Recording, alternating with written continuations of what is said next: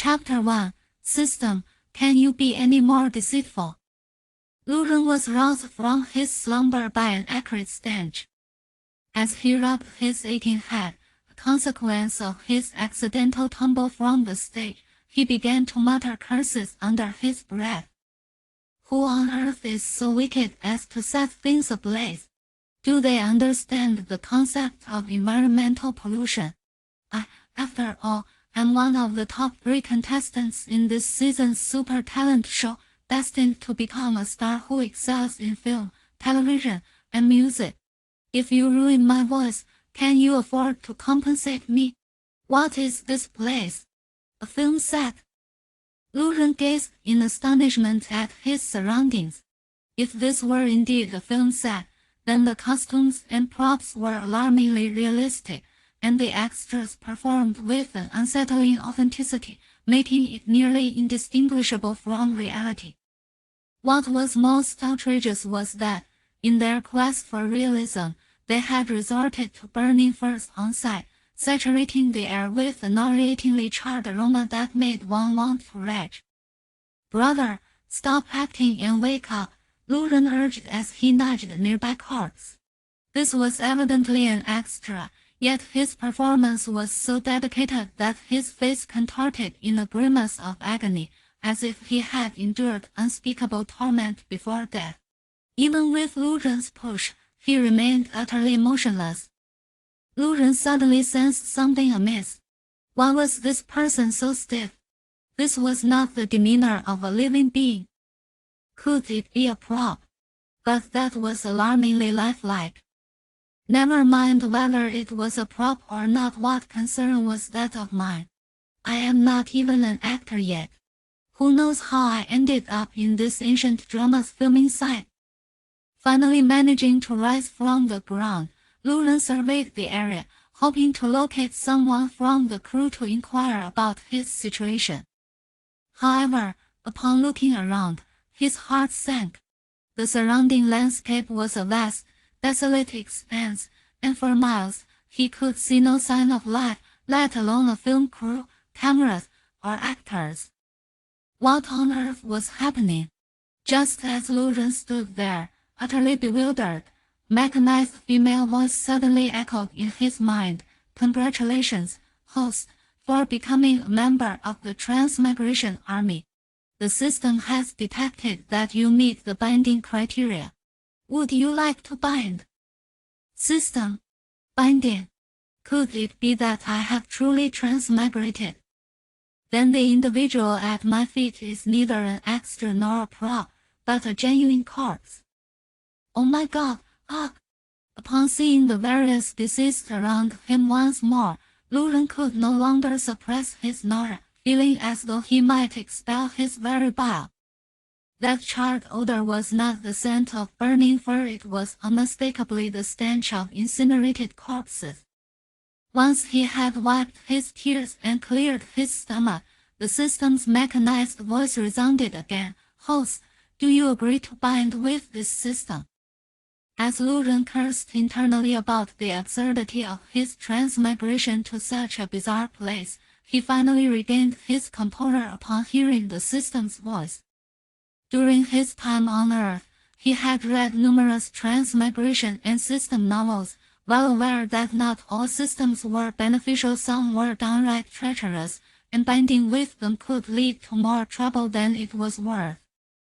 Judging by the gruesome state of these corpses and their tattered burlap clothing, it was evident that this world was set in a time of extremely low productivity, reminiscent of an era dominated by cold weapons. With the knowledge he had acquired in the modern world, he might not fare too poorly even without the system. Please recognize the reality. With your meager modern knowledge, you will accomplish nothing in this world, the system interjected coldly, dousing Lu Ren with a bucket of ice water. Lu Ren was taken aback, pondering the scenarios he had encountered in those transmigration novels where protagonists had risen to power. Refining salt? Not a chance. Producing soap? Not a chance. Formulating gunpowder? Not a chance. Inventing perfume? Not a chance. Manufacturing glass? Not a chance. Assembling firearms? Absolutely not. Lu Ren struck his own head, silently lamenting why he hadn't applied himself during his studies, having focused solely on becoming an idol. Now it seemed this ominous-sounding system had him in its clutches. At the very least, let me know what sort of system you are. Lu Ren resolved to compromise as long as the system was not excessively perverse. Having a system by his side was better than having none at all. This system is known as the Supreme Empress Cultivation System, designed specifically to nurture a peerless empress. Once you bind with this system, by completing tasks step by step, you will eventually dominate the realm, unify the universe, and even have the opportunity to ascend to immortality. The mechanical voice of the system was unmistakably cold, yet for some reason, Lu Ren detected an undertone of fervor in its tone. Wait a moment, what on earth is the Supreme Empress system? I am a 7-foot man, thank you very much. With his mind sharply focused, Lu Ren immediately recognized the trap the system was laying out for him. Attempting to force him into a pit. Not a chance. He was a man and had no desire to become an empress. He still had plans to establish a harem. There was no way he would be transformed into a woman. While he vehemently rejected the idea, he cautiously checked his own chest and lower regions. Thankfully, everything remained unchanged. It appeared that since he had yet to bind with the system, he could still salvage the situation. Just as he breathed a sigh of relief, the system's cold voice rang out again. According to this system's detection, 1 mile from here, a horde of fans is approaching in this direction. You now have 3 choices. 1. Be discovered by the oncoming crowd, mistaken for a demon, and burned alive. 2. Don the clothing of the deceased, lie on the ground pretending to be dead, and wait until they pass, only to starve to death since there is no sign of life or food for miles around. 3. Bind with this system and utilize the gift package provided to navigate this imminent life or death crisis. Better to live than to die. Lu Ren, though not particularly well educated, understood this principle. In the distance, he could already hear the sound of galloping hooves. He hastily shouted, "Bind me! I want to bind with the system. Quickly, bring me the life-saving package." Binding successful. The novice gift package has been placed in the system space. Please check it at your convenience. System space. Where is the system space?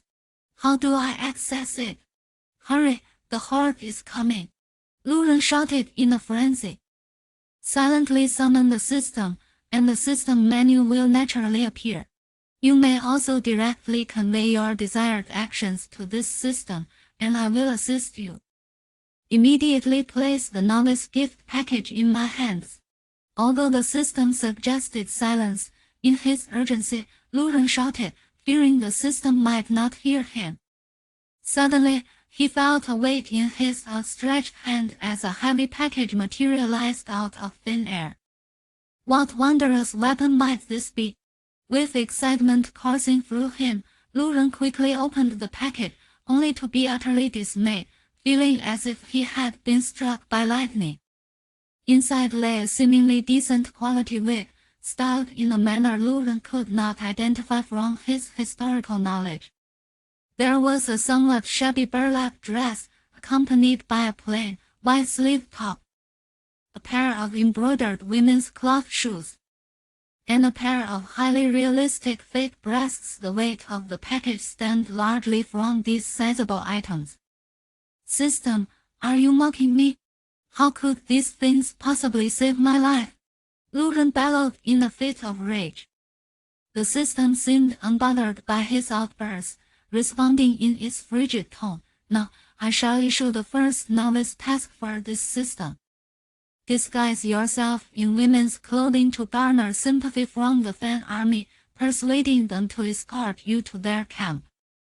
Upon successful completion of the task, you will receive 1 attribute point, which can be allocated to any of the host's 5 attributes: intelligence, physical strength, agility, appearance, or charisma.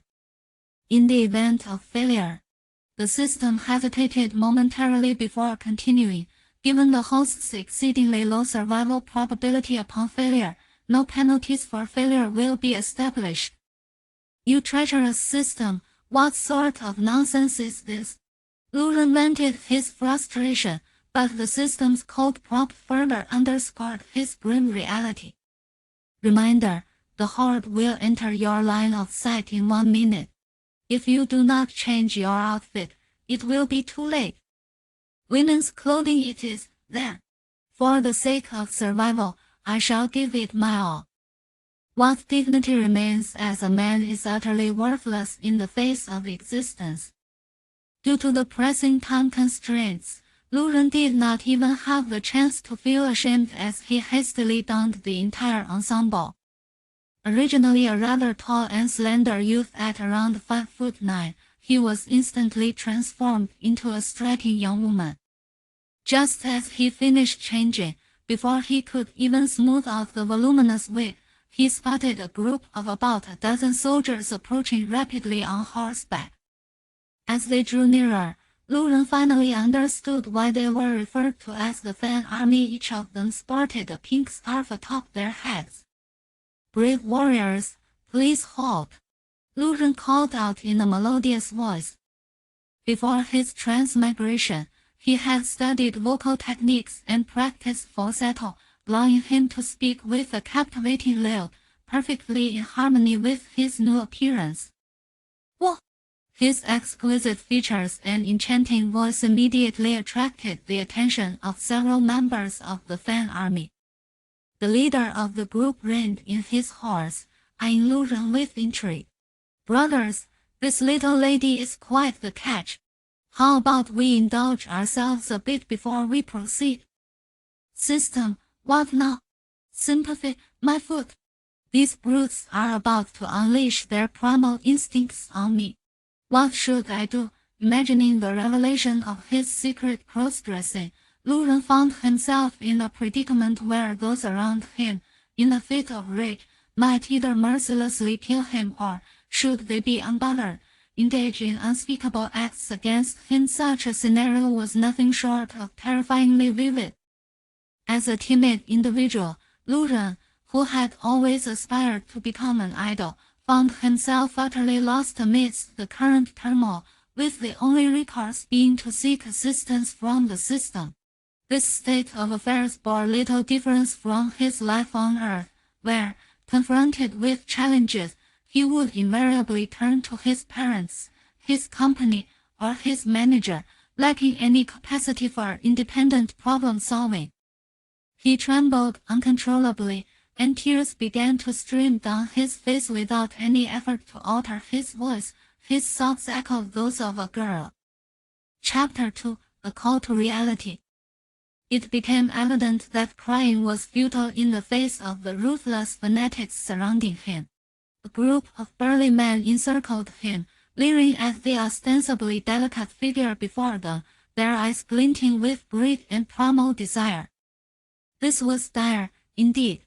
Just as Lu Ren closed his eyes in despair, resigned to his fate, one of the fans spoke up. "Hold on a moment, brothers. We came to seek refuge with General Liang but brought no gifts, and were uncertain if he will take us in. I heard that General Liang has a fondness for beautiful women. This young lady, with her fair skin and rosy lips, is clearly of noble birth. If we present her as a gift to General Liang, it could secure us his favor, which is far more advantageous than fleeting pleasures here." Upon hearing this proposal, the others nodded in agreement, seeing reason in the suggestion. "That makes sense. It's said that General Liang controls the county seat of Qian and possesses an abundance of food, while we have gone days without a proper meal. Instead of squandering our efforts on this young lady, it would be wiser to present her to General Liang and secure ourselves a long-term sustenance arrangement. With this notion, their baser instincts work wild as the old adage goes, full stomach breeds desire. For those who could barely fill their bellies, certain cravings were not quite so intense. The first speaker stepped closer to Lu Ren, his tone softening. "What is your name, young lady?" "Lu Renzhen, I am Lu Renzhen," he blurted out, nearly revealing his true identity. "Remarkable, she has a name. Truly, she must be from a distinguished family," the man exclaimed, eliciting excitement from the group. Noticing Lu Zenshen's fear-stricken and trembling visit, he reassured her, "Do not be afraid, we are not villains. Look around in this desolate wasteland. There isn't a single soul to help you survive. Let us escort you to Chia County, to General Liang. If he takes a liking to you, you shall live in comfort and luxury from henceforth. Just remember to speak kindly of us before General Liang." "I can hardly trust you," the thought crossed Lu Zenshen's mind, clearly intending to sell me off to this General Liang. How absurd, merely dressing as a woman, and now I must even change my name. This is truly terrifying. While mentally chastising the absurdity of the situation, Lu Renzhen feigned a pitiful demeanor and replied demurely, "My family perished in the chaos of war. Since I have encountered such kind gentlemen, I shall defer to your guidance." Regardless of the circumstances, he resolved to complete the task at hand, uncertain of the system's capabilities and whether the promised attributes would empower him to turn his fate around. Upon hearing the young lady's willingness to accompany them, the group erupted in joy. The leader, the sturdiest among them, bowed slightly and introduced himself. "I am Zhou Tsang, young lady. I beg your pardon for any offense." Lu Renzhen was left bewildered, puzzled by his words. Without further ado, Zhou Tsang scooped Lu Renzhen into his arms. "What are you doing?" she exclaimed in surprise.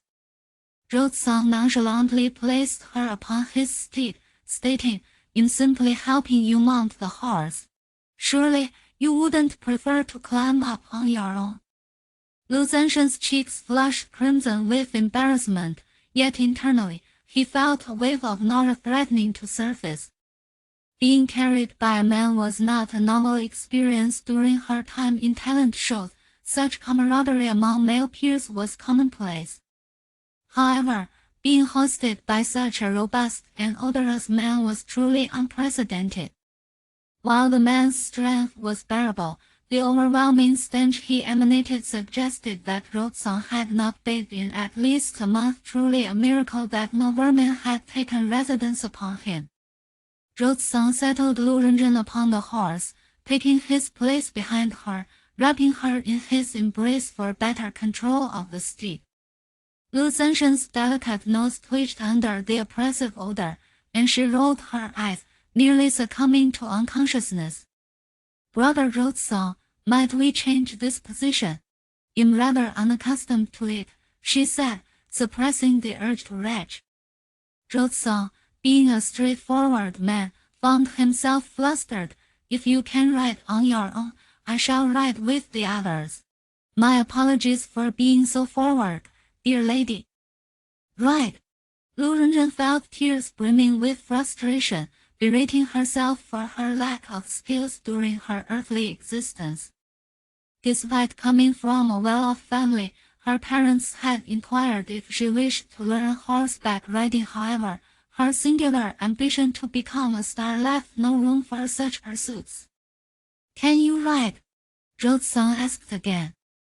In this male-dominated world, aside from the daughters of the affluent, common women were not even afforded the dignity of names, let alone the opportunity to learn equestrian skills or literacy.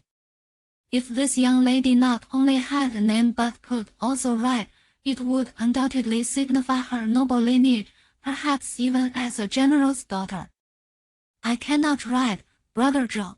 Would you kindly teach me?" Lu Renzhen implored, her heart burning with indignation. Here she was, a grown man, shamelessly flirting with another muscular man, although it was a matter of life and death. The remnants of his masculine pride lay in tatters.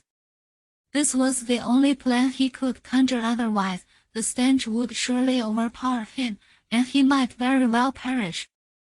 Moreover, in this chaotic era, lacking the ability to write would jeopardize any aspirations of becoming a sovereign empress, let alone surviving. Thus, for the next hour, Lu Renzhen held his breath, striving to master the art of writing. Fortunately, with a foundation in dance and a modicum of physical coordination, he picked up the skill rather swiftly. After an hour, a chime resonated in his mind, and the system's cold, feminine voice echoed once more, "Congratulations, host. You have independently grasped the basics of horsemanship and can now ride various basic mounts." Delighted, Lu Renzhen turned to Roadsong, who was still instructing him. "Brother Zhou, I believe I can ride on my own now. May I give it a try?" Roadsong reluctantly reined in his horse, dismounting with reluctance, advising, "Be cautious, young lady, this horse has a fiery temperament and is difficult to tame." "Rest assured, Brother Zhou." Breathing in the fresh air invigorated Lu Zenshen's spirits, and with a smile, he deftly squeezed his long legs against the horse's side, exclaiming, "Giddy up." With the newfound skill of horsemanship, the difference was palpable. Under Lu Zenshen's guidance, the steed sprang forth, galloping ahead. "Quick, catch up!" Roadsong and his companions feared he might flee and hurriedly mounted their horses to pursue. Indeed, Lu Renzhen contemplated escape despite having only acquired basic horsemanship. The system's endorsement of the skill was no trivial matter. It granted him capabilities far superior to those of Roadsong's ragtag band. However, just as he prepared to bolt, the system's icy voice interrupted, warning to the host, "Do not engage in reckless behavior. Within 100 miles, only the Liangqian faction occupies the county seat of Qiao, where there are civilians, provisions, and food. Should you flee now, you risk becoming lost in the wilderness, ultimately starving to death." Recognizing the system's reliability, Lu Renzhen could only lower his head in resignation, slowing his pace. When Roadsong and the others caught up, he pretended to be bashful, saying, "My apologies, Brother Zhou. I just learned to ride and lost control of my speed, causing you concern." Wiping the sweat from his brow, Roadsong chuckled nervously. "No harm done. I worried you might be trying to escape, but it seems I was mistaken." After easing the pace, Lu Renzhen remembered to access the system interface, and upon focusing his thoughts, a transparent menu appeared before him. Among the sections were host status, skills, storage space, lucky draw, and task release. Curious, he clicked on the host status bar and beheld various metrics regarding himself. "System, why are my stats so abysmal? Have you made an error? What is the maximum value for each attribute?" Lu Renzhen silently inquired. The system coldly articulated, "Indeed, your data is rather subpar aside from your intelligence reaching the average level of humanity. All other metrics fall below the mean. While the maximum values for these metrics exist in theory, the reality is that such prodigies are nearly non-existent in this world due to various constraints.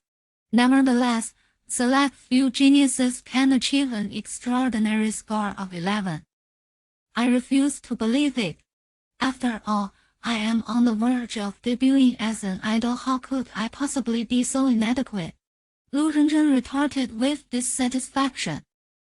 "Please, host, come to terms with reality. Indulging in self-deception will not serve you well in this world," the system responded with a frigid tone.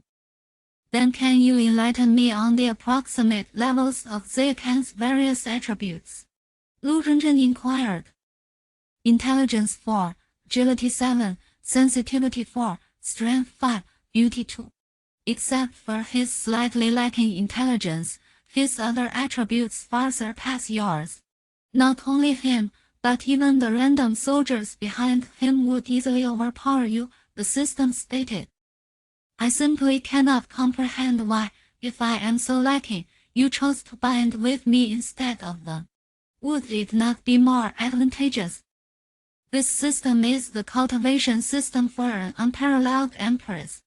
Their foundational beauty is insufficient, and they do not possess the identity of a transmigrator, thus failing to meet the binding criteria of the system. Chapter 3. It wasn't intentional. Lu Xinjin continued her exploration of this troublesome system when, to her surprise, she noticed a small green numeral, 102, in the upper right corner of the interface. What is that green number in the corner? Lu Xinjin inquired with curiosity. That represents your heartbeat value, WY spinning heartbeat value.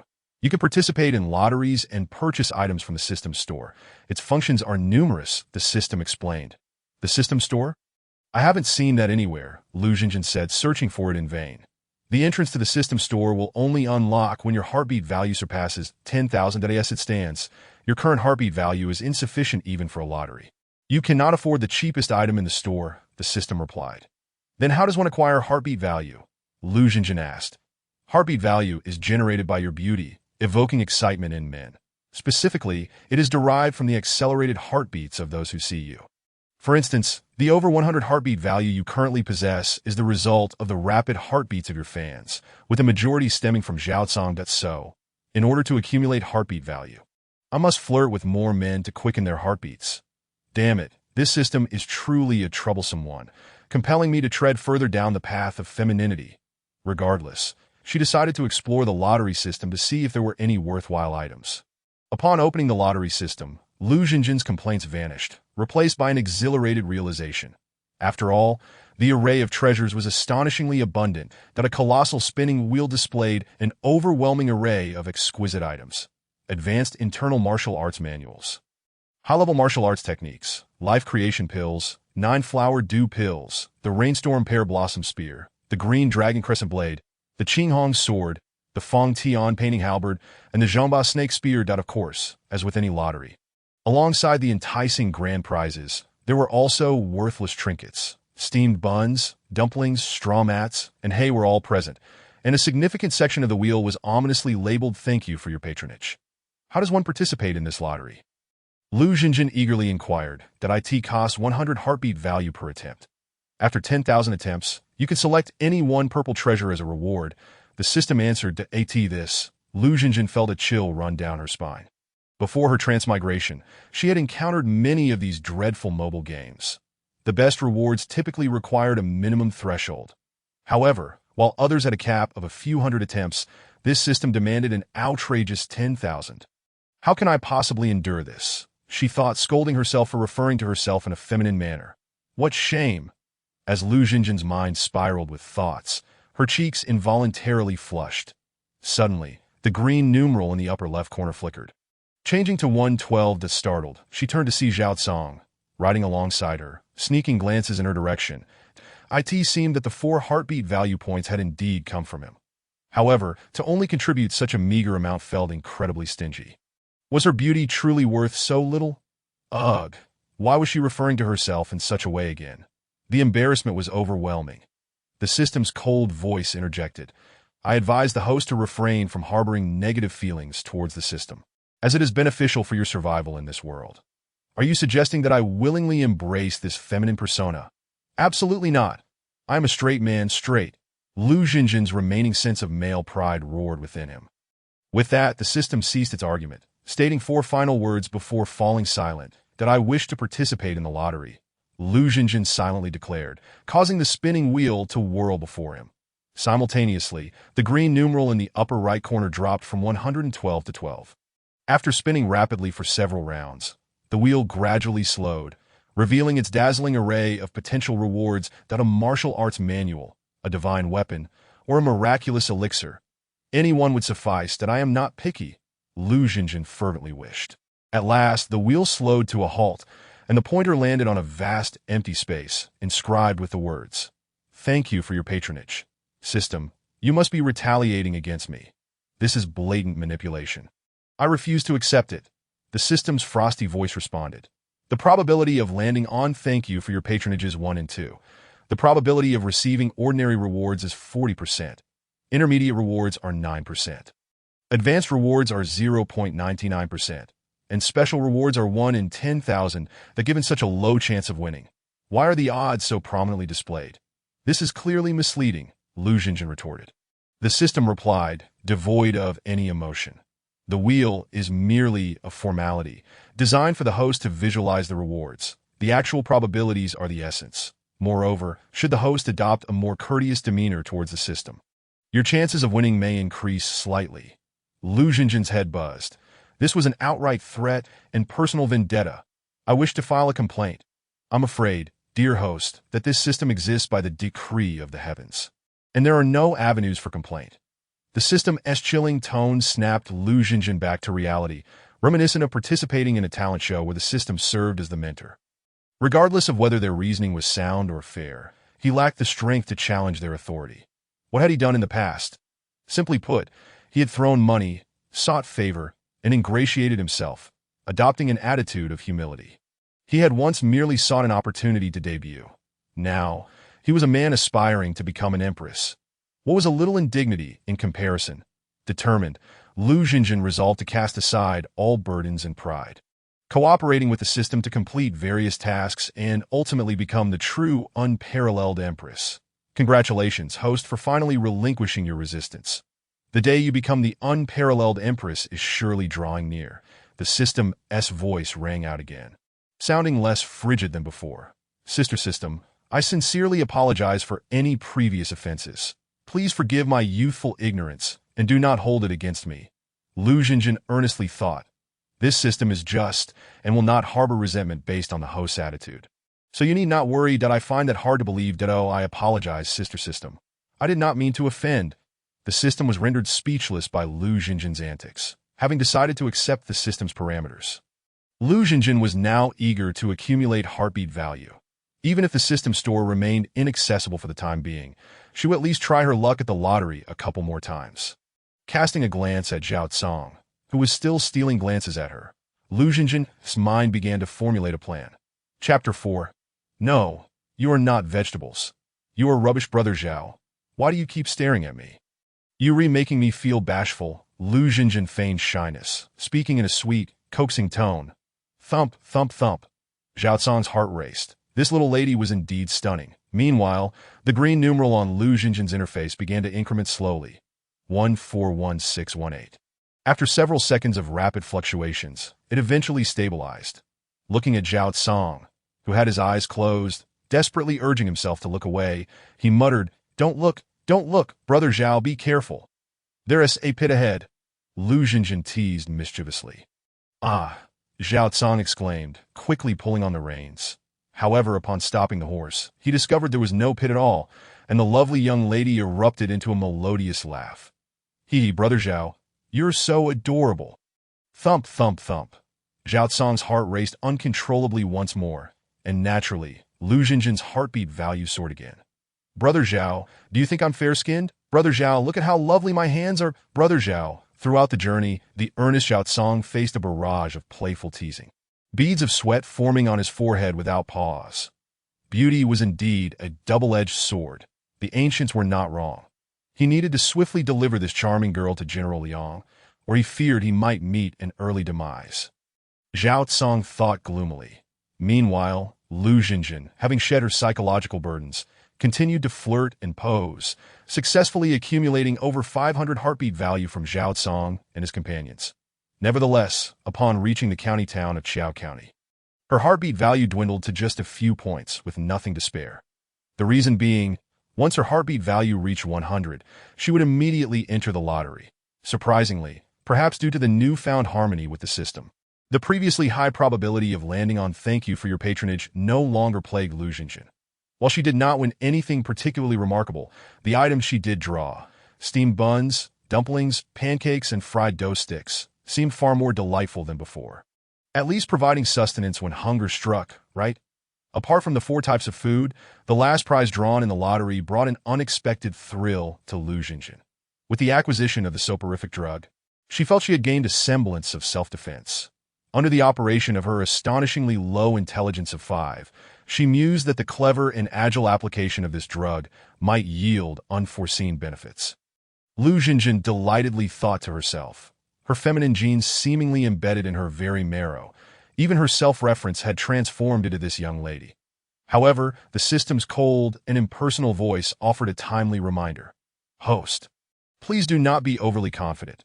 An intelligence of 5 is merely the average for normal individuals in this world. The strategists and scholars here often boast IQs exceeding 8, with 3 particularly extraordinary individuals reaching a terrifying 11. Once again struck by the harshness of reality, Lu Jinjin lamented, "Why am I so unfortunate? Even the second highest intelligence among the 5 attributes is overshadowed by others. How am I to survive?" The system reassured her, "Do not worry. As long as you diligently complete tasks, achieving full attributes in the future is not a dream. Look, you have already completed your first task, and the reward points are now available.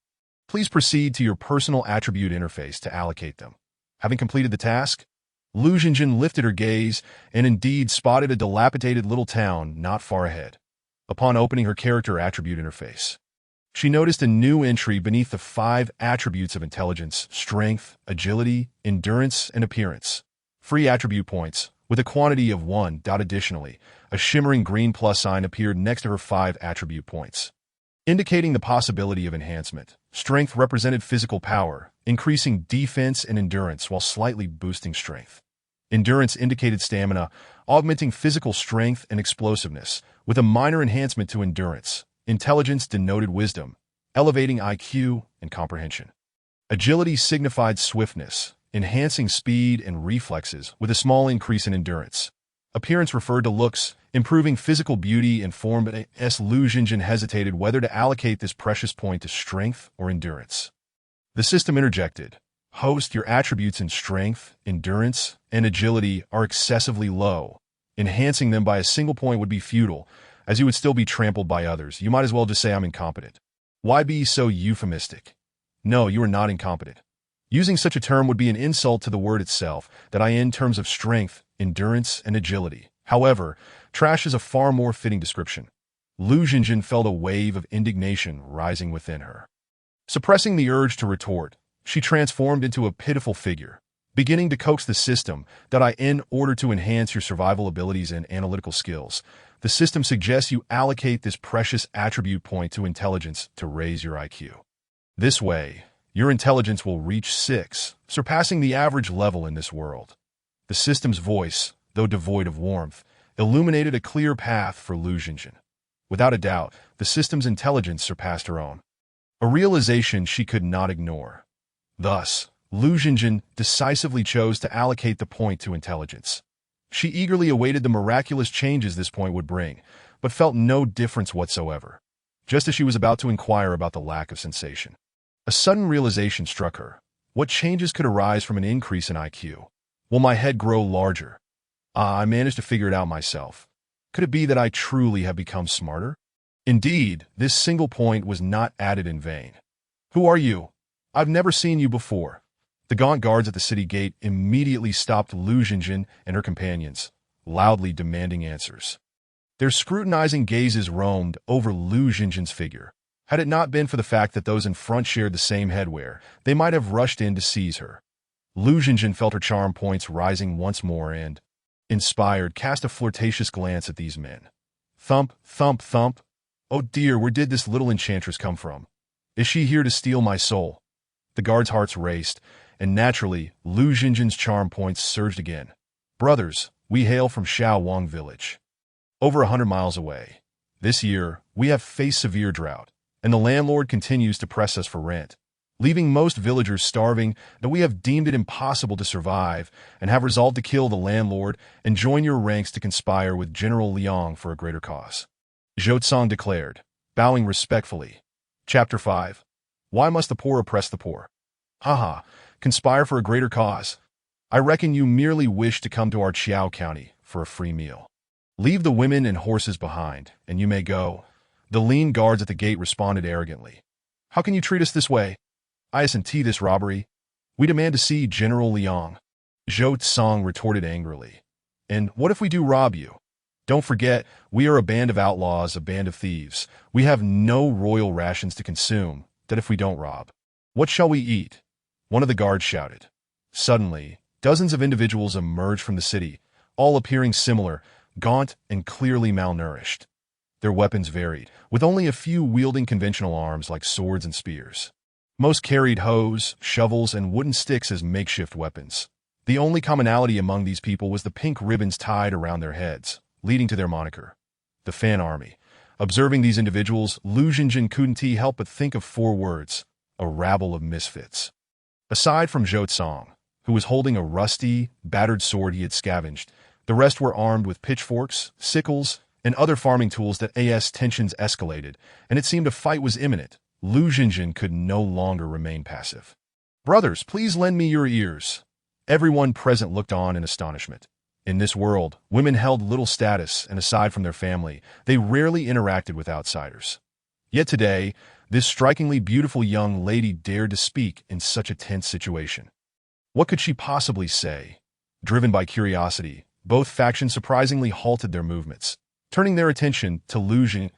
In that moment, she felt a wave of nostalgia wash over her, as if she had returned to the spotlight of a talent show before her time travel. Having come close to winning the championship, Lu Xinjin was already accustomed to such scenarios, feeling no trace of anxiety. Memories of fabricating sob stories to secure advancement surged back to her mind. With practiced ease, she began to weave her tale. Her eyes glistened with tears as she sobbed, "Brothers, I am but a merchant's daughter, yet calamity has befallen my family, leading to our downfall." Lu Xinjin weaved a heartbreaking narrative, detailing the tragic demise of her father, mother, brother, and younger sibling, making it sound all too real. That, of course, to resonate with these rebels, the reasons for their deaths were intertwined with the oppressive actions of the government and its soldiers. In an instant, all present were moved by her words, with some already beginning to weep. "Brothers, we all come from humble beginnings. Why must the poor torment one another? This noble Zhou saved me from the clutches of death and brought me here. They are hard-working individuals. If we plant crops in the fields, we will reap a harvest in a few months that we need not pay rent. Why should we fear not being able to sustain ourselves? Brothers, I implore you to show mercy and allow Zhou and his companions to stay. As for me, I am but a burden, unable to shoulder or lift anything. If you deem me a nuisance, let me fend for myself outside." Lu Xinjin's performance had once fooled even the most intelligent of modern individuals, drawing countless tears. So how could she fail in this world, where the average intelligence barely surpassed 5 and civilization was still in its infancy? Seeing Lu Xinjin's tearful and pitiful demeanor, a strong sense of protectiveness arose within the crowd. The guards who had previously instigated the conflict now felt an overwhelming sense of guilt. "Xinjin, Zhou won't let you leave alone. If you go, Zhou will go with you," Zhou Tsang declared, filled with emotion. "Please don't leave. I was wronged. We are all poor. We shouldn't trouble one another. That if you leave, I would feel less than human. Come, I will take you to see General Liang." The guard, who had previously been antagonistic, wiped away his tears and pleaded for them to stay. Others chimed in, urging, "Do not leave, although food is scarce in the city. If we each save a portion, it will be enough for you all. That if we can endure these next 2 months, the next harvest will see us through." Lu Xinjin covered her face, sobbing, and imitating the traditional gestures of ancient women.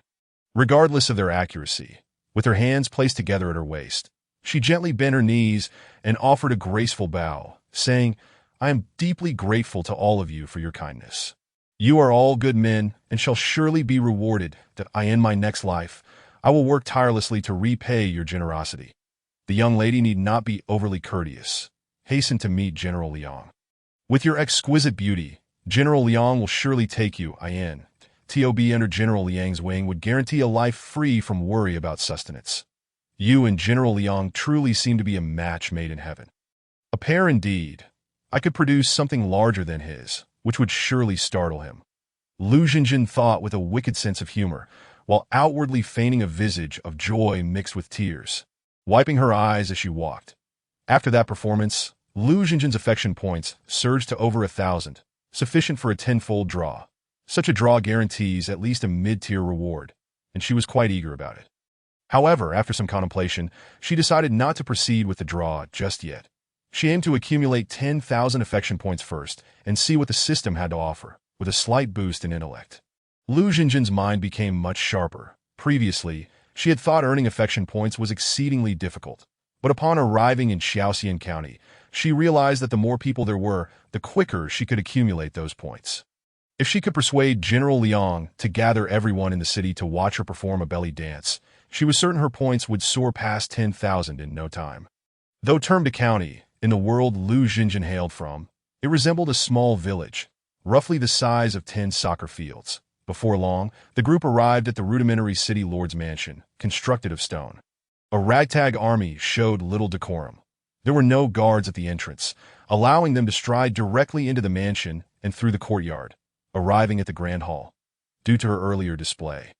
The crowd had assumed Lu Xinjin was a refined lady, now escorting her to the forefront as they entered the lord's hall.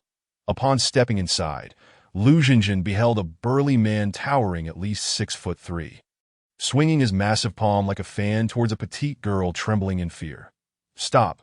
Without pausing to ponder the situation, Lu Xinjin cried out, successfully capturing the brute's attention. Chapter 6. Liang Shui, bewitched. The hulking man turned his beefy face, incredulous at the audacity of one who dared to command him to halt. Yet upon meeting Lu Xinjin's gaze, he was momentarily dazed, marveling at the astonishing beauty before him, wondering if he were dreaming. While the giant was momentarily lost in thought, the men accompanying him grew alarmed and hurriedly interjected, "Apologies, General Liang. This young lady does not realize you are the general, hence her actions," but the burly man raised a hand to silence him. Stepping forward to introduce himself, "I am Liang Shui, the general of the Fan Army, the master of this city. May I inquire, what is your name, young lady?" So this was the Liang general they spoke of. I had expected someone more formidable, yet he appears rather foolish. Though internally mocking him, Lu Xinjin outwardly feigned a bashful and fearful demeanor, replying in a quivering voice, "I am Lu Xinjin, that I apologize, General Liang. I had no knowledge of your status, and I beg you not to take offense." Liang Shui chuckled, "No offense taken. How could I bear to hold a grudge against such a lovely lady? I have not seen you in the city before. Are you newly arrived?" Lu Xinjin shyly nodded. "Indeed, General Liang, I am an orphan, bereft of family, and upon hearing of your benevolence, I have traveled from afar to seek refuge with you. I hope you will not turn me away, Dada. Of course I shall take you in," he replied with a grin. "Please, have a seat." Since Lu Xinjin's entrance, Liang Shui's gaze had not strayed from her, his eyes betraying a raw, unmasked desire. Being a woman herself, Lu Xinjin was acutely aware of Liang Shui's intentions. He likely wished to possess her immediately. Yet, escape was not an option, and she could only navigate this treacherous encounter one step at a time. "General, might I inquire about that trembling girl in the corner?" she asked, casting a curious glance towards the quaking figure. Upon her inquiry, a flicker of annoyance crossed Liang Shui's face as he waved dismissively. "No need to concern yourself with her. She is merely an ungrateful wretch. Someone, take her to the storeroom and let her go hungry for 3 days. I wish to see how long she can endure." A hint of jealousy flickered across Lu Xinjin's face as she asked, somewhat pouting, "General, do you perhaps have intentions towards that sister of mine? Are you considering taking her as your wife?" Liang Shui, sensing the tinge of jealousy in her tone, felt his heart swell with delight. He had dallied with numerous women, yet none compared to the beauty before him.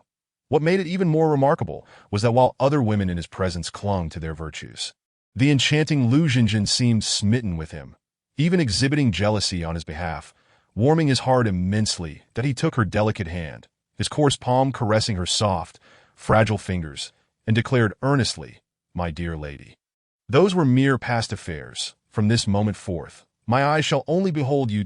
As Liang Shui's rough hand grazed hers, Lu Xinjin felt a wave of goosebumps wash over her, suppressing her discomfort. She feigned shyness, responding coyly, "General, how inappropriate of you to be so forward on our first meeting. Alas, it is your beauty that renders me unable to restrain myself," he lamented. "While I admire you as a hero of our time, I am also of a respectable family. Should you treat me with sincerity, I shall reciprocate with equal devotion, sharing a life of mutual support. However, if you view me merely as a plaything to be toyed with, I would rather not live than as she spoke. Lu Xinjin pretended to wipe away tears, causing Liang Shi's heart to ache. Please do not cry, dear lady. Your beauty and wisdom are a tremendous fortune for me. How could I ever bear to mistreat you?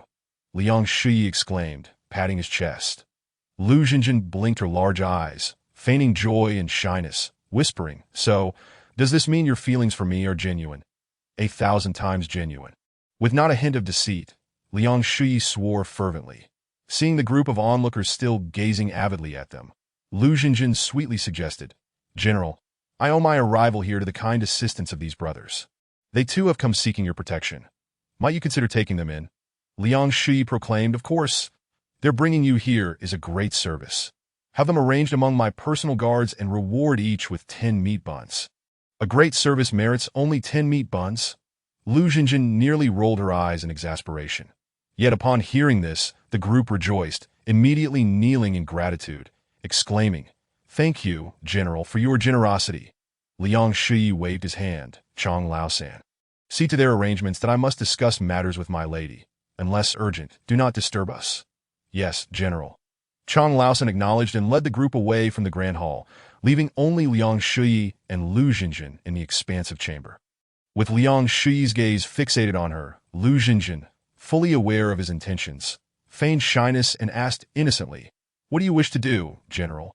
With a glimmer of desire in his eyes, Liang Shi rubbed his hands together. Since we are mutually enchanted, why not consummate our union now? What say you? What nonsense! I am a steadfast, ironclad man, straight as an arrow. Do you understand? Lu Xinjin mentally scoffed while plotting her escape. If Liang Shi were to discover her true identity, who knows what might unfold? It was no accident that her newfound intellect was proving invaluable. Lu Xinjin pouted, her eyes glistening with unshed tears. General, are your previous words mere fabrications? You do not truly cherish me, do you? Liang Shi's heart sank. Dear lady, do tell me how I have wronged you. How could I not cherish you? Lu Xinjin continued with a pout. General, I have not had a proper meal in 3 days. You show no concern for my well-being yet claim to care for me. How disingenuous. I feel so pitiable. Liang Shi smacked his forehead. Oh dear, my fault, my fault. Someone prepare food and drink. Let us dine and converse. Chapter 7.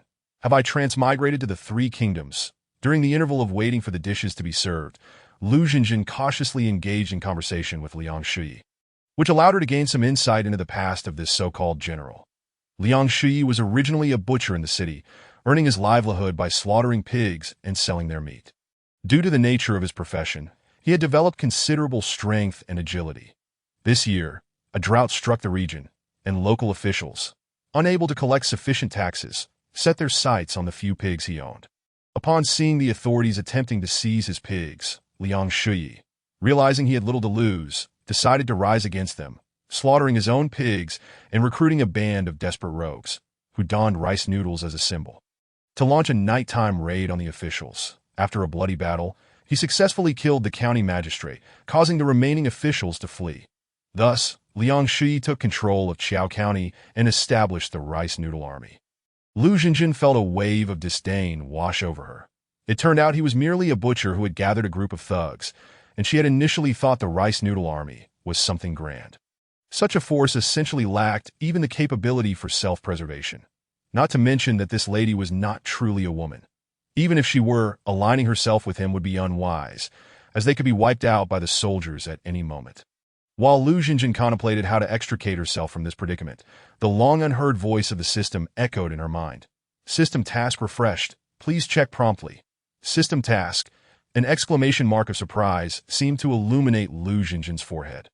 System tasks were indeed valuable, for they rewarded attribute points, and she had already felt the tangible changes brought about by even a single point of intelligence that in her current circumstances, her ability to remain calm was entirely due to that increase in intellect. In her previous life, she would have been utterly flustered, uncertain of what foolish act she might commit. Glancing at the new system task, Lu Xinjin couldn't help but gasp in surprise. The difficulty of the tasks was rising exponentially. Task content: escort Huang Yueying away from the clutches of the Rice Noodle Army and ensure her safe return to her hometown in Miannan County. Upon completion, the reward would be 1 attribute point and a Zhuge crossbow. The mention of the Zhuge crossbow made Lu Xinjin's pupils dilate slightly. She had heard of this weapon before her transmigration, rumored to possess power on par with firearms, though it had long been lost to time. Furthermore, she had seen the Zhuge crossbow among the rewards of the system's spinning wheel, classified as a high-tier purple prize, with a winning chance of 1 in 1,000 given Lu Xinjin's current situation. She lacked the necessary skills. Even if bestowed with a divine weapon, it would not be as advantageous as the Zhuge crossbow. After all, her strength attributes stood at a mere 1, rendering her utterly powerless. Huang Yueying might even possess greater strength than she did. Once Lu Xinjin regained her composure from the shock of the Zhuge crossbow, she suddenly recalled that the name Huang Yueying seemed familiar. With the boost in intelligence, this realization became significant. She immediately remembered that Huang Yueying was none other than Zhuge Liang's wife from the Three Kingdoms era. Could it be that instead of traversing to some alternate world, she had actually journeyed back to ancient times? Strictly speaking, you have traversed to a parallel historical dimension, so you need not worry about altering the history of your own world, the system explained timely. Given my dire circumstances, I hardly care about changing history, Lu Xinjin thought to herself, rolling her eyes at the system. That my lady, the food has been served for quite some time. What are you pondering? Liang Shui inquired cautiously. Lu Xinjin then realized she had become somewhat distracted. She squeezed out a couple of tears, wiped them with her sleeve, and replied, General, I am quite well. I am simply overwhelmed with emotion. It has been ages since I have had a hearty meal that in reality. The so-called meal before Lu Xinjin consisted merely of 2 buns and a plate of pickled vegetables. Upon hearing her words, Liang Shui's unattractive face displayed a look of concern. My lady, you have suffered. Fear not. As long as you follow me, I promise you shall never again endure hunger. Every meal will be satisfying. First, you should safeguard your own head. The Yellow Turban Army is formidable, and they were ultimately eradicated, let alone your ragtag group of a few hundred. Though she silently scoffed at him, Lu Xinjin maintained a facade of gratitude, nibbling on her bun as she said, The general treats me so well. I am at a loss to repay such kindness, and can only offer myself in return. But what do you mean by that? Liang Shui asked, scratching his head in agitation. Thinking that this lady was quite theatrical, befitting her noble upbringing, unlike the yellow-haired girl.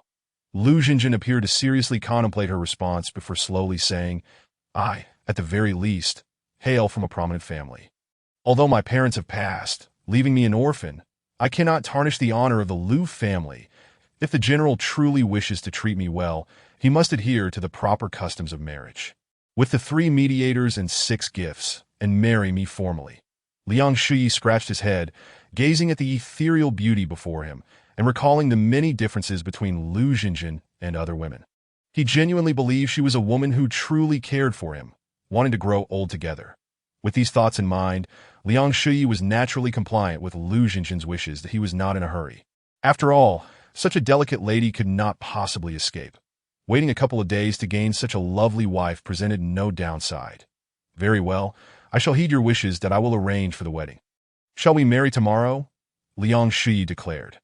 Lu Xinjin feigned shyness and nodded, whispering, I will leave everything to my husband's arrangement. The term husband sent a wave of warmth through Liang Shui's bones. My lady, do you still call me little lady? My apologies, my mistake.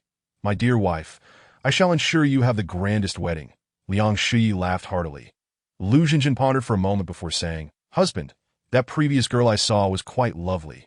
Might you grant her to me as a personal maid? The notion of a personal maid caused Liang Shui to hesitate. Although that girl was not as beautiful as Lu Xinjin, she was undeniably a beauty in her own right. It seemed a waste to confine her to the role of a maid, as he had initially intended for her to be a concubine. Being a butcher by trade, Liang Shui was not particularly astute, and his facial expressions could not be concealed from Lu Xinjin. Sensing his thoughts, Lu Xinjin giggled, Husband, my desire for that girl to be my personal maid is for your benefit as well. Think about it. My maid will be responsible for attending to both my and your needs. Sooner or later, she will undoubtedly become your bedmate. Upon hearing her words, Liang Shui's spirits lifted. You speak most wisely. My dear, that I shall send someone to bring that girl to serve your needs. Chapter 8. Could she have discerned my identity as a man? Huang Yueying lay in the woodshed, gazing up at the last sliver of sunlight streaming through the small window. Her heart filled with regret akin to a rushing river. It was entirely her own fault for not heeding her father's advice and sneaking out, resulting in her missing the poetry gathering in Jingzhou and instead being captured by a band of marauders. As a woman of the Huang family, Huang Yueying held her honor in higher regard than life itself. How could she ever submit to a butcher like Liang Shuyi, reeking of blood and grease? Since being abducted the previous evening, the butcher had initially spoken to her kindly, even enlisting the local matron to persuade Huang Yueying to serve him well, promising that she would never want for food and would enjoy endless blessings. However, despite being a woman, Huang Yueying possessed a clarity of thought that surpassed many men. She realized that if she did not submit to him, she could die a chaste martyr, leaving behind a good name in death. If she were to yield to the butcher, once the soldiers arrived to eradicate him, she would be deemed a traitor, facing death herself and bringing shame upon her family. Therefore, regardless of how much they tried to persuade her, Huang Yueying vowed never to yield. Just as the butcher's patience waned and he intended to resort to force, an ethereal sister appeared from nowhere, temporarily liberating her from his grasp. Yet, it was a pity that this celestial sister would soon have to come here to keep her company. Emotionally, Huang Yueying could not bring herself to believe that the celestial sister would willingly submit to that butcher. While Huang Yueying was lost in her thoughts, the door to the woodshed was flung open, and two brigands dragged her out. "What do you want? Just kill me. I will never submit to that butcher," Huang Yueying cried out defiantly. One brigand replied, "Rest assured, it is not the general who wishes to see you. It is the lady who finds you quite beautiful and has graciously decided to have you as her personal maid." "Lady? Since when did that butcher have a lady? Could it be that his earlier claims of marrying me were mere deceptions?" "If that butcher is indeed a scoundrel," Huang Yueying retorted. The other brigand interjected, "Do not slander our general. The lady has only just arrived in town. Upon meeting our general, a contemporary hero, she fell in love at first sight and has pledged herself to him. It is a pity you wasted your opportunity with your beautiful eyes. You will likely end up as the general's concubine." "Pa, even if I die, I will never marry that butcher," Huang Yueying asserted, struggling against their grip. "Enough, enough. You are going to meet the lady, not the general. Behave yourself and stop struggling. If you get hurt, I fear the lady will be displeased." Upon hearing his words, Huang Yueying indeed ceased her struggles. Yet inwardly she mused, "I must earnestly counsel that ethereal sister of mine, lest she submit herself to that butcher, who is nothing but a general." "Madam, the young lady has arrived," announced a thief at the door. Huang Yueying found herself brought to the threshold of a room, only to discover that the butcher was already present inside. Had they been brought in together, perhaps? The butcher's voice resonated, and Huang Yueying was thrust into the chamber. Upon entering, Huang Yueying exhaled in relief. Her celestial sister was clad in her garments, seemingly untouched by the butcher's depravity. There was still time to act. Huang Yueying scrutinized Lu Jinjin. The latter was also observing her. "Is this truly Zhuge Liang's wife, Huang Yueying? Was it not said that she was of unattractive visage? And there was a nickname. What was it again?" "Ah yes, Ocho."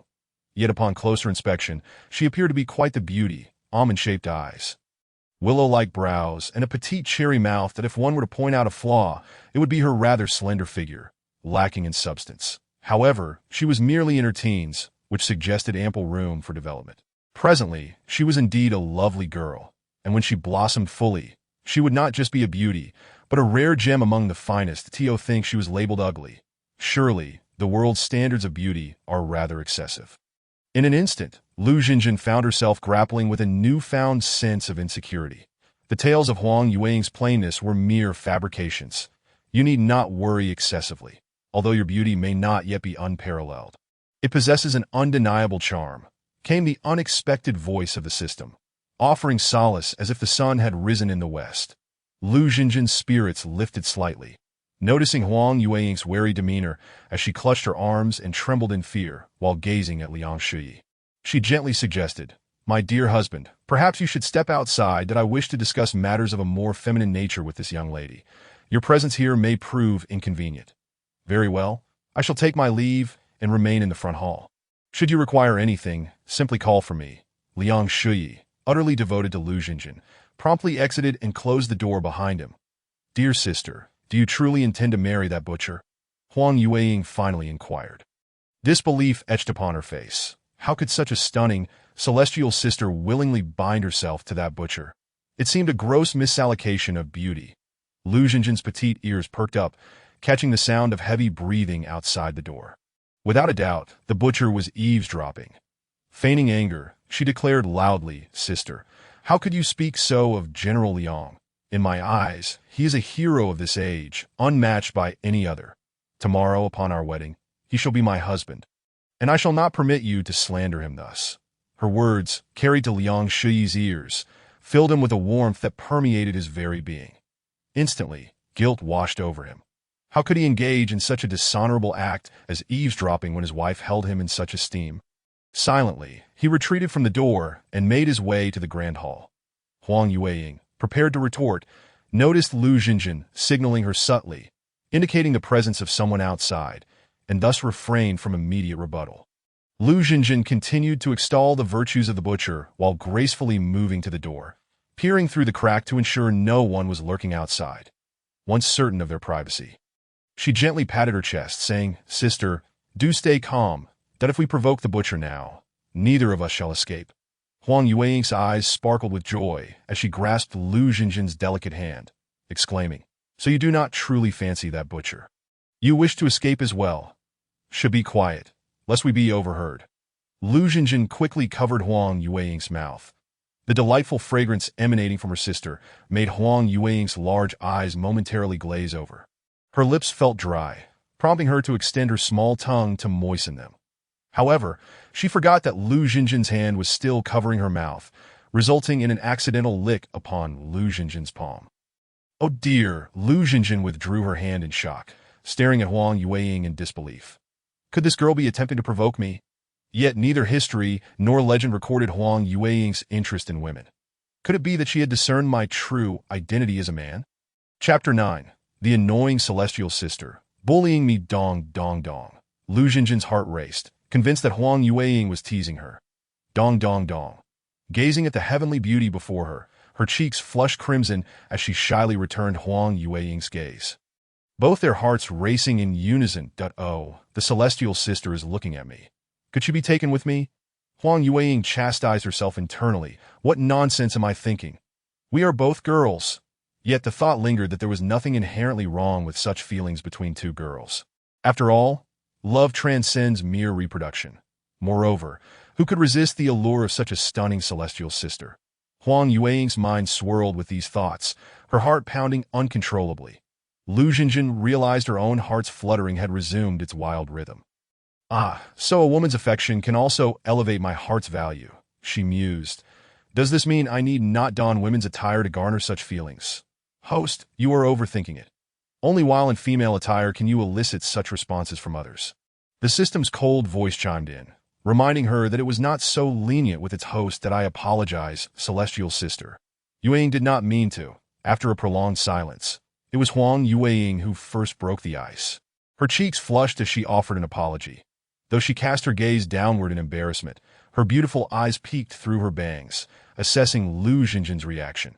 Having calmed down from her earlier anxiety following a brief exchange with the system, Lu Jinjin regarded the young girl before her, deciding to probe further to see if Huang Yueying had indeed discerned her true identity. "I ask your name, Yueying. It matters not. Even if it were deliberate, it would be inconsequential. You are quite lovely, and I find myself quite fond of you." She giggled playfully, gently pinching Huang Yueying's delicate face. "That I in the era of the Three Kingdoms, a girl's chastity was of utmost importance, particularly for someone of Huang Yueying's esteemed lineage, who would never allow herself such intimacy with any man, even her betrothed." Lu Jinjin aimed to test this. If Huang Yueying realized her true identity, regardless of any affection, she would surely retreat like a startled rabbit. "The celestial sister is so bothersome, bullying me." Huang Yueying pouted, her face aflame, yet she did not shy away, only expressing a hint of playful reproach. Lu Jinjin let out a sigh of relief, though a tinge of disappointment lingered. With her natural beauty and the system's enhancements, it seemed improbable for anyone to discern her true gender unless they possessed extraordinary insight. Gently running her fingers through Huang Yueying's hair, which appeared somewhat coarse and dry due to malnutrition, Lu Jinjin softly said, "All right, I shall not tease you further. You must be hungry. Go and eat something." On the table lay a leftover bun and a small dish of pickled vegetables. "Yueying shall not be polite," the young girl exclaimed, lunging toward the bun and swallowing it whole, only to choke moments later. Her small hands patting her chest in distress as her eyes rolled back. Lu Jinjin rushed to her side, pressing down on her body while delivering firm pats on her back. Cough, cough, at last. Huang Yueying expelled the half-eaten bun onto the floor. "I apologize, celestial sister. I choked," Huang Yueying said, her eyes glistening with tears, unsure whether to cry or if the tears were merely a result of her choking. Evoking Lu Jinjin's sympathy. Casting a glance at the half-eaten bun on the floor, Huang Yueying crouched to retrieve it, but Lu Jinjin caught her wrist. "Sister, it is dirty now. You cannot eat it." "But I am hungry," Huang Yueying protested. "Here, take this," Lu Jinjin said, handing her another bun, which he had stealthily retrieved from the system space while Huang Yueying was distracted. Huang Yueying, famished, failed to notice any difference between the two buns and immediately took a bite. Upon tasting it, however, her expression shifted to one of disbelief, her eyes glazing over with tears. "What is wrong? Is there something amiss with the bun?" Lu Jinjin felt a shiver of concern. Could the bun have spoiled from being stored too long? As she leaned in to take a bite herself, Huang Yueying swiftly snatched the bun away, concealing it behind her back, her tear-filled eyes pleading, "Celestial sister, please do not take Yueying's bun. I am so hungry." Seeing her pitiful demeanor, Huang Yueying's heart softened. Even in her hunger, she reasoned it would be unwise to consume something that might be spoiled. How could they escape if she fell ill? Huang Yueying, filled with confusion, remarked, "Sister Immortal, this bun is not spoiled at all. In all my years, I have never tasted such delicious buns."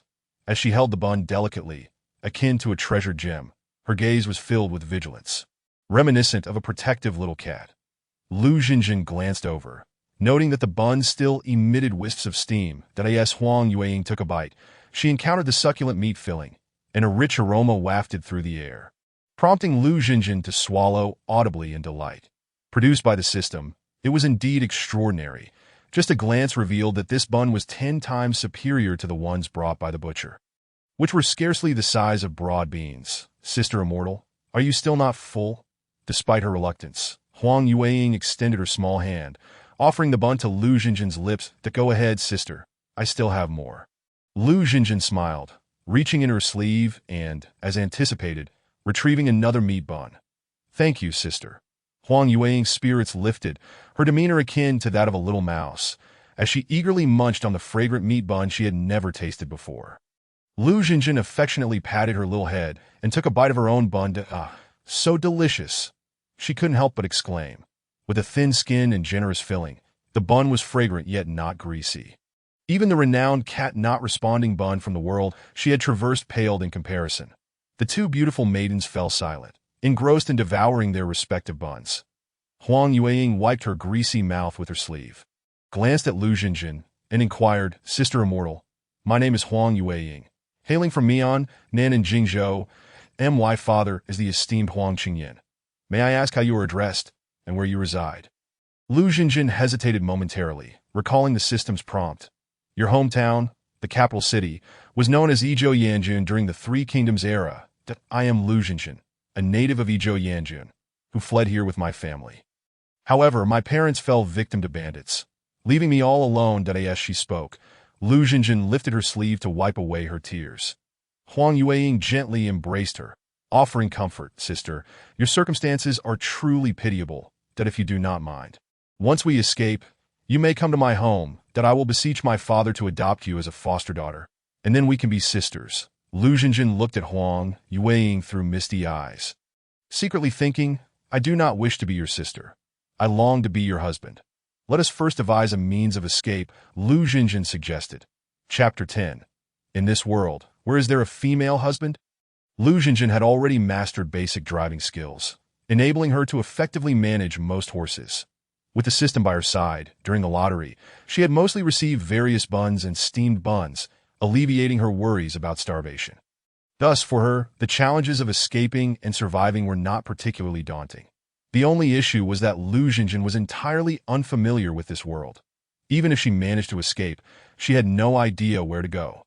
If she were to wander into some deep mountain forest, this era was not like the modern one. Giant wild beasts were abundant, and encountering a tiger or bear could easily turn her into a meal for them. Yueying, do you know the way home? This question was crucial to their escape plan, and as she asked, Lu Jinjin clutched her skirt tightly, feeling anxious. Huang Yueying confidently replied, do not worry, Jinjin's sister, that I have followed my father since childhood, reading countless books and traveling vast distances. Not only do I know about the 9 counties of Jingxiang, but I also have a general understanding of the entire land of Huaxia. Lu Jinjin rejoiced. That's wonderful. Let us discuss our escape plan. Whispering softly, concerned about being overheard, the two leaned their heads together, devising their escape strategy. After enhancing her intelligence slightly, Lu Jinjin's intellect had now reached 6 points. In her previous life, passing a university entrance exam would have posed no challenge in this world. Where the people's wisdom had not yet fully awakened, she was considered exceptionally clever, for Huang Yueying. She was renowned for her intelligence, often regarded as Zhuge Liang's wise spouse, with an IQ even 2 points higher than Lu Jinjin's. When two clever minds collided, they easily conceived a plan for escape. If we proceed with this plan, we should be able to break free.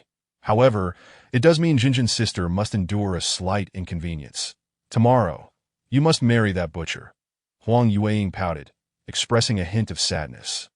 Lu Jinjin's heart raced at the thought of marrying a burly man, especially a butcher, for her first marriage. Yet, seeing Huang Yueying's worried expression, she offered words of consolation. Do not fret, Yueying, it will merely be a sham marriage. He won't have the chance to consummate it. Once we escape, who will know our embarrassing secrets? As they had been so engrossed in discussing their plan, they had not noticed how close they were sitting. Now that they had devised a plan, they suddenly realized their foreheads were nearly touching, their faces mere inches apart, and their breasts brushed against each other's delicate features. Huang Yueying, slightly shorter than Lu Jinjin, had to tilt her head slightly to speak, while Lu Jinjin naturally lowered hers, creating an undeniably intimate atmosphere. Sensing the tension, Huang Yueying's large eyes flickered with unease, yet the alluring scent of Lu Jinjin made her reluctant to pull away. Jinjin's sister, she called softly, her voice trembling with nervousness, her slender neck swaying, which left Lu Jinjin momentarily entranced. This girl is undoubtedly trying to seduce me, Lu Jinjin thought, feeling a mix of indignation and dissatisfaction. Without hesitation, she gently pecked Huang Yueying's fragrant lips, akin to a dragonfly touching the water's surface. Jinjin's sister, you are bullying me. Huang Yueying jumped back like a startled deer, her eyes glistening with tears. On the verge of crying, Lu Jinjin, unabashed, stepped forward, embracing her gently. We are both women. What is there to be shy about? You are so lovely. How could I not cherish you? Huang Yueying pouted, shyly replying, but still. You cannot kiss my lips. That is a place only a husband may kiss. What if I cannot marry in the future? Seeing her adorable demeanor, Lu Jinjin teased with a laugh. Oh, does Yueying long to marry? If you truly cannot find a husband, you may marry me. I could be your female husband. Sister, how shameless. Where in the world is there a female husband? She replied, but her heart raced at the thought. If only I could always be with such a beautiful Jinjin sister. Huang Yueying thought to herself, feeling utterly flustered. Unaware that her affection points were soaring, Lu Jinjin was just about to continue her playful teasing when a knock at the door interrupted, followed by the anxious voice of Liang Shuyi, the butcher. Darling, how did your conversation with that little lady go? Lu Jinjin exchanged a glance with Huang Yueying and then said, Come in, husband. Yueying has agreed to be my personal maid. With a creak, the door swung open, and the butcher's robust figure squeezed through the entrance. Huang Yueying instinctively shrank back into the corner, paralyzed with fear at the sight of him. To alleviate her anxiety, Lu Jinjin stepped forward, grasping the butcher's hand. Husband, Yueying is timid. Please do not frighten her. The day is still young. Would you like to take me into the city for a stroll? The butcher, delighted to hold Lu Jinjin's delicate hand, felt elated, thinking, My wife wishes to cultivate our relationship under the moonlight. We must go. As the butcher led Lu Jinjin out, though she felt quite uncomfortable, she was willing to make this sacrifice for their escape plan. After all, they were all men. Holding hands was no loss to her. Since they were planning to flee, it was essential to have a comprehensive understanding of the small town. Under Lu Jinjin's direction, Huang Yueying was not confined but rather accompanied them closely, serving as a personal maid. just as it was meant to be. The small town was not large, and they completed a full circuit before nightfall. Along the way, the townsfolk greeted them, calling General, "Good day, Madam, good day." Lu Xinjin, with great restraint against the discomfort swelling within her, maintained a facade of radiant smiles to appease the butcher. Huang Yueying trailed behind, her small hands nervously twisting the hem of her garment, tears welling in her eyes. Sister Xinjin is truly magnificent. She has made such a tremendous sacrifice to rescue me that I must treat her exceptionally well from now on, as if she were my own sister, vowing to protect her with every ounce of strength I possess. Chapter 11, reflecting on the misfortunes of that talented woman, upon returning to the Lord's residence. Lu Xinjin's coyness and tears finally persuaded the butcher to abandon his intentions of immediate execution. After all, a wedding was set for the morrow. Delaying for a day was a small price to pay to avoid distressing his beloved bride, he reasoned. Meanwhile, Huang Yueying, as the personal maid, remained in Lu Xinjin's chamber. The two women initially sketched a map of their modest county, and then, based on the terrain, selected an escape route. Huang Yueying, still somewhat anxious, inquired Sister Xinjin, "Are you truly certain you can ride a horse and take me along in our escape?" Lu Xinjin reassured her, saying, "Fear not, dear sister. I am from the north, where girls are often taught to ride due to frequent invasions by foreign tribes. My equestrian skills far surpass those of these brigands. Sister Xinjin, you are simply incredible. I admire you so much." Huang Yueying's eyes sparkled with admiration, instantly transforming her into Lu Xinjin's devoted fan. The two girls sat side by side on the bed, engaging in light conversation, with Huang Yueying predominantly sharing her own stories. Lu Xinjin merely listened, for she could hardly disclose her own reality of participating in a talent show in the 21st century, soon to become a star. This experience was both exhilarating and torturous for Lu Xinjin. The thrill lay in being so close to another girl who unabashedly discussed personal topics, causing Lu Xinjin to blush furiously. The agony, however, stemmed from being a man in such a situation, inevitably experiencing uncontrollable physical reactions. Should Huang Yueying notice, she would likely slap him and cry pervert. Thus, Lu Xinjin clamped his legs tightly, fearing that any sudden movement might startle his dear Yueying. "Sister Xinjin, why is your face so flushed? Are you ill?" Huang Yueying asked with concern, reaching out to touch Lu Xinjin's forehead. "That I am fine." Lu Xinjin quickly grasped her small hand and replied, "Yueying, it's getting late. Let us rest early. A good rest will ensure we have the strength to escape tomorrow." "Yes, sister is right. Let us rest," Huang Yueying agreed, beginning to untie her clothing. "Yueying, what are you doing?" Lu Xinjin gasped, hastily preventing her actions. Although he was curious to see Huang Yueying in her nightgown, now was not the time to ask a young maiden. He had little confidence in his own self-control. He did not believe that Huang Yueying would easily accept his cross-dressing identity. Feelings required gradual cultivation. Huang Yueying, looking puzzled, replied, "Of course, I am undressing. How can one sleep without removing their clothes?" "No, we cannot," Lu Xinjin stammered. "Why not?" Huang Yueying questioned, bewildered. With a clever thought, Lu Xinjin quickly devised an excuse. "I fear that the butcher might, unable to restrain himself, burst in during the night, and we would be exposed. How could we face others afterward?" Upon hearing this, Huang Yueying nodded. "How could I not think of that? Sister Xinjin is indeed thorough. We shall not undress." After arranging her clothing, Huang Yueying nestled under the covers. Noting Lu Xinjin still seated on the edge of the bed, she remarked, "Sister Xinjin, did you not say we would sleep? Why are you staring into space?" Lu Xinjin smiled wryly to herself, thinking that if she knew he was a man, she likely would not be urging him to bed. "You sleep first. I will ponder the details of our escape to avoid any oversight." Lu Xinjin replied. He crawled a couple of steps toward Huang Yueying and gently embraced her from behind, her small head resting on his shoulder as she sweetly murmured, "Sister Xinjin, you are wonderful. Being with you gives me a sense of security, that if you were a man, I would surely marry you." As Huang Yueying spoke, her breath brushed against Lu Xinjin's neck, tickling him and igniting a deeper yearning within. "Child, you are playing with fire." Lu Xinjin's heart wrestled with conflicting emotions in that moment. He felt an urge to reveal his true identity to Huang Yueying, to declare, "Indeed, I am a man. Marry me." A timely warning from the system halted his impulsive thoughts. Warning: host is in a highly agitated emotional state. Please refrain from making significant decisions. as they may jeopardize the host's life. Taking a deep breath to quell the surging flames of desire, Lu Xinjin gently turned his head and pecked Huang Yueying's delicate face. "Ah, Sister Xinjin, you wicked one. You are bullying me." Huang Yueying squealed, swiftly retreating to the furthest corner of the bed. Lu Xinjin chuckled. "Did you not say that if I were a man, you would marry me? If you were to marry me, what harm is there in a kiss?" Huang Yueying's cheeks flushed crimson as she retorted. "Sister Xinjin, you are shameless. If you were a man, even if I wished to marry you, it would only be after our wedding that we could be intimate. Were you not a woman, I would have already dashed my head against the wall in shame for your advances." Unwilling to live on and bring disgrace to the Huang family. Listening to Huang Yueying's words, cold sweat trickled down Lu Xinjin's forehead, and even his previously agitated younger brother hung his head in silence. For the first time, he sincerely thanked the system. Had he recklessly revealed the truth to Yueying, the consequences would have been catastrophic. Did I end this world?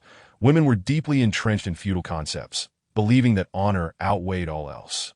Reflecting on this, Lu Xinjin recalled another well-known woman from the Three Kingdoms era, who suffered greatly due to her adherence to honor.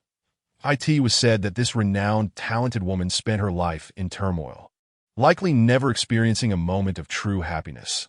Suddenly, Lu Xinjin remembered that Huang Yueying and Kai Wenji were contemporaries. Since Huang Yueying had yet to be married, it stood to reason that the talented woman had also not yet wed. Was there still a chance for him to rescue her from her tragic fate? "Sister Xinjin, what are you pondering?" Huang Yueying inquired curiously, noticing Lu Xinjin lost in thought. Lu Xinjin forced a smile. "Oh, it's nothing. I was just reminiscing about a little sister and wondering how she is faring now." "Take your time to think. I shall sleep," Huang Yueying said, turning her back to Lu Xinjin. Her petite form curling up in the direction Lu Xinjin could not see. She pouted slightly, feeling a twinge of jealousy. How can she be with me, yet think of another woman? What a scoundrel. Wait, we are both girls. Why am I having such strange thoughts? How embarrassing. Huang Yueying's face turned as red as a ripe peach. Fortunate that Lu Xinjin, still lost in contemplation, did not notice. Chapter 12. Are you a celestial being descended to earth? Lu Xinjin mused, gazing at Huang Yueying's frail silhouette. Kai Wenji, once I escort Yueying back and fulfill this task, I shall journey to Luoyang to see if I can alter your tragic fate. The following morning, the county town of Qiao was bustling with excitement, for General Liang was to wed today. His 500 loyal soldiers were roused early, their boisterous shouts echoing as they prepared the wedding venue. The only drum and gong troupe in the county was summoned, filling the air with lively sounds to enhance the festive atmosphere. Thus, Lu Xinjin and Huang Yueying, deep in slumber, were awakened by the commotion. As Huang Yueying, being a maid, stepped out to fetch water to assist Lu Xinjin with her grooming, Lu Xinjin, fearful of revealing her false hair, urged her, "You go wash up first. You are not a real maid. No need to attend to me. But I want to help Sister Xinjin." Huang Yueying replied with a hint of disappointment. Lu Xinjin, eyeing Huang Yueying, feigned disgust. "Oh, Yueying, how is your face so dirty? You have eye boogers too." "Ah, don't look. You mustn't see me like this." Huang Yueying cried. Her cheeks flushed, and she dashed away in embarrassment. "How amusing, trying to outsmart me." Lu Xinjin smirked with satisfaction that a reminder from the system chimed in. "Caution, do not become overly complacent. Huang Yueying's intelligence is significantly higher than yours that if not for the intelligence reduction aura granted by the system, you would not stand a chance against her." Startled, Lu Xinjin realized that the seemingly innocent maid possessed such intellect. Moreover, what was this intelligence reduction aura? It sounded quite impressive. The intelligence reduction aura is a hidden attribute granted to the host upon binding the system. Its specific function is that, regardless of gender, anyone who provides the host with emotional points will experience a random decrease in intelligence ranging from 1 to 5 points while interacting with the host. The system's cold voice intoned. "Wow, this skill is remarkable, simply divine. Even Zhuge Liang, if deprived of 5 points of intelligence, would appear quite foolish before me, wouldn't he?" "Host, do not be overly arrogant. Zhuge Liang possesses an IQ of 12, making him one of the 3 most intelligent scholars of the Three Kingdoms. Even with a reduction of 5 points, he would still easily overshadow you." The system doused Lu Xinjin with a bucket of cold water. Truly, Zhuge Liang is a being of nearly supernatural intellect. If destiny decrees that I become the empress, I must find a way to make you bow before my pomegranate skirt. Ugh. Why do I keep referring to myself as I? I refuse to be feminized. Lu Jinjin silently lamented in her heart. Did I in some unseen corner? The system chuckled softly. Darling, darling, are you awake? May I come in? Just after Lu Jinjin finished her morning grooming, she heard the butcher's booming voice outside. Come in, Lu Jinjin replied. With a creak, the dilapidated wooden door swung open, and the butcher entered with great enthusiasm, holding a small package. Darling, this is the wedding gown I had the tailor in town rush to make overnight. You must try it on, the butcher said, rubbing his large hands together. Lu Jinjin unfolded the gown and inspected it. To be honest, the craftsmanship was somewhat coarse, but given the level of artistry in this world, it could only be expected. Tilting her head to observe the butcher, who gazed at her with eager eyes, Lu Jinjin feigned shyness and chided. Oh, dear husband, I am about to change my clothes. Why are you not stepping outside? My dear, since we are to wed today, what harm is there in letting me take a quick glance? The butcher replied, drooling slightly. Lu Jinjin thought to herself, after all, he is just a man that I am still wearing a bodice underneath. So showing him a glimpse wouldn't hurt. Perhaps I could even earn some affection points. However, she quickly recalled what Huang Yueying had said last night, that even if one is engaged and in love, intimacy should only occur after marriage, that if one were to be taken advantage of before the wedding, it would be a disgraceful fate. Women of this era, especially those from noble families, regarded their virtue as more precious than life itself.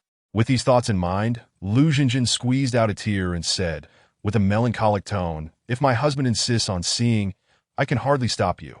But I would ask you to grant me 3 feet of white silk, so that when I take my leave from this world, I may do so with dignity and leave a complete body. The butcher was taken aback, exclaiming, Why would you say such things? Why seek death when all is well? Lu Jinjin, with tears streaming down her face, replied, My husband, though my Lu family is not a prominent one, I have been raised to be knowledgeable and respectful, that if I were to be sullied before marriage, would I not bring shame upon my ancestors? Only in death can I preserve my virtue. Cold sweat broke out on the butcher's forehead as he realized his grave error. His wife was a refined lady. Unlike his coarse self, do not worry. It is all my fault that I shall leave immediately, and before the wedding begins, I will not intrude again. Please do not act rashly.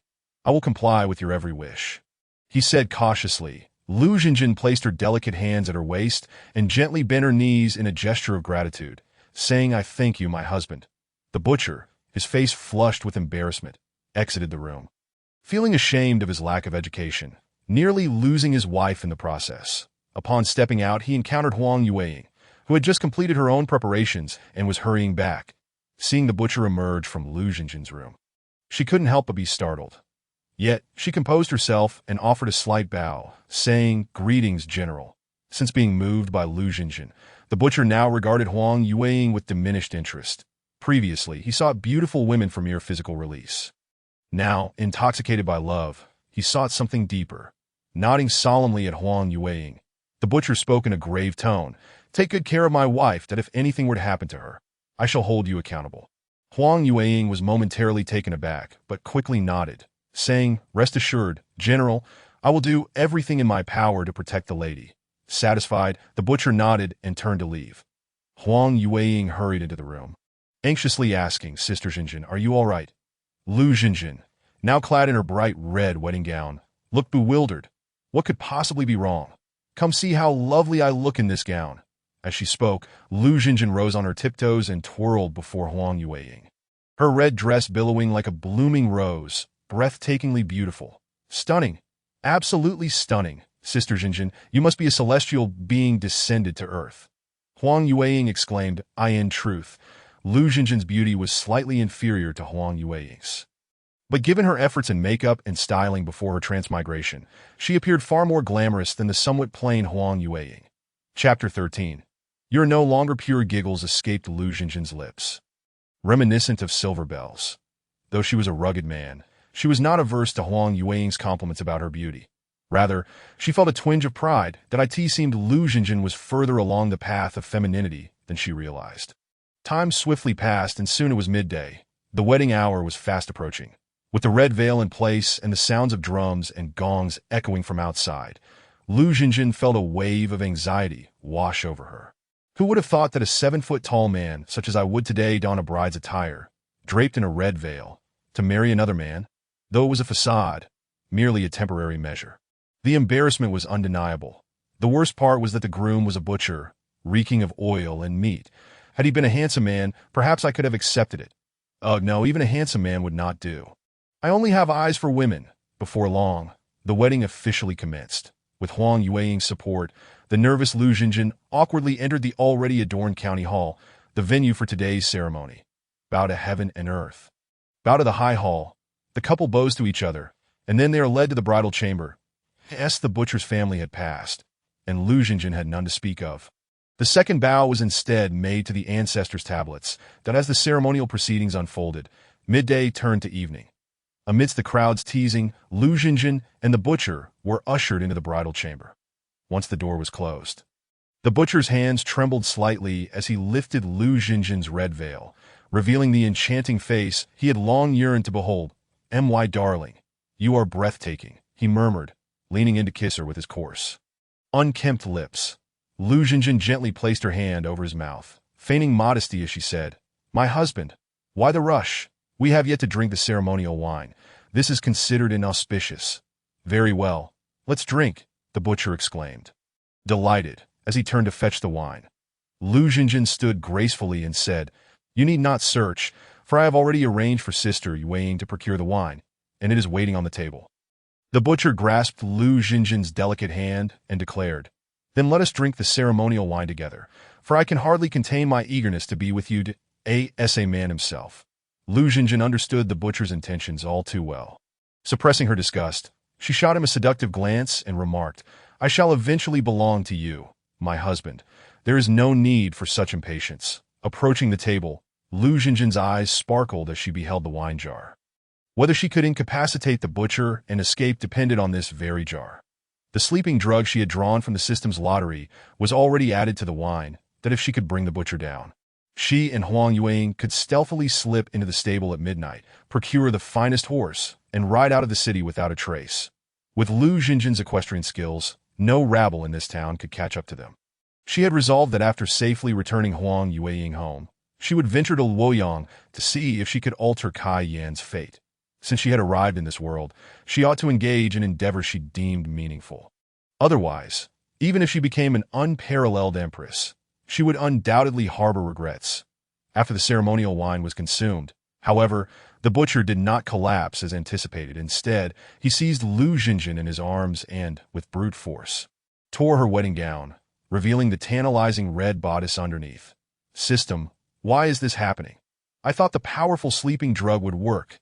Lu Jinjin despaired, mentally berating the deceitful system that do not fret. Even the most potent drug requires time to take effect. The system replied nonchalantly, "How can I not be anxious? If it doesn't work soon, I shall lose my virtue." Lu Jinjin wanted to weep that if her true identity were exposed, she would undoubtedly be stripped bare and paraded before the townsfolk, branded a monster and burned at the stake. And what of Huang Yueying? How would she perceive her? Surely, she would consider her a freak, and perhaps even take her own life to preserve her virtue. "No, please." As Lu Jinjin's silent pleas filled her mind, the butcher's hand grasped her bodice. With a forceful tug, all her pretenses would be stripped away. Despair enveloped Lu Jinjin as she closed her eyes, resigned to the fate of being burned as a monster. Suddenly, a weight of over 200 pounds crashed down upon her, nearly robbing her of breath. Is the butcher truly oblivious to my weapon? Why is he still pouncing on me? Did he merely favor beauty, indifferent to whether it was a woman or not? Lu Jinjin trembled all over, tightly closing her eyes and biting her red lips. Her emotions a tumultuous blend of joy and sorrow. The joy stemmed from the possibility that if the butcher harbored an inclination towards men, she might not be burnt as a witch after all, perhaps even surviving as the general's wife. The sorrow, however, lay in the fact that as a dignified man of stature, her first experience would be surrendered to a man, and of course, unattractive butcher at that. Two tears silently slipped from the corners of her tightly shut eyes. Lu Jinjin anxiously awaited the violation. Yet after a prolonged moment, the butcher merely lay atop her, utterly still, and soon began to snore deeply. A wave of relief washed over Lu Xinjin. It seemed the drug had indeed worked, and the brute was finally subdued. With great effort, she pushed the butcher off her, just as the door creaked open, startling her. Upon discerning the petite, slender figure, Lu Xinjin breathed a sigh of relief. It was Huang Yueying. Huang Yueying gazed at Lu Xinjin in shock, noticing that she was clad in nothing but a single garment, her hair disheveled, and her lips bearing marks of having been bitten. "Sister, you were violated by that butcher. Woe is me. It's all my fault. I brought this upon you." Huang Yueying began to weep softly. Lu Xinjin was momentarily taken aback, then quickly regained her composure, donning her previous attire as she replied, "No, my dear Yueying, there's no need for tears." The butcher fell asleep before he could do anything. Thankfully, the drug worked just in time. Otherwise, I would have. Lu Xinjin's own tears were not entirely feigned, for she had indeed been frightened. "Did I guess it true, sister? You weren't harmed?" Huang Yueying asked, lifting her head in surprise. "Indeed, I was not," Lu Xinjin assured her, wiping her tears. "That's wonderful. I thought you were sullied." Huang Yueying cried, throwing herself into Lu Xinjin's embrace, her tears soaking the fabric. Tenderly, Lu Xinjin stroked Huang Yueying's slightly yellowed hair, thinking to herself, "This girl is rather traditional. What does she mean by sullied? Does she not realize that she is the one truly tarnished?" Chapter 14. A chance encounter with the little overlord. The mighty Yangtze River flows eastward, its waves washing away heroes, where right and wrong, success and failure, turn to naught. The green mountains remain, as do the crimson sunsets. Countless events of the past and present fade into mere laughter, standing by the Yangtze, which bore little change from the future. Lu Xinjin's eyes brimmed with tears as she recited with deep emotion. It was the first time she had witnessed a scene identical to that of her own time after arriving in this world. And the thought of never returning caused her heart to ache, prompting her to spontaneously recite the poem Linjiang Xian. Huang Yueying, covering her mouth, listened enraptured. She had thought Lu Xinjin merely beautiful and intelligent, but was astonished to discover such literary talent. Even those reclusive sages like her father and master Shuijing could hardly compose such grand verses. That in the Three Kingdoms era, the concept of poetry had yet to emerge.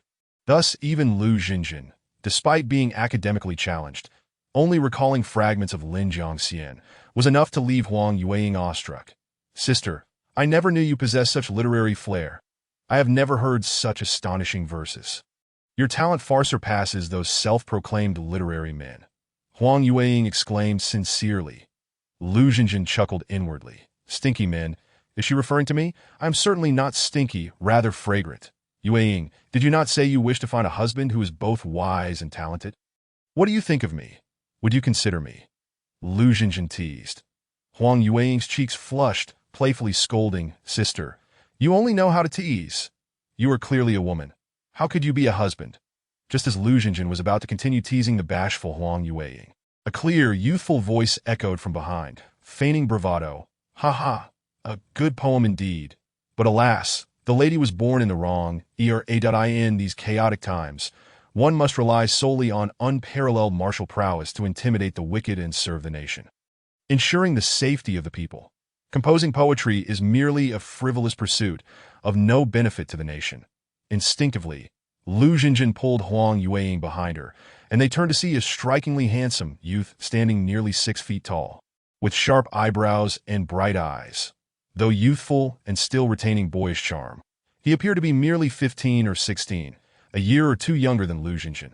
Upon realizing the youth was merely a peer and not a villain, Huang Yueying lost her fear, stepping forward, hands on her hips, and exclaimed, "Do you even know what manners are? We were speaking, and you have no right to interrupt." The youth's face reddened slightly, and he cleared his throat. "Apologies, young ladies, that my name is Sun Tzu, that I couldn't help but speak upon hearing your poetry. I beg your forgiveness for my intrusion." Sun Tzu, the little overlord of Jiangdong, Lu Xinjin thought, taken aback, and scrutinized the young man once more. Dressed in practical attire, he could not conceal the explosive power of his physique. He was undoubtedly the famed little overlord. Huang Yueying, unfamiliar with Sun Tzu's name, continued her defiance. "I don't care if you are Sun Tzu or Sun Tiao. Eavesdropping on a conversation between two girls is simply wrong." Lu Xinjin gently tugged at her sleeve, then curtsied to Sun Tzu. "I am Lu Xinjin, that it's a pleasure to meet you, young Master Sunday. My younger sister is still quite naive, and her words were unfiltered. I hope you will not take offense. Sun Tzu was not known for his temper. When enraged, he could challenge even the divine. Lu Xinjin recalled his history and gave him another careful glance, thinking, he is indeed quite handsome, but alas, a short-lived soul. Seeing Lu Xinjin gazing at Sun Tzu, Huang Yueying felt a pang of jealousy and tugged at her hand. Sister, let's go. We are in the wilderness. Who knows if he is a good person? Upon hearing this, Sun Tzu's eyebrows shot up. Am I not a good person? Lu Xinjin was startled and hastily pulled Huang Yueying closer. Yueying, do not speak so carelessly. Sun Tzu is not a bad person. Sun Tzu's expression softened as he smiled. What Miss Xinjin says is true. I have been well versed in poetry since childhood. How could I be a villain? Upon hearing Sun Tzu's earnest declaration regarding his literary pursuits, Lu Xinjin could no longer contain her laughter, bursting into a fit of giggles. Taken aback by Lu Xinjin's charming laughter, Sun Tzu found himself momentarily entranced. Thinking, is she perhaps a celestial being? In all my years, I have never encountered such a beautiful woman. But why did she suddenly laugh? Did I say something inappropriate? As Sun Tzu wallowed in awkwardness, Lu Xinjin giggled. You look like a martial artist. If you claim to be well-versed in military texts, I might believe you. But saying you are well-read in poetry, I find that hard to accept. Seeing that Sun Tzu was not as volatile as the legend suggested, Lu Xinjin felt more at ease and suddenly conceived a clever idea. This Sun Tzu, known as the Little Overlord, was renowned for his exceptional martial skills. As two defenseless girls, should they encounter bandits, they would be left with no means to defend themselves that if captured, both their lives and virtue would be at stake.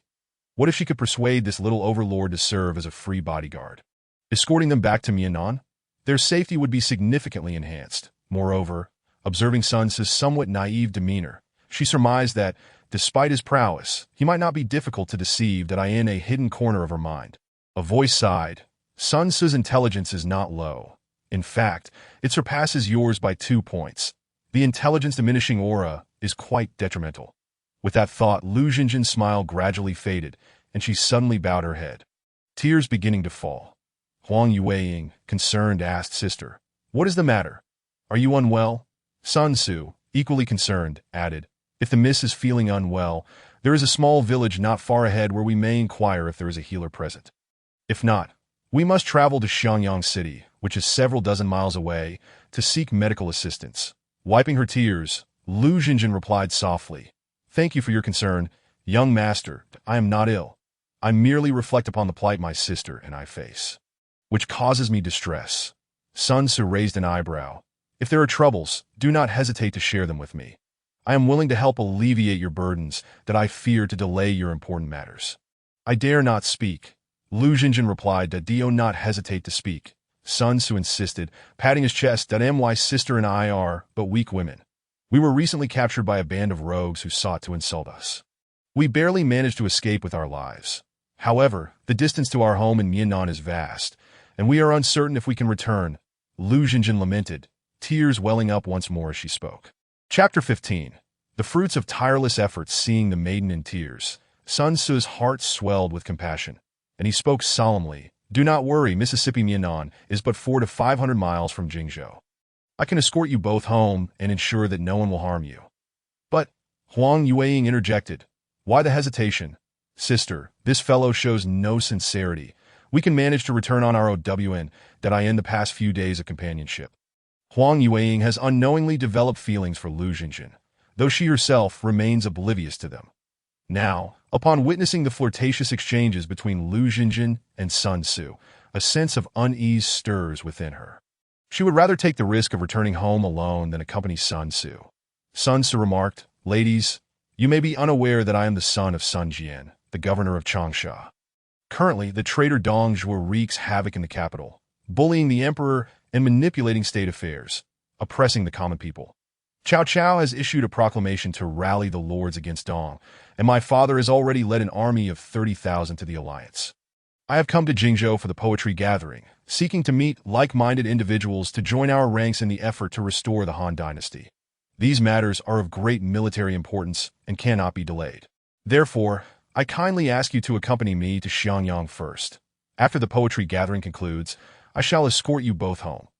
Huang Yueying initially sneaked out from her home to witness the talents that would emerge at the Jingzhou poetry gathering, eager to discover the exquisite verses that would be shared. However, the thought of Lu Jinjin spending the next few days with this young man named Sun So fills her with reluctance.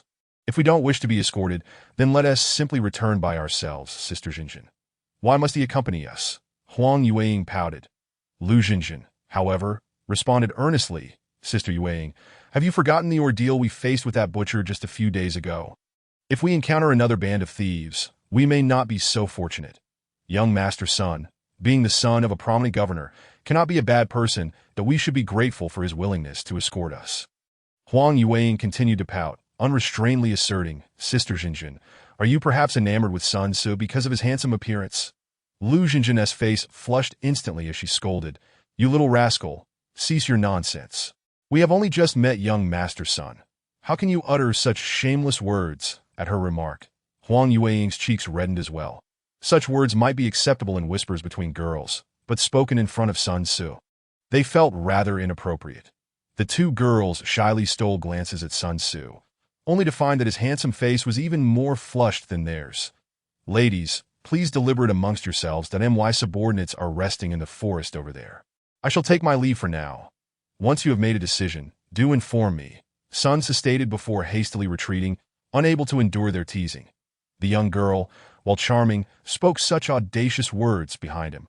The sound of giggles echoed, with Huang Yueying's laughter laced with mockery. Meanwhile, Lu Jinjin found Sun So's innocent charm endearing. Perhaps the youth of this world shared a similar simplicity. Wait, why do I find boys cute? Is it possible that after donning women's clothing for so long, my mentality is shifting towards femininity? No, this cannot be. Lu Jinjin lamented inwardly, glancing at Huang Yueying, a wicked glimmer flashing in her eyes. I am sorry, Sister Yueying, but to correct my inclinations, I must apologize to you. Tenderly, she pecked Huang Yueying's cheek and softly said, Sister Yueying, you look truly adorable when you're jealous. Worry not, for I only love you. And I have no affection for young Master Sunday. His escorting us home is merely a matter of safety. Huang Yueying, covering her flushed face, playfully protested. Ah, Sister Jinjin, how shameless you are, stealing kisses.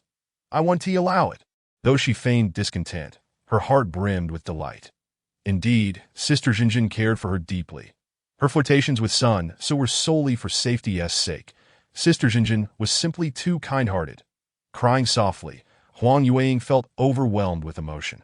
Startling Lu Jinjin, that I'm sorry, Sister Yueying, it's my fault. I shouldn't have. Yet, Huang Yueying did not let her finish. Suddenly lifting her head, she pressed her soft lips against Lu Jinjin's. Then bashfully lowered her gaze, murmuring, Sister Jinjin, I like you the most. Lu Jinjin was momentarily stunned by Huang Yueying's bold kiss. Could it be that her tireless efforts had finally swayed Huang Yueying? But what would happen when she discovered Lu Jinjin's true identity? Would she still be able to remain steadfast? Lost in her thoughts, Lu Jinjin and the bashful Huang Yueying failed to notice a large ship swiftly approaching their position on the river. It was only when the vessel docked, sending forth massive waves crashing against the shore, that the two girls became aware of the danger. Upon glancing up, they saw a dozen armed brigands, their heads wrapped in cloth. Leaping from the ship, quick run, Lu Jinjin urged, grasping Huang Yueying's hand. However, it was evident that they were too late. The barefoot bandits moved swiftly, encircling the two girls in no time. What do you want? Lu Jinjin asked, trembling as she clutched Huang Yueying. The leader chuckled menacingly. We are the righteous army of the Great River, known as the Jin Fan Army. Seeing how frail and pale you two are, it is clear you haven't eaten well for quite some time. Come with us, and we'll ensure you're well fed every day, that we do not require your assistance. We are perfectly fine. Lu Jinjin replied, to be blunt. We have our eyes on you too, and intend to take you away for a life of luxury. The leader sneered, extending his hand towards them. If you dare touch a single hair on these young ladies, none of you will leave here alive. A youthful voice interrupted, as Sun So emerged from the thicket, brandishing a spear. Who do you think you are, a mere child? I advise you not to meddle in our affairs, or you may lose your life, the leader warned coldly.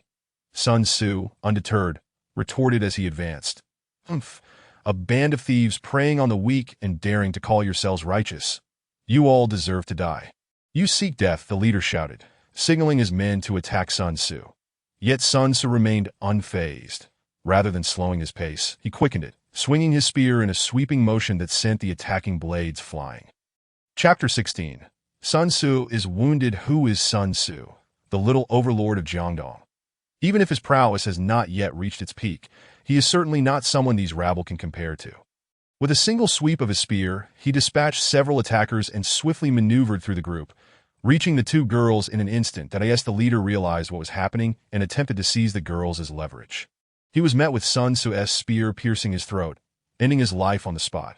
Capture the leader first. With the leader's demise, the remaining brigands panicked, exclaiming, "The vice captain is dead. Run! Is this the extent of your capabilities to call yourselves vice captains?" Sun Tzu scoffed, dismissing their retreat. Instead, he turned to the two girls, asking, "Are you both unharmed?" Lu Xinjin cast a grateful glance at him. "Thank you, young Master Sun, for rescuing us. That I am at a loss for how to repay you." Sun Tzu gazed intently at her, internally urging her to continue, as such situations typically led to a promise of devotion. Yet, Lu Xinjin fell silent, perhaps recalling the implications of her unspoken thoughts, lowering her gaze with a bashful expression. "What was I thinking?" Thankfully, I did not blurt it out. A man offering himself in such a manner would surely disgust this little overlord if he were to discover the truth. Seeing the two in a moment of silence. Yet with an unmistakable air of intimacy, Huang Yueying's jealousy flared once more. "Young Master Sun, while we are grateful for your assistance, do not presume that we are indebted to you as if you were akin to those brigands," she declared with a hint of defiance. Sun Tzu, realizing he must not allow Lu Xinjin to misinterpret his intentions, quickly clarified, "I assure you, I harbor no intention of leveraging your gratitude against you. Though I admire your talent and grace, I would never force you due to a single act of saving you. Did I, Sun Tzu, am not that sort of man that if I desire your affection, I will pursue you with sincerity, allowing you to willingly become my beloved." With this thought, Sun Tzu straightened his posture and continued, "Ladies, I must clarify that I harbor no expectation of reward that you have witnessed today in these chaotic times with brigands rampant. It is safer for you to accompany me to Xiangyang for a few days. Once the poetry gathering concludes, I shall personally see you home." Having experienced this ordeal, Huang Yueying dared not sulk any longer. She exchanged a glance with Lu Xinjin and nodded gently in agreement. Lu Xinjin then said, "Thank you, young Master Sun, for your assistance."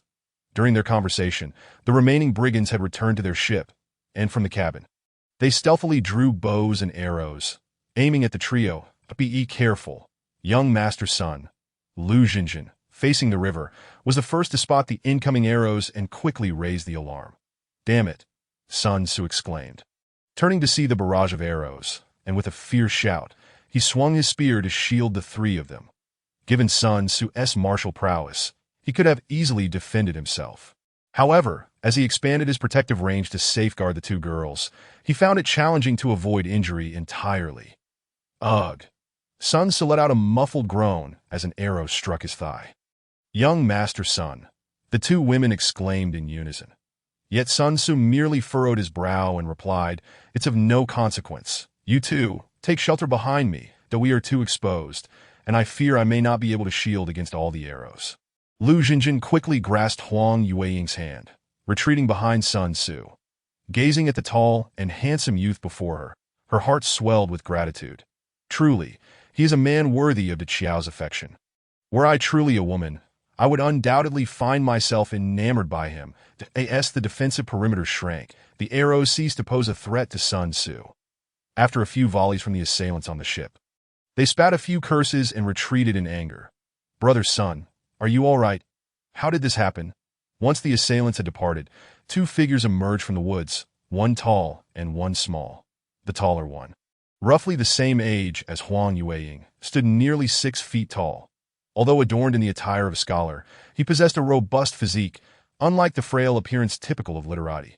The other was a child of about 10, with golden hair and blue eyes, resembling a charming doll. It was the older, handsome youth who spoke, his expression filled with concern as he looked at the arrow lodged in Sun Tzu's leg.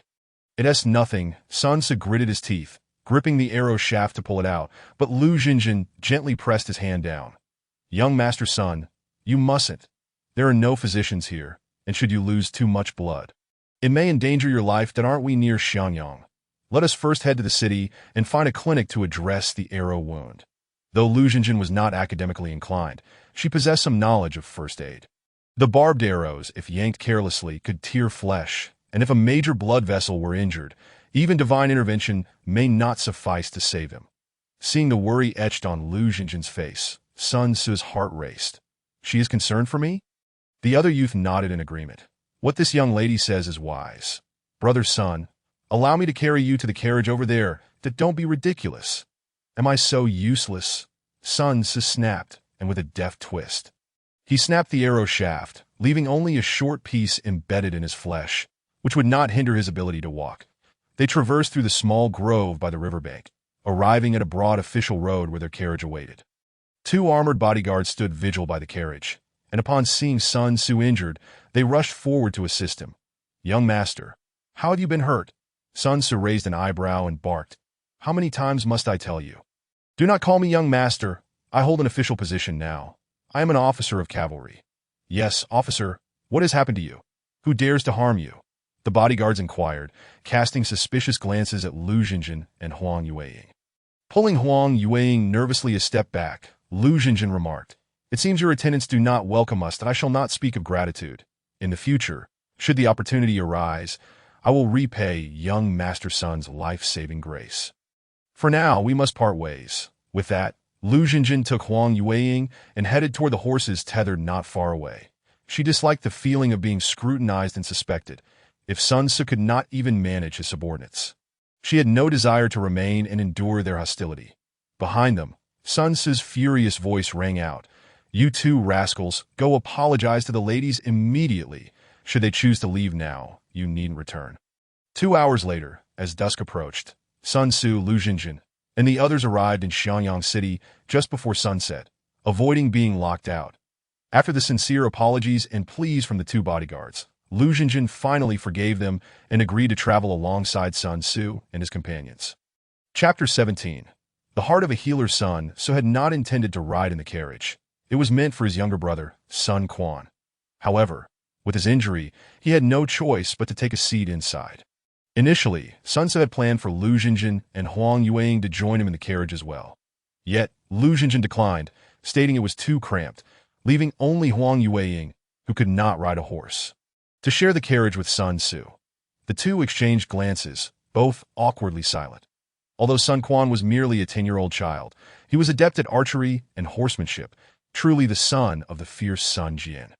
The handsome youth, a year younger than Sun Tzu, was his friend Zhou Yu, with whom he had arranged to attend the poetry gathering in Jingzhou. Upon entering the city, they did not rush to find an inn, but instead sought out a physician before the clinic closed for the night.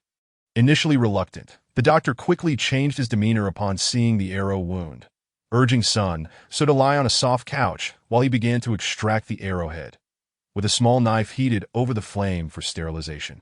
He carefully cut around the arrowhead, extracting it bit by bit. Observing the rust on the arrowhead, Lu Xinjin could not help but feel anxious. What if it were to become infected, lacking medical expertise? Her hands were tied, and she could only silently pray for Sun Tzu's safety. After exiting the clinic, they rented 3 rooms at an inn, one for the brothers, one for Zhou Yu, and one for Lu Xinjin and Huang Yueying. Having shared a bed with Huang Yueying before, there was no longer the initial excitement. Yet Lu Xinjin's thoughts wandered to the muscular and handsome Sun Tzu. Real sister, are you asleep? Huang Yueying suddenly spoke. No, why aren't you asleep? Lu Xinjin replied. Huang Yueying's small hand reached over to encircle Lu Xinjin's waist, her voice soft. I can't fall asleep. Child, you are playing with fire, Lu Xinjin thought, her body stiffening, afraid to move. Yet she said, Why can't you sleep? Is it because you met a handsome man today? Speak up, have you taken a liking to Sun Tzu or Zhou Yu? Of course not. Huang Yueying's little head nuzzled against Lu Xinjin's shoulder, her lips pouting in a mock sulk. That I think it's really you, dear sister, who seems to have developed feelings for Sun Tzu. Do not speak nonsense. How could I possibly like him? I only have eyes for my little Yueying. Lu Xinjin quickly denied it and planted a kiss on Huang Yueying's forehead. Yet, Even as the two girls playfully teased each other, Lu Jinjin's mind kept drifting back to Sun Ce's heroic figure as he shielded them from arrows. I could never like him. I am merely grateful for his rescue. Yes, that must be it, Lu Jinjin reassured herself. The two girls frolicked until the early hours, finally drifting into slumber, only to be abruptly awakened by urgent knocks on the door and Sun Quan's tearful voice. Brother Zhou, Sister Jinjin, Sister Yueying, come quickly. My brother's head is burning up, his face is pale, and he is drenched in sweat, babbling nonsense. Lu Jinjin immediately threw off the covers, leaping out of bed, and not bothering to dress. Dashed towards Sun Ce's room. Huang Yueying, initially critical of Lu Jinjin's undressed state, began to admire her practicality, realizing the importance of being prepared for emergencies while traveling. Hastily entering Sun Ce's room, Lu Jinjin was met with the sight of him pale as a ghost. His lips darkening and beads of sweat cascading down his forehead. She reached out, recoiling as if shocked. He was burning hot, at least a fever of 40 degrees AT that moment. Zhou Yu rushed in, fastening his clothing, and exclaimed, Brother Sun, what is happening? Lu Jinjin regained her composure slightly and told Zhou Yu, young Master Sun must have an infected wound. Quickly, fetch a doctor. Once Zhou Yu had departed, Lu Jinjin hurried to the inn's courtyard and filled a bucket with cold well water. After retrieving it, she soaked a towel, wrung it out, and placed it on Sun Ce's forehead to cool him down. If his fever continued to rise, it could be detrimental to his health. Huang Yueying entered shortly after, and upon seeing Sun Ce's condition, she was at a loss, unsure of what to do. Lu Jinjin forced a smile. Do not worry. This is likely just an infection from his injury. Once the doctor arrives and he takes some medicine, he will be fine. Do not go. I'm not a bad person, Sun Ce suddenly mumbled groggily, causing Lu Jinjin's cheeks to flush crimson. Huang Yueying stamped her foot in frustration. How can he still think of Sister Jinjin in such a state? Yet, gazing at the feeble Sun Ce, her irritation evaporated, replaced by silent prayers for his swift recovery. The doctor soon arrived, accompanied by two scowling bodyguards, indicating that the process of summoning him had not been pleasant. Reluctantly, the doctor conducted a thorough examination of Sun Ce, ultimately needing to unwrap the bandages around his wound. Due to the sensitive location of the injury, Huang Yueying hurriedly pulled Lu Jinjin out of the room, leaving only the men inside. After a brief wait, voices of contention emerged from the room. That you're talking nonsense. You quack. If anything happens to my brother, you won't live to see another day, Zhou Yu shouted in fury. You can kill me, but it won't change anything. His wound is infected and has already festered. I end this situation. We can only leave it to fate. The elderly gentleman could certainly prescribe a remedy to replenish energy and nourish the blood. Yet whether the patient can endure it ultimately rests upon his own fortitude. The doctor, having witnessed such situations countless times, sighed as he spoke. Upon entering the room, Lu Jinjin saw Zhou Yu still gripping the doctor's neck with an unyielding grasp, and hurriedly urged, Young Master Zhou, please release this physician. I may have a solution for young Master Sun's ailment. Zhou Yu, incredulous, replied, Miss Jinjin, do you truly possess knowledge of the healing arts? I know a little. She replied that in truth, Lu Jinjin was utterly ignorant, but by asserting her understanding, she believed Zhou Yu would refrain from allowing her to treat Sun Ce. Zhou Yu insisted, then please come quickly to assess Brother Sun's injury. Wait a moment, Sun Quan suddenly interjected, stepping in front of Lu Jinjin.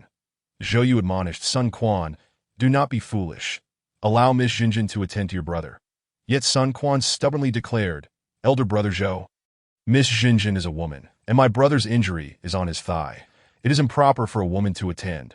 Lu Jinjin was both amused and exasperated, retorting, You a mere child, how can you be so antiquated? A healer's heart is akin to that of a parent. At this moment, I am merely a healer, so do not regard me solely as a woman. That I am not a woman in the first place. Chapter 18. Why should I marry you? Upon hearing Lu Jinjin's words, the doctor concurred, stating, What this young lady says is indeed correct. A healer's heart is akin to that of a parent. If we were to overly concern ourselves with societal norms, would we then neglect our duties to female patients? Sun Quan, upon hearing this, hesitated and finally stepped aside, allowing Lu Jinjin to examine his brother's injury. Sister Jinjin, Huang Yueying softly called, gazing at Lu Jinjin with tearful eyes. Lu Jinjin hesitated for a moment, struggling to discern the repercussions of her actions in this rigorously feudal society. However, the value of a life outweighed such concerns. Moreover, Sun Tzu had sustained his injury while saving them. How could she possibly stand idly by? While the doctor examined Sun Tzu's injury, Lu Xinjin had been outside, fervently using the accumulated thousands of heart values she had gathered over the past few days, hoping to draw a miraculous potion that could restore life. Though her hopes were slim, how could she know unless she tried? As it turned out, her luck was not so extraordinary. Drawing a miraculous potion with just a few thousand heart values was nearly impossible. However, just when Lu Xinjin was on the verge of despair during her final attempt at a tenfold draw, a turn of events occurred. Amidst a plethora of white buns and steamed buns, a faint blue light emerged, signifying the acquisition of a rare prize. Lu Xinjin's eyes lit up with joy upon realizing that the rare item drawn was a vial of penicillin. Although she was not academically inclined, she was familiar with the name penicillin, recognizing it as a remarkable remedy for various inflammations. With the medicine in hand, Lu Xinjin felt a sense of calm. She examined Sun Tzu's wound, noting that the previous doctor had already cleaned the surrounding abscess, alleviating her workload considerably. She retrieved a pre-prepared penicillin tablet from her sleeve, borrowed a small mortar from the doctor, and carefully ground it into a powder, sprinkling it delicately over Sun Tzu's wound. After attending to the wound, Lu Xinjin took another penicillin tablet, gently pried open Sun Tzu's jaws, and administered it with water. Once everything was completed, she wiped the beads of perspiration from her brow and softly declared, "All done. The medicine has been taken. It may take an hour or two to take effect. Let us each return to our rest." The doctor, his gaze intense, inquired, "May I ask, young lady, what kind of elixir did you just use? Is there a formula?" Lu Xinjin furrowed her brow slightly and replied, "I apologize. This medicine was a gift from a friend of mine that I do not know its name or formula, only that my friend mentioned it works wonders against all ailments caused by malevolent energies." In this era, the concept of inflammation did not exist. Terms like infection and inflammation were explained away as the intrusion of malevolent energy, as they had no microscopes and lacked knowledge of microorganisms.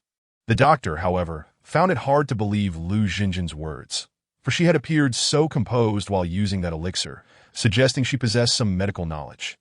Yet, since she was unwilling to divulge further information, he refrained from pressing her, though he remained immensely curious about the efficacy of that elixir. After all, the doctor had been in the field for many years and had never heard of a medicine that could effectively combat malevolent energies. If such a remedy existed, might it not be deemed a miraculous potion? Contemplating this, the doctor announced, "Everyone, please rest. This young man is still in a precarious state and requires care as a physician. It is my duty to attend to him." Zhou Yu, witnessing the doctor's dedication, felt a wave of guilt wash over him for his prior rudeness and bowed deeply in apology. Although everyone remained anxious for Sun Tzu's condition, they recognized that lingering here served no purpose. So they each returned to their quarters for rest. The night passed uneventfully, and the following morning, the two women, entwined in slumber, were abruptly awakened by a series of urgent knocks at the door. Lu Xinjin's heart raced. Could it be that Sun Tzu had encountered yet another mishap? Both women sprang into action, with Huang Yueying mirroring Lu Xinjin's habit of not shedding her outer garments even in sleep. Upon opening the door, they were greeted by an exuberant Sun Quan, who exclaimed, "Sister Xinjin, you are truly remarkable. The doctor says my brother's wound has scabbed over. The malevolent energy has vanished, and his fever has subsided. This morning, he even exclaimed how hungry he was and devoured several bowls of porridge." Hearing that Sun Tzu was out of danger lifted the spirits of both women, and they joined Sun Quan in heading towards Sun Tzu's room. Sun Tzu, who had been engaged in conversation with Zhou Yu, felt a blush rise to his handsome face upon seeing the two women. "Everyone, could you step outside for a moment? I have some words to share privately with Miss Xinjin." Sun Tzu requested of those present. Zhou Yu, Sun Quan, and the doctor readily complied, leaving with smiles that seemed to convey blessings towards Lu Xinjin. Only Huang Yueying lingered, clutching Lu Xinjin's arm, reluctant to depart. Lu Xinjin gently patted her arm and offered a reassuring glance, prompting her to reluctantly withdraw. With everyone gone, Lu Xinjin prompted, "Now that the others have left, please speak, young Master Sunday Miss Xinjin." Sun Tzu began. I have heard that you treated my wound and applied medicine yesterday. His arrow wound was located on his thigh, which was quite close to the groin, yet still a safe distance away. To Lu Xinjin, it seemed insignificant. Regardless of gender, there was nothing inappropriate about looking. Thus, she boldly confessed, "Indeed, you saved us yesterday, and I have saved you in return. I believe that makes us even." With that, she flashed a playful smile to alleviate the slightly awkward atmosphere in the room. However, she overlooked the gravity with which people in this world regarded feudal propriety. Tio Sun Tzu. The fact that Lu Xinjin had attended to his injury in such an intimate area implied a very serious breach of decorum. If word of this were to spread, the young lady's reputation would be irreparably tarnished. In simpler terms, she would be deemed unchaste. Thus, seeing Lu Xinjin smile only filled Sun Tzu with a sense of pity and heartache. He stubbornly believed she was putting on a brave face despite the burden she bore for saving him. This kind and beautiful girl had endured so much, all without seeking any recompense or implying any obligation from him. Yet, how could he, Sun Tzu, act in such a heartless manner? Rest assured, Miss Xinjin, I am not devoid of compassion. I will ensure that this matter remains confidential to protect your honor. Once my father returns and deals with Dong Zhuo, I shall send him to your household to propose, for I intend for you to be rightfully recognized as my beloved. Sun Tzu spoke with utmost seriousness. What? Why would I marry you? Lu Xinjin was taken aback. Unable to fully process Sun Tzu's declaration, had she inadvertently given him the wrong impression? Was he under the impression that she harbored feelings for him? That seemed impossible. She had conducted herself with the utmost propriety, refraining from any indiscreet words or actions. Chapter 19. The Deceitful System. Return My Virtue. The system promptly delivered its first main quest. Utilize your disguise as a woman to approach Sun Tzu and assist him in securing the 9 prefectures of Jiangdong, thus laying the groundwork for future dominance. Successful completion of this quest will grant you 5 attribute points: the Supreme Internal Martial Arts Manual Overlord Supreme, and the legendary weapon Rainstorm Pear Blossom Spear. Failure will result in a return to your initial attributes. Exposure of your male disguise, public disdain, and eternal disgrace.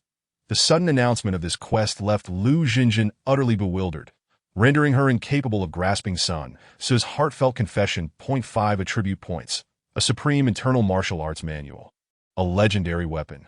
Such rewards were tantalizing. Yet, the penalties for failure were equally daunting. After a brief moment of trepidation, Lu Xinjin realized that even if she did nothing, she would not fail the quest. As Sun Tzu's conquest of the 9 prefectures of Jiangdong was a historical inevitability, in other words, the Overlord Supreme and the Rainstorm Pear Blossom Spear were tantamount to gifts from the system. But so, Miss Xinjin, will you marry me and become my wife? Sun Tzu's voice finally reached Lu Xinjin's ears once more, shattering her worldview. What is happening? Why is he suddenly proposing? Are boys in this era so forward?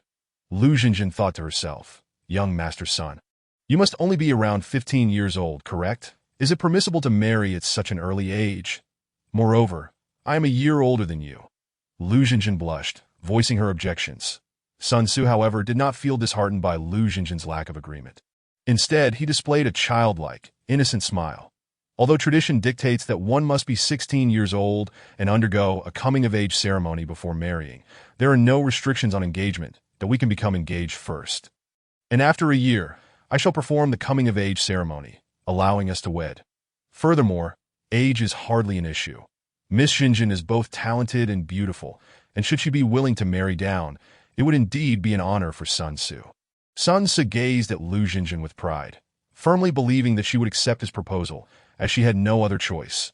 Their physical intimacy had already bound her to him. I cannot accept your proposal, Lu Xinjin declared. Upon hearing her words, Sun Tzu's smile froze, his heart aching as if a dagger had pierced it, feeling as though his very soul was drifting away. Why is it that you are willing to assist me with my wounds, yet refuse my offer? That is not the case, Lu Xinjin retorted decisively. I apologize, young Master Sun, if I have given you any misunderstanding. However, I truly cannot accept your proposal, at least not until you know my true identity. Just tell me your true identity. Regardless of who you are, my feelings for you will remain unchanged, Sun Tzu replied, hope rekindling within him. Could it be that Miss Xinjin fears her humble background would meet with disapproval from my family?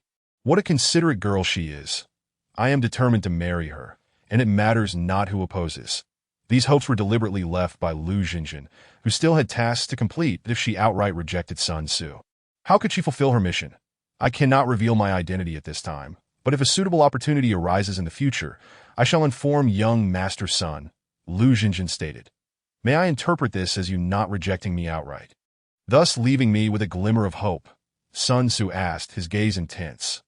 Lu Xinjin's cheeks flushed crimson, internally cursing the dense male. Such matters should be implied rather than stated explicitly. How could he not understand? By asking so directly, what answer could she provide? Do girls not feel shy? She replied in a voice as faint as a mosquito's buzz, covering her face with her hands as she fled. This time her embarrassment was genuine. How could a man of stature like herself agree to being pursued? Oh, how shameful. My dignity is lost, she lamented. Wretched system. Restore my dignity, system. Cackling. If your dignity is not utterly shattered, how can you confidently aspire to be an empress? Outside the door, Huang Yueying was pacing with mixed emotions. Upon seeing Lu Xinjin emerge with her face concealed, her expression transformed into one of righteous indignation. Sister Xinjin, did that Sun Tzu bully you? I must confront him. Huang Yueying exclaimed angrily. Lu Xinjin quickly grasped her arm, saying no, he did not. He is a cripple who cannot even leave his bed.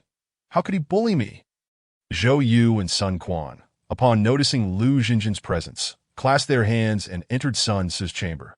The doctor, however, had yet to depart. He approached Lu Xinjin, clasped his hands, and bowed deeply, performing a grand gesture of respect. Lu Xinjin hurriedly assisted him upright, asking, Sir, why such a grand gesture? I wish to take you as my teacher, seeking to learn the method of concocting that miraculous elixir. The doctor said earnestly that I am sorry. Esteemed sir, but I genuinely do not know the method of concocting that elixir, and I fear I cannot teach you, Lu Xinjin replied. The doctor sighed deeply, saying, Do you not know that in these chaotic times, countless lives are lost each year to injuries and plagues? If you were to disclose the method of creating this elixir, how many lives could be saved? Very well, since you are unwilling to share. I, Hua Tuo, shall not press you, that I shall rely on my medical skills to heal those I can, the esteemed physician declared. Hua Tuo, this unassuming doctor is the legendary healer Hua Tuo, and Lu Xinjin was momentarily taken aback. Hua Tuo was not surprised that Lu Xinjin recognized his name. It was only natural for someone with his reputation. Compared to you, I am unworthy of the title of divine physician, since you cherish your secrets and refuse to share the method of concocting the elixir. I shall take my leave. With a disdainful expression, Hua Tuo clasped his hands and turned to depart. Wait, esteemed physician. Lu Xinjin called out quickly. It was not her intention to stop Hua Tuo, but rather because the system had issued a new mission at this critical juncture. Recruit the divine physician Hua Tuo for your own purposes and teach him the method of extracting penicillin to benefit humanity. Success in this mission would yield 1 attribute point and a skill book on Qi Huang techniques. Yet, how could she teach him when she herself did not know the method of extracting penicillin? Lu Xinjin silently lamented the predicament within her mind. How could one be so ignorant, yet still demand respect? The system's voice had grown increasingly human-like, no longer as mechanical as before. Strive to earn emotional points. Once the system shop opens, you may exchange those points for various recipes. Chapter 20. Sun Tzu faces targeted opposition. This medicine is not a miraculous elixir. It is called penicillin, and it does not cure all ailments, but is remarkably effective against various infections and inflammations, commonly referred to as the invasion of malevolent forces. That I apologize for previously withholding information from you, as I feared you sought the formula for personal gain. Now that I know the divine physician's intent is to save the lives of the common people, I would never act with such selfishness, Lu Xinjin stated. Upon hearing Lu Xinjin's words, Hua Tuo rejoiced, saying, If you are willing to make this formula public for the benefit of all healers, imagine how many lives could be saved. Your name shall be remembered through the ages. I must apologize for my past rudeness. I hope you will not hold it against me, Hua Tuo added, a hint of guilt crossing his features. He had initially presumed that this young lady was like other healers, hoarding her secrets and indifferent to the suffering of countless patients. Little did he know, not only was she beautiful, but she possessed a heart of compassion, embodying the essence of kindness and beauty. As he pondered this, Lu Xinjin spoke again. Divine physician Hua, the extraction of penicillin differs from ordinary elixirs. It requires special techniques and craftsmanship, which cannot be learned in a short time, that if the divine physician is interested. You may stay in Wujuan for 2 years. After I return to my hometown in Izhou, I will come to Wujuan and teach you the method of extraction. Would you be willing to wait? Huata nodded, saying, That would be perfectly fine, that I have always traveled the world practicing medicine, with no fixed abode. Once my lease on this clinic concludes, I shall make my way to Wujuan and establish my practice. That is splendid. However, once I arrive in Wujuan, how shall I locate divine physician Hua? Lu Jinjin inquired with a furrowed brow, feeling somewhat troubled. Hua Tuo chuckled, declaring proudly, You need not worry, for if I practice medicine in one place for 2 years and you cannot learn of my renown, then I am unworthy of the knowledge you offer. Indeed, with your skill and benevolence, the people will undoubtedly remember you wherever you go. Lu Jinjin replied with a radiant smile.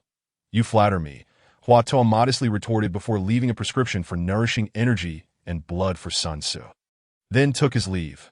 After Hua Tuo departed, Huang Yuing approached, whispering, Sister Jinjin, I do not believe that divine physician is a bad person. Why do you deceive him? I am not deceiving him. I truly plan to go to Wujuan in 2 years. Lu Jinjin replied. Though she was unaware of the exact location of Wujuan, she knew that in a few years, it would become Sun Tzu's domain.as for when that would occur, as an academic underachiever. She had no concept. However, this was not a significant concern. Having accepted the system's mission, she had resolved to stay by Sun Tzu's side for these coming years. After his untimely demise, she would inherit his legacy, marking her first step toward becoming an empress. Sister Jinjin, did you not promise to return home with me? Oh, so you were deceiving me. Huang Yuing began to weep sorrowfully. Lu Jinjin gently patted her head, saying, Silly girl, you are no longer a child. You will marry one day and cannot remain by my side forever. Today's words from divine physician Hua have deeply moved me that I end these chaotic times. Even as a woman, I wish to do something for the sake of the common people. Miss Jinjin not only possesses exceptional medical skills, but also harbors a heart for the world. Truly, she is a woman of great substance, Zhou Yu declared as he assisted Sun Tzu from the room. Young Master Zhou, you flatter me. Sun Tzu, your wounds have yet to heal. Why have you come out? Lu Jinjin inquired. Sun Tzu waved his hand, saying, The wounds have scabbed over, and I have not injured any tendons or bones. There is nothing to worry about. Tomorrow marks the beginning of the Jingzhou Poetry Festival. And if we wish to participate, we must register at the Xiangyang Academy before sunset today to receive our invitations. Lu Jinjin nodded, saying, So there is an important matter at hand. I shall not hinder you further. Young Master Sun, take care not to exert yourself too much, lest you reopen your wounds. She truly concerned for me. In an instant, Sun Tzu felt enveloped by a wave of happiness. Thank you, Miss Jinjin, for your care. I shall be cautious, he remarked while scratching his head. Young Sun Quan then interjected, Sister Jinjin, Sister Yuing, why not join us for the Jingzhou Poetry Gathering? I've heard it will be quite lively on the day of the event. Lu Jinjin gently patted his little head and replied, Sister is but a woman.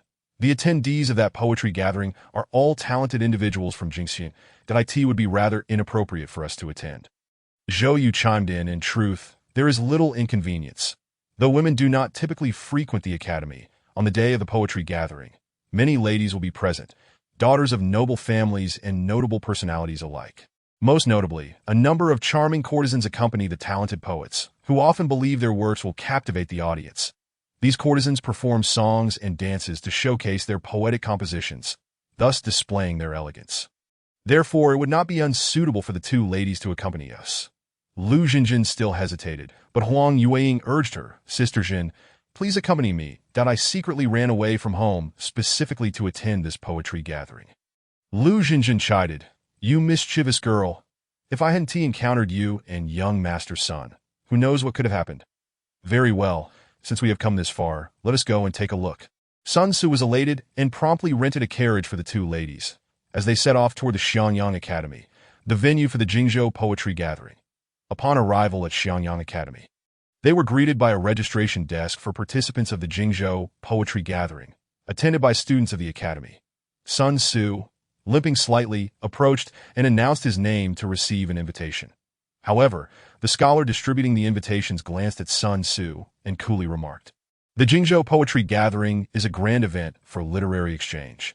Although young Master Sun is the son of the governor, he seems to lack literary knowledge that it would be best not to attend the gathering. What do you mean by that? Sun Tzu's anger flared. Such rules were never in place at previous gatherings. Are you deliberately targeting me? While it was true that Sun Tzu was not well-versed in literature, he had never heard of the Jingzhou poetry gathering refusing entry to someone of his standing. In fact, such poetry gatherings in that era were akin to modern talent fairs, where various poets showcased their talents. While the sons of noble families sought to recruit skilled individuals, the son of the governor of Changsha, with a father who was a regional lord and actively participated in the campaign against Dong Zhuo at Cao Cao's behest. Sun Tzu attended the poetry gathering to scout for talent.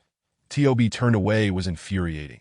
Just as he was about to erupt, Lu Xinjin gently restrained him with her delicate hand, surprisingly managing to quell his anger. Young master, do not be agitated. You are injured, Lu Xinjin cautioned. But they are being unreasonable. When my father brought me before, there were never such rules. They are clearly targeting us, Sun Tzu retorted angrily. The gatekeeper, however, dismissed him with disdain. Young Master Sun, these are the rules established by the Governor Lu. We cannot disregard them. If you are dissatisfied, you may seek out Governor Lu for clarification. He is currently resting at the city guard's residence in Xianyang. Given your status as the son of the governor, he may grant you special permission. Nonsense. Do I need to seek a favor from Lu Biao to attend the Jingzhou poetry gathering? Sun Tzu scoffed.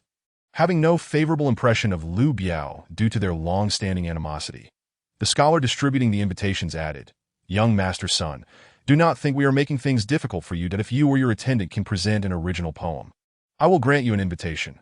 Sun Tzu's eyes glimmered with hope. He turned to Zhou Yu and urged, Zhou Yu, did you not claim to be proficient in both literature and martial arts? Quickly compose a poem to showcase your talent.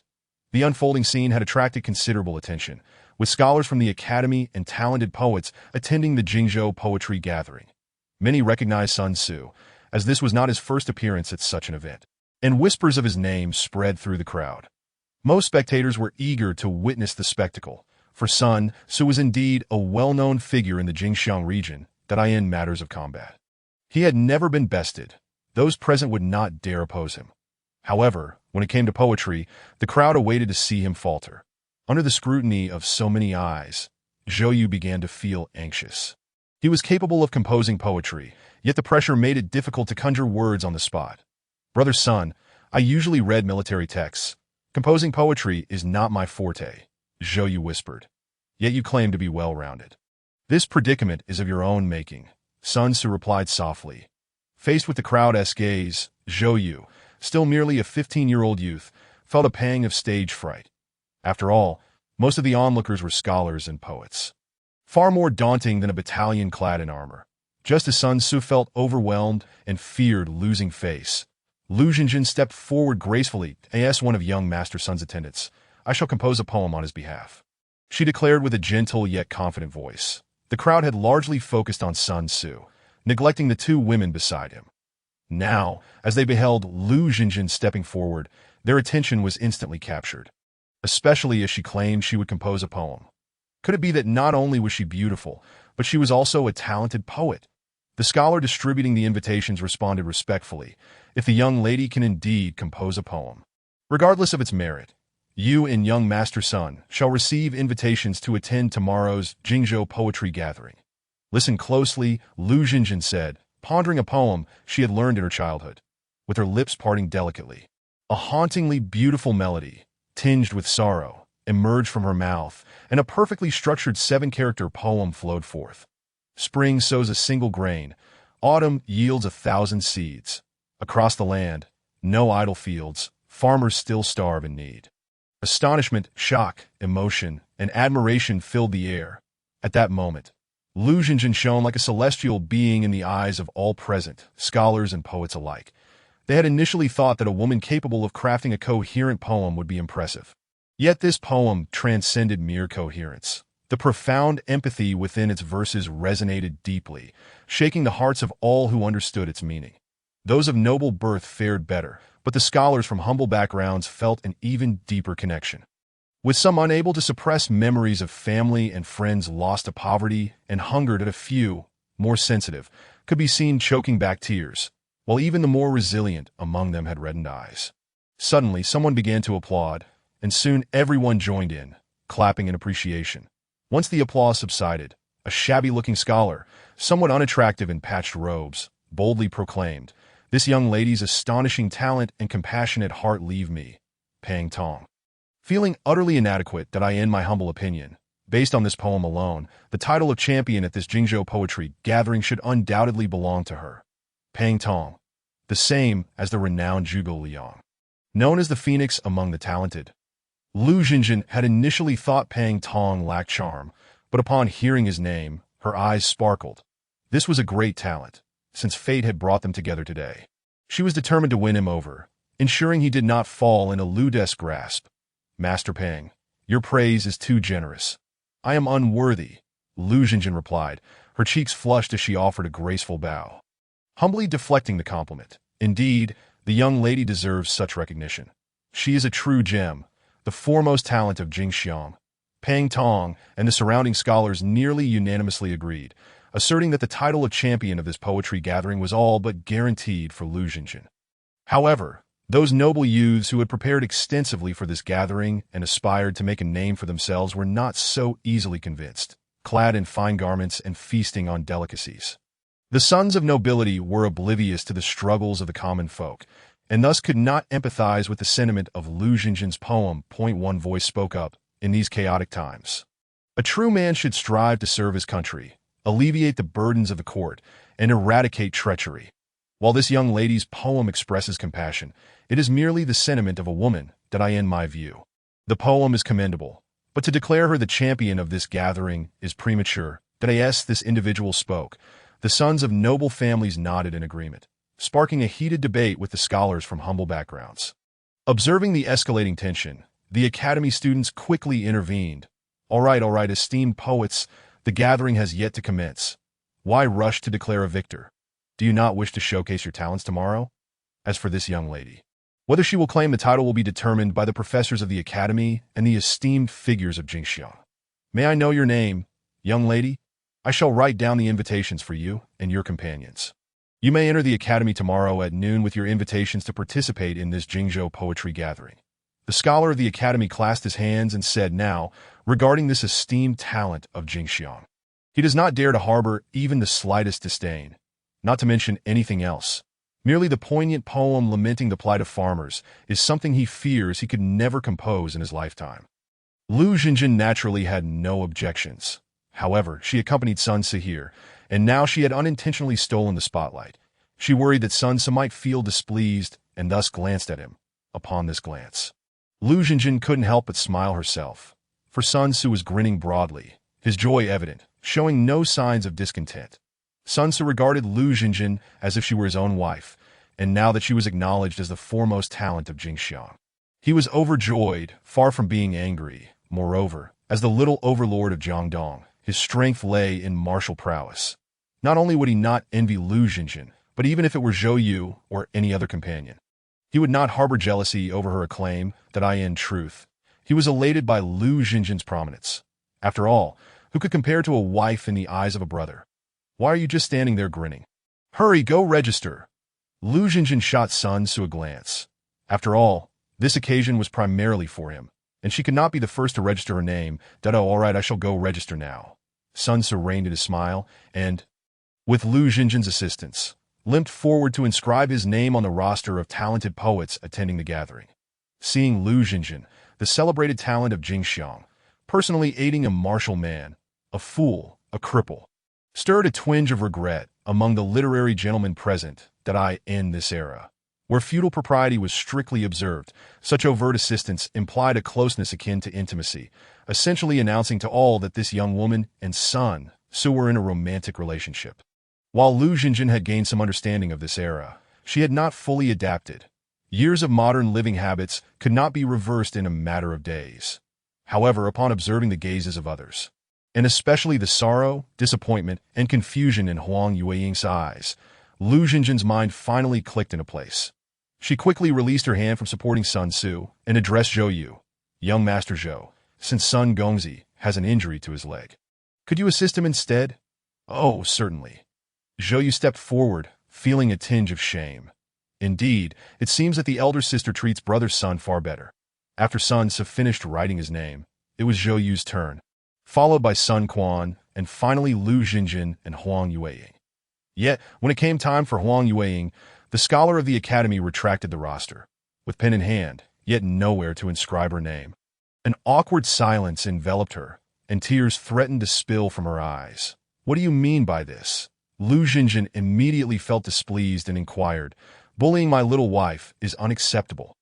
The scholar replied, Miss Xinjin, since this young lady is with you, she may enter directly tomorrow to AS for leaving her name. It is unnecessary.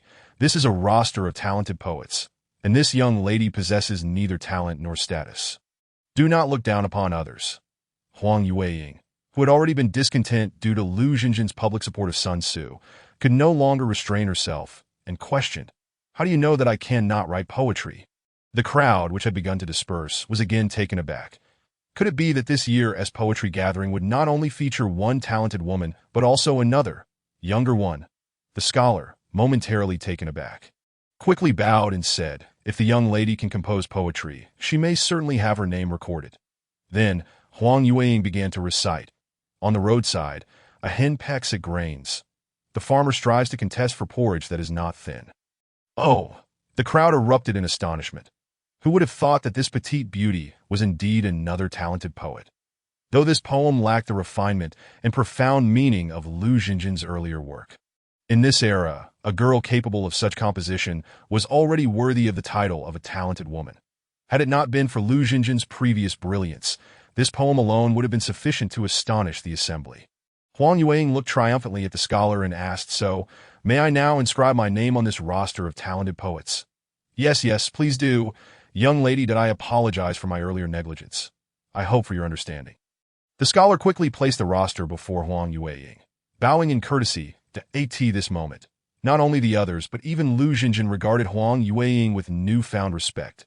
Truly, she was worthy of being Huang Qingyin's daughter, capable of producing poetry so effortlessly that if I were to rely solely on my own merit, I would likely not even measure up to her little toe.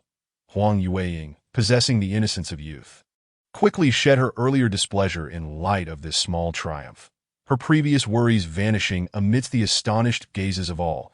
The approving glances from Lu Xinjin provided her with immense encouragement. Glancing around with pride, she inscribed her name, Huang Yueying.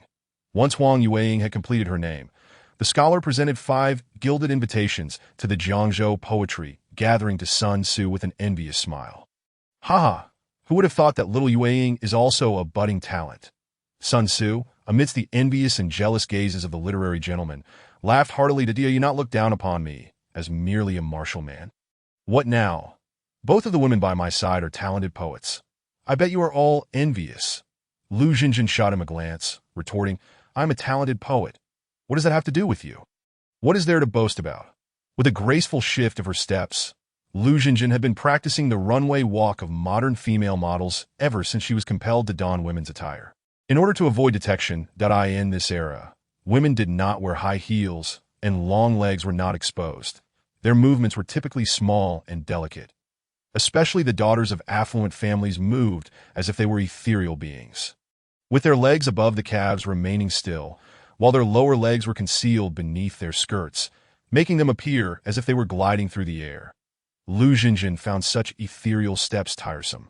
Not only were they slow, but they also lacked elegance, and she simply had no talent for mastering them. In contrast, she preferred to emulate the more dynamic strides of modern female models, which were bold, imposing, and showcased the feminine form beautifully. Of course, Lu Xinjin was not a true woman. Yet, precisely because she was not, she required such a feminine gait to convincingly present herself as one. Only in this way could she maximize the chances of concealing her identity and avoid being exposed as a monster to be burned at the stake. Having previously supported Sun Tzu along the way, she had not had the opportunity to showcase her stride. Now, having entrusted Sun Tzu to Zhou Yu, Lu Xinjin's walk once again captured the attention of everyone present. In the era of the Three Kingdoms, people had never witnessed the modern runway walk.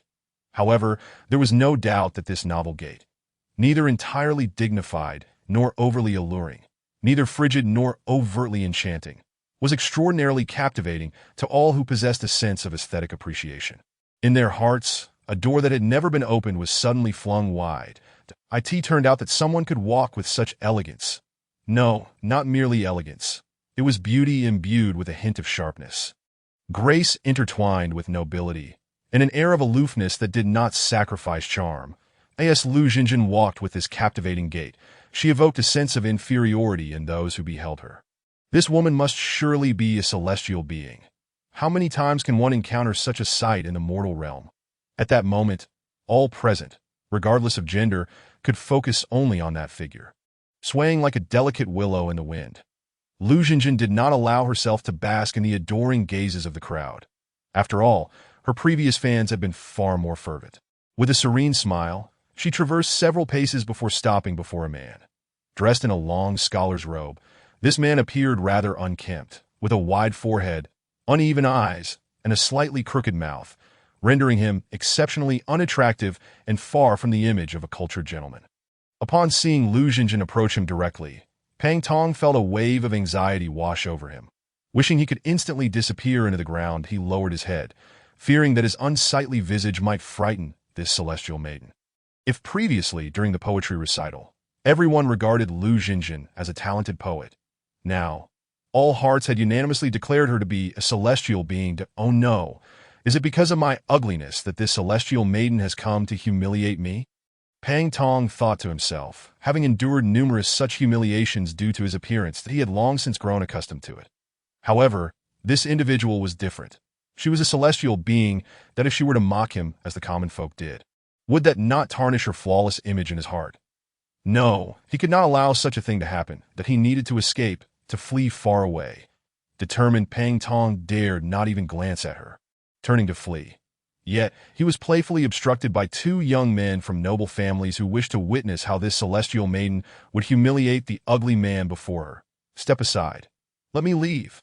Pang Tong gazed with his large and small eyes, bellowing loudly, which appeared quite intimidating. The two young signs were momentarily taken aback, hastily parting to create a path. Pang Tong felt a surge of joy. Just as he was about to leave, he heard a soft voice behind him. Am I truly so unworthy that I do not deserve to be acquainted with a talent as great as young Master Pang? Pang Tong's body stiffened abruptly, and everyone present was equally stunned. What was happening? How could a celestial maiden possibly take an interest in such an unattractive man and refer to him as a great talent? My lady, please do not jest before you. How could I dare to claim such a title? Pang Tong stammered. Though a flicker of hope lingered in his heart, it was overshadowed by his self-doubt. His words prompted others to react, thinking that the celestial maiden must be speaking in irony, granting him a glimmer of hope before mocking him even more. Thus, the gazes directed at Pang Tong became increasingly laden with derision. However, the unfolding of events diverged greatly from their expectations. Lu Xinjin parted her cherry lips, her expression grave as she declared, "What I possess is merely the melancholic poetry of spring's sorrow and autumn's grief." Yet upon observing young Master Pang, it is evident that he harbors profound wisdom. Should he engage in governance, he could stabilize a nation. Should he lead troops, he could secure a realm. Only a person of young Master Pang's caliber, capable of establishing peace and order, can truly be regarded as a great talent. Nevertheless, I assume that someone of your stature would not deign to associate with a mere woman such as myself. It is I who am unworthy. With that, Lu Xinjin's face revealed a hint of disappointment as she turned to leave. Fair lady, please wait. It is not that I am unwilling to befriend you, but rather my unattractive appearance may frighten you. Pang Tong finally turned around, hesitantly speaking. Lu Xinjin smiled sweetly. Young Master Pang, you overthink it. What I admire is your intellect. How does appearance factor into that? If you would not mind, I would be delighted to invite you to the tavern ahead to share a drink with us. Pang Tong glanced at Sun Tzu and the others. Sun Tzu's expression was currently quite displeased. His wife had suddenly approached another man, inviting him to a tavern for a discussion. It was understandable that anyone would feel uncomfortable in such a situation. More troubling than Sun Tzu was Huang Yueying, who was not jealous but rather startled by Pang Tong's visage. Zhou Yu and Sun Quan, while furrowing their brows, maintained decorum and returned Pang Tong's polite gesture when he glanced their way. My lady, your companions may not approve. I shall not impose. Pang Tong cupped his hands respectfully and prepared to take his leave. Young Master Pang, please hold. Such a remarkable talent must not be allowed to escape so easily. I intend to vie for supremacy in this world and cannot do so without formidable advisors. Lu Jinjin confidently strode back to Sun Tzu, placing her hand on her waist, her brows slightly furrowed. And in an exasperated tone, said, Young Master Sun, do you not wish to befriend such a great talent as young Master Pang? Sun Tzu, with a haughty tilt of his head, replied, Not interested. Lu Jinjin shot him a speechless glance. Thinking to herself how a grown man could be more petulant than a woman, I have no interest in you. Why would I take note of Pang Tong? Were it not for the mission at hand, I would have already taken Yue Ying and left, ignoring your proud demeanor. However, the mission must be accomplished. Without his assistance, how can I hope to dominate the world in the future? Reluctantly, Lu Jinjin leaned close to Sun Tzu. Her cheeks flushed, adopting a slightly coaxing tone as she whispered, Asu, I assure you this is all for your benefit. Are you not in search of talent? I can guarantee that among all the scholars attending the Jingzhou Poetry Gathering, none possess talents that rival young Master Pang's that I seek to befriend him for your ambition. Yet you misunderstand my intentions, which saddens me greatly that Asu, only mother would call me so intimately. Sun Tzu felt his heart melting.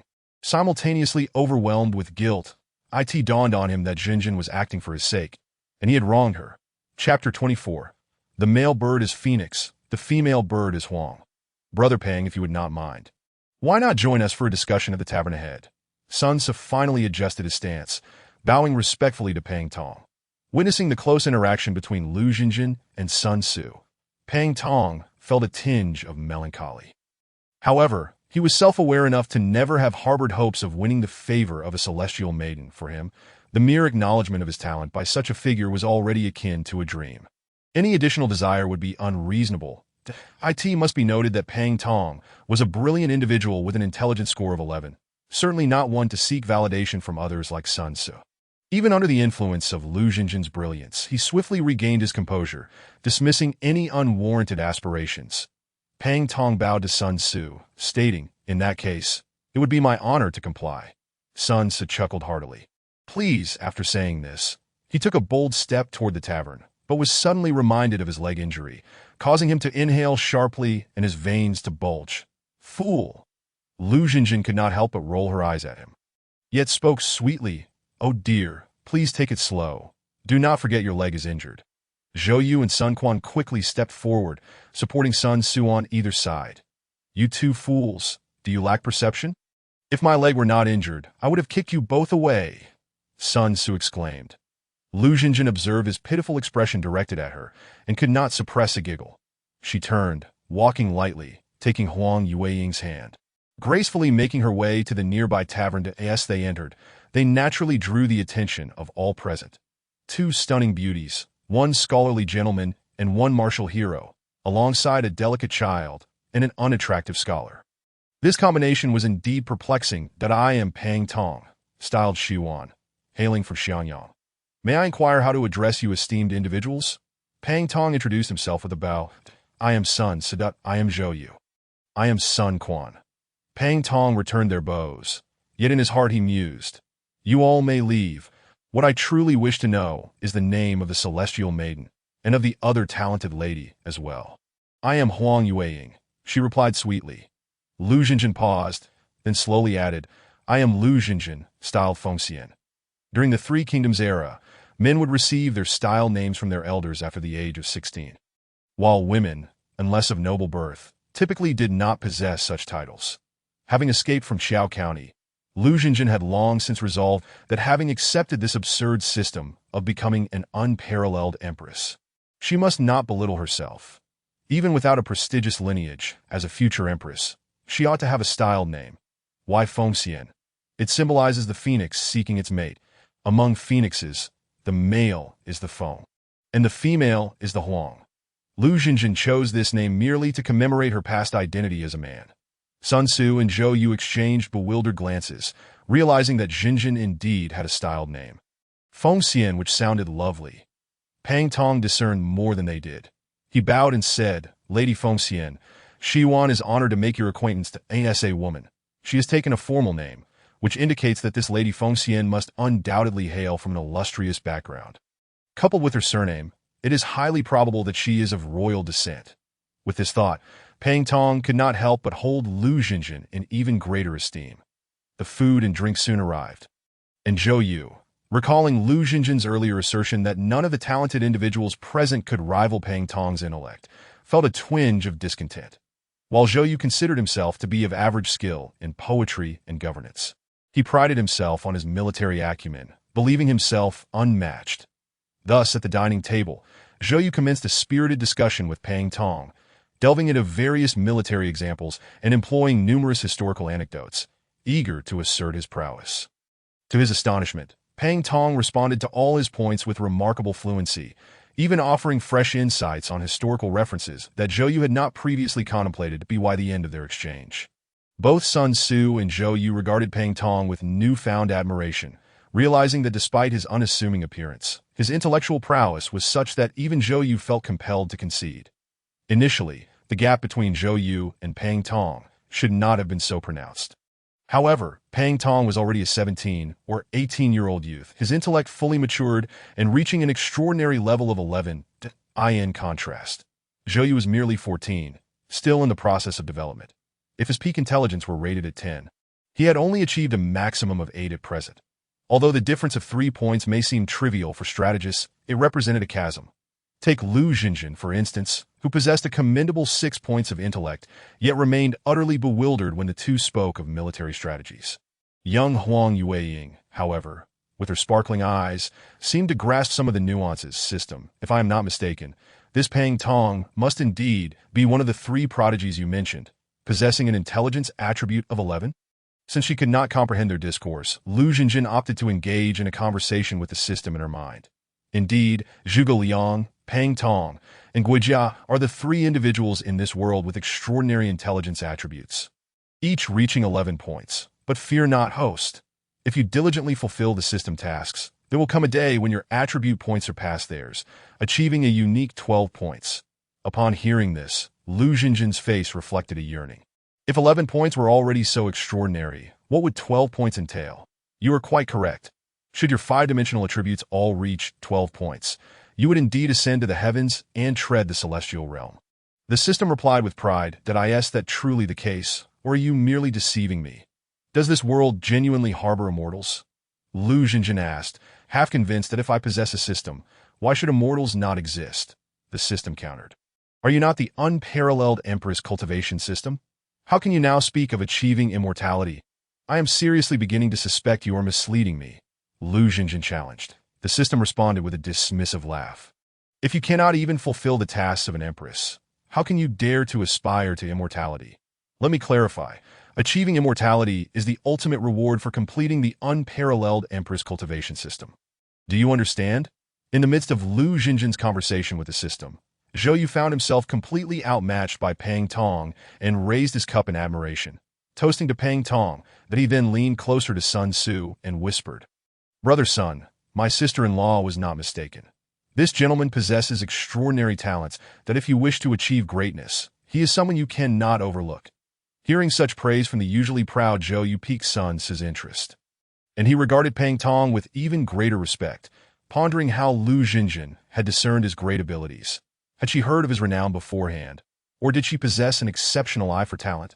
Meanwhile, Pang Tong, having conquered Zhou Yu, revealed a hint of pride but then glanced at Lu Xinjin, only to find her absent-mindedly eating, her gaze unfocused, and it seemed she did not regard his accomplishments with any significance. This realization momentarily dampened Pang Tong's pride.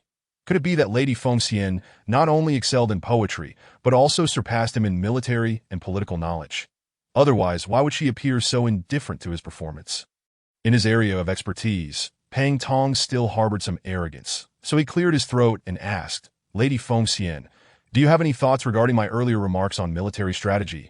Lu Xinjin, having been lost in her thoughts with the system, finally returned to the moment and replied, "I am not well-versed in military or political matters, and thus I do not dare to comment on your impressive intellect. Sir, no comment."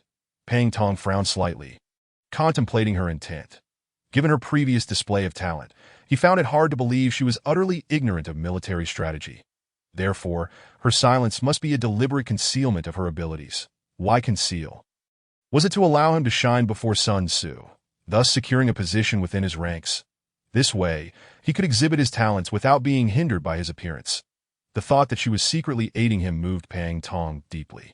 Having faced numerous obstacles in his pursuit of knowledge due to his looks, he had rarely found anyone willing to assist him, despite his remarkable talents.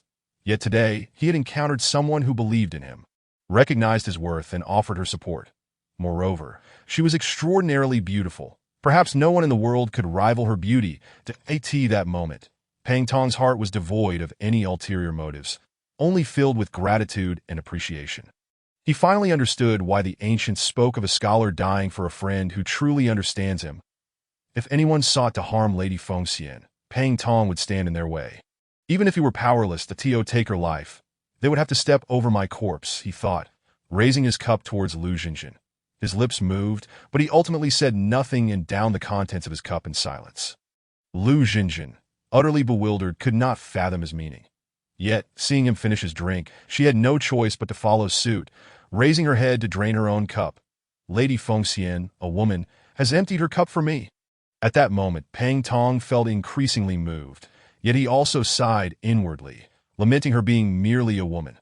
Had she been a man, he would have gladly regarded her as his sovereign, and, even without an army at her command, would have aided her in conquering vast territories. As the gathering drew to a close, Sun Tzu raised his cup and addressed Pang Tong, saying, "Brother Pang, your talents are remarkable.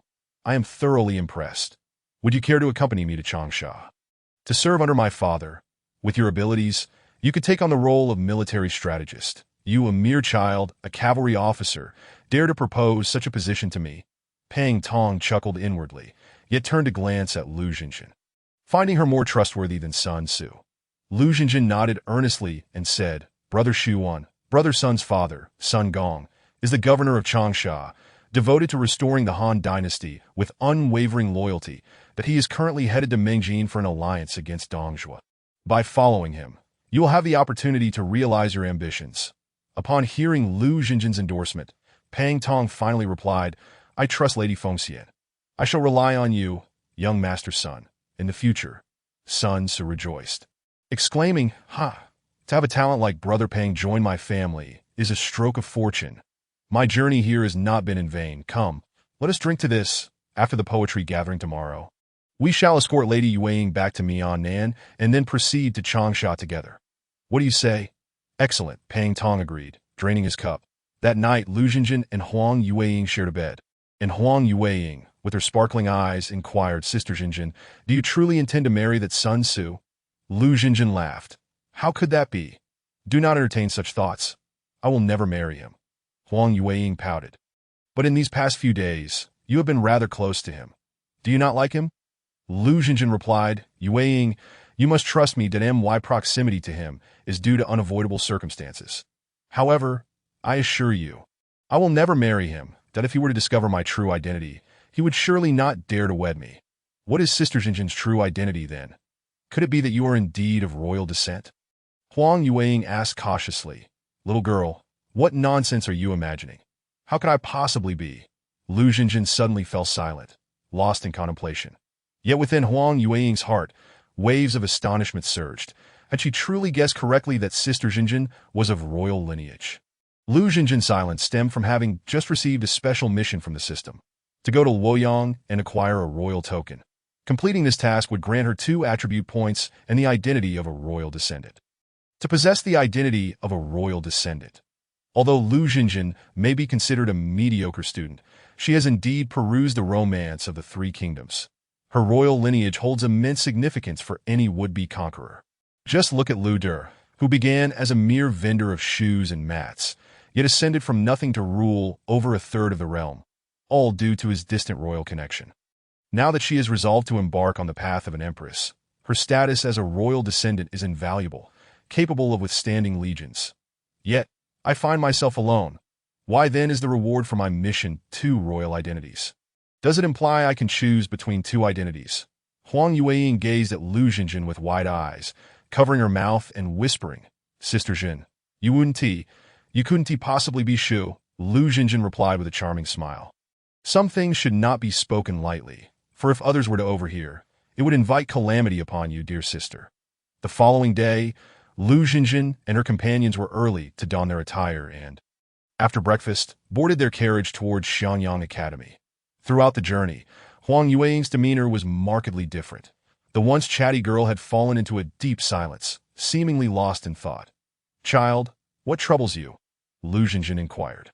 Even without asking, she knew the girl felt uneasy due to the prospect of her own royal heritage that in this era, royalty had been completely deified, and now, as Huang Yueying regarded Lu Xinjin, she could not help but sense an aura of sovereign authority that made her hesitant to draw close.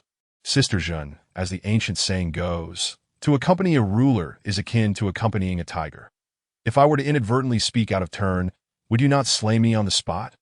Huang Yueying said cautiously. Foolish girl, I would be more inclined to protect you than harm you. Lu Xinjin reassured her, ruffling the girl's hair. Huang Yueying pouted, thinking to herself, it is said that those in power are capricious. Today, if she is in good spirits, she would certainly not harm anyone. Yet, should her mood turn, perhaps she might resort to a massacre. Oh, my beloved, beautiful, brave, and intelligent Sister Zhen, why must it be that you are of royal blood? Observing Huang Yueying's distressed expression, Lu Xinjin realized her attempts at reassurance had little effect. She contemplated devising a way to lift her spirits. Theron was not far from Xiangyang Academy, and soon they arrived.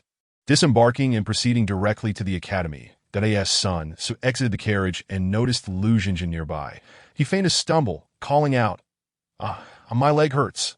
Lu Xinjin, fully aware of his intentions, thought, you wish for me to offer you support? Not a chance. With a graceful movement, she stepped aside, leaving Sun to nearly fall flat on his face, had it not been for Zhou Yu's quick intervention. Seeing Sun's pitiful expression, Lu Xinjin remarked, young Master Sun, propriety dictates that men and women maintain decorum. When I treated your injuries before, it was a matter of life and death, but now, in this public setting, I kindly ask you to conduct yourself appropriately. Noticing the chill in Lu Xinjin's voice and the hint of anger, Sun Ce quickly retracted his forlorn gaze and sheepishly replied, I apologize, Fengxian. It was not my intention. Lu Xinjin's expression softened slightly. Very well. Just be mindful in the future. Let us proceed inside. Fengxian, are you upset with me? Sun Ce asked. I am not upset at all. Please forgive me. I promise I shall never act so again. I truly am not angry, Lu Xinjin replied, somewhat exasperated. Was this truly the notorious little overlord? His clinginess was rather bothersome, that if you're not upset, then why did you call me a Su yesterday? Only to revert to young Master Sun today. Sun Ce countered that I had no choice yesterday. Addressing you as a Su was nearly repulsive. Do you know? Under the influence of her embarrassment, Lu Xinjin's face flushed crimson. A sight that left Sun Ce and the others enamored, for it was the visage of a beauty and shyness that a Su, Lu Xinjin called, her voice trembling to Sun Ce responded. However, before she could finish her sentence, the latter half was brother. What? Sun Ce's face fell.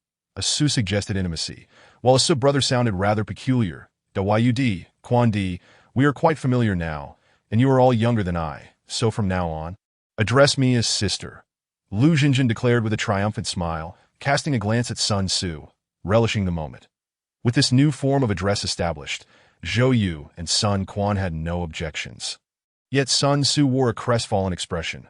Could it be that Miss Zhen truly regards me merely as a brother? I do not wish to be a brother. Huang Yueying, however, was elated, a smile gracing her features. Yet mindful of Lu Xinjin's status, she dared not express her joy too openly that as the group entered Xiangyang Academy. It was undeniable that this institution represented the highest level of architectural elegance Lu Xinjin had encountered since arriving in this world.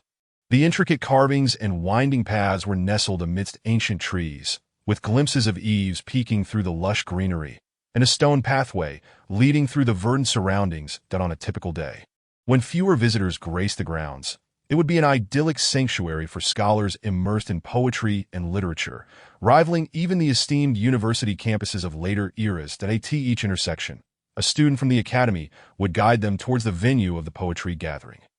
After traversing several pathways, they emerged into a serene clearing where a small lake lay before them. The lake, modest in size, spanned merely a few dozen acres, with a grand pleasure boat moored at its edge, measuring approximately 10 zhang in length and 3 zhang in width. This boat featured 2 levels, the first nearly entirely open, showcasing a grand stage at its center, while the second level was adorned with gauzy curtains. Likely reserved for the event's dignitaries and judges, along the grassy banks, numerous low tables have been set up, accompanied by a few cushions. Even amidst turbulent times of scarcity, the tables were generously stocked with tea and simple fare, a testament to the considerable expense borne by the organizers. Zhou Yu sought out a secluded spot where 2 tables were joined, sufficient for their group of 5, and invited them to sit. Huang Yueying dutifully poured tea for everyone before settling beside Lu Xinjin. Zhou Yu noticed Huang Yueying's unusual demeanor and inquired with concern, "Miss Yueying, you seem somewhat troubled today. Have you encountered any difficulties?" "Why should it concern you?" Huang Yueying retorted sharply. Zhou Yu had been rather peculiar of late, persistently trying to engage her in conversation, which irked Huang Yueying, making her less inclined to offer him any kindness. Just as Zhou Yu was feeling awkward, a few individuals approached them. The leader among them appeared to be around 17 or 18 years of age, standing at an impressive height of approximately 6 feet, and possessing an undeniably handsome visage. Among Lu Xinjin's party of 5, only Zhou Yu could rival him in looks. This young man, however, directed his attention solely at Lu Xinjin, bowing respectfully as he spoke. "Miss Fengxian, your poem on the farmer's sorrow from yesterday left the audience in awe. Lu Qi lamented not having witnessed your recitation firsthand. Yet today, seeing you, I realize not only do you possess remarkable talent, but you are also stunningly beautiful. I am Lu Qi, the son of the governor of Jingzhou, and I would like to invite you to join me aboard the poetry boat to appreciate the works of various poets up close. Might Miss Fengxian consider my humble request?" Lu Xinjin glanced at him, mentally noting, "So this is Lu Qi. He has an appealing appearance, yet he is but a spineless fellow. It is fortunate that Lu Tsong is still young. And Madame Kai and Kai Mao have yet to rise to power. He can still enjoy a fleeting moment of glory, but soon enough, he will have cause to lament." While Lu Xinjin busied herself with internal critiques, Sun Tzu had already risen, glaring at Lu Qi with indignation and exclaiming, "Lu Qi, what is your intention? Fengxian is my companion. Why should she accompany you to the poetry boat?" Lu Qi scoffed, "A mere warrior. Shouting in such a manner is a disgrace to the scholarly pursuit. What right do you, a mere fighter, have to stand beside a talented lady such as Miss Fengxian?" Although Sun Tzu was unafraid of physical confrontation, he was no match for Lu Qi's verbal sparring that in a fit of anger, he raised his fist to strike. Lu Xinjin quickly restrained him, exclaiming, "Asu, what kind of place is this? How can you act so recklessly? If word of this gets out, it will only invite ridicule." With that, she turned to Lu Qi, offering a gentle bow. "I apologize, young Master Lu. Asu's temperament can be impulsive, and if I have offended you, I kindly ask for your understanding.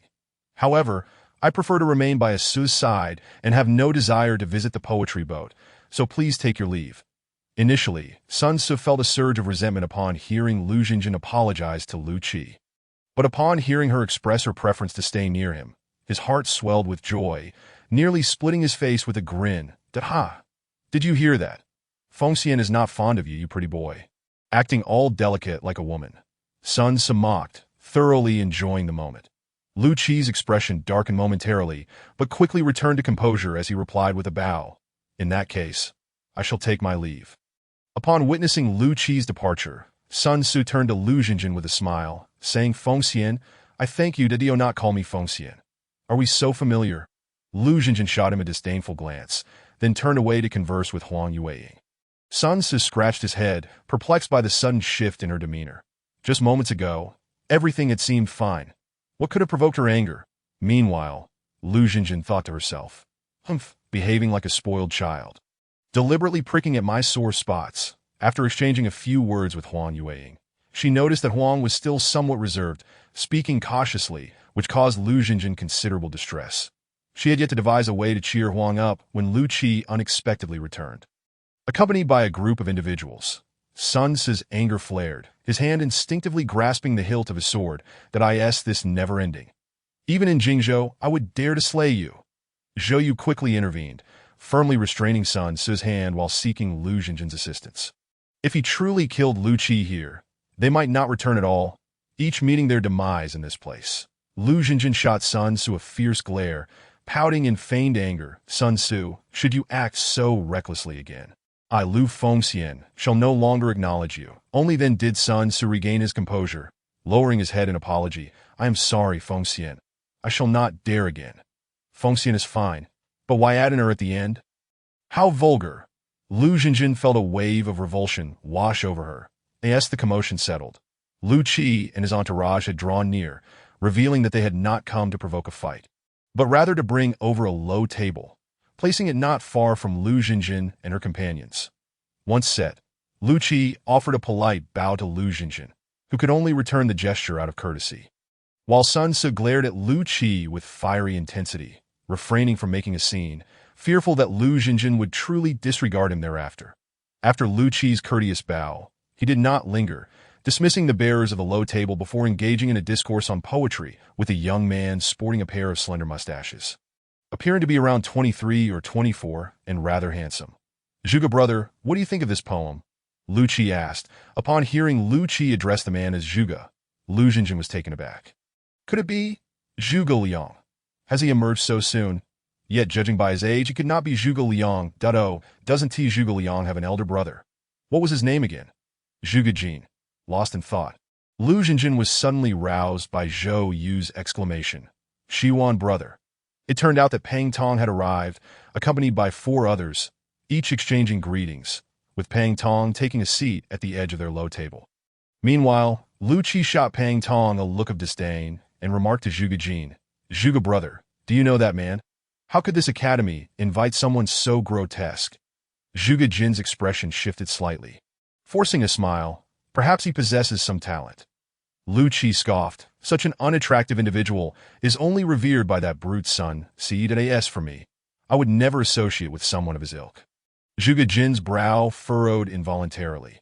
He had initially thought Lu Qi to be a discerning lord, but it now appeared he was nothing of the sort. In contrast, Sun Tzu, though merely a martial general, demonstrated a keen eye for talent, and after the poetry gathering concluded, he could seek to befriend Lu Qi. Pang Tong was regarded as a notable figure among the scholars of Jingxiang, his talents having earned him the admiration of the esteemed water mirror master. Zhuge Jin, being part of this circle, could hardly be unaware. However, at the poetry gathering, they were all competitors, and thus Zhuge Jin, possessing his own pride, would naturally refrain from extolling Pang Tong's virtues. Even so, Lu Qi's attitude left Zhuge Jin immensely disappointed. Relying on appearance to attract talent, what great deeds could such a person achieve? Nevertheless, Lu Qi remained the son of the magistrate, and Zhuge Jin would not hastily depart. He must retain a semblance of decorum. When all the talented individuals had gathered, it was nearly lunchtime. The meal provided by the hosts consisted of 2 steamed buns, a plate of pickles, a plate of beef, and a jug of rice wine. Upon seeing such meager fare, Lu Xinjin couldn't help but internally scoff. Could they be any more stingy? For those scions of noble families, this paltry offering is beneath their notice. Yet for the impoverished scholars who often struggle to fill their stomachs, it ignited a glimmer of desire in their eyes. At Sun Tzu's table, only Pang Tong's eyes gleamed with hunger. Both Sun Tzu and Zhou Yu hailed from prominent families, while Lu Xinjin was an outsider. Huang Yuang's family was not affluent either, but having recently grown accustomed to Lu Xinjin's sumptuous buns, she had lost interest in the steamed buns. Despite their yearning, none of the impoverished scholars dared to commence their meal until the host had spoken. To do so prematurely would be a mark of disrespect, a breach of decorum. It must be noted that while the scholars of this era may not all possess the grand talents to save the world, they still held a deep respect for the most fundamental of etiquette, in the eager anticipation of the impoverished scholars, Lu Biao, the head of the Xiangyang Academy and the governor of Jingzhou, finally ascended the grand stage of the poetry gathering to deliver his address. Lu Biao was a man of average strategy but remarkable literary talent, befriending prominent figures such as Chen Xiang and 7 others, collectively known as the 8 talents of Jingxiang, in the literary circles of Jingxiang. He held considerable renown. Of course, his position as the head of the Xiangyang Academy was primarily due to his status as Jingzhou's governor. Lu Biao's eloquent speech was nothing more than a nostalgic homage to the sages of yore and encouragement for the rising generation. Lacking any novel insights that Lu Xinjin's surprise, Liu Biao even explicitly mentioned her and Huang Yueying, stating that the emergence of such talented women in Jingxiang was a sign of the flourishing cultural atmosphere. This clearly indicated how prosperous and harmonious Jingxiang had become under his governance. Though he did not state it outright, the implication was unmistakable. The prosperity of Jingxiang was owed to none other than Liu Biao himself. Indeed, those in positions of power are never without their flatterers. Liu Biao's sentiments were swiftly echoed by those around him. The splendid state of Jingxiang is all thanks to the merits of Lord Liu. Seated alongside him was a squat, stout middle-aged man whose voice boomed across the gathering, reaching the ears of all the scholars by the lakeside. Lord Liu is endowed with both virtue and talent. The marvels of Jingxiang owe their foremost recognition to him. Had it not been for Lord Liu, Jingxiang would remain in eternal night. With the sun and moon in hand, grasping the stars, there exists no one like Lord Liu. In an instant, a flurry of sycophantic praises erupted, akin to bamboo shoots sprouting after rain. Liu Xinjin gasped in astonishment, realizing that the ostentatious praise of later generations had been merely a remnant of the past. However, why was it that the credit for the two talented women was ultimately attributed solely to Liu Biao? Amidst the flattery, Sun Ce curled his lip in disdain, having no fondness for Liu Biao, as he was the son of Sun Jian, Liu Biao's sworn enemy. Liu Biao was quite pleased with the scholar's reactions. Once they had quieted down, he continued, "Very well, I shan't prolong this further, lest I bore the talented individuals present. Let us officially commence the poetry gathering." Knowing when to halt, he gracefully withdrew from the stage at the height of the audience's enthusiasm. This maneuver undoubtedly earned him considerable favor. Indeed, those who thrive in officialdom are seldom simple folk. After Liu Biao exited, a plump middle-aged man took the stage. This was Kong Jin, the instructor of the Xiangyang Academy. He was primarily responsible for the day-to-day teaching and management of the academy, while Liu Biao, as the governor, merely held a titular position. Kong Jin cleared his throat and announced, "The poetry gathering shall now commence. Are there any talented individuals willing to present their prepared verses?" Silence ensued, save for the sound of impoverished disciples quickly chewing their food. Now that the gathering had begun, it seemed permissible to eat. Noticing no one was willing to be the first to recite a poem, Kong Jin cast a meaningful glance at a student of the academy, realizing the task of warming up the atmosphere would fall to him. With confidence, the student rose and proclaimed, "I am Gao Song, known as Ziyu, a scholar from the Xiangyang Academy, that I shall present a poem titled Loneliness Like Snow for your appreciation." As everyone awaited his recitation, they noticed a woman clad in palace attire stepping into a small boat, heading directly toward the poetry gathering. She is to sing. It was evident this had been prepared in advance. Excellent. Impressive. The scions of noble families cheered in unison, while the impoverished scholars' expressions darkened. Inviting a songstress to perform was an indulgence reserved for the wealthy. Such luxuries were beyond the means of the impoverished scholars. Loneliness like snow, vast and desolate, heart as cold as ice. Neither sorrow nor joy nor melancholy. I find the world most detestable. White fluff, cool to the touch. A faint taste is the most bland point. One night wrapped in white. 10,000 pear blossoms, in the end. Merely a dream of splendor. Sad to see the daylight, not pitying the snow. In the end, it transforms into 1,000 lines of tears. It seems there is something remarkable about Liu Xinjin. Even though she cannot comprehend it, she nonetheless feels an inexplicable awe. However, Pang Tong, Zhou Yu, and Huang Yueying can understand, and they all display expressions of approval. And oh wonder he dares to be the first to step forward. Indeed, there is some merit to him. The scions of noble families begin to cheer and applaud, while even the scholars from humble origins refrain from jeering, for this individual's literary talent is not insignificant. Although the scholars from modest backgrounds do not deride him, there are many from the noble families who are quite arrogant, and several begin to mock the humble scholars. Such exquisite poetry could only be crafted by the talented scions of noble families. Could it not? Indeed, those impoverished scholars likely only lament their lack of food. Haha, they are but a bunch of empty vessels, unworthy of composing poetry. Amidst the various disparaging remarks, a humble scholar finally rises in indignation, exclaiming, "Silence, you lot! Humph! At this time of national calamity, while you all brood over your sorrows, you ought to reflect on your duty to the country. This is truly a lamentable tune. Ah, since Brother Songlu claims my words are lamentable, then I invite Brother Songlu to compose a poem that is not so, for us to appreciate. What say you? Gao Song slightly bows, his face adorned with disdain. Pang Tong addresses Lu Jinjin and the others, saying, "This humble scholar is named Han Han, courtesy named so that he possesses considerable poetic talent, surpassing even myself. Among us, perhaps only Miss Feng Xian can be compared to him." Upon hearing Pang Tong's words, Lu Jinjin's face involuntarily flushes a shade of red. "What nonsense! I can't comprehend a thing," she retorts. "Let him recite, and let us see if you can catch the essence of this 8 questions." Han Han ponders for a moment, then begins to recite loudly, his voice resonant like the beating of war drums. "What evening is this? Disasters come in rapid succession. Why does heaven not show compassion for the sorrows of the people? What wrath has the Dragon King? Torrential rains drown us. How has the earth become so troubled? It is ensnared on all sides. What virtue does the court possess? The populace suffers in deep water and scorching fire. What can the literati do? The common folk harbor grudges amidst tumultuous winds and high waves. What fear does the common man have? He dares to wield his pen and discuss state affairs. What wrongs have the people committed? How can they bear the heavy taxes and still harbor doubts? In this vast universe, the undercurrents surge fiercely that I end the scorching sun. Shadows of ghosts loom heavily that I end the bright moonlight. The mirror of the heart is obscured. In the great winds, the dust on the spirit platform remains. The modest gentleman cannot withstand the schemes of the petty. With an open heart, how can one navigate this murky world? With lofty aspirations, one does not know where to seek. With genuine heart and nature, one often encounters suspicion and heartbreak. Only knowing to lament and sing today, not knowing what tomorrow holds, how many lives must we reckon?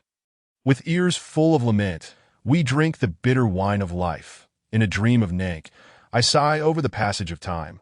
Once he completes his recitation, Han Han scans the noble youths before finally sitting down, draining his cup of rice wine. The entire assembly falls silent, so much so that a pin drop could be heard. Chapter 29.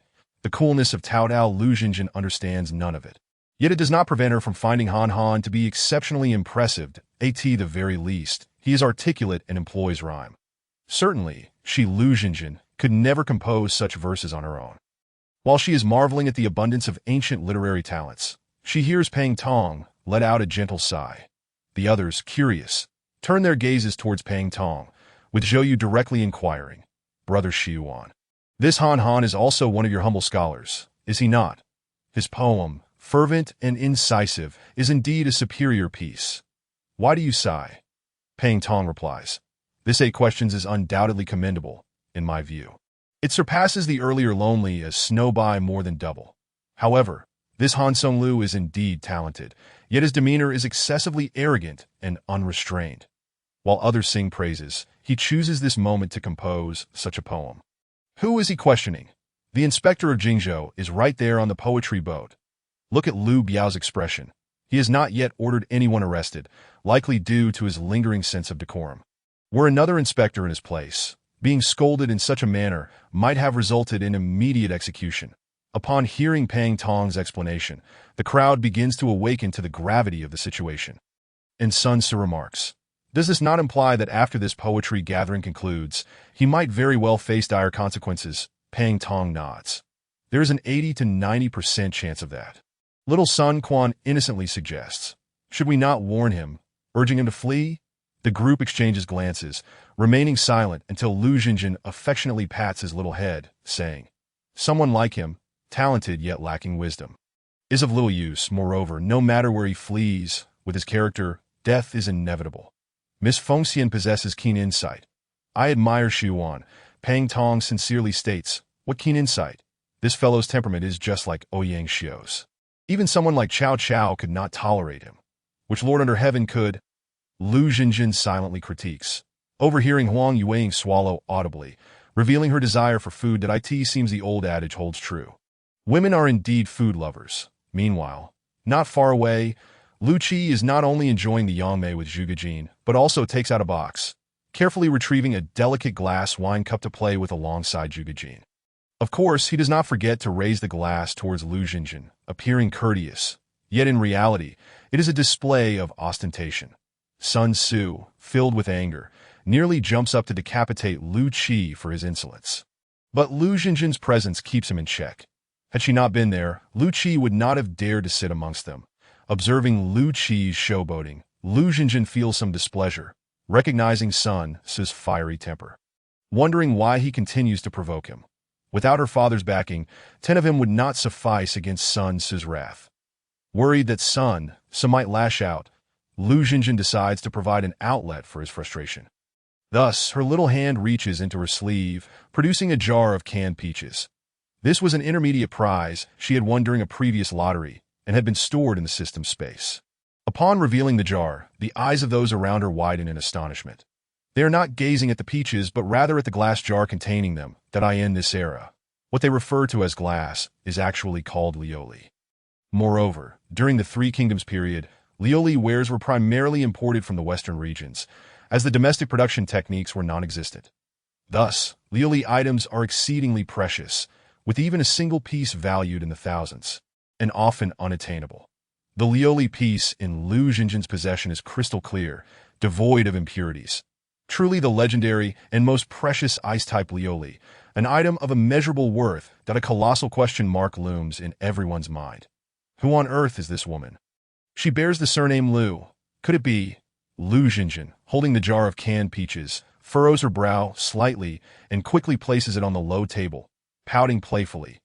Oh, the peaches are so cold. Asu, could you help me open it? It turns out that to preserve freshness, the canned peaches were refrigerated in the system space, and now that they are out, they are indeed somewhat cold to the touch. With this single remark, the system interface, which had not yet been closed, sees her heartthrob value skyrocketing. All the men present are captivated by Lu Xinjin's charm, their hearts racing uncontrollably. Lu Xinjin is already accustomed to such reactions.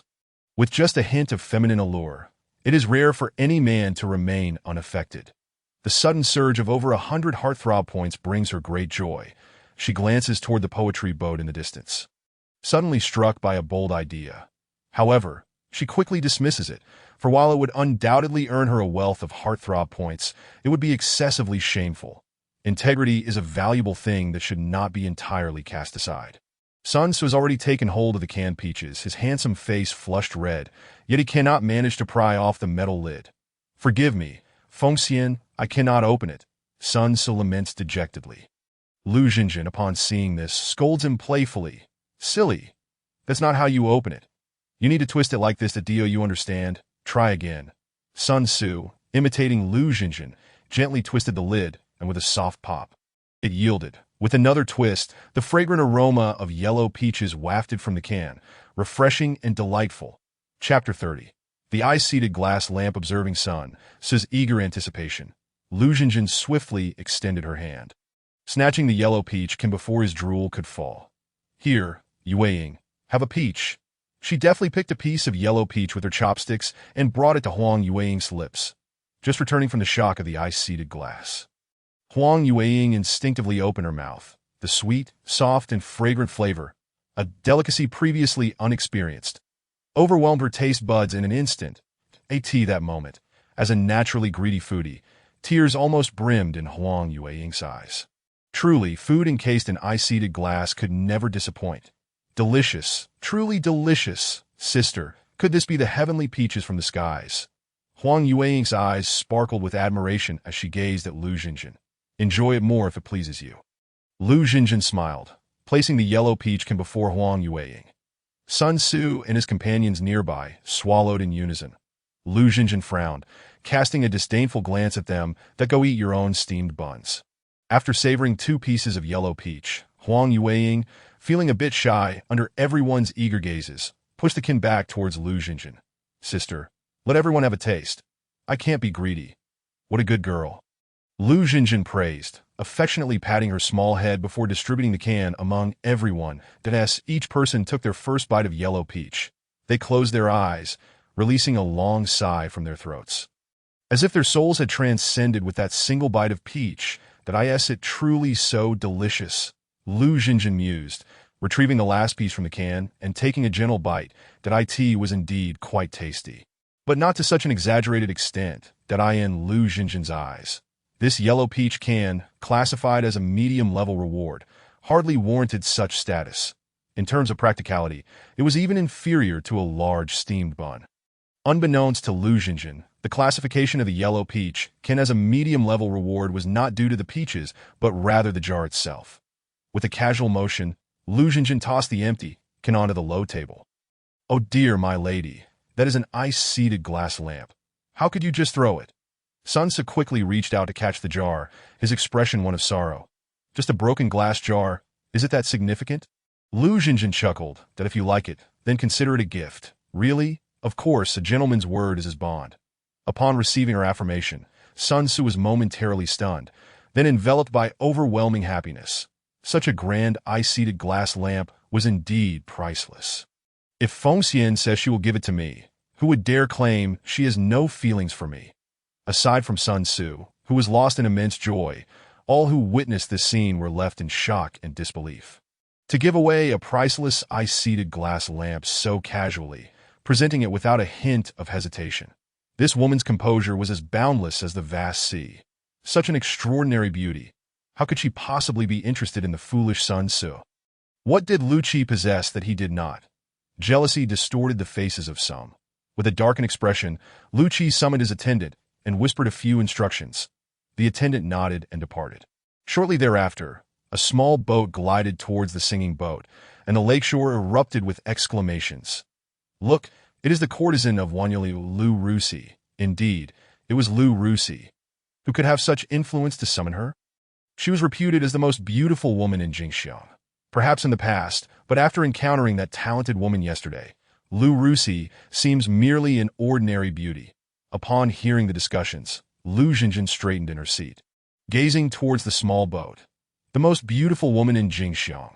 Though her current identity made it inconvenient to pursue romantic interests, simply observing was pleasurable. Truly, she deserved the title of Jingxiang's first beauty. Lu Rusi's face resembled a peach blossom, her skin tender enough to seem as if it could exude moisture. With a standard oval face, her phoenix eyes, willow leaf brows, pearl-like lips, and high nose, in terms of beauty. Lu Xinjin and Huang Yueying paled in comparison. Those who deemed Lu Xinjin more attractive did so, because she had applied makeup. The cosmetic skills from her previous life had reached the level of disguise in the Three Kingdoms era. Moreover, she radiated a charm never before seen by the world. Besides, her rendition of sympathy for the farmers had bestowed upon her an aura of a talented woman that in the eyes of scholars. This aura was paramount. Even if some felt Lu Xinjin was less lovely than Lu Rusi, they would never voice it publicly. Otherwise, they would undoubtedly face the wrath of Lu Xinjin's fans. Meanwhile, as Lu Rusi boarded the singing boat, she gracefully made her way to the center of the stage. "Little Lady Lu Rusi, I have met all the talented gentlemen here." Lu Rusi curtsied, her voice melodious and as penetrating as a nightingale's song. "Easily heard by everyone on the lakeshore that I am here at the invitation of young Master Lu Qi to perform the Great River Ode. I hope you all will appreciate it." With that, Lu Rusi nodded towards Lu Qi, then slightly parted her lips to sing the ode. "The great river flows eternally. When will the turmoil of the mortal world cease? The crashing waves bury loyal bones. The tumultuous rocks soar with the winds."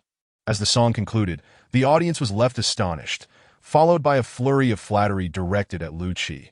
The scions of noble families wore expressions of smug satisfaction, as if the poem were their own creation. In contrast, the talented sons of humble origins wore solemn expressions. Lu Xinjin, unable to comprehend the words, nonetheless heard Zhou Yu sigh. "This great river ode rivals the heavenly questions. I am not as adept." Pang Tong, however, merely smiled faintly. This poem could not have been penned by Lu Qi. He lacks the skill. Lu Xinjin had no doubts about Pang Tong's assertion. After all, he was a prodigy with top-tier capabilities aside from the display. Thus, having just regarded Lu Qi with newfound respect due to the poem, Lu Xinjin's feelings swiftly shifted to disdain. Plagiarism was utterly detestable. Lu Qi, blissfully unaware, smugly clasped his hands towards Lu Xinjin, then provocatively addressed Sun Ce. "Young Master's son, as a martial general, to have the confidence to participate in this poetry gathering truly impresses me.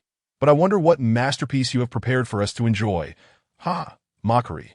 This was blatant mockery. If Sun Tzu could endure it, he would no longer be Sun Tzu. With a bang on the table, Sun Tzu rose to his feet. Chapter 31. A Song of the Full River, yet Lu Xinjin stood up before Sun Tzu, gently pressing down on his shoulder to keep him seated. Who says young Master Sun cannot compose poetry? With a knowing glance at Sun Tzu, she winked and continued, not only has young Master Sun written poetry, but I can also sing it for him. After all, I am an idol about to debut. My singing skills are exceptional. Even in a female voice, I can dazzle the entire audience, under the astonished gazes of the crowd. Lu Xinjin confidently stepped onto the boat, heading towards the singing boat. Wow! Look, it's the goddess, my goddess, the first talented woman of Jingxiang. It seems Fengxian not only desires to be the top talent, but also aims to claim the title of the most beautiful. Wow! I've heard she's going to sing for Sun, so I wonder what kind of fortune that guy has accumulated for Fengxian to make such a sacrifice for him. In an instant, various voices erupted in discussion. Meanwhile, Sun Tzu was already lost in deep emotion. Fengxian is making such a significant sacrifice for my honor, willingly taking on the humble role of a songstress. I, Sun Tzu, shall never let you down. At that moment, Lu Xinjin's boat brushed past Lu Rusi's, and both women gently nodded in greeting. Yet in that brief exchange of glances, an undercurrent of tension flashed between them that, of course, this was merely a projection of the scholars' minds. Perhaps Lu Rusi felt similarly. Yet Lu Xinjin was undeniably stunning. Her beauty easily reached a score of 10. If it weren't for this vexing system, with my poetic talents, winning over this illustrious courtesan would be a piece of cake. The system has betrayed me. In Lu Xinjin's mind, the suave figure of Xiao Luzhen, clad in a tailored suit, wept bitterly. Contrarily, another figure, Xiao Lu Xinjin dressed in a black cheongsam, wore a look of disdain. Please recognize your situation. Surviving is the most crucial thing. Once I become the empress, I shall have whatever I desire. Men, women, the world. Get lost. I have no need for men, Xiao Luzhen roared. With the system sister around, you probably have no say in the matter. Xiao Lu Xinjin scoffed at in a flurry. The two little figures engaged in a playful tussle. After a cloud of smoke, they reappeared, with Xiao Lu Xinjin triumphantly standing over Xiao Luzhen. Fengxian, please board the singing boat. The student responsible for rowing the boat spoke cautiously, revealing that the small vessel had indeed docked at the songboat. Lu Xinjin nodded apologetically, lifted her foot, and boarded the songboat, making her way to the center of the stage with graceful strides. With each step from the edge of the stage to its center, the heartbeat value displayed on the system interface surged wildly. In mere moments, it escalated from just over 1,000 to more than 2,000. Sun Tzu believed that Lu Xinjin had taken the stage to enhance his reputation, unaware that he was merely being used as a pretext. What Lu Xinjin truly yearned for was the tidal wave of heart-thumping values that surged in response to her presence. Among the nearly 200 talented individuals attending the poetry gathering, most had only heard of Lu Fengxian's illustrious name, assuming that the praises of her beauty were mere exaggerations. However, witnessing her in person today, they finally realized that those rumors were far from embellished.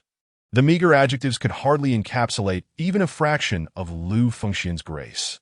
Especially as she stepped onto the stage, her movements exuded an array of charm, a sight that none could ever forget in their lifetime. Such beauty, it seemed, could only be found in the heavens. How rare it was to behold on earth. Not only the men, but even Lu Rusi, who had just returned to the shore, was captivated, his eyes sparkling with admiration. If he could master such poise, perhaps even the enchanting Fengxian would not be able to usurp the title of the most beautiful woman in Jingxiang. Lu Xinjin elegantly arrived at the center of the stage and bowed graciously to all the talented individuals who had contributed heart-thumping values to her. In that moment, she felt as though she had returned to the spotlight of a talent show before her time travel. Greetings, esteemed scholars, that I am Lu Fengxian, here at the behest of Sun Tzu, to perform his composition Furious Hair and Crown.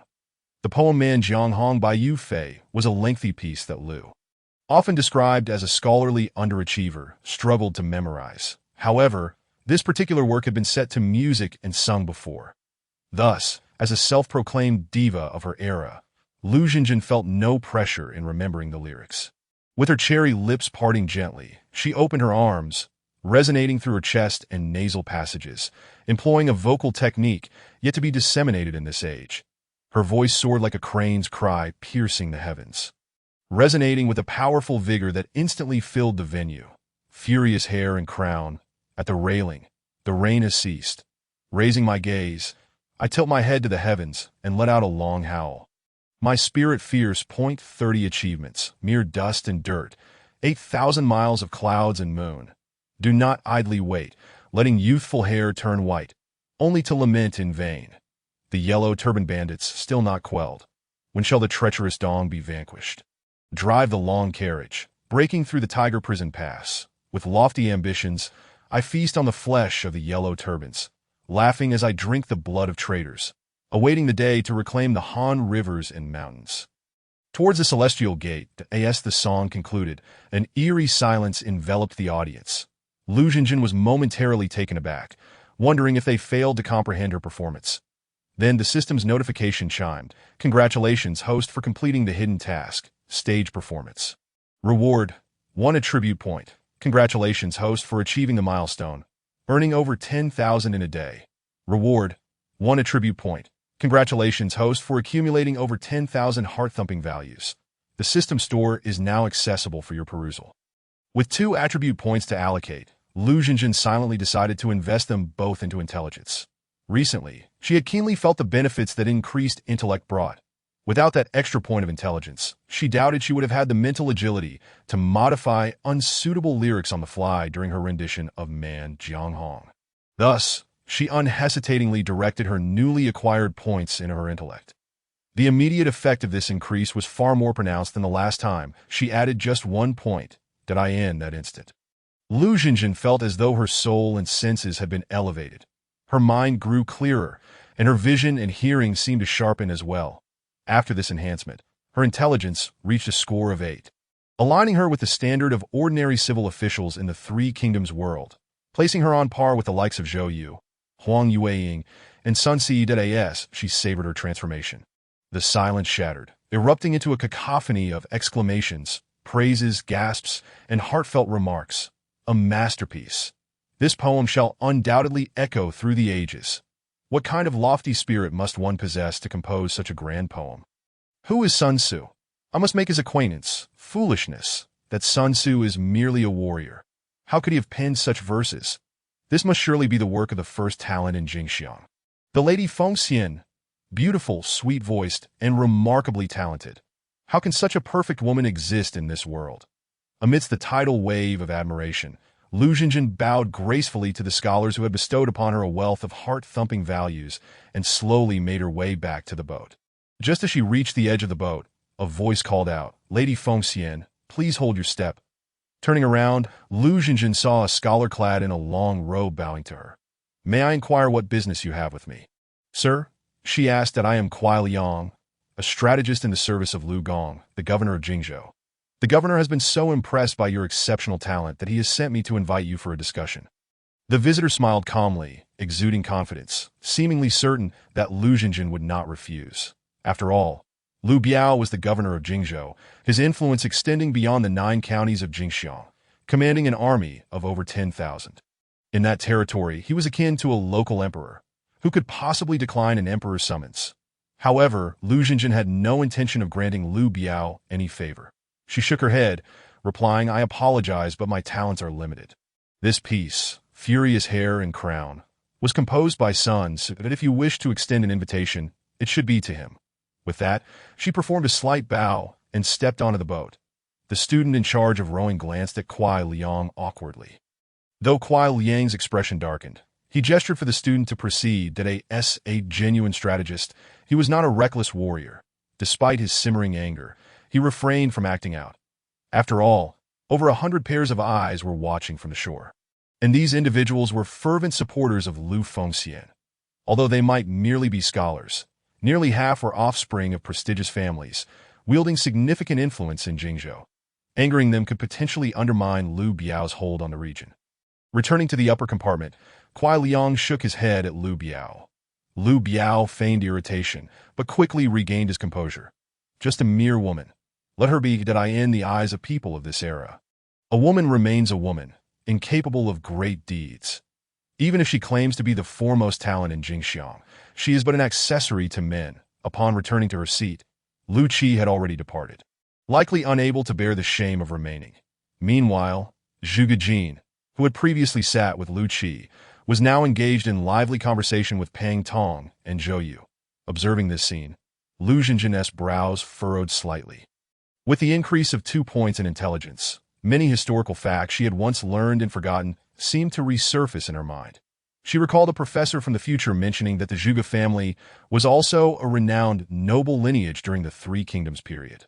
Their familial strategy could be described as exceedingly shrewd, understanding well that one must not place all their eggs in one basket. The three most distinguished descendants of the Zhuge clan each aligned themselves with the Shu Han, Chao Wei, and Sun Wu factions, ensuring their family's prosperity regardless of which side ultimately prevailed. Yet, fate had other plans, as the eventual unification of the three kingdoms under the Sima family left them with nothing. Zhuge Jin, as one of the three most outstanding heirs of the Zhuge family, was undoubtedly a remarkable talent. Otherwise, top strategists like Pang Tong and Zhou Yu would not be so engrossed in conversation with him. According to the original historical trajectory, Zhuge Jin ultimately allied with Sun Wu, becoming an important strategist under Sun Quan. However, Lu Xinjin did not wish for history to follow its expected course, for she coveted another member of the Zhuge family, the one renowned for his extraordinary intellect. Zhuge Liang. Amidst the dragon and phoenix, to have one is to secure the realm. Only a child would choose between options. As an adult, she desired both that I in her mind. The little Lu Xinjin lamented, alas, though a man. Why does he refer to himself as this lady throughout? Meanwhile, the little Lu Xinjin, fanning herself, covered her mouth. No need to poke fun. It resonates with my heart. Since she sought Zhuge Liang, Zhuge Jin must not be allowed to join the Sun Wu faction. After all, he would be a vital asset in her future endeavors. Lu Xinjin thought to herself that as Lu Xinjin returned. Everyone rose to greet her. Zhuge Jin introduced himself. Lady Fengxian, greetings that I am Zhuge Jin, styled Ziyu. Your astonishing talent has left me in profound admiration. Your flattery is unwarranted. Lu Xinjin replied coolly before turning to Sun Su. Su, I believe today's poetry gathering has reached its conclusion that I have yet to encounter any truly exceptional individuals. Let us return that as Pang Tong and Zhou Yu exchanged a glance. A hint of unusual color appeared on their faces. Although Miss Fengxian was exceptionally talented, she had always been approachable and devoid of arrogance. Even someone as striking as Pang Tong could earn her respect. So why was she particularly cold toward Zhuge Jin? Sun Su, however, felt a surge of joy, having completely devolved into a lovesick fool. He naturally concluded that Lu Xinjin's disdain for Zhuge Jin was entirely due to his previous proximity to Lu Qiu. In other words, Lu Qi's earlier provocation had irked Lu Xinjin, and by extension, Zhuge Jin as well. It must be because of me, thought Sun Su, and he couldn't help but feel delighted by this notion. What you say makes perfect sense, my friend. Let us take our leave. Sure Yuan, Ud. Sun Su rose to his feet, clasped his hands to Zhuge Jin, and, taking Sun Quan's small hand, led the group away from the Jingzhou poetry gathering. As Lu Xinjin followed them out. She opened her system panel. First, she wished to see how much emotional value she had gained from her significant sacrifices today. Secondly, she wanted to explore the newly unlocked system shop to discover what treasures it held. Emotional value. 13,592. Previously, she had over 1,000, but after reciting this poem, she had earned over 12,000 points. Lu Xinjin couldn't help but feel elated and promptly opened the system shop interface. The shop was categorized into several major types, including weapons, daily necessities, martial arts techniques, and medicinal items. Remembering her promise to Hua Tuo regarding the penicillin formula, Lu Xinjin searched within the medical category. However, she found nothing. Fortunately, the system featured an intelligent association function that presented her with several options. Among them was the method for extracting penicillin. This is it. Lu Xinjin selected the extraction method and read the detailed description along with the price. The penicillin extraction method cost 20,000 emotional value. This is outrageous. It's highway robbery, or rather, emotional value robbery. How can a mere formula be so expensive? Lu Xinjin grumbled vehemently. The system replied nonchalantly, this system is fair to all. Absolutely conscientious. Just consider the monumental significance of penicillin's invention to this world. The DOU still find it expensive. Chapter 33. Pang Tong's oath of loyalty. Lu Xinjin fell silent. with her intellect raised to 8 points. She perceived matters more clearly than before, that a gentle nudge from the system allowed her to realize that, under these circumstances, trading 20,000 emotional value for the penicillin extraction method was indeed not exorbitant. As the group exited the gates of the Xiangyang Academy, Pang Tong addressed Lu Jinjin. Miss Feng Xian, it seems you harbor some prejudice against Zhuge Jin? Lu Jinjin's eyes flickered slightly, and she replied, I merely observed him seated beside Lu Qi and suspected his character might not be commendable, which has led to my aversion. Having just gained 2 points in intelligence, the effects were immediate. Lu Jinjin feigned innocence with an unwavering demeanor, concealing her true thoughts from everyone, now possessing an intelligence level of 8. Coupled with the influence of the intelligence-reducing aura, even Pang Tong could only match her intellect at best. Zhou Yu interjected, but, Sister Fengxian, Zhuge Jin does possess some talent, that he has explained to us that he and Lu Qi are not of the same ilk. Merely casual acquaintances. Furthermore, it seems he intends to pledge allegiance to Lord Sunday. We have come all this way to the Jingzhou Poetry Gathering. Should we not consider such a talent? Lu Jinjin frowned and interrupted. If you wish to recruit such talent, you ought to discuss it with a Su, not me. A Su, do you not agree? As she spoke, she cast a pointed glance at Sun Tzu, the underlying threat unmistakable. Sun Tzu immediately transformed into a dutiful husband, responding solemnly, I believe that our journey to Xiangyang has already yielded the great talent of Shi Yuan, as for Zhuge Jin. We shall discuss his potential in the future. Should fate allow. Pang Tong observed everything Lu Jinjin displayed and was filled with gratitude. Although he prided himself on his talents, Zhuge Jin was no slouch either. The crux was that Zhuge Jin's appeal was greater than his own. If both were to join Sun Jian's forces simultaneously, it would be difficult to determine who would gain favor. Pang Tong could not conceive of any other reasons for Lu Jinjin's actions, thus firmly believed that she was simply striving to ensure his swift recognition within Sun Jian's ranks, even going so far as to subtly suggest Sun Tzu forego Zhuge Jin. What trust and affirmation this was. For me, Pang Shi Yuan, to have a confidant in life is to die without regret. At this moment, Lu Jinjin earned the unwavering loyalty of the formidable Pang Tong. This loyalty was directed towards Lu Jinjin, the extraordinary woman, rather than Sun Tzu or even Sun Quan. Lu Jinjin herself wouldn't have fathomed that her attempts to obstruct Zhuge Jin's enlistment were merely to create an opportunity for Zhuge Liang to join her ranks in the future. Unwittingly, she had garnered the steadfast loyalty of the notable Pang Tong. She had not anticipated this, but the system had alerted her. Congratulations, host. You have gained Pang Tong's unwavering loyalty. Achievement unlocked. Loyal retainer. Earning 1 attribute point. Acquired special skill. Insight. Insight could be activated once daily to view the attribute panel of any individual. Lu Jinjin's heart soared with delight, and she cast a deep, appreciative glance at Pang Tong. This young man has great potential, she mused inwardly. Pang Tong quickly lowered his head, for Lu Jinjin's eyes sparkled with an enchanting brilliance that was utterly captivating, that he feared that if he looked any longer, he might entertain inappropriate thoughts, a profound disrespect towards the goddess of his heart. Young Master Sun, when do you plan to set out? I will go home to inform my family, and then join you.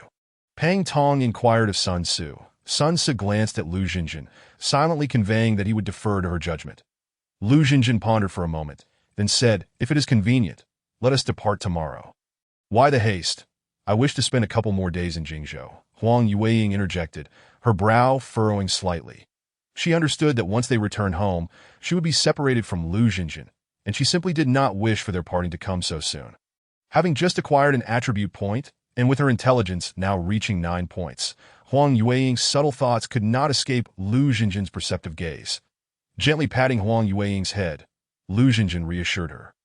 Yueying, dear, if you wish to play with your sister, there will be plenty of opportunities in the future. However, we truly must hasten our departure this time. Previously, while on the poetry boat, Lu Biao had invited her to his private room for a discussion, which she had declined that in the presence of so many talented individuals, he would not dare to act overtly. Yet, if they lingered in Xiangyang too long, Lu Jinjin harbored concerns regarding potential complications, upon hearing Lu Jinjin's words. The group's expressions shifted dramatically, especially Sun Tzu, whose family had always been at odds with Lu Biao. Naturally, he envisioned Lu Biao as morally corrupt and nefarious, Liu Biao was duplicitous, cunning, and if Feng Xian had offended him, it posed a significant danger. Perhaps we should leave the city under cover of night, Sun Ce suggested. Lu Xinjin did not share this sentiment. Historically, Liu Biao had been relatively benevolent and caring toward the populace. However, benevolence did not equate to tolerating the offenses of ordinary individuals, and Lu Xinjin was not willing to take that risk. Surveying the sky, Lu Xinjin replied tersely, "Leave the city. It is already dark. And the city gates are closed. Do you intend to break out of the city?" "Sure, Yuan. Shall we meet at the southern city gate early tomorrow morning?" Pang Tong nodded in agreement. "Very well. We shall follow Miss Feng Xian's lead." Pang Tong promptly took his leave to arrange matters at home. Lu Xinjin and Sun Ce's group returned to the inn to rest. The night passed without incident. And the next day, they gathered at the city gate before departing Xiangyang, traveling along the official road toward the south of Mian. After several days, they finally returned Huang Yueying to her home. Due to her disappearance, the Huang family had been frantic with worry. Huang Qingyan was not at home, having gone alone to search for her in Xiangyang. Upon seeing her daughter return, Huang Yueying's mother burst into tears. The Huang family was quite destitute. Although Huang Qingyan was a man of letters, their living conditions were exceedingly meager, which stirred a pang of sympathy in Lu Xinjin. It was no wonder that at 14, Huang Yueying still appeared somewhat underdeveloped. Lu Xinjin pulled out several gold coins won from a lottery and pressed them into Huang Yueying's hands. However, Huang Yueying and her mother were reluctant to accept. Lu Xinjin thought for a moment and said, "Madam Huang, Yueying and I share a sisterly bond. We are family. Yueying is still young and in need of nourishment for her growth as her elder sister. How can I stand by and watch her go hungry or be poorly clothed? Moreover, my family is well off and does not lack for these resources, so please accept it." Sun Ce stepped forward and added, "Indeed, Madam Huang, Miss Feng Xian's family is quite affluent. Look, this exquisite glass lamp was gifted to me by Miss Feng Xian." Chapter 34. The Divine Object, Sweet Potato. The others also stepped forward to persuade her. And only then did Madame Huang accept Lu Xinjin's gold, wanting to kowtow in gratitude. Naturally, Lu Xinjin refused to accept such a grand gesture and attempted to help her up. However, the moment he reached out, it became awkward. As a grown man, he was not strong enough to lift Madame Huang. In exasperation, he knelt down, mirroring Madame Huang's position. "Miss Lu, you are of noble birth. How can you kneel before a humble woman like me?" Madame Huang hurriedly pulled Lu Xinjin to his feet. Once again, Lu Xinjin was lifted up as if he were a mere chick, leaving him embarrassed and filled with indignation. How humiliating! Thankfully, no one knew of his true gender. "I cannot allow this to continue. I must earn more attribute points to invest in strength," Lu Xinjin silently resolved. Indeed, that is the way it should be. In the future, with both strength and stamina reaching 12 points.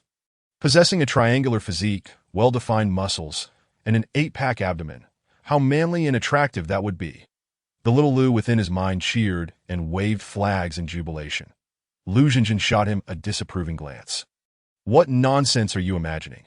The system of becoming an unparalleled empress will turn you into a muscular man." Madame Huang gathered the gold into her possession and retreated into her home to store it away. Due to the presence of several men, Lu Xinjin and the others could only linger outside, as the household was composed solely of women, making it inappropriate for them to enter as guests. Grasping Huang Yueying's small hand, Lu Xinjin said, "Yueying, once your father returns, promptly exchange that gold for grain that I in these tumultuous times. With bandits on the rise, gold and silver pale in comparison to the value of food. Do you understand?" "Yes, I understand," Huang Yueying replied obediently with a nod. Lu Xinjin remained unconvinced, as he was unsure when he would return. That he worried that once the money was spent, Huang Yueying might go hungry. Opening the system panel, Lu Xinjin searched the system store and indeed discovered a treasure, a bag of sweet potato seeds, requiring 10,000 heart points for exchange. Previously, he had drawn roasted sweet potatoes, a reward of the same level as steamed buns, and had a plethora stored away. However, he had not anticipated the exorbitant price of the seeds.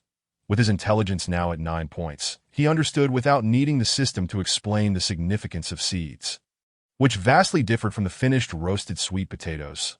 Seeds can be planted, propagated, and benefit the world. Although 10,000 heart points seemed steep to ensure that his little wife would be well fed, Lu Xinjin gritted his teeth in exchange for them. Heart points can be earned again, and Huang Yueying was still growing. She could discern the importance of prioritization. When Huang Yueying saw Lu Xinjin pull out a small bag from his sleeve and present it to her, she thought it was yet another valuable item and quickly declined. "Truly, sister, you have already given me so much gold. I cannot accept anything more from you," Lu Xinjin replied. "This is not money. It is merely 2 sweet potato seeds. Plant them in the ground, and the sweet potatoes that grow will be enough to feed the entire family." "What is a sweet potato?" Huang Yueying asked, puzzled. Not just Huang Yueying, but also Sun Su. Pang Tong and others were drawn in, gathering around. Lu Xinjin then produced a soft, steaming roasted sweet potato from his sleeve, gently breaking it open to reveal its golden interior that a sweet aroma wafted through the air, enticing everyone. The sounds of gulping saliva echoed as they all felt a pang of hunger.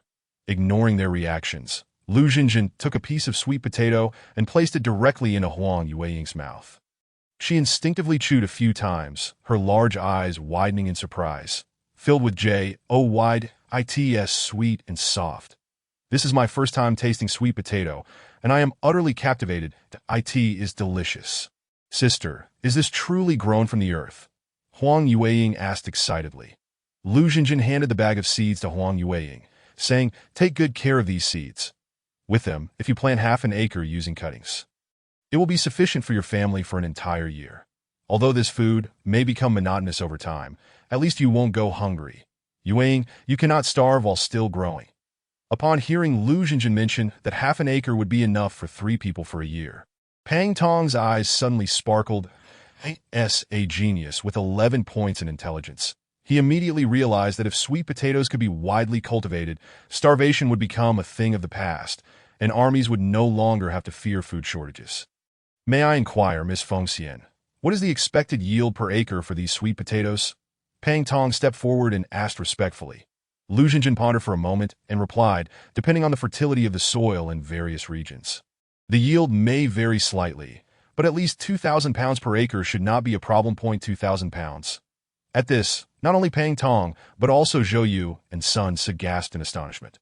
Currently, the yield for millet was at most 300 pounds per acre, while sweet potatoes yielded nearly 7 times that amount, and Lu Xinjin claimed that was the minimum yield. A divine object indeed. Sweet potatoes could undoubtedly be deemed a miraculous treasure. Pang Tong exchanged glances with Sun Su, who immediately understood and took a couple of steps forward, his eyes gleaming as he looked at the sweet potato seeds in Huang Yueying's hands. "What are you planning? This is a gift from my true sister. You cannot take it from me." Huang Yueying guardedly hid the sweet potato seeds behind her back, unafraid of Sun Su, viewing him merely as a slightly foolish young man, not a tyrant. However, this time, Sun Su wore an unusually serious expression and said, "Miss Yueying, these sweet potato seeds are of utmost importance to the lives of countless commoners that if you are willing to part with them, I would be willing to pay 10,000 gold for them. Once I return to Changsha and inform my father, I will immediately send someone to deliver the gold." Huang Yueying glanced at Lu Xinjin, feeling conflicted. Her intelligence was not inferior to Sun Su's, and she understood that the seeds in her possession would not hold the same potential as they would in Sun Su's hands. However, these seeds were a gift from her true sister. Would Lu Xinjin be displeased if she passed them on to Sun Su? Lu Xinjin shot Sun Su a reproachful glare and said angrily, "How dare you try to take Yueying's belongings?" Sun Su replied with a wry smile, "I truly do not wish to take anything from Yueying. It's just that if these sweet potato seeds can be promoted." Lu Xinjin interrupted him. "Is such a simple truth beyond your comprehension that you need to remind me? Do not worry. I have more of these seeds. Once we reach Changsha, I will naturally hand them over to you. Therefore, Yueying, do not dwell on this matter." Chapter 35. A discussion of the world by Pang Tong at night, reluctantly bidding farewell to Huang Yueying. Lu Xinjin and his companions finally set off on their journey to Changsha. That day, they arrived at a small town and settled into the only inn available. After dining, everyone returned to their respective rooms to rest, preparing for sleep as darkness fell. Life in ancient times, devoid of smartphones and televisions, was indeed monotonous and tedious. Lu Xinjin lay in bed, tossing and turning. Previously, he had shared a room with Huang Yueying, finding the energy to be invigorating, almost torturous. Yet now alone, he felt a sense of solitude that made it difficult to sleep. Knock, knock, knock. A gentle tapping sounded at the door. Who is it? Lu Xinjin inquired. That it is I, Pang Xuan, came Pang Tong's voice from outside. Wondering what he wanted at such a late hour, Lu Xinjin felt puzzled. However, considering Pang Tong's unwavering loyalty, he trusted that he would not bring harm. Thus, he tidied his clothes and opened the door. With a creak, the door revealed Pang Tong's astonished face. Did he not linger outside? Come in and speak, Lu Xinjin said. Pang Tong entered the room and began. Miss Fengxian, you do not inquire about my purpose for coming here, but you allow me into your room. If you were to encounter ill-intentioned individuals, Lu Xinjin interrupted him with a smile. There are not many who could enter my room, but you, Xiwan, are different. That I trust you as a man of honor. Having been moved countless times lately, Pang Tong had grown somewhat numb, yet Lu Xinjin's words still brought him joy. Who would not wish to be unconditionally trusted? Unbeknownst to him, Lu Xinjin's trust was not without conditions. It stemmed from his loyalty, which had reached 100 points. Otherwise, Lu Xinjin would not extend such trust. As Pang Tong entered the room, Lu Xinjin shut the door behind him and said, You must have an important matter to discuss, given your late visit. Pang Tong considered his words carefully before replying. Miss Fengxian, I have come to remind you of a saying. A common man is innocent, yet possessing a treasure incites envy. Upon finishing his words, Pang Tong fell silent, merely gazing at Lu Xinjin's sleeves. He believed that with Lu Xinjin's intelligence, she would undoubtedly grasp his meaning, that a sudden shock coursed through Lu Xinjin's heart. Yet she swiftly comprehended his intent. In front of the gathered crowd, she would retrieve a can. Roasted sweet potatoes and sweet potato seeds from her sleeve. However, in her daily life, she possessed not even a single bundle. While her sleeves could conceal items, how could one possibly extract them without limit? Indeed, as expected of a genius with an intellect of 11, Pang Tong had discerned the flaw before others had even noticed. Fortunately, Pang Tong was now her staunch ally, so she need not worry about him divulging this matter to anyone else. Lu Xinjin knelt before Pang Tong and said, Thank you for your reminder, Brother Xiwan. Fengxian is immensely grateful. Pang Tong hastily returned the gesture, replying, Miss Fengxian, you honor me too much. Xiwan is of humble appearance and has been overlooked for many years. Until I met you, who not only did not disdain my looks, but also introduced me to a wise leader. Regardless of your status or future actions, I, Pang, am willing to pledge my utmost loyalty. As he extended his hand to assist her up, it was tantamount to him swearing fealty to her. Lu Xinjin felt that if she did not express something at this moment, making Pang Tong aware of certain matters, it would be somewhat unreasonable that in fact, it might even cause her devoted follower, Pang Tong, to begin to waver in his loyalty. Since Brother Xiwan is so forthright, there are some matters I should no longer conceal from you. I was born in Luoyang and am of royal blood. Due to the chaos caused by Dong Zhuo, I was cast into the common folk. Fortunately, I encountered a remarkable person in the mountains who bestowed upon me a treasure filled with various wondrous items, including the sweet potato I just retrieved. This remarkable individual told me, the Han dynasty is waning, its fate drawing near, that if you wish to extend the Han's fortunes, you must employ the method of reversing yin and yang, allowing the hen to crow at dawn and the phoenix to assume its rightful place. Only then can the Han dynasty's fortunes be prolonged for centuries. I find myself perplexed by this sage's words. And since you, Brother Xiwan, are well-versed in history, would you be willing to enlighten me? Upon hearing Lu Xinjin refer to herself as this princess, Pang Tong realized that his previous suspicions were correct.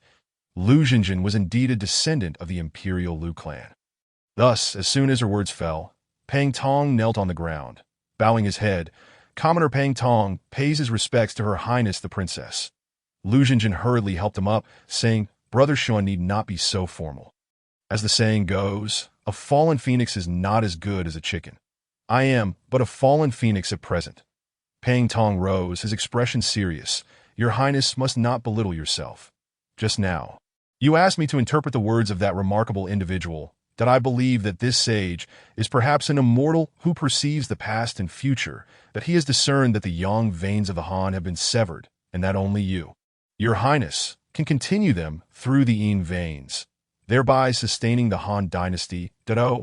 What does Brother Xiwan believe I must do to continue the nation's fortunes through the yin veins? Lu Xinjin inquired with a profound expression. With such talent, why would your highness need me to interpret the sage's words? You merely wish to hear my stance. Pang Tong, having seen through it all, stated without hesitation, your highness should forge a new path for the ages.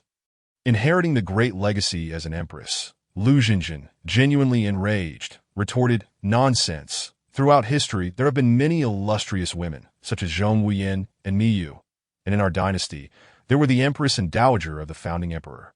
They can all be called virtuous women, yet none dared to seize the throne as empress. What merit do I possess to claim such a title? If I were to do so, would I not invite the world's condemnation and leave a stench for all eternity? Pang Tong, however, remained unwavering. Your highness speaks incorrectly. I observe that your wisdom surpasses that of ancient sages. The Han dynasty is indeed in decline, with vassals rising. Without your highness, the Han dynasty may be in peril. Should you ascend to the throne as an empress, not for power or wealth, but for the welfare of the people and the longevity of the Han dynasty, what would be wrong with that? Lu Xinjin's face revealed a glimmer of excitement, yet she soon fell into despondence. I fear that my strength is too feeble to accomplish such great feats. Pang Tong confidently replied, Your highness need not worry. I see in Sun Jian and Sun Su 2 men of loyalty and righteousness that if you declare your identity, they will surely bow in submission, with Changsha as the foundation, backed by the martial prowess of the Sun father and son. And with my strategies, we will surely pacify the 9 counties of Jiangdong within a few years. At that time, we can decide whether to march north to strike against Liu Biao in Jingzhou or to make a surprise entry into Shu, seizing the land where Liu Zhang rose to prominence. Once we have Jingzhou and Bashu, half of the world will be in your highness's hands. The northern lords, having endured years of warfare, will undoubtedly be weary. Seizing the opportunity to advance northward, the world will be pacified. Chapter 36. The princess must maintain dignity, although the northern lords had not been left in a state of exhaustion, as Pang Tong suggested. Instead, giving rise to formidable figures like Cao Cao, it must be acknowledged that Pang Tong's judgment, despite his ignorance of future historical events, was indeed commendable for an individual of intellect 11. His analysis of the world situation rivaled Zhuge Liang's later theories on the Three Kingdoms. However, since Lu Xinjin had already begun to entertain notions regarding Zhuge Liang, it stood to reason that Lu might not have the opportunity to heed Zhuge's theories regarding the Three Kingdoms. Contemplating this, Lu Xinjin assumed a demeanor of humility and respect, grasping Pang Tong's hand. With you by my side, Brother Xuan, it is akin to how the founding emperor found his Zifeng. With your assistance, the Han dynasty can surely flourish. Feeling the gentle touch of Lu Xinjin's small hand, Pang Tong's heart raced. Yet he ultimately possessed the self-awareness to realize that her gesture stemmed from excitement, not from any deeper sentiment toward him. After all, he had observed the affections between the princess and Sun Su. Moreover, even if the princess held a minuscule possibility of harboring feelings for him, how could his unremarkable appearance ever be worthy of her? With a thud, he knelt on the ground, the pain in his knees instantly jolting him back to reality. Your Highness, please maintain your dignity. 1,000 thoughts raced through Lu Xinjin's mind. She suddenly remembered her current status as a woman, and her hand-holding Pang Tong felt inappropriate. How careless of me. Surely, Pang Tong would not think I have feelings for him. That would be a grave misunderstanding. While I admire your talents in matters of affection, I am decidedly a connoisseur of beauty, favoring handsome men like Sun Su and Zhou Yudai. How absurd! I have no interest in men. I only admire women, such as Yuing. Yes, that's precisely it. Brother Xuan, please rise that I was momentarily overwhelmed and acted inappropriately, that I hope you will not take it to heart.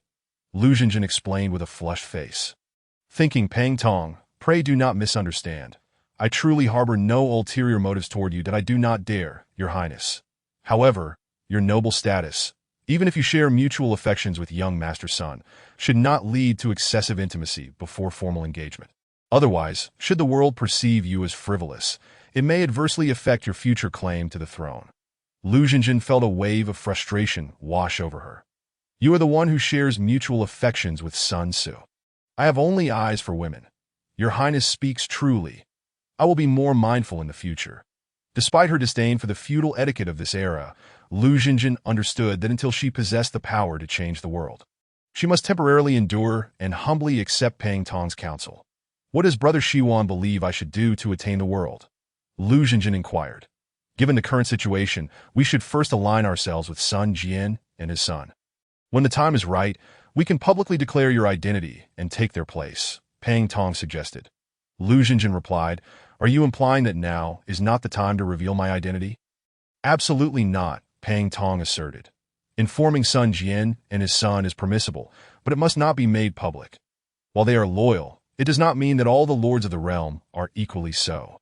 Especially in Jiangdong, where powerful families have historically held sway, the imperial authority is relatively weak. They hold little respect for the royal family. Until we have amassed sufficient power, revealing your identity may not be wise and could invite unnecessary troubles. Lu Jinjin acknowledged, Your words resonate deeply with me, that I also believe this is not the right time to disclose my identity, as for Sun Jian and his son. While they are loyal, it is prudent to keep them uninformed for now, lest their words and actions reveal any inconsistencies. Pang Tong confirmed, Your Highness's wisdom surpasses mine. This strategy is most commendable. The two, as lord and minister, conversed late into the night until dawn broke, at which point Pang Tong took his leave. Even having just learned of Lu Jinjin's identity, he swiftly devised a plan and blueprint for seizing the world. Lu Jinjin genuinely admired Pang Tong's intellect. It was no wonder Sima Hui had once remarked that possessing either Zhuge Liang or Pang Tong could secure peace for the realm. Historically, upon returning from his campaign against Dong Zhuo, Sun Jian had been ambushed and killed by Liu Biao, with his troops falling to Yuan Shu. During this period, it was Sun Tzu's darkest hour. Forced to acknowledge the usurper as his father and serve under Yuan Shu. Now, with Pang Tong in Changsha, his talents should be sufficient to defend the city. However, Pang Tong ultimately remains merely a civilian official. He requires the support of a capable military general to ensure the security of Changsha. After bidding farewell to Pang Tong, Lu Jinjin took a moment to gather her thoughts, and by then, the sky had fully brightened. They quickly tidied themselves and shared a breakfast together before embarking on their journey home. After several days of arduous travel, they finally arrived at Changsha County, at this juncture. Sun Jian's retinue lacked effective civil officials, resulting in mediocre governance. The situation within Changsha County was far from tranquil. The populace was displaced, and banditry was rampant, causing Lu Jinjin, Pang Tong, and Zhou Yu to furrow their brows in concern. Observing their expressions, Sun Tzu discerned their sentiments and scratched his head, saying, With my father absent and no capable civil officials in Changsha, governance is indeed lacking. However, with Shi Yuan and Yu here, I believe the internal affairs of Changsha will soon see improvement. Everyone nodded in agreement, and the group hastened their pace, reaching the city of Changsha before nightfall. Upon their arrival, they were greeted by a cacophony of drums and cheers from the soldiers within the city. Sun Tzu immediately approached the gatekeeper to inquire, What has transpired that warrants such jubilation? The gatekeeper, recognizing Sun Tzu, clasped his hands in salute and replied, Esteemed young master, we have received word from the front lines that the 18 warlords, after convening at Qinlu, have dealt a significant blow to Dong Zhuo's forces and are now at Hulao Pass. General Sun has led the vanguard and achieved numerous victories. Upon his return, he is sure to be rewarded. Wonderful, Feng Xian. Let us hurry into the city and celebrate with everyone. Sun Tzu exclaimed joyfully. Sun Jian's achievements as the vanguard mirrored the historical trajectory, and thereafter, Lu Jinjin managed to force a smile as the group followed Sun Tzu into Changsha. Once inside, Lu Jinjin observed that the raucous drums were merely organized by the governor's office, with the common folk gathering out of curiosity rather than genuine joy. This illustrated that Sun Jian, after all, was simply a martial figure, lacking in both governance and the ability to win the hearts of the people. The group arrived at the entrance of the governor's office, which was the liveliest spot. With the drum corps performing energetically, in this era, even ordinary folks struggled to secure meals. And thus, there were no theatrical troupes or similar forms of entertainment. Only the elite families could afford to keep courtesans and dancers. For the common people, the drum corps was their sole source of entertainment. As Sun Tzu and his entourage approached the governor's office, a small girl, around 10 years old and exquisitely beautiful, leapt into Sun Tzu's arms. Elder brother, second brother, you have returned. Xiang has missed you so much. Did you bring me any gifts? It seemed this little girl was none other than Sun Shangxiang, much to Lu De's chagrin. Of course, I have something for you. Look, what your elder brother has brought. Sun Tzu revealed a small wooden puppet from his clothing and presented it to Sun Shangxiang. Thank you, elder brother.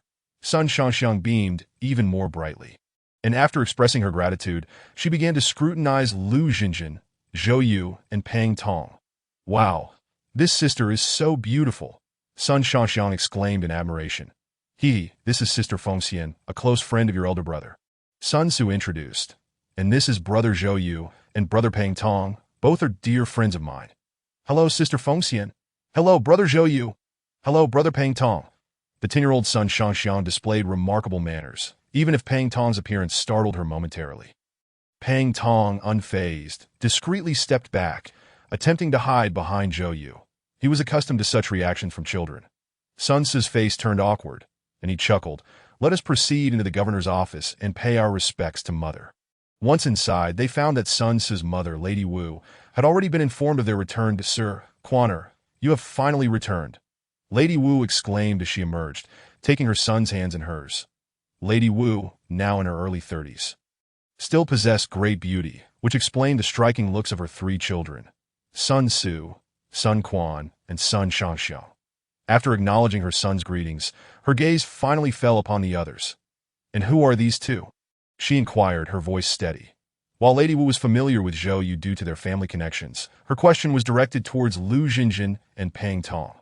Pang Tong's rather unappealing appearance often led to initial unease. Thus, Lady Wu's attention lingered more on Lu Xinjin, akin to a mother-in-law assessing a prospective daughter-in-law. Lu Xinjin felt her cheeks flush with embarrassment, preparing to introduce herself, but Sun Tzu interjected, Mother, this is Pang Tong. Known for his exceptional talents, highly esteemed by Brother Yu as well. Pang Tong stepped forward and bowed. Young Master Sun overstates my abilities that I am Pang Tong. Honored to meet Lady Wu. Sir, there is no need for such formalities. It is our family's fortune to have your assistance, Lady Wu replied, her eyes still fixed on Lu Xinjin. The implication was clear. She had little interest in the unappealing genius and was eager for an introduction to her potential daughter-in-law.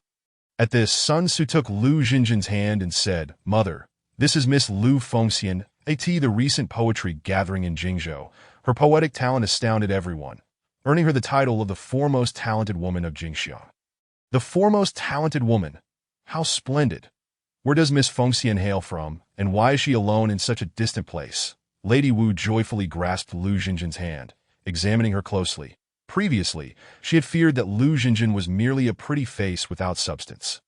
However, upon learning of her reputation as a gifted poet, Lady Wu recognized her as a suitable match for Sun Tzu, indicating a noble lineage that in response to your ladyship's inquiry, my family hails from the nobility of Luoyang. But after Dongzhu's rise to power, we suffered grave misfortunes, and I was the sole survivor to escape, Lu Xinjin said, dabbing at her eyes with a handkerchief, feigning sorrow. Lady Wu, moved by her plight, replied, Poor child, from now on consider this place your home. I shall ensure Sir does not mistreat you. Sun Tzu, wearing a pained expression, protested, Mother, I cherish her too much to ever mistreat her. Lady Wu shot him a disapproving glance. Be quiet. This is not your moment to speak. Seeing Sun Tzu flustered, Lu Xinjin couldn't help but find the situation amusing. We're all ancient mothers-in-law, so endearing. Who? What mother-in-law? Lu Xinjin's inner self scolded. What are you thinking? You're a man. The inner voice of Lu Xinjin was in turmoil. What of being a man? At least no one sees you as one now. Lady Wu is clearly regarding her future daughter-in-law. So isn't she a mother-in-law? Lu Xinjin, relishing the feeling of being cared for and favored, chuckled inwardly. Yes, Lady Wu engaged Lu Xinjin in casual conversation. A sudden announcement from outside interrupted, stating that the Secretary Wu Jing and General Zhuo Mao requested an audience. With Sun Jian absent from Changsha, these two were the foremost civil and military officials. Lady Wu quickly instructed her servants to let them in.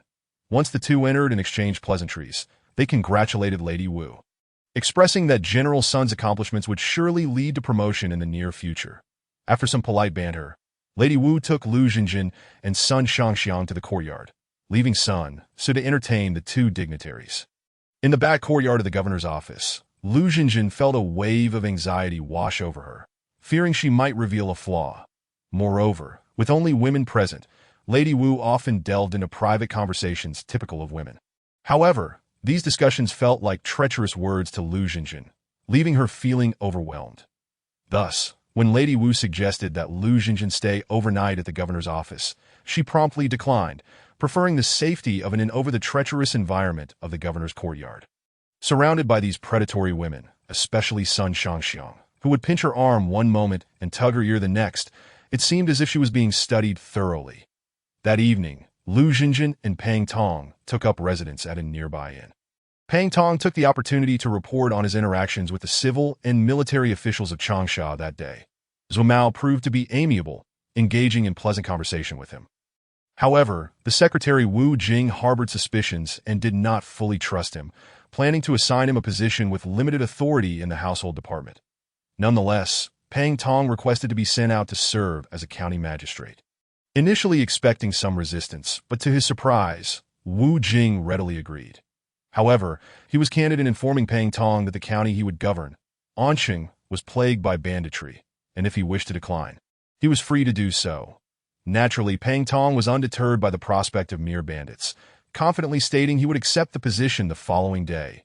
Lu Xinjin expressed her concerns as a mere civilian official. "You will be going alone to your post. What will you do if you encounter bandits?" Pang Tong, with a confident smile, reassured her, "Rest assured, Princess, that I have already made ample preparations. Pacifying Anqing will be as easy as pie." Chapter 38. Brother. Enough as Pang Tong was confident and assured, Lu Xinjin refrained from inquiring further into the specifics. He trusted that someone of Pang Tong's caliber required no guidance. The following morning, as they bid farewell to Pang Tong, Zhou Mao also arrived from the barracks, presenting Pang Tong with 100 soldiers. It was then that Lu Xinjin comprehended that Pang Tong's earlier statement about being well prepared was due to having borrowed 100 soldiers from Zhou Mao. With these 100 soldiers at his disposal, as long as he did not engage in combat against regular troops, it would be more than sufficient to contend with ordinary bandits. In addition to the 100 soldiers, Pang Tong also took with him the 100 gold coins Lu Xinjin had given him, along with a small pouch of sweet potato seeds. Adjusting his attire, Pang Tong bowed deeply to those who had come to see him off. Finally addressing Sun Su and Lu Xinjin, who stood side by side, "Rest assured, my lord, I shall govern but a small county, and by the time you return, it will undoubtedly be a foundation of prosperity." Sun Su paused for a moment. Then his face broke into a joyful smile. "With the assistance of Shi Yuan, I shall soar like a tiger with wings." Everyone assumed that Pang Tong was referring to Sun Su as his lord, unaware that the true lord he acknowledged was, in fact, the young lady Lu Xinjin that he mentioned awaiting the return of his lord, because both Lu Xinjin and Sun Su already had plans for their journeys. Sun Su was to lead 1,000 troops directly to Hulao Pass to support Sun Jian. Lu Xinjin, however, chose not to accompany Sun Su to Hulao Pass, but instead planned to take a detour through Yingchuan, avoiding the battlefield at Hulao Pass, and head towards Luoyang. Although he longed to witness the legendary scene of the three heroes battling El Bu at Hulao Pass, time was of the essence. He needed to arrive in Luoyang before Hulao Pass fell and Dong was set fire to the city, so he could complete his mission and obtain the identity of a royal descendant. This was of paramount importance, far surpassing the desire to watch a spectacle at Hulao Pass. The urgency of time was one aspect. Another more pressing reason for Lu Xinjin's hasty departure from Changsha was the peculiar insistence of Sun Shangxiang, the mischievous young girl who demanded to share a bed with him. The Sun family doted on Sun Shangxiang, and Sun Su found himself helplessly entangled, ultimately coming to Lu Xinjin to discuss the matter. Lu Xinjin found it both amusing and vexing. "Oh Sun Su, are you truly pushing your sister toward the fire pit?" Although Lu Xinjin harbored some affection for Sun Shangxiang, she was merely 10 years old, and he had not sunk to the depths of preying upon such a young child. Thus, in order to avoid any potential misunderstandings, fearing that the whimsical Sun Shangxiang might expose his true identity as a man disguised as a woman, Lu Xinjin resolutely decided to depart immediately. On the second day after Pang Tong set forth for his new appointment, both Lu Xinjin and Sun Su left Changsha, journeying northward. As they rode away, Sun Shangxiang wept like a sorrowful child. Questioning Wu Shi, "Mother, does my elder brother and sister-in-law not like me?" Wu Shi smiled, gently patting her little head. "How could that be? You are so adorable." Who wouldn't like you?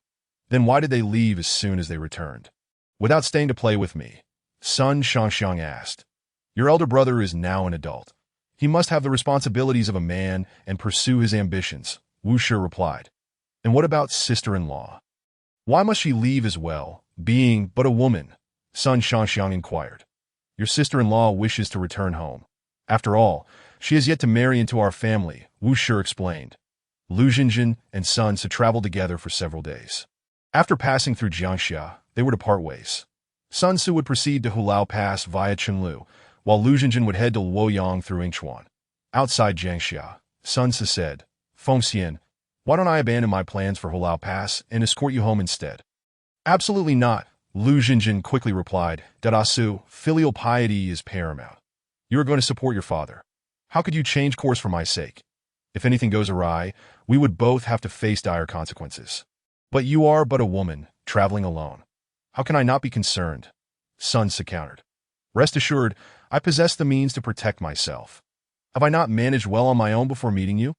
Lu Jinjin asserted. Reluctantly, Sun Su conceded, very well, but be cautious. The northern conflict is fiercer than that in the south, that if you find yourself in peril, return to Changsha at once. Feng Xian, should anything happen to you, I, Sun Su, would not wish to live.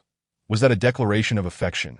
Lu Jinjin's heart raced at the thought that if she were indeed a woman, such a heartfelt confession would surely be difficult to refuse.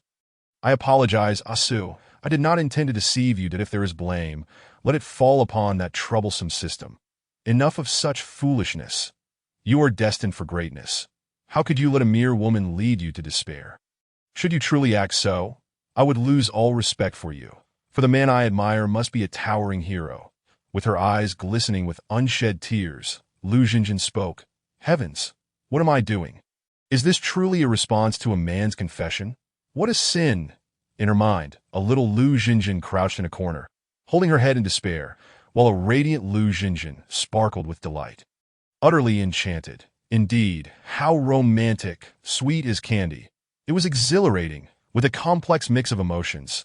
Lu Jinjin abruptly lifted her riding crop, urging the splendid horse that Sun Su had chosen for her into a gallop. Leaving a cloud of dust behind, she dared not look back, fearing that a single glance would ensnare her in the gentle trap of that man, rendering her helpless. Feng Xian, you are right. I, Sun Su, shall undoubtedly achieve greatness. For only then shall I have the right to return and marry you. From behind, Sun Su's resounding vow echoed in the distance. Lu Jinjin nearly lost her balance on her horse at his words. Brother, enough! Enough with the sentimental declarations. I implore you, with another swift crack of the whip, Lu Jinjin urged her steed onward. The spirited horse neighed, galloping away. Feng Xian's horsemanship is so exceptional. Surely she can handle any danger that may arise. Sun Su sighed, finally turning to lead his 1,000 troops toward Qinlu. Meanwhile, Lu Jinjin rode swiftly, but in her distracted state, she missed her intended lodging for the night. As darkness enveloped the sky, she found herself in a remote valley. Devoid of any signs of civilization, filled with trepidation, Lu Jinjin dared not linger in the mountains and continued her journey through the night. Fortunately, after completing the task of escorting Huang Yueying home, she had invested the attribute points gained into her stamina. Now, with 3 points in stamina, she was no longer as frail and could endure the night as travel. However, the inky blackness and treacherous mountain paths made it impossible to ride, as the likelihood of colliding with trees or stumbling into pits was far too great under such poor visibility. Just as she had taken a few steps, a sudden whirlwind swept through the valley. Then, from behind a great tree, a majestic tiger sprang forth. Chapter 39. Little fist hammering your chest as the ferocious tiger lunged toward her. Lu Jinjin let out a terrified scream, her body going limp as she collapsed onto the ground. The noble steed, demonstrating remarkable composure, merely snorted and did not abandon its rider in a flurry.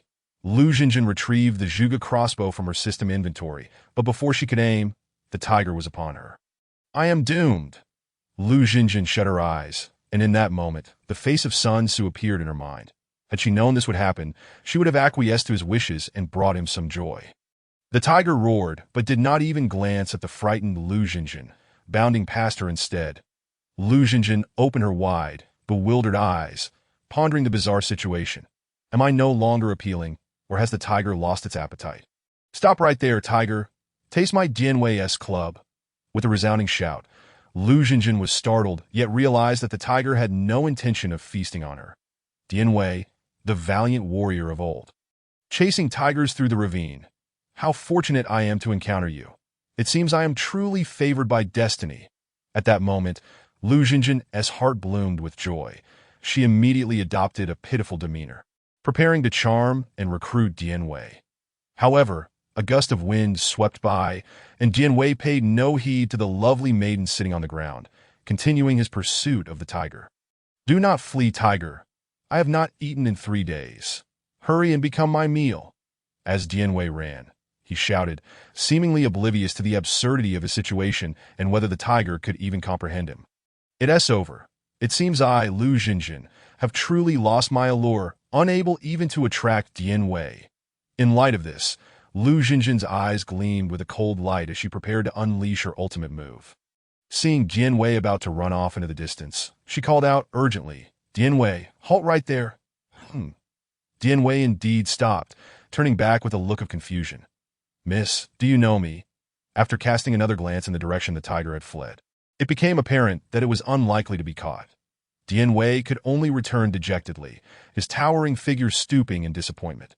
Lu Jinjin remained silent, meticulously scrutinizing the man before her, who was reputed to be the third most formidable warrior of the 3 kingdoms. Indeed, he was undeniably unattractive, yet the sheer muscularity of his physique made Lu Jinjin's cheeks flush with embarrassment to know that it's not right. We are both men. Why should I feel embarrassed? It's envy, yes, am envious of his impressive muscles. My dear young lady, do you know me? Dianwei, feeling somewhat bashful under Lu Jinjin's gaze, scratched his head and inquired again that it was rumored that Dianwei was not particularly bright. Perhaps he could be easily misled. Dianwei, do you not recognize me? I am your sister Fengxian. When we were children, I once shared half a steamed bun with you. Have you forgotten? Lu Jinjin stated with utmost seriousness. Dianwei scratched his head once more.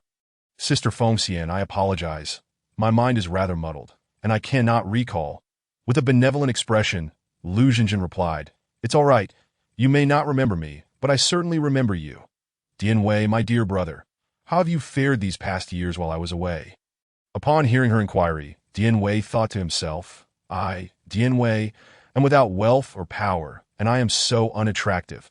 There is no need for such a beautiful sister to deceive me that it seems she truly is my sister. With this realization, tears welled up in his eyes, and he spoke with a sense of grievance. Sister Fengxian, life has been harsh for me. Both my parents perished in a famine. Now I am all alone, and I have gone 3 days without food. I may well starve to death. Witnessing such a robust man reduced to tears over hunger stirred Lu Jinjin's heart with sorrow. She reached into her sleeve and pulled out 2 large meat buns, offering them to Dianwei. Here, my dear brother Dianwei, take these and eat. Dianwei, lacking the pedantry of a scholar, seized the buns without hesitation and devoured them in a few bites. Etiquette was of no concern to him. Ah, delicious, delicious, sister. Do you have more? He asked, still savoring the taste. Yes, plenty more, Lu Jinjin replied with a smile, producing 2 more buns from her sleeve. Thus, after consuming 8 buns the size of his face, Dianwei finally patted his belly and let out a satisfied belch. Sister, I now believe you are indeed my sister. Who else would provide me with such a bounty? He said, burping again. Lu Jinjin chuckled softly. No, I am not your biological sister. We were merely neighbors in our youth, which is why you call me sister. Otherwise, how could it be that your surname is Dian while mine is Lu? Dianwei's face fell in disappointment. If you are not my real sister, does that mean you will not look after my meals in the future? Lu Jinjin reassured him. Not at all. Do not worry, that as long as you are willing to follow your sister, she will see to it that you never go hungry again. Dianwei grinned widely. As long as you take care of my meals, then you are indeed my sister. Lu Jinjin smiled back. Then it is settled.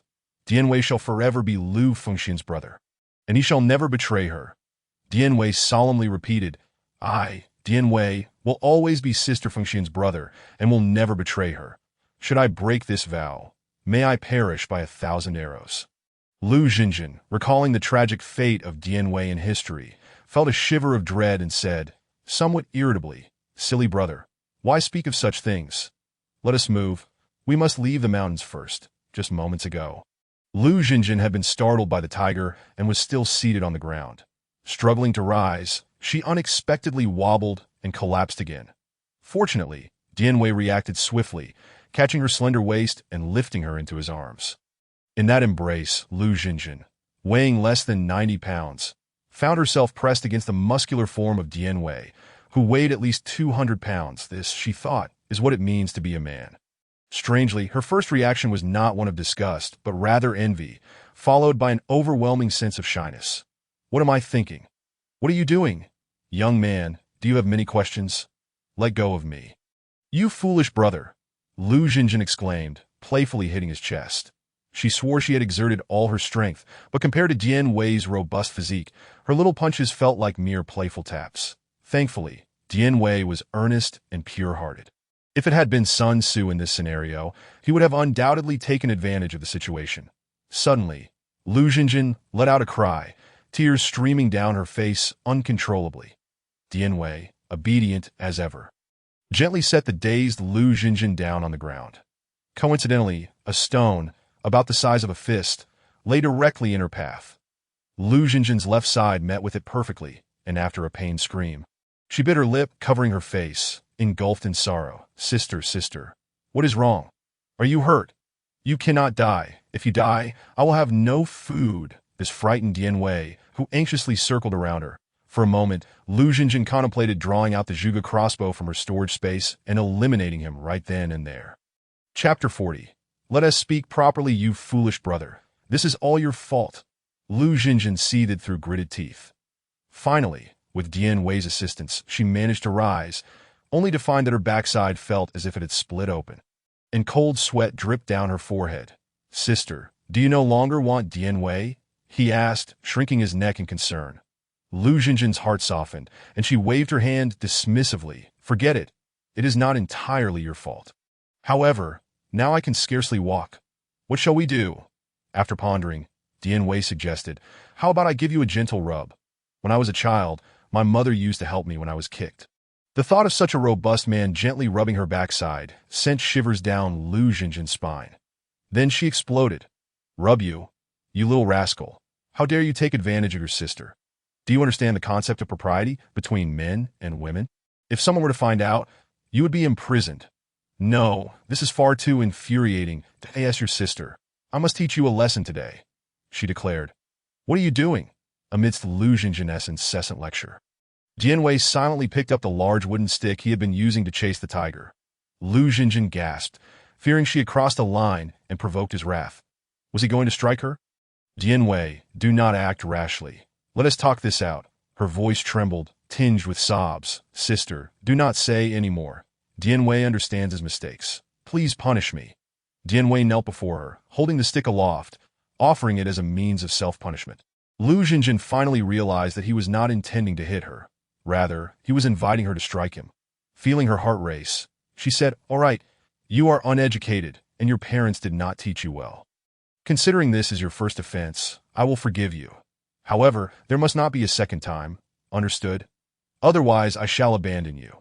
Upon hearing Lu Jinjin's forgiveness, Dian Wei's spirits lifted, and he glanced at her, hesitating to speak. Say what you must, Lu Jinjin, still rubbing her painfully sore backside, retorted. Sister, how do we go home now? Dian Wei inquired. Lu Jinjin contemplated. She certainly could not walk, but they could not remain in the mountains overnight either. The deeper it got, the more risk of catching a chill, which would jeopardize her mission to obtain a royal lineage. For the sake of her grand ambitions to unify the realm, she steeled herself. Dian Wei, carry me on your back, she commanded. But sister, I am afraid. Did you not say that men and women should maintain proper boundaries? Dian Wei replied, shrinking back. Lu Jinjin found his innocence amusing. Enough with the hesitation. Since it is your sister's request, it is perfectly acceptable that then I beg your pardon, Dian Wei said, turning his back to her and squatting in front of her, that we are both men. What is there to fear? After a brief moment of psychological preparation, Lu Jinjin climbed onto Dian Wei's back. With one hand supporting her and the other leading his horse, he traversed the mountainous terrain with surprising ease. Lu Jinjin's slight weight was negligible to Dian Wei in less than an hour. They emerged from the mountains and arrived at a small village of a dozen or so households. However, night had fallen completely, and there was no sign of light from the village that in this era. Most people could not afford oil lamps and would typically tidy up before dark and retire for the night. Dianwei's home was a modest single-room dwelling, virtually barren. Though there were 2 rooms, only one contained a bed. The other served as a wood storage area. Dianwei gently laid Lu Xinjin on the bed in his room and then stood up, saying, "Sister, it is late. You should rest and I will sleep in the wood storage room for the night." Lu Xinjin nodded slightly, understanding that in such circumstances she could only make do with Dianwei. Although Dianwei's bed was quite spacious, ample enough for 2 individuals. Given Lu Xinjin's current status, she would never dare to play with fire, for those who toy with flames inevitably get burned. Dianwei groped his way outside. He suddenly heard Lu Xinjin instruct, "After you step outside, be sure to close the door and wait for me for a while, that I will call for you when it's time to come back in." "All right, understood, sister," Dianwei replied innocently, albeit confused by her words. Once he exited, Lu Xinjin retrieved the fire starters and candles she had drawn from the system space during the lottery. Such seemingly useless everyday items often appeared during the lottery, surprisingly categorized as mid-level rewards. Nonetheless, their utility was undeniable at that moment. Without them, life would indeed be inconvenient. After lighting the candle, Lu Xinjin discarded the tattered bedding that Dianwei had presumably used for an extended period onto the floor. She then took out 2 blankets, one from the lottery, and laid one out neatly. Calling Dianwei back inside, she pointed to the other blanket and said, "You should take this one and sleep on it, lest you catch a chill." Dianwei rubbed his big, round eyes in disbelief and asked, "Sister, where did you get 2 blankets?" The simple-minded boy was easily misled, prompting Lu Xinjin to fabricate. "Sister has received guidance from an immortal and possesses some magical abilities. Naturally, these blankets are conjured by me. However, this is a secret that must not be disclosed to others. Otherwise, the magic will fail. Do you understand?" Understood. Sister is truly remarkable." Dianwei chuckled foolishly as he embraced the new blanket and left. Watching him depart, Lu Xinjin shook her head with a smile, feeling quite pleased to have such a foolish yet obedient and capable younger brother. However, as she settled onto the bed, the pain from her injured posterior made her wince. Gasping, she internally cursed her troublesome brother for carelessly tossing her onto the rocks, causing her such agony. Fortunately, during her previous lottery, she had acquired some medicinal oil, which she promptly applied. The following morning, although she still felt some discomfort when riding, she reasoned that as long as she was careful and didn't gallop, she should be fine. Upon reaching the market, she planned to procure a cart for a more comfortable journey. Moreover, the cart would provide cover for her to discreetly retrieve items from the system space, while also concealing her remarkable beauty. Dianwei, though simple-minded, was easily persuaded, yet she couldn't rely solely on such individuals. What if she encountered someone malicious who assumed she was harboring treasures that could lead to unnecessary troubles? As she exited her room, the sound of thunderous snoring from the woodhouse reached her ears. Upon entering, she found Dianwei blissfully asleep, clutching his new blanket. Get up! Quickly take me to the nearest market," Lu Xinjin exclaimed. Kicking him awake, wasn't that she was rude. Rather, Dianwei's thick skin rendered him impervious to gentle waking methods. Even after being kicked, he merely opened his eyes for a moment before rolling over and muttering, "Sister, stop it. Let me sleep a bit longer. I'm tired." Lu Xinjin was infuriated. If they delayed any longer, the market would empty, and she wouldn't be able to buy a cart, grabbing a piece of kindling. She prepared to give Dianwei a good scare. However, upon witnessing his comical slumbering face, she relented and devised another plan. From her system space, she retrieved a large meat bun, broke it open, and held it before Dianwei's nose. As the rich aroma wafted towards him, his nostrils twitched, and he promptly opened his eyes wide. "Ha, silly brother, if you want the bun, get up quickly. I'll be waiting outside," Lu Xinjin teased, laughing as she flitted away. "I want to eat the bun," Dianwei shouted, hastily straightening his clothes and rushing out. Even 1,000 obstacles could not deter his desire for food. Dianwei's resolve was unwavering. His determination was resolute. Lu Xinjin, who had grown up in a wealthy household and had never experienced hunger, could scarcely comprehend the obsession for food harbored by someone who had narrowly escaped starvation countless times. Under the irresistible allure of food, Dianwei adeptly led Lu Jinjin's horse towards the nearest market, a meat bun in hand, happily devouring it. After satisfying his appetite, he wiped his mouth and suddenly recalled something amiss. Glancing at Lu Jinjin, he asked, "Sister, didn't you hurt your backside last night? How did you recover so quickly?" Lu Jinjin's face flushed with embarrassment, and she shot him an annoyed look, saying, "And whose fault do you think that is?" Before she could elaborate, they found themselves on the official road, nearing the market, where a few scattered villagers were making their way to the gathering. Hearing the siblings' conversation, the onlookers exchanged peculiar glances, observing the strikingly beautiful woman atop the horse juxtaposed with the rather unattractive yet robust man. The combination of injured backside and sister and brother sparked wild imaginations among the crowd.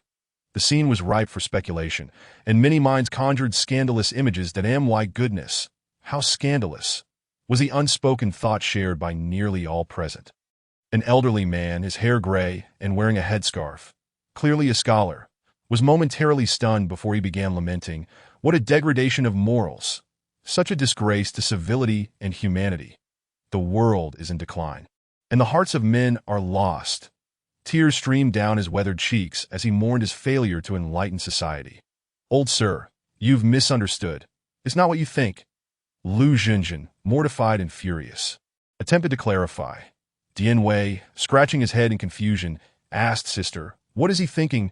"Be quiet," Lu Jinjin shouted in exasperation. The old scholar, his goat-like beard trembling with indignation, pointed accusingly at Lu Jinjin, exclaiming, "I have devoted my life to teaching. Yet I have never encountered such shamelessness. A woman like you would have been dragged to the pig cage in our village long ago."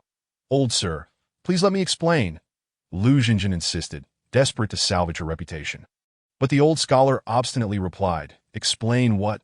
I want to listen to your sophistry. I see your brother is more sincere. Let him speak, that I shall uncover the truth through him." The growing crowd echoed his sentiment, urging, "Yes, let the brother speak. He seems honest." As the throng swelled, drawn by the age-old human penchant for spectacle, Dianwei stood bewildered, utterly lost. His limited intellect struggled to process the deluge of information swirling around him. Yet he remembered Lu Jinjin's command. If she instructed him to be silent, he would comply.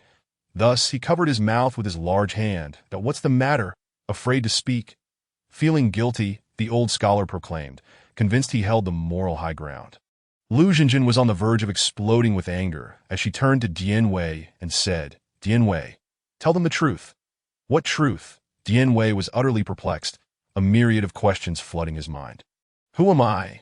Where am I? What should I say?" "Child, fear not. Simply answer the old man's questions," the scholar sneered, regarding Lu Jinjin with disdain, convinced she was a wanton woman corrupting her naive brother. "Last night, did you enter your sister's room?" the scholar asked, posing his first question. Lu Jinjin's heart sank with dread. This was not good. Indeed, Dianwei, clueless about the situation, scratched his head and responded innocently. "Yes, I did go in." The scholar trembled slightly and inquired again, "Did you embrace your sister last night?" Dianwei recalled how he had caught Lu Jinjin when she nearly fell, and he nodded earnestly. "Yes, I did hug her. She even punched me, but it didn't hurt at all." Imaginations ran wild among the onlookers. A muscular man cradling a beauty, the latter playfully pummeling his chest with delicate fists. Her cheeks flushed, teasing, "You're so annoying, scandalous, outrageous," the scholar sputtered, trembling with fury as he posed his final question. "Did you injure your sister's backside last night?" Dianwei's face turned crimson. "Old sir, how do you know this too? By heaven, how could such a shameless woman exist in this world? She must be punished," the scholar declared, calling for her punishment. "Punish her! Punish her!" the crowd chanted in agreement. Suddenly, chaos erupted. The old scholar, overwhelmed by his own furious imaginings, spat out a mouthful of blood and collapsed backward. "Oh no! The scholar has been struck down." A voice rang out, drawing the attention of the crowd, who hastily rushed to investigate. Without discerning right from wrong, they unleashed a torrent of online abuse. "You deserve it. This is your retribution," Lu Jinjin silently cursed, realizing that today's incident would be impossible to clarify. "Dianwei, follow your sister and run." Ignoring the lingering pain in her backside, Lu Jinjin spurred her horse and took off. "The harlot who has ruined our master is fleeing. Everyone, pursue her!" We must drown her in a pig cage today to appease our master's spirit.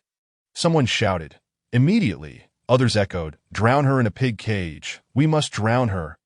A multitude roared in unison, their pursuit formidable and relentless. Chapter 42. Encountering another remarkable individual an hour later, Dian Wei and Lu Xinjin found themselves on the outskirts of another marketplace.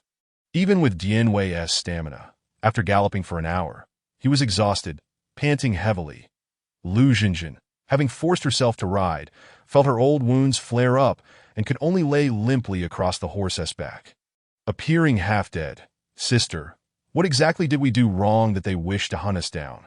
Dian Wei gasped in confusion. Lu Xinjin reflected on the past, the memories too painful to revisit, seeing the growing throng of people around them.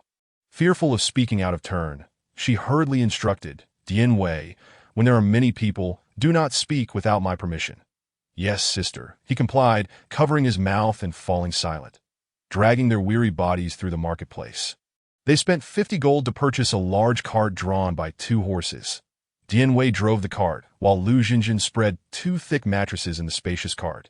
The moment she lay down, a wave of relief washed over her. "Dian Wei, let us set off for Yingchuan," Lu Xinjin commanded loudly. The journey was not short, and after a day's travel, they passed through a county town. Hearing the rising chatter outside, Lu Xinjin lifted the cart's curtain to take a glance. The city gate bore the inscription Changxi, indicating they had arrived at Changxi County. Lu Xinjin had already exchanged for a map of the 3 kingdoms from the system. Otherwise, she would not have dared to venture alone to Luoyang. Fortunately, the system's pricing was reasonable, and she acquired the map for just 100 heart points. Speaking of heart points, Lu Xinjin had been somewhat troubled lately. Since purchasing the cart, she had spent her days inside it, rarely showing her face, and naturally, the accumulation of heart points had plummeted. Only during her breaks, teasing Dian Wei occasionally earned her a few heart points, barely allowing her to maintain her livelihood. Yet, each time she teased Dian Wei, her emotions were quite complex. First was the sense of crisis. Every time she saw her heart points soaring, and Dian Wei's face flush with breathless urgency, she felt she was playing with fire. One misstep could lead to disastrous consequences. Next was the guilt. In a certain sense, the old master who coughed up blood was indeed correct. Such behavior in this world deserved to be punished severely. Finally, there was her dwindling sense of shame. After all, under the temptation of heart points, what did shame matter? She resolved to refrain from teasing Dian Wei moving forward, not to mention the risk of him one day succumbing to his impulses. This constant racing heart will surely lead to a heart condition eventually. How could I allow the 3rd-ranked general of the 3 kingdoms to become a mere shadow of himself? While Lu Xinjin pondered how to earn heart points in the future, Dian Wei suddenly exclaimed, "Sister, it seems someone is being paraded in the street ahead. We should avoid it." It turned out they had entered Changxi County, where a massive crowd surrounded a prisoner cart. "Let us stop the cart by the roadside and take a closer look," Lu Xinjin suggested. "Sister, there are too many people over there. It may not be wise for you to go," Dian Wei cautioned. "What is unwise about it?" Lu Xinjin shot him a glance. "If I don't seize this opportunity to earn some heart points amidst the crowd, you'll have no buns to eat in the future. Just make sure to protect me and prevent anyone from taking advantage." As she spoke, Lu Xinjin gracefully dismounted. The woman she had become was no longer the same. The coarse garments gifted by the system were kept as mementos. Now, she donned a striking crimson silk robe, exquisitely tailored, adorned with a precious jade hairpin and a jade pendant at her waist, instantly revealing her noble status. After all, she would soon be a princess, the highest noble of the Han dynasty, and needed to adapt accordingly. The prisoner cart held a young man, around 20 years of age. His appearance was not particularly handsome, yet his expression was resolute. Lips pressed tight, radiating a sense of righteousness. Crack! A constable accompanying the cart struck the young man with a whip, angrily demanding, "Speak, will you confess?" The young man winced in pain, his face slightly contorted, yet he merely glared at the constable in silence. The constable, momentarily taken aback by the young man's fierce gaze, muttered, "Brother, I'm sorry, it's the county magistrate's order. I dare not disobey." The young man suddenly laughed heartily, proclaiming, "When the road is unfair, I shall tread upon it. When matters are unjust, I shall draw my sword to uphold righteousness. Do not fear death. If you wish to kill me, do so, but spare me your needless chatter." The constable bowed his head, unable to strike again, recognizing the young man as a man of virtue, not to be lightly scorned. With an intelligence score of 9, Lu Jinjin surpassed the average civil servant's 8, that observing the constable's demeanor and the surrounding commoners gazing at the young man with admiration. She discerned that he was no villain, that in fact, the townsfolk likely regarded him as a true hero. Reflecting on her own recent experience of being surrounded by the populace calling for her punishment, Lu Jinjin felt a pang of envy. Why was it that when she was the focus, they clamored for her demise, yet this individual was hailed as a hero?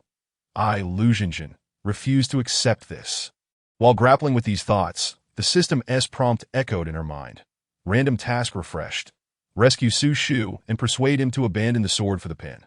Task completion rewards 1 attribute point. Taken aback for a moment, Lu Jinjin's heart surged with joy. The task's reward was timely.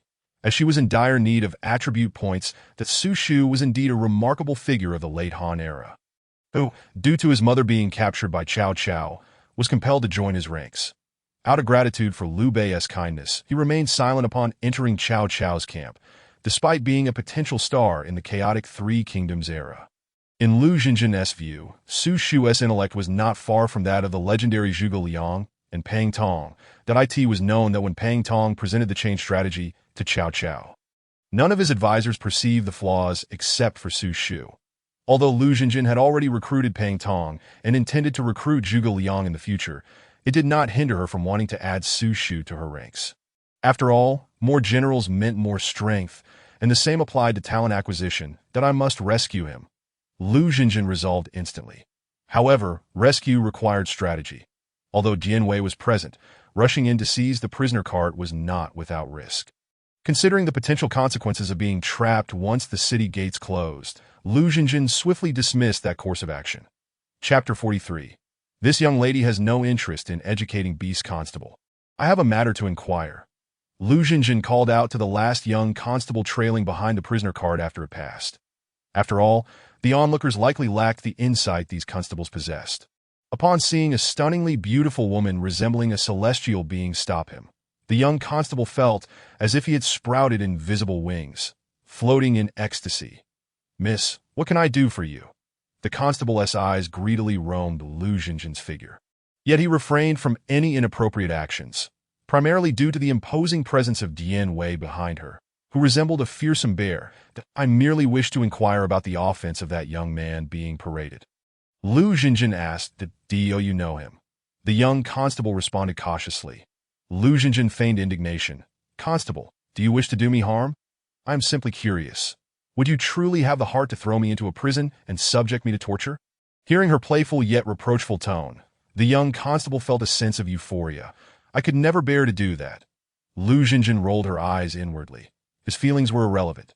"Just answer my question quickly. My curiosity is piqued." Lu Jinjin once again employed her enchanting charm, gently tugging at the sleeve of the young constable, swaying his arm with a delicate motion. Instantly, he became utterly captivated, spilling the details of Su Shu's crime. It turned out that he had trespassed into the residence of the affluent merchant Chen Fugue, resulting in the tragic death of Chen's youngest son, that he was subsequently surrounded by several guards of the Chen household, captured, and handed over to the authorities.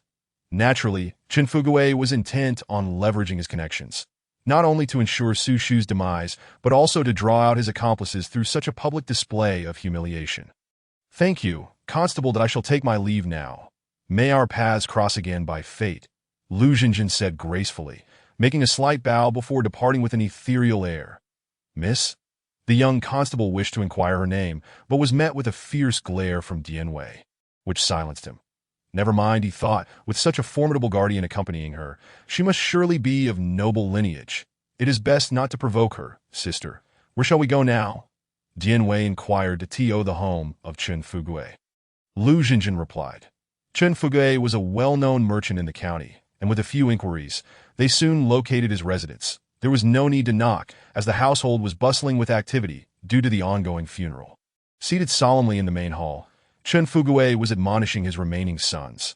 "Let the fate of the youngest serve as a lesson to you that in all matters. Ensure you keep your affairs in order. Do not embroil yourselves in calamities that could cost you your lives. Forcing me to clean up your mess, that you understand?"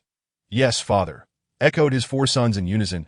At that moment, a clapping sound resonated from the entrance, followed by a melodic voice laced with sarcasm. Indeed, Master Chen, your parenting skills are commendable. It is no wonder you raised a son who abducts innocent maidens. Lu Jinjin had gathered the details of Chen Fugui's son's demise along her route. It was said that a few days prior, he had forcibly taken a weeping woman as a concubine, but her fierce spirit led her to tragically crash into the stone lion at the entrance of the Chen residence. If her conjecture were accurate, the woman likely had some connection to Su Shu, prompting him to act heroically and eliminate the lecherous son. Now, listening to Chen Fugui's lecture to his sons, which utterly disregarded the crime of abducting a maiden, and merely emphasized the importance of cleanliness in their dealings, Lu Jinjin felt a surge of indignation. She longed for Dian Wei to storm in and execute a thorough reckoning of the entire family. However, considering the repercussions of such an act, she ultimately suppressed her impulse. Patience is paramount for a greater strategy that MY's foremost objective is to rescue Su Shu, and subsequently, to journey to Luoyang to acquire the status of royal lineage. The imminent conflict at Hulao Pass leaves me no room for delay. While the prospect of dispatching these individuals was tempting, the severity of the situation would undoubtedly prompt the county magistrate to send enforcers after them. Even if they managed to flee, they would be pursued as notorious criminals, and there would be no opportunity to rescue Su Shu thereafter. Who are you? I am merely raising my sons. Why must you intrude? Chen Fugui, a rotund man, upon glimpsing Lu Jinjin's visage, swiftly altered his tone that if the young lady is interested in becoming their aunt, I would gladly entrust you with their education. Ha ha ha. The 5 members of the Chen family regarded Lu Jinjin with greedy eyes, their gazes glistening with ill intent. It was clear they were of the same vile ilk, devoid of decency. Lu Jinjin scoffed inwardly, raising her chin defiantly. I am not a beast tamer. I have no interest in instructing brutes. Wretched harlot, what gives you the right to intrude here? Chen Fugui retorted angrily, but his ire was swiftly quelled as the light in the hall dimmed, that a figure, colossal and bear-like, emerged behind Lu Jinjin, casting a shadow over the entrance. Upon seeing the countenance of this fearsome individual, more menacing than a primordial deity of death, the Chen family quaked in terror, collapsing to the ground in a heap. Miss, what do you intend? Chen Fugui stammered, his voice trembling. Lu Jinjin exchanged a knowing glance with Dian Wei, who stepped forward and unceremoniously dropped a heavy bundle onto the floor. The contents spilled forth, revealing a cascade of gold ingots. True to his mercantile nature, even while quaking in fear, Chen Fugui could not resist reaching for a gold ingot. Biting into an MY lady, please speak plainly. This money cannot be our family's ransom. Can it? Lu Jinjin fixed her gaze ahead, speaking coolly. Your head shall remain upon your necks for now, but rest assured, I will send someone to collect them someday. As for today, take this 100 gold pieces and retrieve the person you sent away. I want him back, but I do not seek your lives. Indeed, we shall go at once. Chen Fugui, while signaling to his sons, hastily gathered the scattered gold, clutching several ingots as he prepared to flee. Hold! Lu Jinjin's voice rang out, and Dian Wei blocked the doorway with his imposing figure. Send one of your sons. The rest of you will remain here. Should anything untoward occur, none shall escape. Yes, yes. Eldest, go to the magistrate and bring him back. Do not let anything go awry. Understand? Chen Fugui commanded his eldest son, who, trembling, stood up, gathering a handful of gold ingots before darting out. Chapter 44. The allure of the crossed legs. Lu Jinjin sat elegantly atop a low table in the Chen family hall. Her legs crossed gracefully, that a cup of tea rested nearby, which she occasionally lifted to take delicate sips before placing it down with poise. Meanwhile, the fortune men knelt on the ground, paralyzed by fear. For the formidable Dian Wei sat at the threshold, preventing anyone from entering or exiting.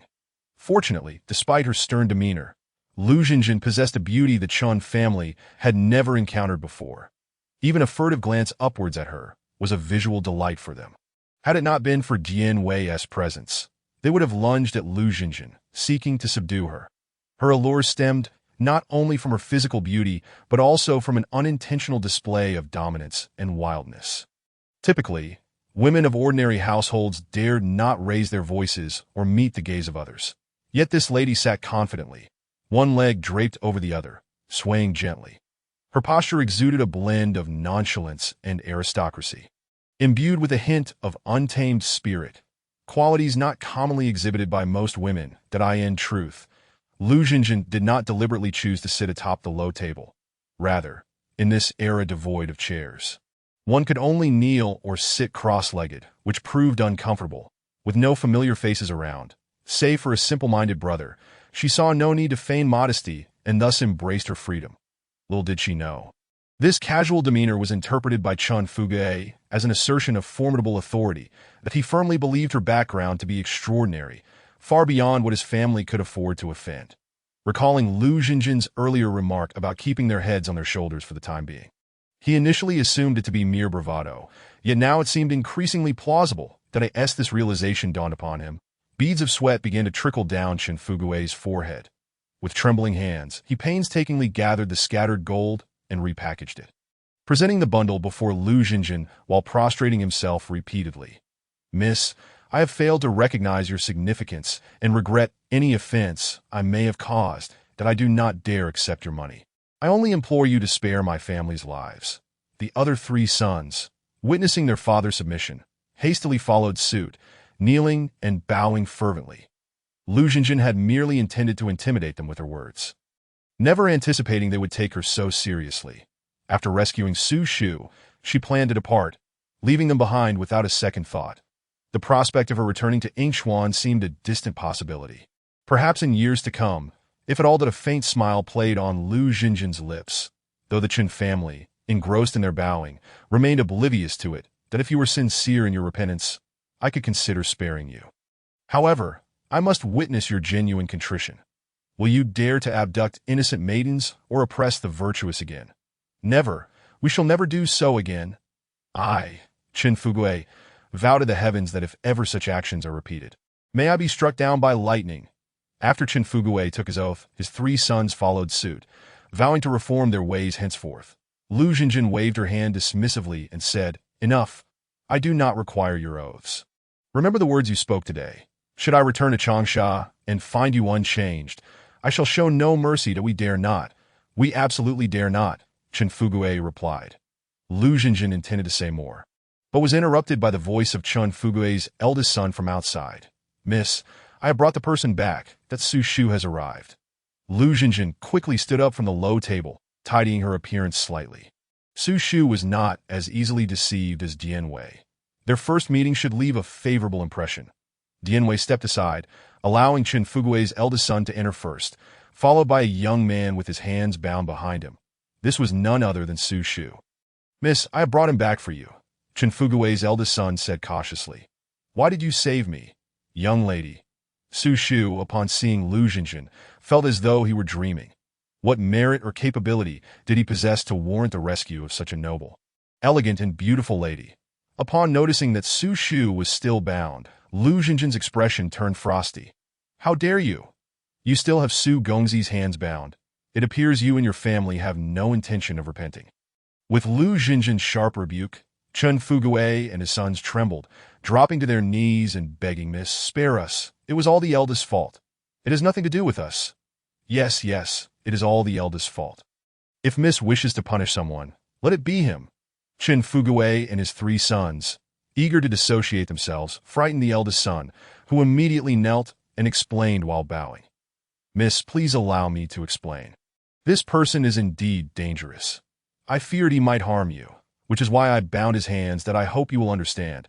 The eldest son's explanation was not entirely unreasonable, although life was cheap in this era. A killer was still a killer, instilling fear in ordinary people. Lu Jinjin huffed coldly, choosing to ignore Chun Fugue's family, and approached to untie Su Shu's bindings personally. "Forgive me for the inconvenience. I shall free you now." Lu Jinjin moved behind Su Shu to loosen the ropes, and though Su Shu could not see her, he caught a whiff of her unique fragrance, combined with the gentle touch of her soft hands brushing against his wrists. As an inexperienced young man, his heart began to race uncontrollably. The ropes were tightly bound, and Lu Jinjin exerted great effort to free him. "That I apologize. I was a bit clumsy and took quite some time to untie the ropes." Lu Jinjin, holding the ropes, smiled awkwardly at Su Shu, who had turned to face her, gazing at her in a daze. With her delicate hand, she absent-mindedly swept a few stray strands of hair from her temple. One smile was enough to captivate a city that Su Shu finally broke free from his stupor, cupping his hands and bowing deeply. Miss, I am sorry for my rudeness. Chapter 45. Is she your wife? Lu Xinjin graciously returned the bow, saying, There is no need for such formalities. Noble sir, did I happen to pass through this area and saw you being paraded by the officials. Observing your countenance, I discerned that you are a person of loyalty and filial piety, not a villain. After inquiring, I learned that you are a hero who eliminates harm for the people, which compelled me to devise a means to rescue you. After Su Shu expressed his gratitude, he inquired curiously, How did you come to be in Chen Fugui's household? On the way back, Su Shu had initially suspected that Chen Fugui had some ulterior motive for rescuing him. However, upon seeing Lu Xinjin, his thoughts immediately shifted. How could such a beautiful woman be involved in any conspiracy? Perhaps he had overthought it. Beauty is justice, and it seems that in every era, those who are pleasing to the eye are granted unconditional trust. Just like in Su Shu's mind, it was now filled with the belief that whatever Lu Xinjin said must be correct. Young master, it is rather inconvenient to talk here. Let us leave the city first to avoid any further complications. Lu Xinjin suggested. Very well. I shall follow your lead. Su Shu nodded immediately. Lu Xinjin could now sell him, and he would still believe it was for his own good. The effects of her charm were quite profound. Lu Xinjin led Su Shu and Dian Wei away from the Qin family. The Qin family members chased after them to bid farewell, but were met with a fierce glare from Dian Wei, which sent them retreating. Father, should we report this to the authorities? The second son asked. Report. With this young lady's capabilities, she could have that brute kill us all, and then pay the county magistrate 100 gold coins. Do you think the magistrate would dare to touch her? Chen Fugui scolded. Father is indeed wise. We cannot compare, the eldest son quickly flattered. Chen Fugui continued, From now on, do not mention this matter again. Also, you must all be more restrained and cease your bullying of others that I in your spare time. Set up a porridge stall at the city gates to aid the disaster victims that if you commit further misdeeds. When this young lady returns, both you and I may lose our heads. Lu Xinjin had not anticipated that her inadvertent act of kindness would ultimately transform Chen Fugui into a benefactor, thereby benefiting the people of Changsha. Dian Wei drove the carriage carrying Lu Xinjin, while Su Shu rode alongside on horseback. After traveling approximately 10 miles outside the city, the three finally halted. I am Lu Xinjin, styled Feng Xian, hailing from the capital, Luoyang. May I ask how to address you, young master? Lu Xinjin inquired gracefully. He certainly knew that the other party was Su Shu. Her mission had been accomplished, and her attributes had been fully enhanced. However, she could not simply tell Su Shu that she knew he would become remarkable in the future, which was why she had come to rescue him. It was essential to maintain some mystery. As a competent leader, one must not appear overly self-serving. Otherwise, it could easily alienate subordinates. That I am Su Fu, styled Yuanji, a local resident, that if Miss Feng Xian does not mind, I would be honored to invite you to my humble abode. Su Shu responded that Su Shu had never expected Lu Xinjin to agree so readily, given her evident noble background. Why would she wish to associate with a poor fellow like him? To his surprise, Lu Xinjin readily accepted, saying, Then I shall impose upon you. This left Su Shu momentarily speechless. That my home is rather simple. Miss Feng Xian is of noble birth. Lu Xinjin pouted slightly, feigning annoyance. So, young Master Su, your previous invitation was merely a formality? You do not genuinely wish to befriend a mere woman like me? Su Shu hastily replied, Miss Feng Xian, please do not misunderstand. I meant no such thing. That it is merely that my home is humble, and I fear I might neglect you. Lu Xinjin cast a playful glance at him, saying, What do you think I, Lu Feng Xian, am someone who despises the poor and favors the rich? I dare not think so. Su Shu replied, Then let us go. Lead me to your home, and I promise I shall not disdain your poverty. Lu Xinjin mischievously winked at Su Shu, causing his face to flush, and his heart raced once again. Providing Lu Xinjin with another surge of admiration points that Su Shu's home was located in a small village near Changsha County. The village comprised dozens of households, surrounded by fertile fields, making it a prosperous little hamlet. As Su Shu and Lu Xinjin approached the village entrance, it was just around lunchtime. Wisps of smoke rose from chimneys, painting a tranquil pastoral scene that a few children frolicked in the fields at the village entrance, chasing bees and butterflies, adding a lively charm to the serene surroundings. Upon reaching the village entrance, the narrow road prevented Lu Jinjin's large carriage from proceeding further, so she asked Dian Wei, fearing his appearance might frighten the villagers, to remain at the entrance while she and Su Shu ventured into the village. "Sister, I fear for your safety," Dian Wei said. Visibly reluctant, Su Shu, his face flushed, countered, "Dian Wei, you are mistaken. The village is filled with my family's elders. How could there be any danger? Even if there were, my sword is not merely for show." Dian Wei scoffed dismissively, as Su Shu's swordplay was only effective against common folk in his view, and to him, it was merely ornamental. Seeing his expression, Su Shu became even more incensed, ready to argue further, but Lu Jinjin gently pulled him back. Giving Dian Wei a reproachful glance, Lu Jinjin said, "Dian Wei, the villagers are simple folk. How could there be any wrongdoers? Trust me, they are harmless that I have prepared 10 meat buns for you in the carriage. If you become hungry, feel free to help yourself." Upon hearing about the meat buns, Dian Wei's face lit up with joy, and his previous discontent vanished. "Then you must return swiftly. I shall wait for you here." Lu Jinjin nodded and turned to Su Shu, saying, "Shuan, after you." Su Shu led the way ahead, with Lu Jinjin following closely behind. As they walked, her steps were graceful and enchanting, exuding an air of elegance that Su Shu merely glanced back at her, and in an instant, he became entranced, inadvertently stepping into a nearby field, which drew laughter from the children playing nearby. "Ah, Su Fugij has fallen. Su Fugij has fallen." Lu Jinjin also covered her mouth and chuckled lightly, saying, "Yuan Ji, being a martial artist, how could you be so careless?" Su Shu let out a dry laugh, remarking, "Beauty is as ferocious as wolves and tigers. The ancients truly did not deceive me." Lu Jinjin, feigning displeasure, retorted, "So, you fell into the field and are blaming me?" Yuan Ji dared not argue. Observing Lu Jinjin's innocent demeanor, Su Shu's heart raced once more. He hastily turned away, silently reminding himself to refrain from inappropriate thoughts, and continued homeward. "Fu Gij, who is this beautiful sister? Is she the one you plan to marry?" a mischievous village child called out, trailing behind Su Shu. Fearing Lu Jinjin's ire, he quickly replied, "Go away. Stop spouting nonsense. This sister is a noble lady. How could I possibly be worthy of her?" After saying this, he stole a glance at Lu Jinjin, relieved to see her merely blushing and not displaying any anger. Chapter 46. "Yuan Ji, please conduct yourself with dignity." Su Shu spoke cautiously. "Miss Fengxian, do not take the child's words to heart." Lu Jinjin frowned and replied, "Yuan Ji, I must disagree with your statement. You say I am a noble lady and that you are unworthy. That is incorrect. In this world, there should be no distinction between the esteemed and the humble, between men and women. As long as there is mutual affection, why should one suppress their feelings due to wealth disparity, leaving only regrets behind?" Lu Jinjin intended to convey the progressive notion of equality among all people.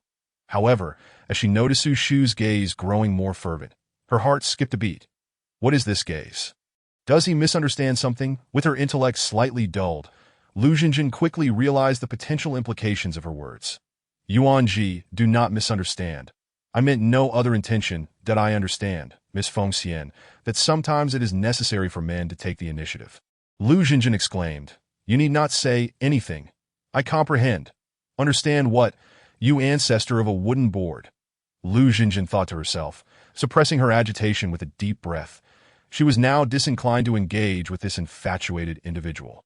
"Let's head to your home first," she suggested, noticing that they were on the verge of being surrounded by the village elders, who were eager to witness the spectacle.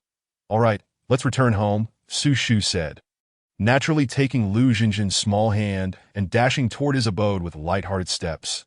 Damn it, my first hand-holding moment just vanished. Before traversing to this era, I had never held a woman's hand. Even after arriving here, I had yet to hold a man's hand. But now my reputation is being tarnished by you? No, we're both men. What's wrong with holding hands? Still, it feels even more nauseating. Ugh. Lu Jinjin genuinely felt queasy. And at last, Su Shu halted. "Miss Fengxian, are you all right?" Su Shu inquired with concern. Lu Jinjin withdrew her hand from his, her expression slightly frosty as she stated, "I am fine." Men and women should maintain a proper distance. Please conduct yourself with respect. Yuan Ji, did I apologize, Miss Fengxian? I did not mean to overstep. Su Shu realized he had acted too rashly. This Miss Fengxian was evidently a refined lady, not a mere village girl. How could he have so carelessly taken her hand? Just as Lu Jinjin was about to seriously clarify the matter, a creaky door from a nearby courtyard swung open that a woman in her 40s, with a gray cloth wrapped around her head, poked her head out and scolded, "Is Ah Fu back? You wretched child, it's been 2 days since you last came home. Do you wish to drive your mother to despair?" Su Shu recalled his harrowing experience and felt a wave of fear wash over him. Had it not been for Miss Fengxian's timely intervention, he might have lost his life. Who would care for his aging mother then? With that thought, he suddenly knelt before her, tears streaming down his face as he pleaded, "Mother, I was wrong that I promised never to wander off again, and will stay home to serve you properly." Su's mother paused in surprise, then smiled as she ruffled his hair, saying, "Silly child, can you always remain by your mother's side? As a boy, you must aspire to the world, to achieve greatness. Annie, Yuan Ji is truly fortunate to have a mother like you." Lu Jinjin interjected. Only then did Su's mother notice the girl beside her son and immediately grabbed Su Shu by the ear. "You rascal! Which noble lady have you brought home? This girl clearly hails from a distinguished background. Quickly return her. You don't want to face the consequences if her family comes looking for you." "Ouch, mother, be gentle. That hurts. My ear is about to come off." Su Shu begged for mercy. Lu Jinjin stifled a laugh and stepped forward to explain. "Auntie, you misunderstand that I am from Luoyang, merely passing through, and happened to encounter Yuan Ji." Noticing Su Shu signaling her to keep quiet about the earlier incident, Lu Jinjin altered her narrative. "I have become acquainted with Yuan Ji and consider him a close friend. I hope you do not mind my visit." That Su's mother cast a glance at Su Shu, who nodded vigorously, prompting her to smile awkwardly as she replied to Lu Jinjin, "My dear, please forgive my son's mischief. I worry he may act inappropriately." Inappropriately? Lu Jinjin recalled Su Shu's earlier mishap of taking her hand, and her eyes narrowed as she shot him a glance that Su Shu immediately performed a deep bow, signaling Lu Jinjin to remain silent. But unbeknownst to him, his mother had taken note of the exchange. That Su Fu, "How have I raised you? Have you truly committed an act of disgrace?" Su's mother questioned sharply, her voice trembling with emotion. That it must be said that this mother was indeed wise and deserving of the title great. Su Shu remained silent and knelt once more. That Su's mother felt her vision darken, nearly overwhelmed by her emotions. Lu Jinjin quickly supported her, soothingly saying, "Annie, please do not be upset. It is not as you think. Yuan Ji, do not kneel. Do you wish to give your mother a heart attack? Quickly help her back inside. I will clarify the situation." Su Shu nodded, hastily assisting his mother back into the courtyard. Lu Jinjin followed, observing Su Shu's anxious and helpless demeanor. If it weren't for the system notifications, she might question whether she had saved the right person. Could this truly be the Su Shu who once effortlessly dismantled a formidable formation and vanquished the Chao army? He appeared more like a bumbling fool, not much better than Dian Wei. However, doubts aside, she quickly deduced the reasons behind his behavior. Firstly, Su Shu had not yet abandoned martial pursuits for scholarly ones, limiting his experiences and intellect. Secondly, his filial piety was evident. Seeing his mother upset had understandably flustered him. Together, they helped Su's mother settle onto a bed in their home. Lu Jinjin, while calming her, explained, "Annie, you have misunderstood Yuan Ji. He has not acted in any disgraceful manner. In fact, he is regarded as a hero. What is the matter?" Su's mother turned to Su Shu, who, startled, waved his hands vigorously, exclaiming, "Miss Fengxian, do not reveal this." Su's mother raised an eyebrow, demanding, "How dare you keep secrets from your mother?" "Miss Fengxian, do not be afraid that if there is something to discuss, please share it. With me around, this rascal wouldn't dare to mistreat you." Chapter 47. The Indignant Su Shu. "Then, Annie, I shall speak candidly. However, please do not become agitated. Your health is of utmost importance." Lu Jinjin grinned playfully at Su Shu. He was in a state of panic, scratching his head, unable to express his frustration. It was truly a torment. This girl was just too adorable, akin to a celestial being descended to the mortal realm, making it hard to be harsh with her. "Annie, the situation is as follows. Yuan Ji encountered a band of ruffians attempting to abduct a woman. and he bravely intervened. However, he was outnumbered and faced danger until my attendant and I arrived at my attendant possesses some skills, and together we successfully drove off the assailants that we were concerned that the woman might be pursued again. So we provided her with some silver and escorted her far away to ensure her safety. Yuan Ji, being a dutiful son, was worried about your well-being and did not wish to burden you with the truth. So please do not blame him. That Su Shu's eyes widened in astonishment. This girl, Feng Xian, possessed a face that could only be described as celestial, yet she could lie without so much as a blink. Upon hearing Lu Jinjin's words, Su's mother finally exhaled in relief, grasping Su Shu's hand and saying, "Silly child, what you have done is commendable. How could I ever blame you? However, in the future, be more prudent in your actions. Do not assume that just because you have studied swordsmanship for a few years, you are invincible." Lu Jinjin chimed in, and he speaks wisely. I too believe that truly formidable individuals rely on their intellect, strategizing from within and achieving victory from afar. Brute courage alone will never lead to significant accomplishments. Besides, I observe that you may not be suited for martial pursuits. It would be wiser to focus on your studies. Who knows in the future? You might even attain an official position, bringing glory to your family. That I have no desire to become one of those officials who oppress the good, Su Shu retorted with disdain, his expression resolute. Su's mother fell into contemplation. Lu Jinjin inquired, "Yuan Ji, do you believe that all officials are greedy, exploiting the people's resources and oppressing the good, causing the common folk to suffer from hunger and despair?"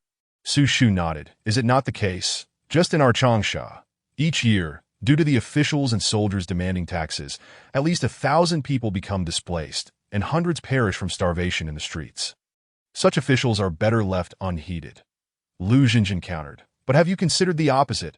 If the magistrate of Changsha County were to appoint you, and you refrain from pressuring the common folk, would you not be saving over 1,000 souls from displacement? Would those 100 souls not be spared from starvation?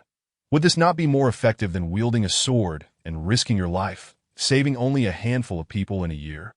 At that moment, Su Shu found himself at a loss for a rebuttal. To Su's mother nodded, saying, "Miss Feng Xian, you truly embody the wisdom of a well-bred lady.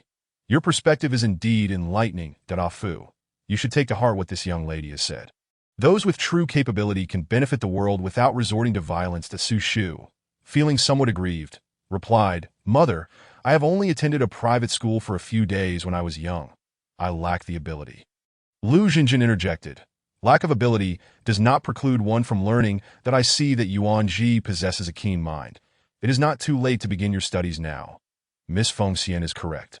Afu, you must go to the Yingchuan Academy tomorrow. I shall sell my possessions to ensure you have the funds." Su's mother insisted resolutely. Su Shu protested, "Mother, we live in chaotic times. I worry for your safety and cannot leave your side." Su's mother slapped his face and sternly declared, "A man must not remain at home forever. If you use me as an excuse to avoid seeking knowledge, I shall dash my head against the wall before you." "Mother," Su Shu knelt before her, tears streaming down his face. The bond between mother and son was one of filial piety and ambition. Upon returning home, Su Shu had knelt several times before his mother. Yet Lu Jinjin saw nothing weak in his actions. Kneeling before one's mother is a matter of course, devoid of any impropriety. "Auntie, Yuan Ji, you need not feel burdened. Yuan Ji could take you along to Yingchuan for studies. As for the expenses, I can support him," Lu Jinjin proposed. "How can this be? We are mere acquaintances. It would be inappropriate to trouble the young lady with such expenses," Su's mother firmly replied. Lu Jinjin contemplated for a moment and said, "Auntie, Yuan Ji, consider this as an advance on Yuan Ji's future salary, that I hope that upon his graduation, he might serve under me. But you are a girl. Are you not meant to remain within the confines of a noble household?" Su's mother asked incredulously. Lu Jinjin replied, "To be candid, I am of royal descent, but due to the turmoil caused by Dong Zhuo, I have found myself in the common world." Before Lu Jinjin could finish her explanation, Su's mother had already pulled Su Shu down to kneel and bow, saying, "Commoner Su Zhangshi, or Su Fu, pays her respects to Her Highness the Princess. Auntie, Yuan Ji, since I am but a wanderer among the common folk, there is no need for such formalities that if others were to see, it might attract unwanted trouble," Lu Jinjin cautioned. Once the two had risen, Lu Jinjin continued, As a woman, I face many inconveniences in my quest to restore the Han dynasty. Therefore, I currently align myself with Sun Jian, the governor of Changsha. However, he remains unaware of my true identity, and I hope you, Yuan Ji, will also keep my identity a secret. Rest assured, Your Highness, should I reveal even a whisper of your identity, I would not wish to live, Su Shu vowed. Lu Xinjin nodded impressed. Yuan Ji, now that you are aware of my identity, do you still refuse my assistance in pursuing your studies in Yingchuan? Su Shu hesitated and replied, Your Highness, why must I abandon martial pursuits for scholarly endeavors? If I were to serve as a general by your side, I could equally carve out a successful career. Lu Xinjin could not help but chuckle at Su Shu's stance, reminiscent of her own past disinterest in academics, perhaps due to a headache brought on by the written word. However, Yuan Ji, let us make a wager. You shall engage in a spar with my bodyguard. You may wield your sword, while he shall use but a single finger, that if you triumph, I shall grant you the title of a great general. Lu Xinjin said with a playful glint in her eye that Su Shu, filled with defiance, declared, Even if you are a princess, you shall not look down upon me. Should he truly defeat me with a mere finger, I shall acquiesce to any request you make. That Su's mother began to worry for Lu Xinjin's bodyguard, stating, Your Highness, Ah Fu's swordsmanship is not to be underestimated, that I hope he does not injure your bodyguard. Lu Xinjin laughed lightly. Fear not, and my bodyguard will not be harmed. That Su Shu, feeling indignant, insisted, If that is the case, let us commence this trial immediately. Seeing Lu Xinjin's unwavering confidence, Su's mother was eager to witness the prowess of her bodyguard. Thus, the three departed from their home and arrived at the village's carriage station. Dian Wei was devouring a large meat bun when he saw Lu Xinjin return and grinned. Sister, you are back so soon? Despite previous warnings from Lu Xinjin and Su Shu regarding Dian Wei's fearsome appearance, Su's mother was still taken aback. Did I ask this truly a human? How can one appear so formidable? She gasped, clutching her heart. Dian Wei scratched his head, apologizing. I did not intend to grow up looking this way. Lu Xinjin chuckled. I have heard of ancient fierce deities described as fearsome in appearance, capable of confronting 1,000 armies. Dian Wei, you shall henceforth be known as Evil Come. Evil Come, splendid. From now on, I shall be Evil Come. Thank you, sister, for bestowing this name upon me, Dian Wei exclaimed joyfully, having long envied those with learned titles. Lu Xinjin continued, Evil Come, Yuan Ji claims your martial skills are lacking and wishes to challenge you to a duel. Dian Wei glanced at Su Shu, frowning. Sister, perhaps we should let this go. How could he possibly be my match? Su Shu retorted angrily, Evil Come, do not underestimate me. My swordsmanship is renowned in these parts. Lu Xinjin found it amusing that Su Shu would boast of his skills, unaware that Dian Wei's legendary prowess would likely humble him. Sister, this Dian Wei is at a loss, Dian Wei admitted, scratching his head. Lu Xinjin instructed, use only a single finger to engage him, and remember, do not injure him. Upon hearing he could only use a single finger, Dian Wei relaxed, nodding. If that is the case, Yuan Ji, let us begin. Chapter 48, is it a finger or a club? Do not misunderstand. Su Shu and Dian Wei had yet to officially engage. However, before they clashed, Su Shu drew his sword and struck several poses, accompanied by theatrical sound effects that owe his credit. Despite appearing somewhat ridiculous, he managed to exude an air of grandeur. For reference, envision a certain ping-pong serve. With the flourish of my sword, the poses complete, Su Shu lunged at Dian Wei's chest, his sword shimmering ominously. Dian Wei, who had been smirking moments before, suddenly focused his gaze, standing perfectly still. It was only when the sword was 3 inches from his chest that he lifted a hand, extending a single finger with deceptive swiftness. Clang! Dian Wei's finger met the blade, producing a piercing shriek as the sword veered uncontrollably to the side, slipping past Dian Wei's ribs without so much as grazing him. Meanwhile, Su Shu felt as though a colossal hammer had struck his sword, causing his grip to nearly shatter. Was that truly a finger? It felt more akin to a club, in Su Shu's astonished gaze. That so-called finger lightly tapped his wrist. In an instant his entire arm grew numb, and the sword clattered to the ground. The finger did not cease its advance, heading straight for Su Shu's throat.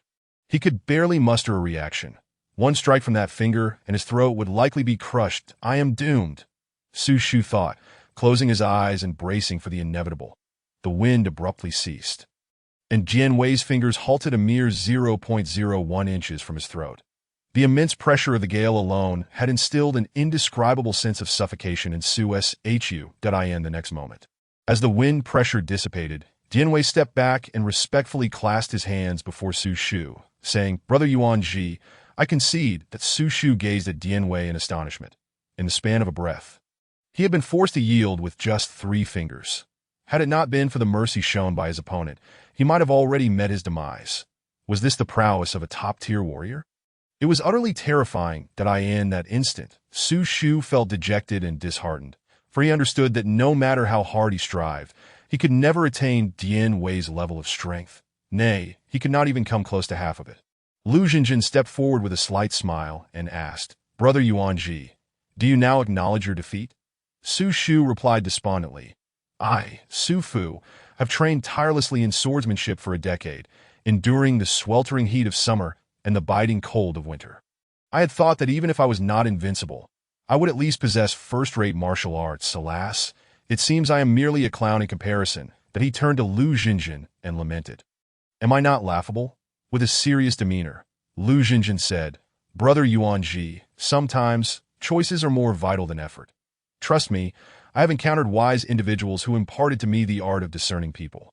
Should you pursue martial arts, you may become a third-rate warrior at best. However, if you turn to scholarship, you could become one of the top strategists of the age. That I do not believe in such superstitions." Su Shu stubbornly replied.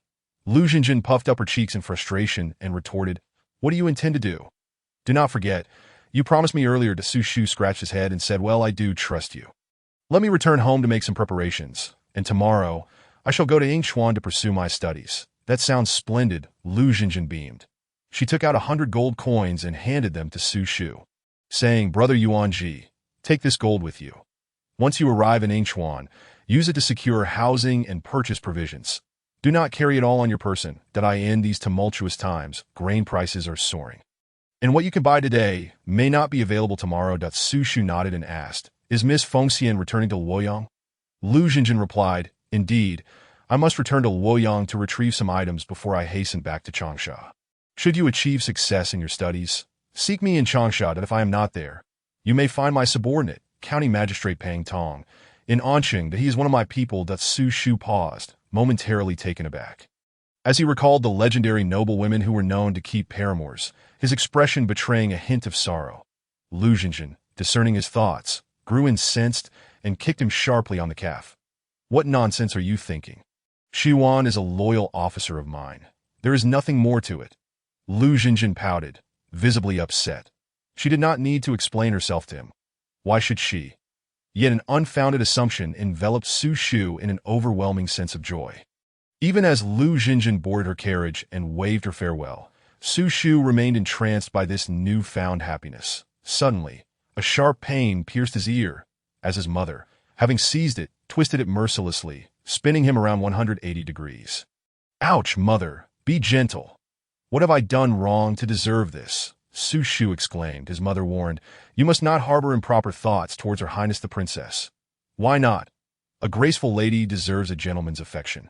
And clearly, the princess holds me in high regard," Su Shu replied, unusually defiant towards his mother. He thought his ear might be irreparably damaged, but to his surprise, his mother sighed and released her grip. "Ah Fu, I have lived longer and see things more clearly than you. When the princess looks at you, there is a glimmer in her eye. But that is admiration, not affection. Perhaps you possess certain qualities that pique her interest. But she harbors no romantic feelings for you. Should you fall into that trap, only you will suffer in the end." Hearing his mother's earnest words, Su Shu experienced a sudden awakening. Perhaps it was the distance from Lu Xinjin that diminished the effects of his infatuation, allowing him to regain the clarity of judgment he required. "That I understand, mother. The princess does not yet have feelings for me." He stated. "That's good to hear," his mother replied with a smile. "However, she mentioned that my future achievements could rank me among the top 10 strategists of the age. When that time comes, will I not have the right to pursue her?" Su Shu's eyes sparkled with newfound determination. His mother opened her mouth to speak, but ultimately remained silent. Perhaps having such motivation would inspire Ah Fu to study with greater diligence. "Mother, I am unfilial.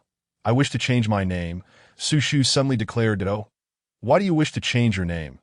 his mother asked, puzzled. Father named me with the character Fu, hoping I would be a fortunate person.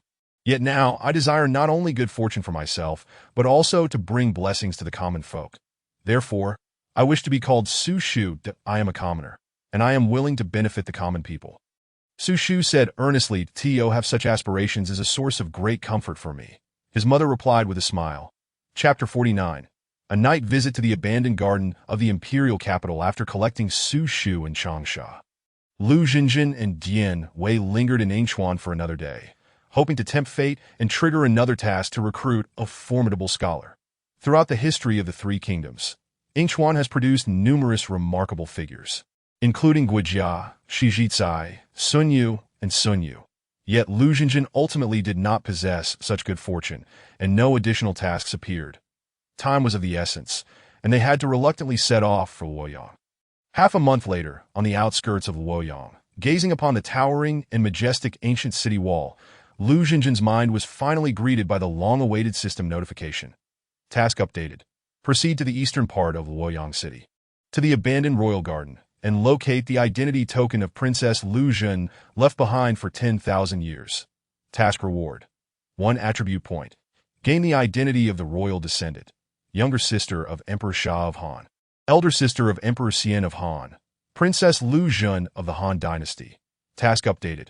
Enter the Imperial Palace's inner court and obtain the identity token of King Lu Bian of Hongnong. Task reward. 1 attribute point. Gain the identity of the royal descendant, King Lu Bian of Hongnong. Task updated.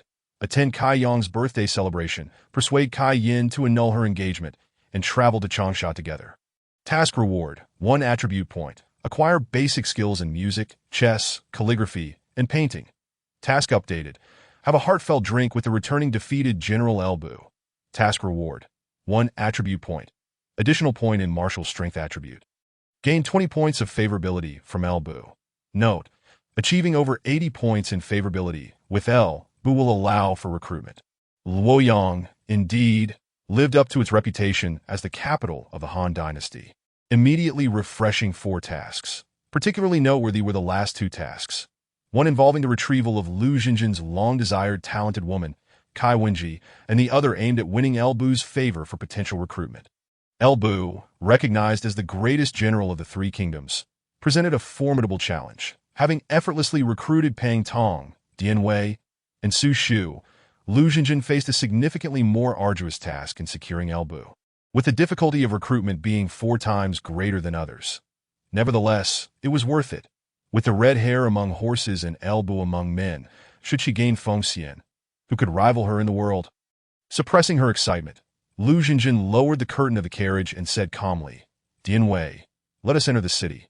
Yes, sister, Dian Wei replied, driving the carriage toward the city gates. Upon arrival, they were met with strict security measures due to the ongoing war, necessitating thorough inspections to prevent spies from entering. That a soldier halted their carriage, preparing to lift the curtain. Halt! Dian Wei bellowed, blocking the soldier. What are you doing? Do you wish to rebel? Surrounding soldiers gathered around them. From behind the curtain of the carriage, a delicate hand emerged, holding a small pouch of gold, and Lu Xinjin's voice rang out, To the diligent soldiers on duty, please accept this gold and enjoy some tea. Dian Wei reluctantly tossed the pouch to the small leader of the gate guards. The leader opened the pouch, examined its contents, and nodded with satisfaction, waving his hand to signal their passage. Sister, why offer them money? Others do not, Dian Wei questioned, discontented. Lu Xinjin replied coolly, in a crucial capital, it is better to reduce trouble than to increase it. Let us proceed to the eastern part of the city and find an inn to stay. Understood.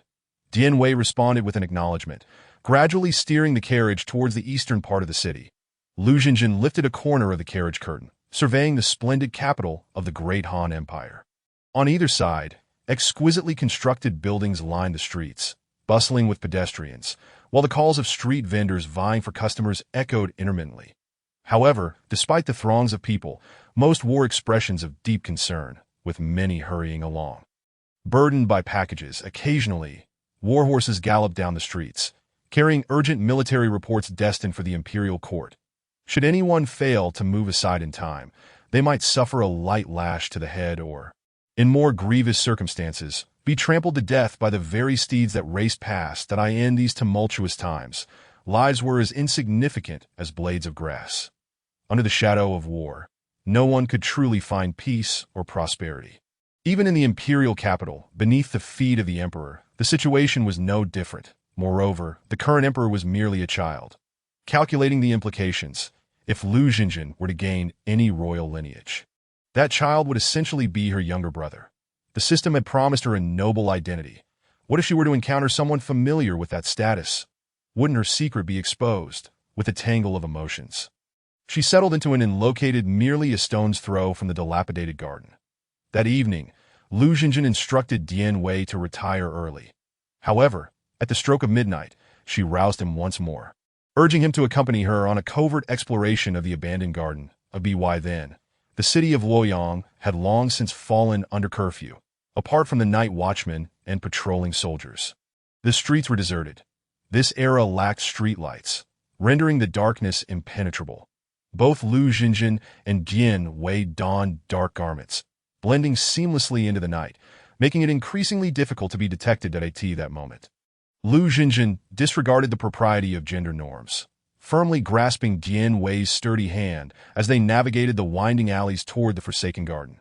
Dian Wei, possessing extraordinary strength and superior night vision, adeptly found their way through the darkness, unlike a certain weakling who was utterly blinded by the night. Lu Xinjin had previously utilized her keen sight skill to examine Dian Wei's attributes. Loyalty stood at a perfect 100, akin to Pang Tong, marking him as a staunch devotee. However, due to not being the first to achieve such loyalty, he lacked the corresponding achievement. His intelligence was somewhat lacking, rated at a mere 5 points. Reminiscent of Lu Xinjin's own state upon arriving in this world, Lu Xinjin had engaged in a friendly discourse with the system. Was I as foolish as Dian Wei when I first arrived? What else could it be? Beyond that, Dian Wei's appearance attribute was strikingly noted, glaringly marked as a big fat 0, perhaps the lowest in the 3 kingdoms. The other 3 attributes left Lu Xinjin despondent with envy. Strength 11. Agility 11. Stamina 10. What a travesty. Lu Xinjin couldn't help but scoff internally at Dian Wei's attribute scores. The inn they were staying at was already quite close to the abandoned garden. After traversing 2 streets, they arrived at its entrance.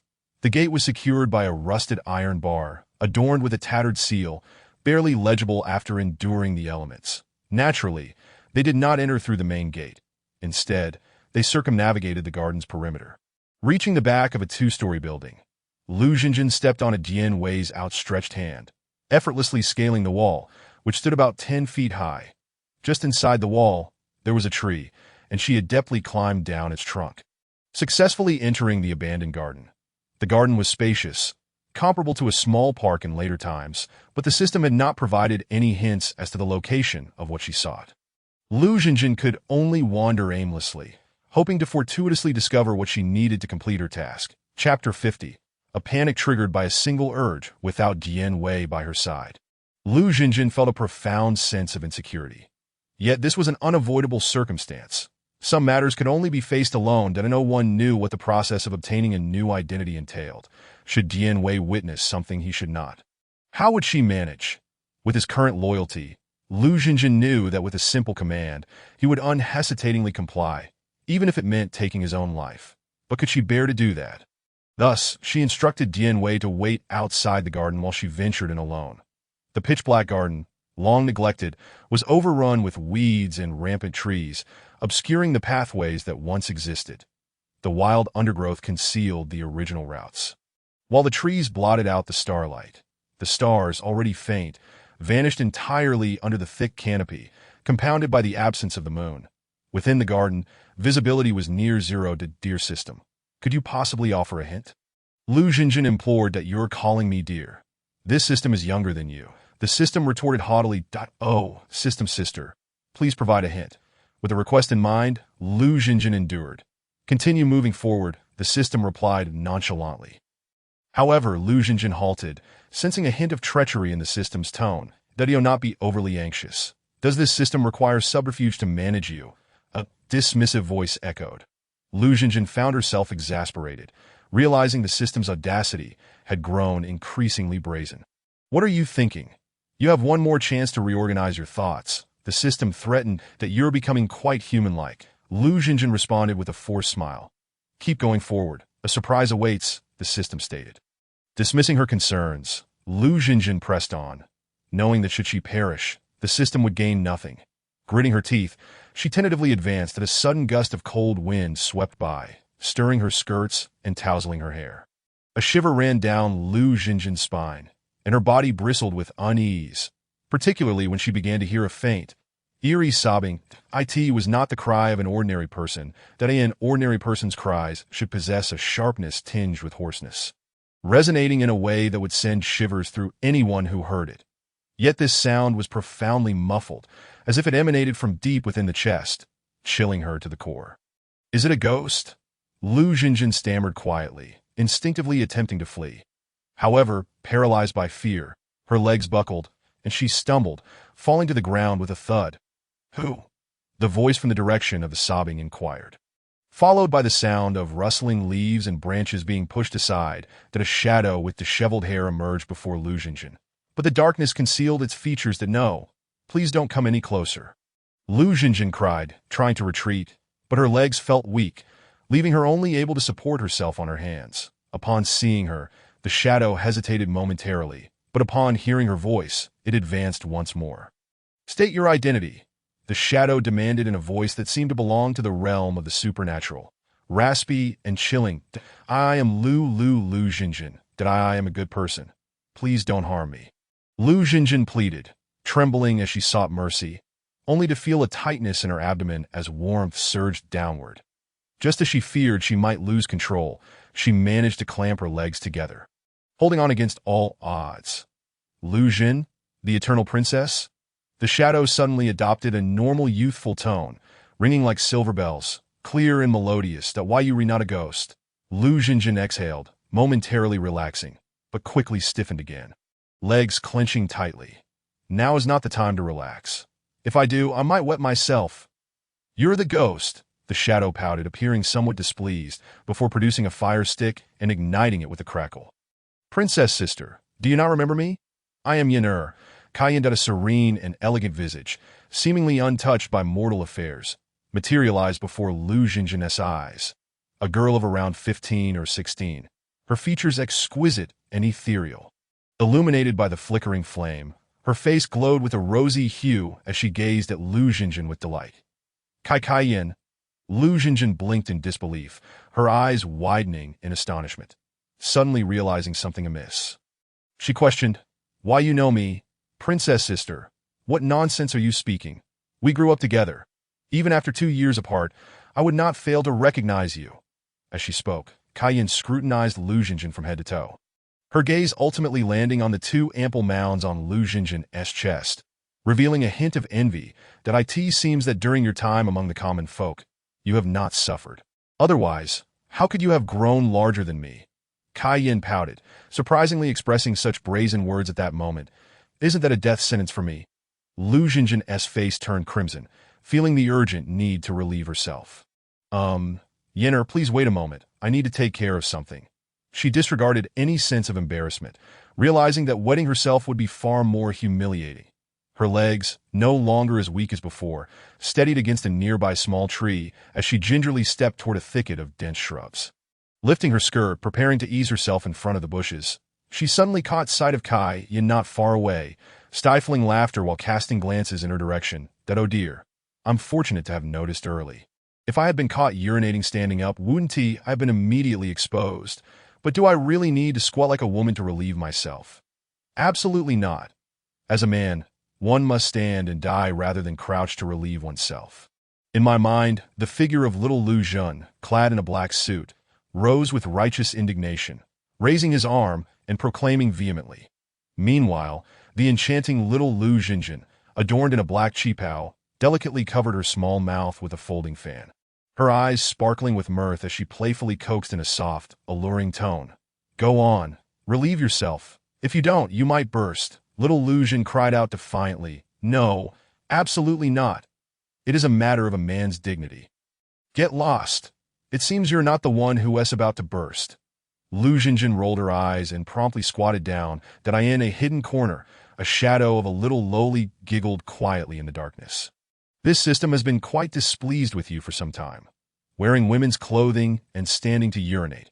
What a disgrace! The gentle trickle of water, akin to a babbling brook, resonated like celestial music. Finally, Lu Xinjin, relieved of her pressure, exhaled a long, contented sigh. Suddenly, she felt something amiss. Wait a minute, the sound was wrong. Men do not produce such delicate, tinkling sounds when relieving themselves. System, come out. What on earth is going on? What have you done to my second brother? Lu Xinjin screamed internally in a frenzy. Chapter 51. I, the eternal princess of the Han Dynasty, a shadowy figure of a little girl with twin ponytails, suddenly appeared before Lin Sivon. Her almond-shaped eyes and willow-like brows, exquisitely carved, radiated cuteness. Lu Xinjin felt an uncanny sense of familiarity with this little lowly, though she could not place where she had seen her before. Come out. Come out. Host, you seem to be getting a bit carried away. Please mind your tone when addressing this system. Isn't your second brother standing there properly? Why the fuss? The little lowly remarked while absent-mindedly picking at her ear with her pinky finger. With the appearance of the little lowly, Lu Xinjin's second brother immediately puffed out his chest, assuming a fierce dragon-like growl. Lu Xinjin looked down in a panic, hastily lowering her lifted apron and skirt. Although she knew the little lowly was the system, the fact that she was being gazed at so intently by such a petite figure made Lu Xinjin feel a tad embarrassed. What was that sound earlier? Were you the one causing mischief? To diffuse the awkwardness, Lu Xinjin attempted to redirect the conversation. The little lowly's face broke into a triumphant grin. Indeed, it was I. Kai Yin is still over there, and I did this to cover for you. Otherwise, with Kai Yin's intellect at a staggering 10 points, and considering she hasn't yet been affected by your intelligence-diminishing aura, do you think she wouldn't notice something was amiss? Upon hearing this, Lu Xinjin realized the logic in her words. It was indeed her oversight that almost led to a blunder, that I won't talk to you anymore. Kai Yin is coming. The little lowly's shadow flickered and vanished. Princess sister, are you done? Kai Yin approached, holding a fire starter. Lu Xinjin adjusted her skirt and stepped out from behind the bushes. Apologies for the inconvenience. Yin, Lu Xinjin said, her expression tinged with embarrassment. Everyone has their urgent needs. What is there to laugh about? Besides, this is partly my fault. If I hadn't frightened you, you wouldn't have been in such a hurry. Kai Yin remarked, sticking out her tongue playfully, her innocent demeanor eliciting both affection and exasperation from Lu Xinjin. You little rascal, how dare you say that? Lu Xinjin bared her teeth in mock ferocity. Though to onlookers, she appeared adorably fierce, inadvertently exuding a charmingly playful aura instead. Truly, it aligns with the old adage. Interesting souls are rare, yet striking beauty is commonplace. Lu Xinjin's expression did not intimidate Kai Yin. Instead, she leaned closer, scrutinizing Lu Xinjin's face, that a pang of anxiety struck Lu Xinjin. Could she have detected a flaw? Unable to remain angry any longer, she averted her gaze and stammered. What are you looking at? Princess sister, after 2 years, you seem to have changed. Kai Yin observed that, of course. I'm not the same person. Lu Xinjin internally panicked. Yet she was also curious as to why Kai Yin was so convinced she was the eternal princess Lu Xin. Had she truly been so similar in appearance? After such a long separation, a little change was to be expected. Lu Xinjin reassured herself. Kai Yin nodded. Indeed, they say a girl changes greatly after 18. Princess sister, you've grown even more beautiful. Finally overcoming that hurdle, Lu Xinjin sighed in relief, then inquired. Yinner, why are you here at this late hour? Pretending to scare people. I wasn't pretending to scare anyone. You simply the timid one. Kai Yin pouted that I came here for you. Years ago, unable to bear the humiliation from Dong Taishu, you leapt into the river here to end your life. Though your body was never found. Everyone believed you had perished. Since then, I've come here every year on this day to honor your memory, that I was afraid Dong Taishu would find out, so I could only sneak in at night. I never expected, princess sister, that you would be alive. That it truly is a miracle. Kai Yin clasped her hands together and offered a prayer to the heavens before continuing. By the way, here is something for you. Kai Yin produced a small token from her waist and handed it to Lu Xinjin. The instant Lu Xinjin received the token, the system's notification chimed. Special mission completed. Host receives identity token. Gaining the status of the royal descendant, the eternal princess. Additionally, acquires a special item. A biography of the eternal princess, accessible within the system space at any time. What a serendipitous turn of events. Lu Xinjin had been fretting about being exposed if Kai Yin ever mentioned past events, but now with this biography in hand, she could rightfully claim the identity of the Eternal Princess. Even Kai Yin, her childhood friend, couldn't recognize her. Lu Xinjin was confident that no one else would either to know. From this day forth, I am no longer Lu Xinjin, but Lu Xun, the Eternal Princess of the Han Dynasty. Even that little brat, Emperor Xian, must address me as Imperial Sister.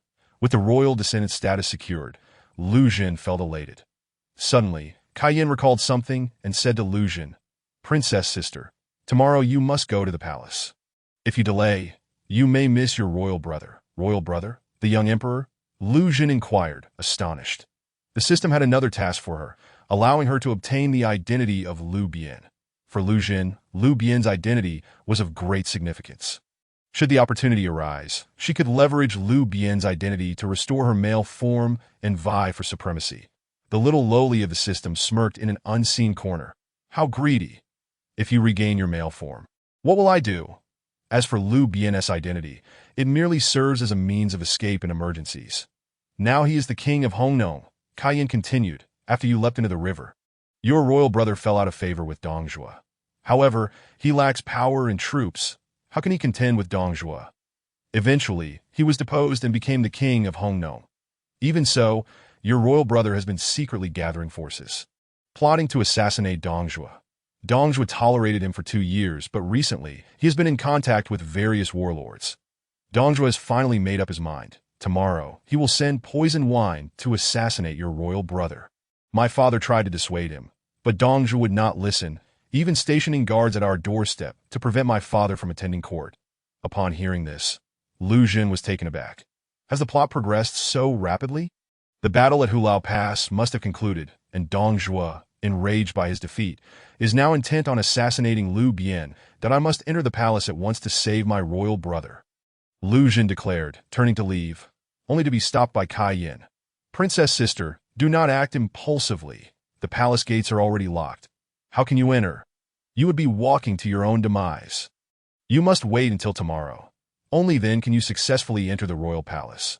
However, saving the king of Hongnong may be quite impossible.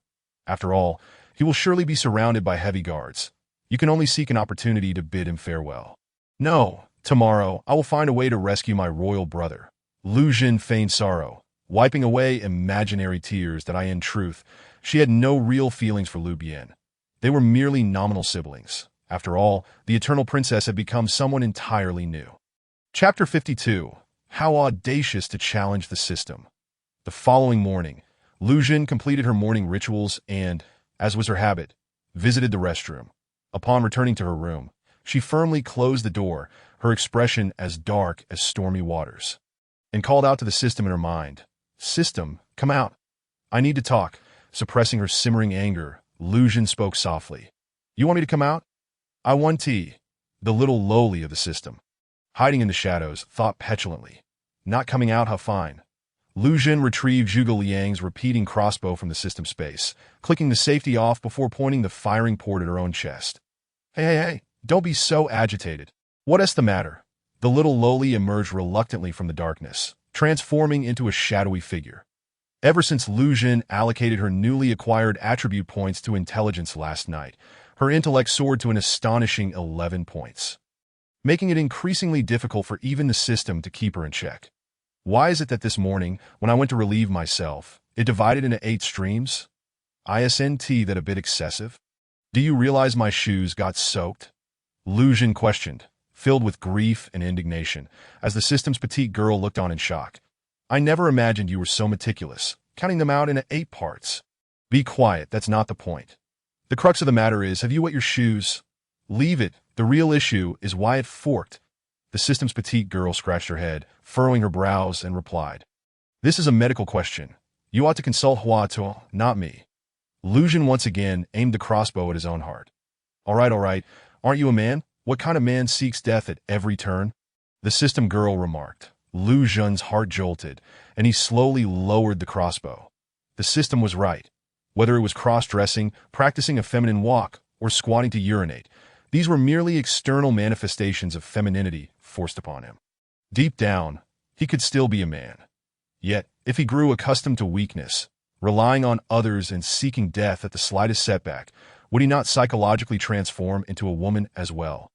With both his appearance and psyche becoming feminine, how far would he be from truly becoming a woman? Sweat beaded on Lu Xun's forehead. It was indeed a chilling thought. Yes, it was indeed I who caused you to urinate in 8 parts. But it was for your own good. You now bear the identity of a woman. If you continue to stand and urinate, it will inevitably be discovered one day. Thus, this system aims to help conceal your identity. What is wrong with that? The system girl shook her head, her twin ponytails swaying as she earnestly explained. Let me ask you another question. Is your ultimate aim to turn me into a real woman? Lu Xun inquired sincerely. The system gazed at him meaningfully and said, To be honest, even if you wish to become a woman now, I do not possess that capability. Our binding time is too short, and the system's level is insufficient. One day, when you become a true empress, if you desire it, I can indeed transform you into a genuine woman, one capable of bearing children. Bah, what are you thinking? You want to turn me into a woman once I become an empress? Then this task is better left undone, Lu Xun retorted angrily. You misunderstand. I mean, unless you wish it yourself, I will not forcibly turn you into a woman. The petite girl clarified, Did I ask that true? A flicker of joy appeared in Lu Xun's beautiful eyes. You actually doubt me. Reflect carefully. Am I the kind of unscrupulous system that coerces its host?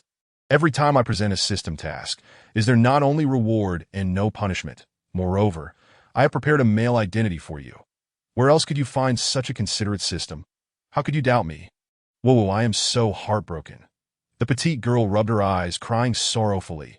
Lu Xun found himself at a loss, unable to counter her words, compared to those systems that would swiftly eliminate their hosts or transform them into women at a whim. This petite girl was practically a paragon of virtue. To doubt such a benevolent system was indeed ungrateful and unwarranted. That I apologize, system. It was my overreaction, and I should not have doubted you, Lu Xun said apologetically. Do not call me system. I have a name. You may call me DG, the petite girl replied. The name DG sounds a bit strange, Lu Xun said with a mischievous smile. The system girl, DG, paused for a moment before realizing, and exclaimed angrily, Get lost, you lecherous fellow. You shall never become a girl. Who would want to become a girl? Lu Xun replied, looking quite relaxed. After their heart-to-heart, Lu Xun's worries dissipated. Leaving behind the anxieties that had previously plagued him, he decided to regard this as a performance in which he had become a great star, striving to play his role well. Once he completed the ultimate task and became the empress, he could choose to retire and return to his male form. These thoughts, of course, did not escape DG's notice. She merely scoffed but refrained from countering him, silently reflecting. I know you do not yet wish to become a woman. But who can predict your choices in the future? People can change, after all. Quickly prepare yourself. We must enter the palace. If we are late, you will miss the opportunity to claim Lu Bian's identity. DG reminded him. Indeed, I almost forgot. Let us set off at once. Lu Xun nodded. The SDG's figure faded away. Lu Xun exited the room, waking the slumbering Dian Wei. The two then set off in a carriage towards the imperial palace. Unlike the grandeur of the Han dynasty's peak, the current palace was rife with various corruptions and filth. The guards of the palace were no longer the Feather Forest Army and the Imperial Guards, but rather Dong Zhuo's Xiliang troops. Entering and exiting the palace was far less stringent than before. Essentially, as long as the bribes were sufficient, even ruffians could gain entry for a tour. Under such circumstances, it was not difficult for Lu Xun to enter the palace. However, Dian Wei could not accompany him and had to wait by the side of the carriage at the palace's side entrance. His fearsome appearance made it nearly impossible for him to avoid being mistaken for an assassin.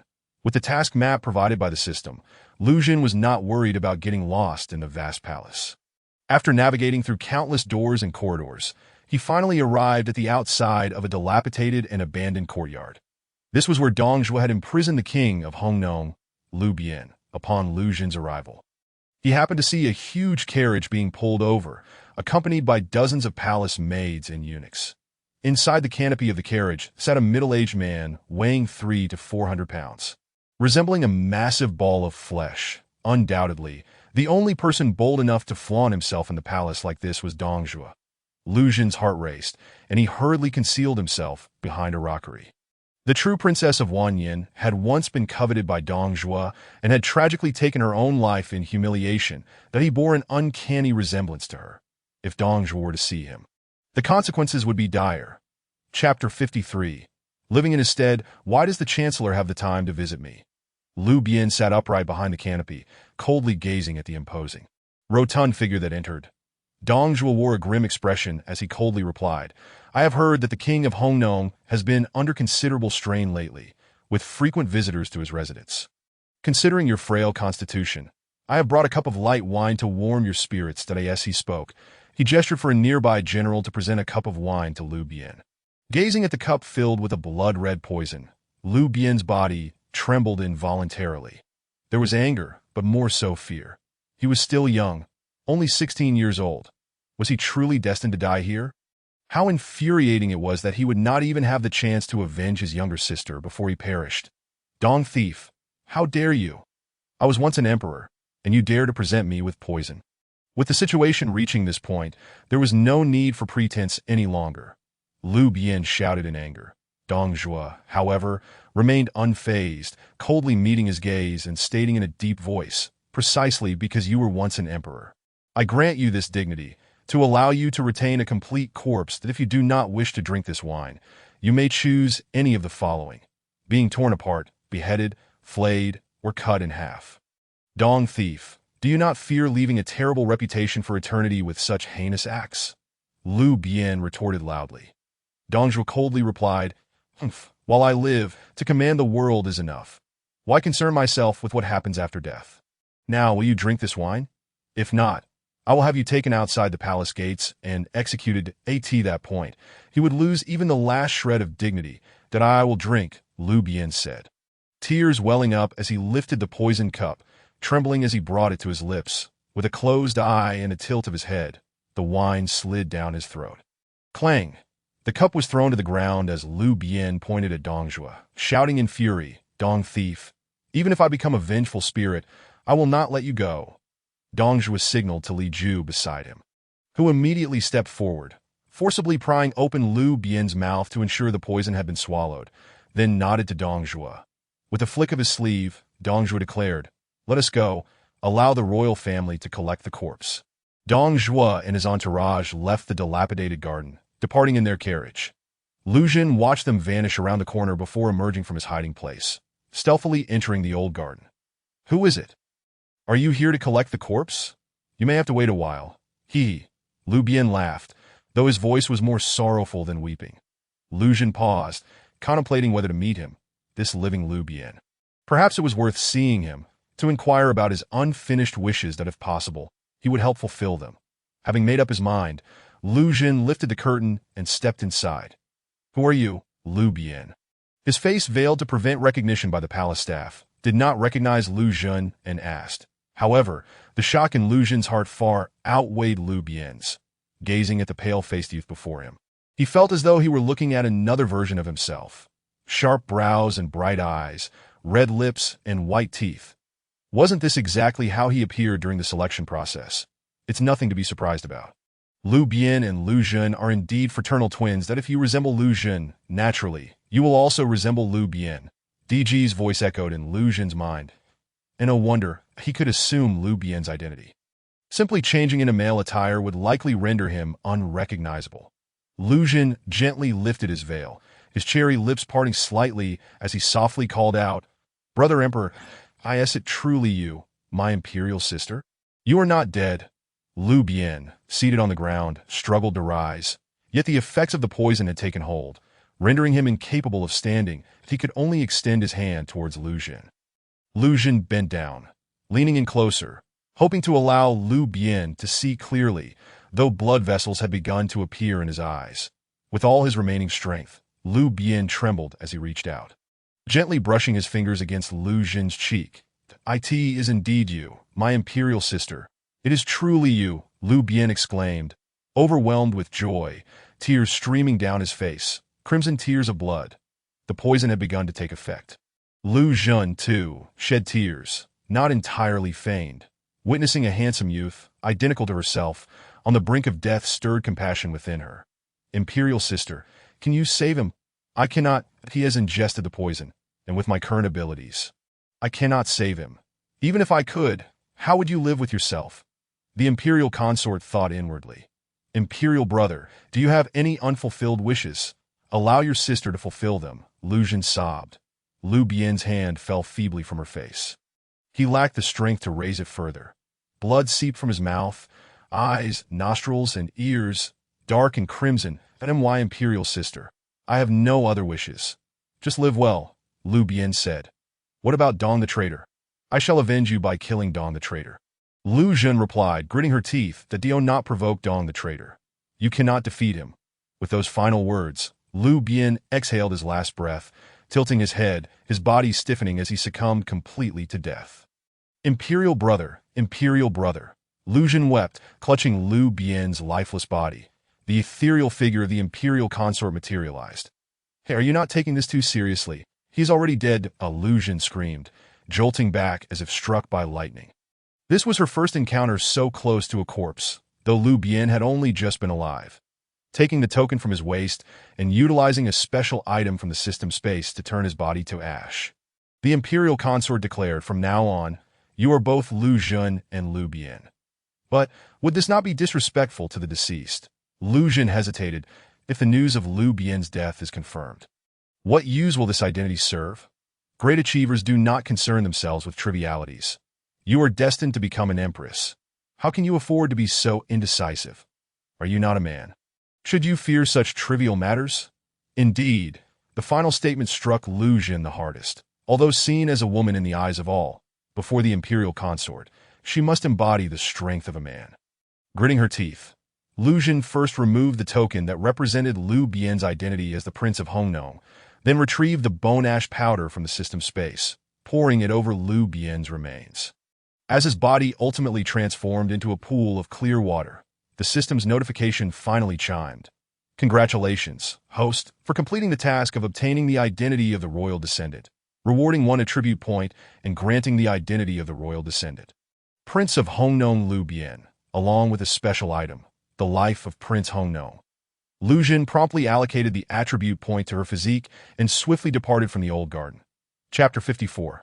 Cornered within the grand hall of the palace. A general rushed in, breathless. Grand Tutor, trouble. Grand Tutor, trouble. What is it? Speak. The corpulent figure sprang up from the couch. The repeated exclamations of Grand Tutor furrowed Dong Zhuo's thick brows that if you do not provide me with a reasonable explanation, you shall pay dearly. News of the defeat at Hulao Pass had already reached Luoyang, leaving Dong Zhuo in a state of unease and irritation. Even after he had just poisoned the Prince of Hongnong, he could not quell the rising anger within him. Grand Tutor, the Prince of Hongnong has vanished. The general, sensing Dong Zhuo's murderous intent, spoke with a beaded forehead. That's so, Dong Zhuo exhaled in relief. As long as the city gates had not fallen, what of an intoxicated Prince of Hongnong escaping? Drag him away and behead him. With a sweep of his sleeve, Dong Zhuo reclined back onto the couch. Times had changed since the days in Shiliang. He had grown stout, and lying down was far more comfortable. Grand Tutor, I am innocent. Grand Tutor, spare my life, the reporting general cried out, yet could not sway Dong Zhuo's resolve and was unceremoniously pushed aside. After lying for a while, unable to sleep, he sat up again. Li Chong. Dong Zhuo called, "It your service." Li Chong hurriedly approached. It is said that to serve a monarch is akin to accompanying a tiger.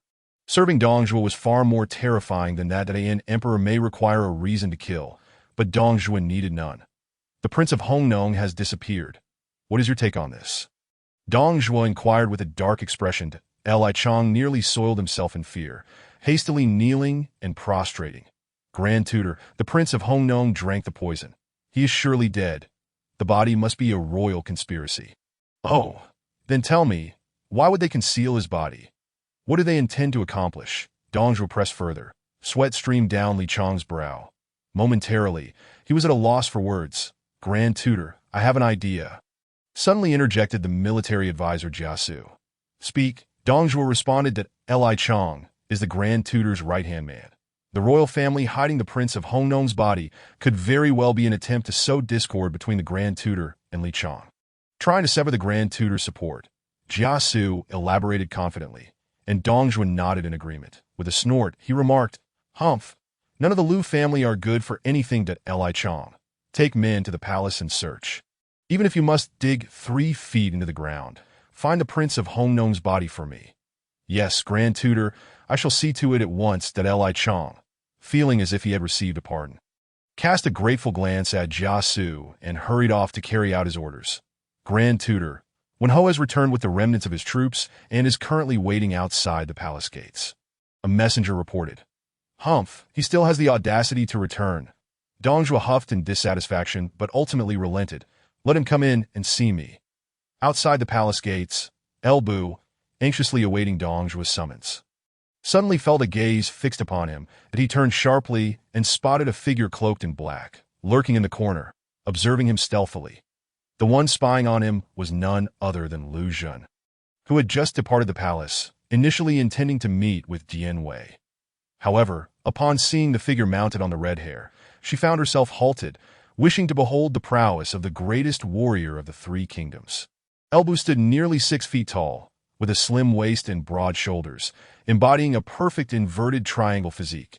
His brows were like drawn swords, his eyes clear and spirited, his nose was sharp, his lips a deep crimson, and atop his head, he wore a resplendent golden crown, radiating brilliance. Adorning it were 2 long peacock feathers, fluttering in the breeze. Upon first sight of El Bu, Lu Xun was besotted, thinking, how stunning! This is what a man should resemble. Bah, what a striking figure! I am filled with envy and resentment. In her mind, 2 little figures began to argue once more. Hey, why does El Bu seem increasingly handsome? No, wait, he is getting closer. Oh no, he noticed me. I must flee. As El Bu strode towards her, Lu Xun turned and dashed into a nearby alley. However, her speed was no match for El Bu's, and in the blink of an eye, he had caught up to her. With a resounding crash, his large palms slammed against the wall, causing the plaster to crumble, showcasing El Bu's immense strength. This single blow effectively blocked Lu Xun's escape. Had you not been a woman, that blow would have landed on your head. El Bu's deep, magnetic voice resonated near her ear. Lu Xun gasped, instinctively leaning against the wall, meeting El Bu's hawk-like gaze. At that moment, El Bu propped one hand against the wall while the other gently pulled back the hood that obscured Lu Xun's face. Thump, thump, thump. Lu Xun felt her heart racing, a tumult of fear, anxiety, regret, and embarrassment swirling within her. That I am cornered. Her mind went blank, consumed by the thought of throwing herself against the wall. That I have been cornered by a man. Author, you better show yourself. I promise I won't kill you. Can the plot get any more absurd? The author trembled. I can't be blamed. The readers demanded it. I didn't have you engage in swordplay. I've already shown restraint, the author replied. Under El Bu's imposing presence, Lu Xun felt utterly powerless, unable to resist, merely watching as he removed her hood. With slightly furrowed brows, pursed lips, and a flushed face, her beautiful eyes shimmered with unshed tears. In that moment, as El Bu beheld her, he was captivated by the sight of such an enchanting beauty that I asked there truly such a beauty in this world. In that fleeting moment, Lu Bu found himself momentarily stunned, as if time itself had come to a standstill. Both individuals could distinctly hear the rhythmic beating of each other's hearts. Lu Xun was forcefully pinned against the wall by the formidable Lu Bu, the lingering scent of blood from the battlefield enveloping him. Although he was undeniably a handsome man, there radiated an overwhelming aura of terror, akin to confronting a deity that no, even the gods would recoil in fear before Lu Bu. In the presence of such a powerhouse, Lu Xun felt that even the slightest movement of his fingers required an immense exertion of will. Overwhelmed by a potent mix of dread and shame, his only recourse was to shut his eyes, becoming an ostrich evading reality, at the very least. This allowed him to temporarily escape the visage that was both strikingly handsome and terrifyingly close. Yet Lu Bu perceived this display of cowardice as nothing short of exquisite temptation, a delicate beauty, head held high, back pressed against the wall, cheeks flushed, gradually closing her eyes. What could this possibly mean? Surely, Lu Bu understood. Chapter 55, Scoundrel, release my sister. Who dares claim that Lu Bu is not a man? If that were the case, then every other soul in the three kingdoms would be deemed effeminate, that a man should act as a man ought. Cowering is unbecoming. The beautiful maiden before him had already assumed a stance inviting his pursuit. How could Lu Bu be courteous? He lowered his head, gradually leaning toward her exquisite face, no longer an inexperienced youth. Fully aware of the nuances at play, his slow approach was not born from nervousness or fear, but rather a desire to savor the moment in its entirety. Even before their lips met, he was captivated by the intoxicating floral fragrance that wafted from her. The scent was rich and utterly unique that Liu Bu paused momentarily, inhaling deeply, as if wishing to etch the essence of this enchanting woman into his very soul. "Please no, don't come any closer," Lu Xun screamed internally, feeling Lu Bu's searing breath drawing nearer. Yes, if he had heard Lu Xun's silent plea, a resounding roar interrupted Lu Bu's advance. "Scoundrel, release my sister!" The thunderous shout echoed like a clap of thunder from the opposite end of the alley. The sound of heavy footsteps, akin to a drumbeat, resonated as Dian Wei, a formidable figure, charged toward Lu Bu. "Stand down, you fiend!" Lu Xun exhaled a sigh of relief, hastily interjecting. Although it was uncertain whether Dian Wei could best Lu Bu in combat, the current circumstances demanded caution. Engaging Lu Bu here would undoubtedly attract his subordinates from the palace, leading to ruin for both parties. Upon hearing Lu Xun's voice, Dian Wei lowered his massive fist, which had been poised to strike. "Sister, it's all a misunderstanding. Do not be alarmed." With Dian Wei's presence, Lu Xun felt a surge of confidence, bowing gracefully to Lu Bu. This humble lady merely admires the heroism of distinguished men. Hence the prolonged gaze, that if I have caused any offense, I beseech you to forgive me. Her words rendered Lu Bu somewhat embarrassed. Indeed, she had merely looked at him a moment longer, while he had engaged in such aggressive behavior, pinning her against a wall, demanding a kiss. Was this the conduct befitting a gentleman? Alas, he feared he had been categorized as a lecherous rogue that in that moment, Lu Bu yearned to slap himself. Amidst the clamor of clanging armor and hurried footsteps, several of Lu Bu's commanders rushed forward, alerted by Dian Wei's outburst. Wen Ho, are you unharmed?" The commanders, weapons drawn, aimed their sights at the stout Dian Wei. "Get lost. Do I still require your protection?" Lu Bu barked, channeling his regret into fury directed at his subordinates. At his reprimand, the commanders recoiled like quails before a hawk, shrinking back in fear. Only one stood his ground, a figure with a countenance like purple jade and eyes like bright stars, strikingly handsome, yet slightly less so than Lu Bu. "Wen Yuan, is there something you require?" Lu Bu addressed this man with a hint of respect, unlike his treatment of the others. This man was none other than Zhang Liao. Lu Xun cast a furtive glance at him, her mind racing with schemes. Zhang Liao and Gao Shun, though not the most formidable in combat, were exceptional in military training. They were fiercely loyal to Lu Bu. If she could recruit Lu Bu, it would be akin to securing both of them as well. With this thought, Lu Xun's eyes sparkled with anticipation as she gazed at Lu Bu, that in her mind, a small voice chimed. Indeed, no one could possibly refuse a man like Lu Bu. However, another voice protested within her, declaring, "Nonsense. This is merely the pursuit of talent, a necessary trait for a ruler." Zhang Liao, renowned as a gentleman of the three kingdoms, remained unperturbed by Lu Xun's beauty, merely furrowing his brow as he cast a glance at the stunning maiden before turning to Lu Bu. "Wen Ho, the Taisha requests your presence," upon hearing that Dong Zhuo had summoned him. Lu Bu felt compelled to act promptly. The longer he lingered, the more he sensed his adoptive father's capricious nature. Delaying too long could very well lead to his own demise. Reluctantly, Lu Bu glanced back at Lu Xun, bowing his head, that "My lady, the previous incident was not my intention. I hope you will not misconstrue my actions. Get away.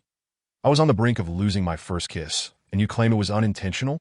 Lu Xun chastised inwardly, masking her indignation with a fabricated smile as she stepped forward. "Wen Ho, I shall be staying at the Yunlai Inn in the east of the city for the next few days. Should you find yourself at leisure, I would be honored by your visit." With that, Lu Xun hurriedly retreated, fearful that Lu Bu would catch sight of her crimson cheeks. "Lu Xun, you are descending into depravity, resorting to the wiles of a seductress.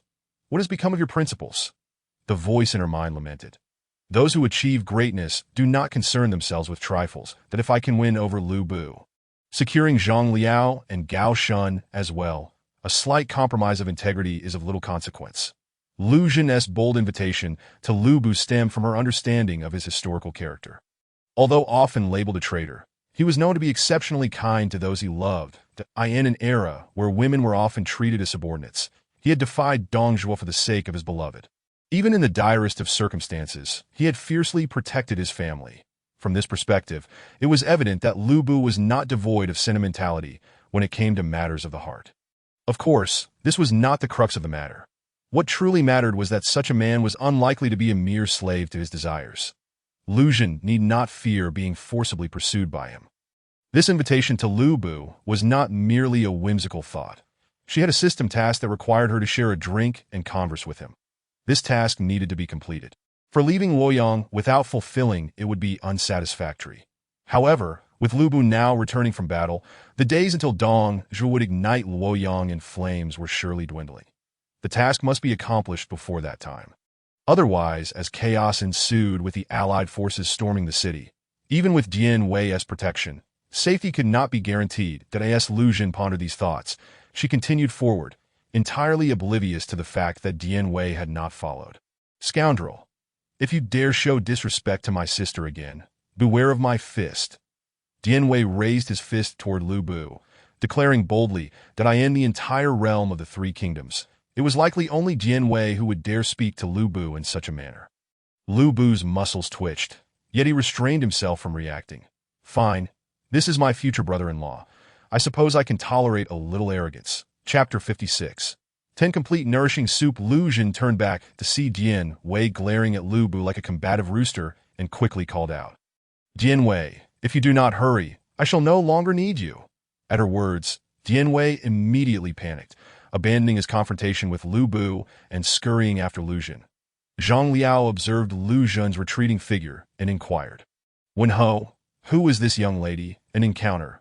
Her affairs must remain unknown to the Taisher. Do you understand? Lu Bu instructed sternly. Rest assured, Wenhou, I shall ensure it remains undisclosed, Zhang Liao affirmed with a nod. Upon meeting Dong Zhuo, Lu Bu endured a scathing reprimand.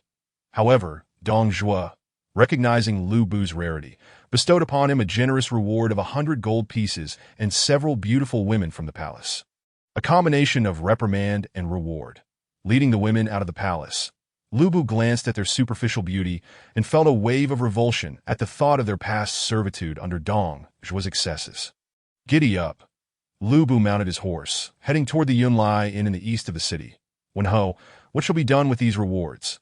Zhang Liao inquired. Distribute the gold among these women, so they may return home. Lu Bu's voice echoed back.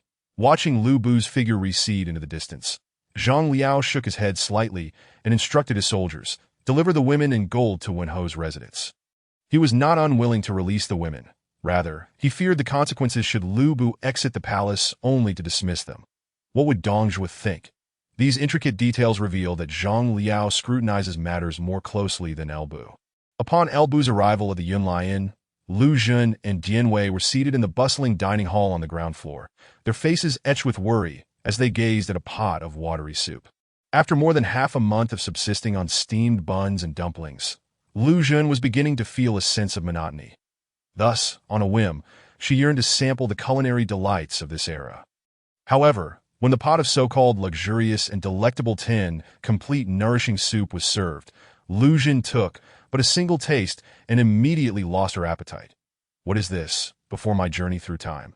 Even pigs dined better than this. Originally, the proud waiter who presented the establishment's finest dish was taken aback by Lu Jun's grim expression, his demeanor shifting markedly. Miss, our inn has been a time-honored establishment for over a century. To say nothing of it, countless lords and officials from both the north and south who have dined on our 10 complete nourishing soup have left with nothing but praise. Why then, do you furrow your brow? The waiter retorted with a sardonic tone. Lu Jun, acknowledging the poor taste, thought it hardly worth her while to argue further, but the waiter's retort pushed her over the edge. With Dian Wei seated beside her, she felt emboldened, unafraid of anything. She sprang to her feet, hands on her hips, and exclaimed, if it's not palatable, why must I remain silent about it? Bu, having just entered in plain attire after shedding his armor. overheard Lu Jun's spirited outburst and found her amusing. Let me observe how she stirs the pot, whether out of genuine petulance or jest with the innkeeper.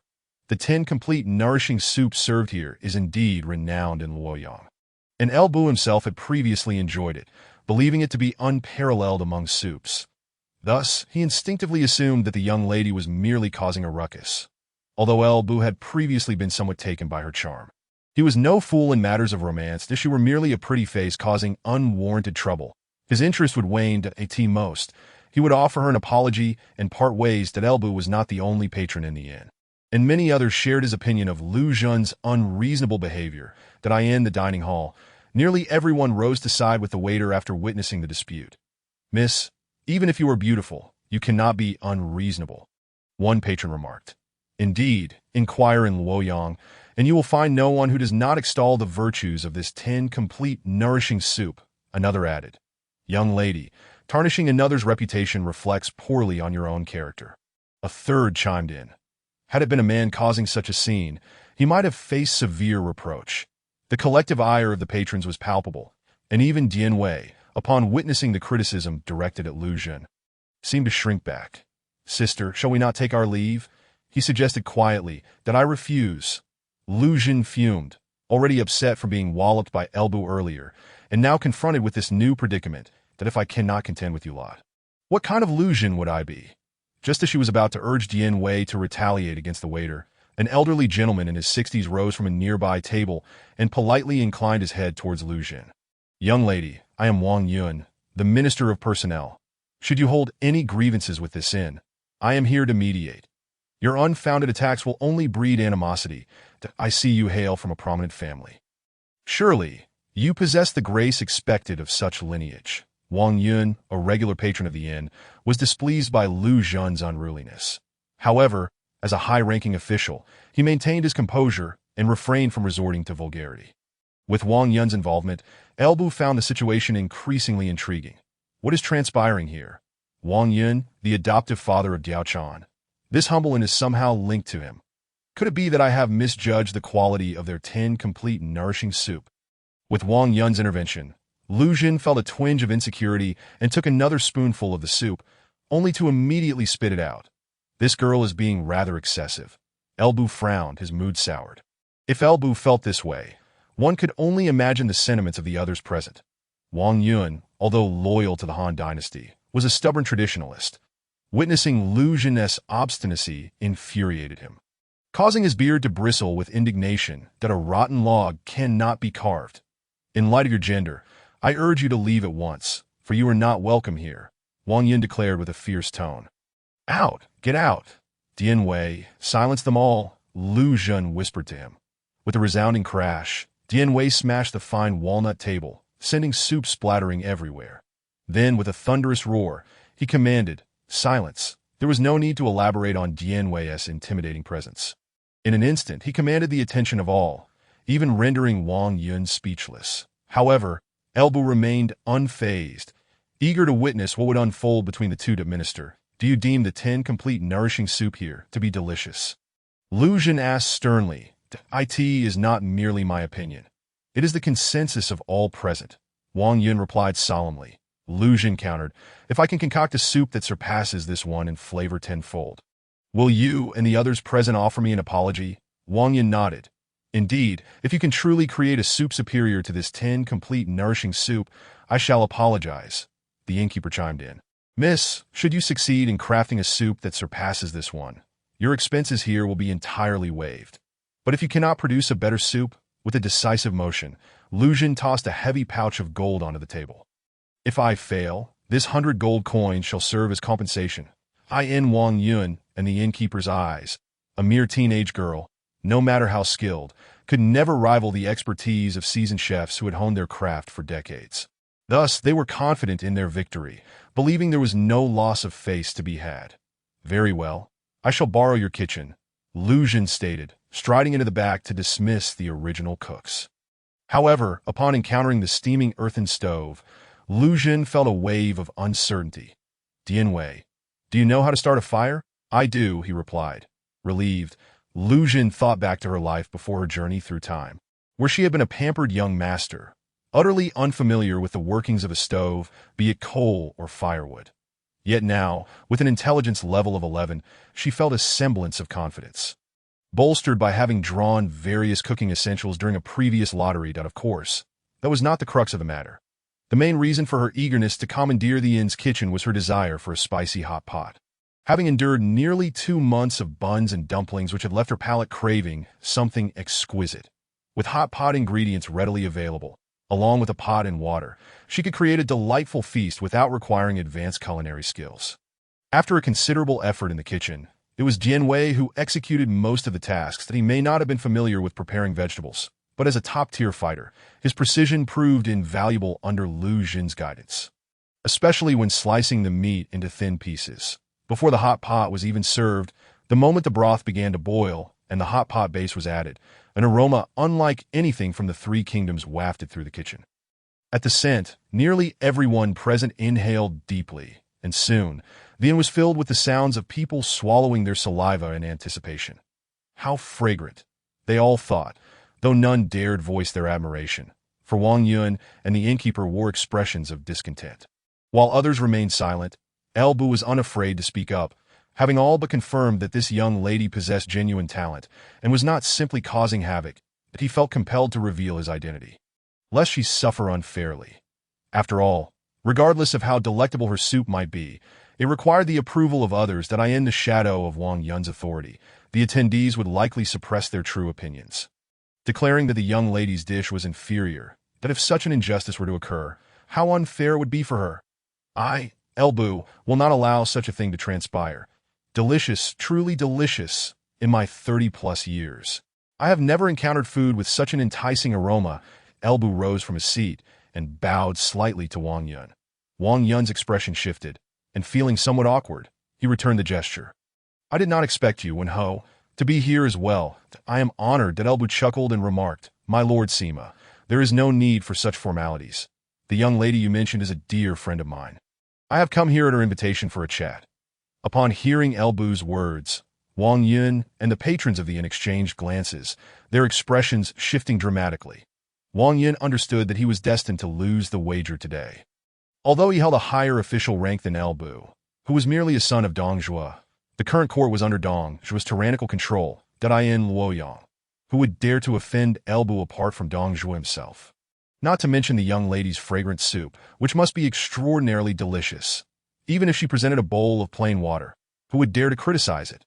As Jian Wei emerged with a large clay pot, he and Lu Xun's faces were glistening with grease as they walked, gasping for breath, evidently having indulged in a generous amount of hot pot in the kitchen. Lu Xun, suppressing the spiciness still lingering in his mouth, greeted El Bu with a polite bow. Wen Ho, you have arrived. El Bu, perplexed, inquired, what does this gas mean? After all, during the Three Kingdoms period, chili peppers had yet to be introduced, and even garlic was not widespread. The concept of spiciness was entirely foreign to their palate.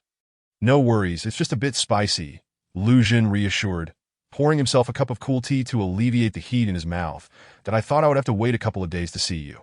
Yet you have come so swiftly, Lu Xun continued with a smile, that El Bu inhaled deeply, savoring the rich aroma of the bubbling hot pot broth, and couldn't help but feel his appetite stir. I did not expect the young lady to possess such exceptional culinary skills. Whoever marries her will surely be blessed, El Bu praised earnestly. Wen Ho, do give it a try, Lu Xun replied with a dry chuckle, thinking it improper to mention that he was not one to be married, but rather the one who would marry someone else. That El Bu picked up a bright red chili pepper, preparing to pop it into his mouth.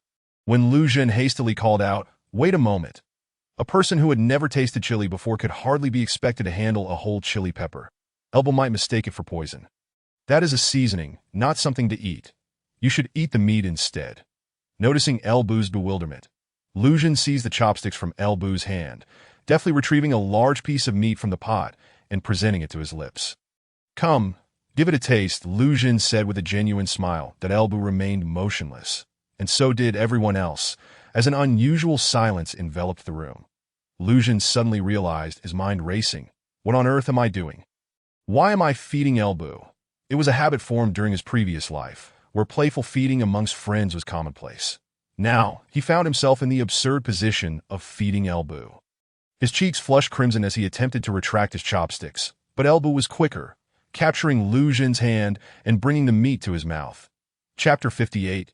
Young lady, why would you harm me? The freshly cooked lamb from the hot pot, fed to him by the woman he cherished, made Elbu feel as though the very air around him was infused with sweetness, surrounded by countless pink bubbles. He closed his eyes, savoring the moment, but ultimately, the delightful fantasy was shattered by a pain akin to being cut by a knife, the spiciness. That Elbu abruptly opened his eyes, his hand instinctively reaching for Lu Xun's neck. A gust of invisible force sent those nearby staggering backward. Lu Xun's face turned pale. If Elbu grasped his delicate neck, it would surely snap. Dian Wei, he called out, knowing only he could intervene. At your service, Dian Wei responded, resolutely gripping Elbu's wrist. Elbu's hand clenched tightly, producing a loud pop as he exclaimed, "Young lady, why would you harm me?" Coughing and gasping, Elbu's face turned crimson. And the onlookers shared a collective thought. Is there poison in this pot? Fear gripped nearly everyone present, except for Wang Yun, whose gaze revealed a flicker of astonishment. Could it be that I have misjudged this young lady? Perhaps she is indeed a person of great wisdom and courage, seeking to sever Dong Zhuo's most vital support through this pot of broth. That a woman can be as formidable as a man.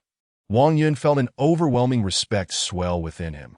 If it weren't for Elbu still being alive, he might have bowed to express his admiration that if the citizens of the Han were all as loyal as her. How could the Han dynasty fail to thrive? Elbu's throat burned, tears streaming down his face, yet his heart ached even more. Why? Why must you treat me this way? Elbu believed himself to be poisoned, and the severity of the affliction was evident. Otherwise, how could a mere commoner stand against him? Do you think I wish to harm you? Lu Xun exclaimed, her large eyes brimming with tears of frustration. I invited you to enjoy hot pot, and you accuse me of wanting to harm you? I even fed you. The absurdity of the situation struck her. Had she truly lost her senses, having never tasted spiciness before? Elbu felt his entire mouth go numb, gradually losing all sensation. Was this not poison? Finally, overwhelmed by her own emotions, Lu Xun's tears began to fall as she took a large chunk of meat from the pot and prepared to eat it herself. No! Both Elbu and Wang Yun shouted in unison. Wang Yun had made up his mind. Should this woman succeed in poisoning Elbu, he would risk his own life to ensure her safe escape from the city. As for Elbu, he was uncertain of his own thoughts, perhaps simply unwilling to witness the demise of a promising life. Lu Xun shot him a fierce glare, defiantly stating, "You claim it is poison? Then I shall prove to you whether or not it is." Coughing, Elbu protested, "This is not poison." Lu Xun, undeterred, swallowed a piece of meat, chewing a few times before exclaiming, "This is not poison. It is a special recipe. This flavor is known as spiciness. You sense the burning sensation akin to strong liquor sliding down your throat?" Elbu imitated Lu Xun, inhaling deeply, and indeed felt a measure of relief. The spiciness bore a slight resemblance to the burn of liquor, though the wines of the Three Kingdoms were far less potent than this fiery experience.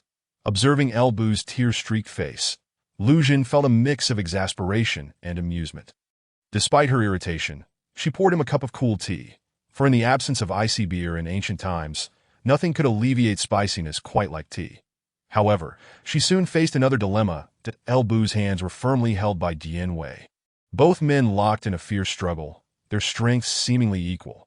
With Elbu unable to drink, was she to feed him once more? Lu Xun's cheeks flushed anew, but she overcame her hesitation and brought the teacup to Elbu's lips. "Drink some tea. It will lessen the spiciness," she suggested. That Elbu, apprehensive, wondered if she intended to poison him further. But Lu Xun, sensing his trepidation, took a bold sip of the tea herself, declaring, "Humph, drink it or not. It's your choice." Upon seeing her drink, Elbu felt a wave of regret wash over him. He had mistakenly accused this young lady of attempting to poison him, when in fact she had been trying to relieve his discomfort by personally offering him tea. As he wept from the spiciness, Elbu lamented, "What have I done? I have wronged this young lady." Observing his distraught expression, Lu Xun's heart softened, and she poured another cup of tea. "Now, will you drink or not?" "Yes, yes." Elbu nodded eagerly. That he eagerly gulped down the tea, feeling an immediate sense of relief wash over him. Lu Xun shook her head gently, bemused by the sight of Elbu, a renowned warrior of the Three Kingdoms. Reduced to such a state by mere spiciness, she took out a handkerchief and wiped his tear-streaked face. "Now, do you still believe I am attempting to harm you?" Lu Jun inquired. Elbu shook his head vigorously. Speaking cautiously, young lady, might I request that you have your companion release my hand?" Lu Jun nodded at Dian Wei, who then relinquished his grip. That Elbu suddenly realized that if he had not been poisoned, this young man, Lu Jun's brother-in-law, had shown remarkable strength in their struggle. Glancing at Dian Wei, Elbu redirected his attention to Lu Jun. "My apologies, young lady. I have acted rashly," Elbu said, bowing respectfully. Lu Jun, still slightly annoyed, chose not to engage with him.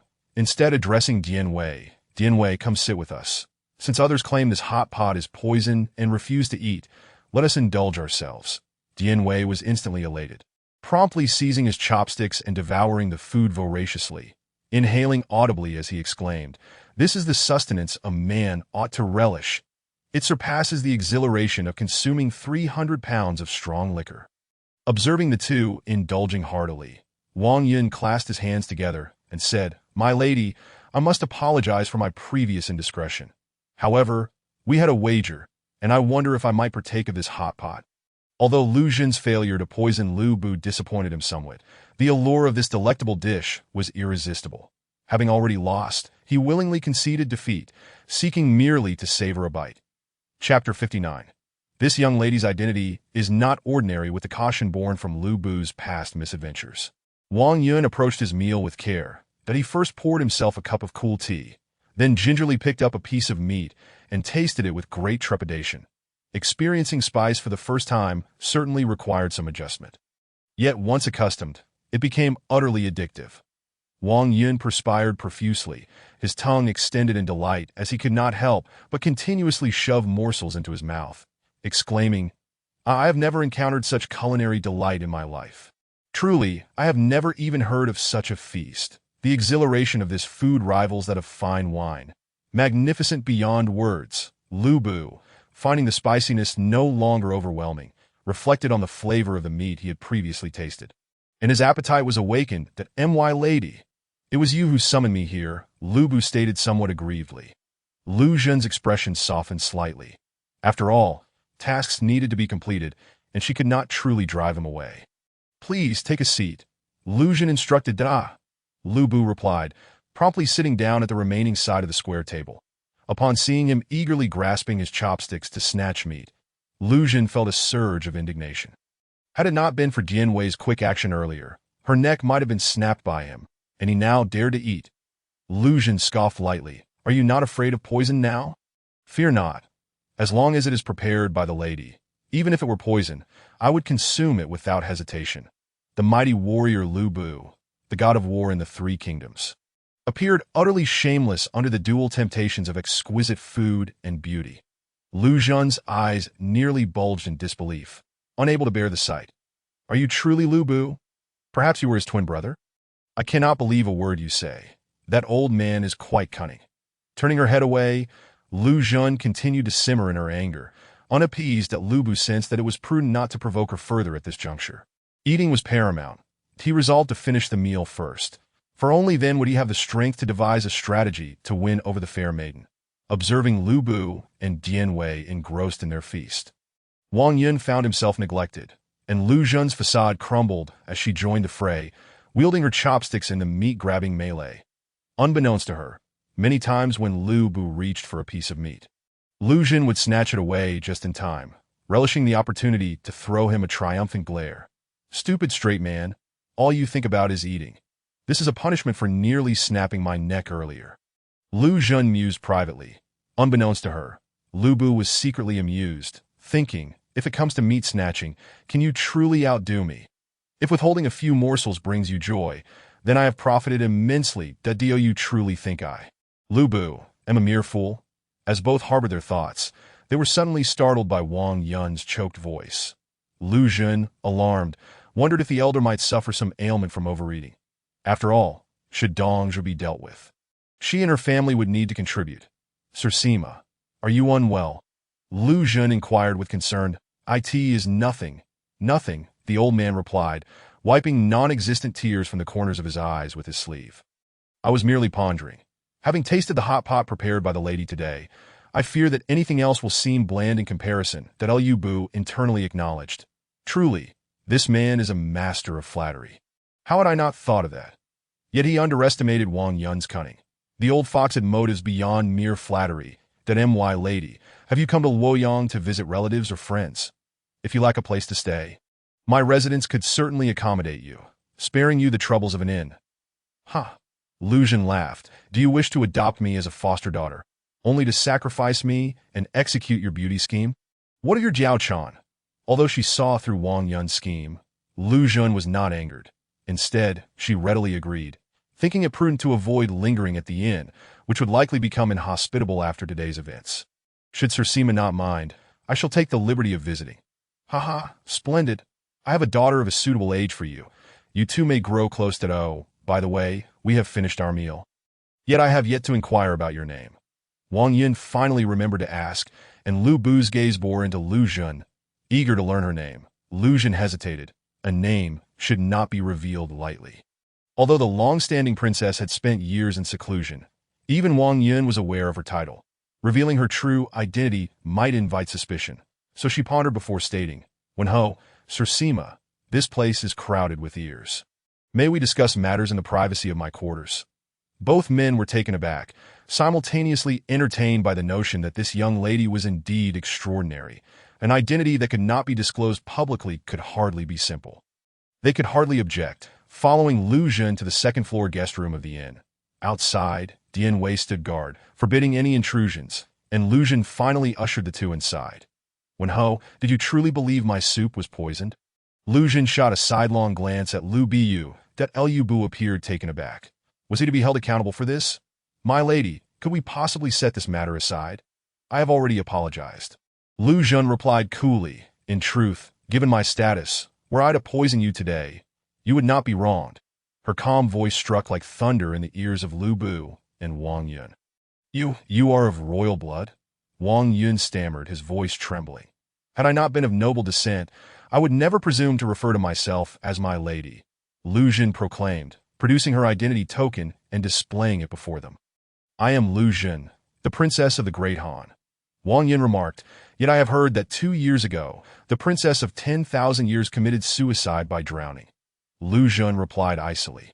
Indeed, 2 years ago, I was driven to despair by the relentless pressure from Dongjua and chose to end my own life rather than live in disgrace. To be why heaven's grace, a noble soul rescued me from the river, allowing me to escape with my life. Your servant Wang Yun Lu Bu pays his respects to your highness. Both men hurriedly knelt in reverence upon confirming Lu Jun's identity. There is no need for such formality. Lu Jun quickly urged them to rise. Since the princess has escaped, does she harbor any intentions upon returning to the capital? Wang Yun inquired, casting a wary glance at Lu Bu. Perplexed, why would the princess, who nearly fell victim to Dongjua's disgrace, now reveal her identity before his foster son? Is this not akin to walking into the jaws of a tiger? Even Lu Bu himself was bewildered.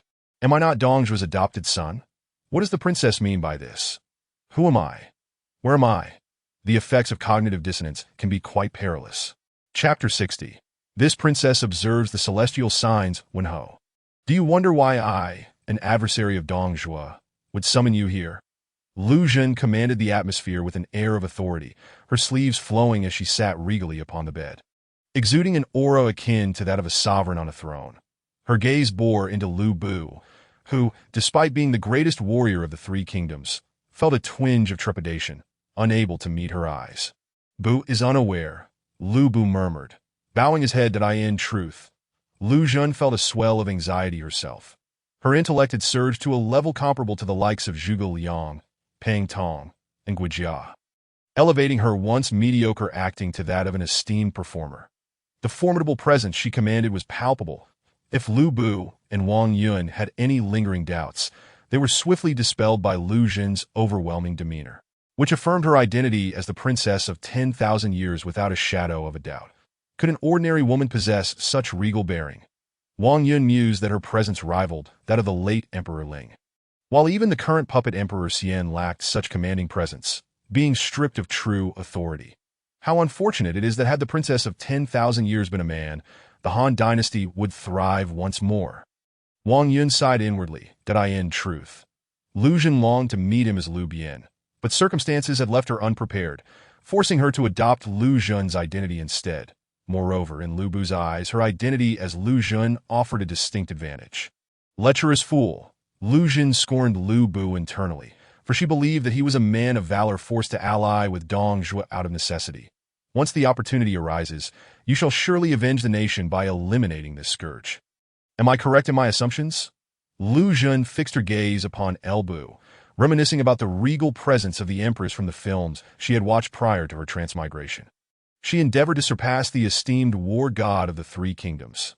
Under his penetrating stare, beads of sweat, as large as mung beans, cascaded down her forehead, though Lu Xun lacked any martial prowess.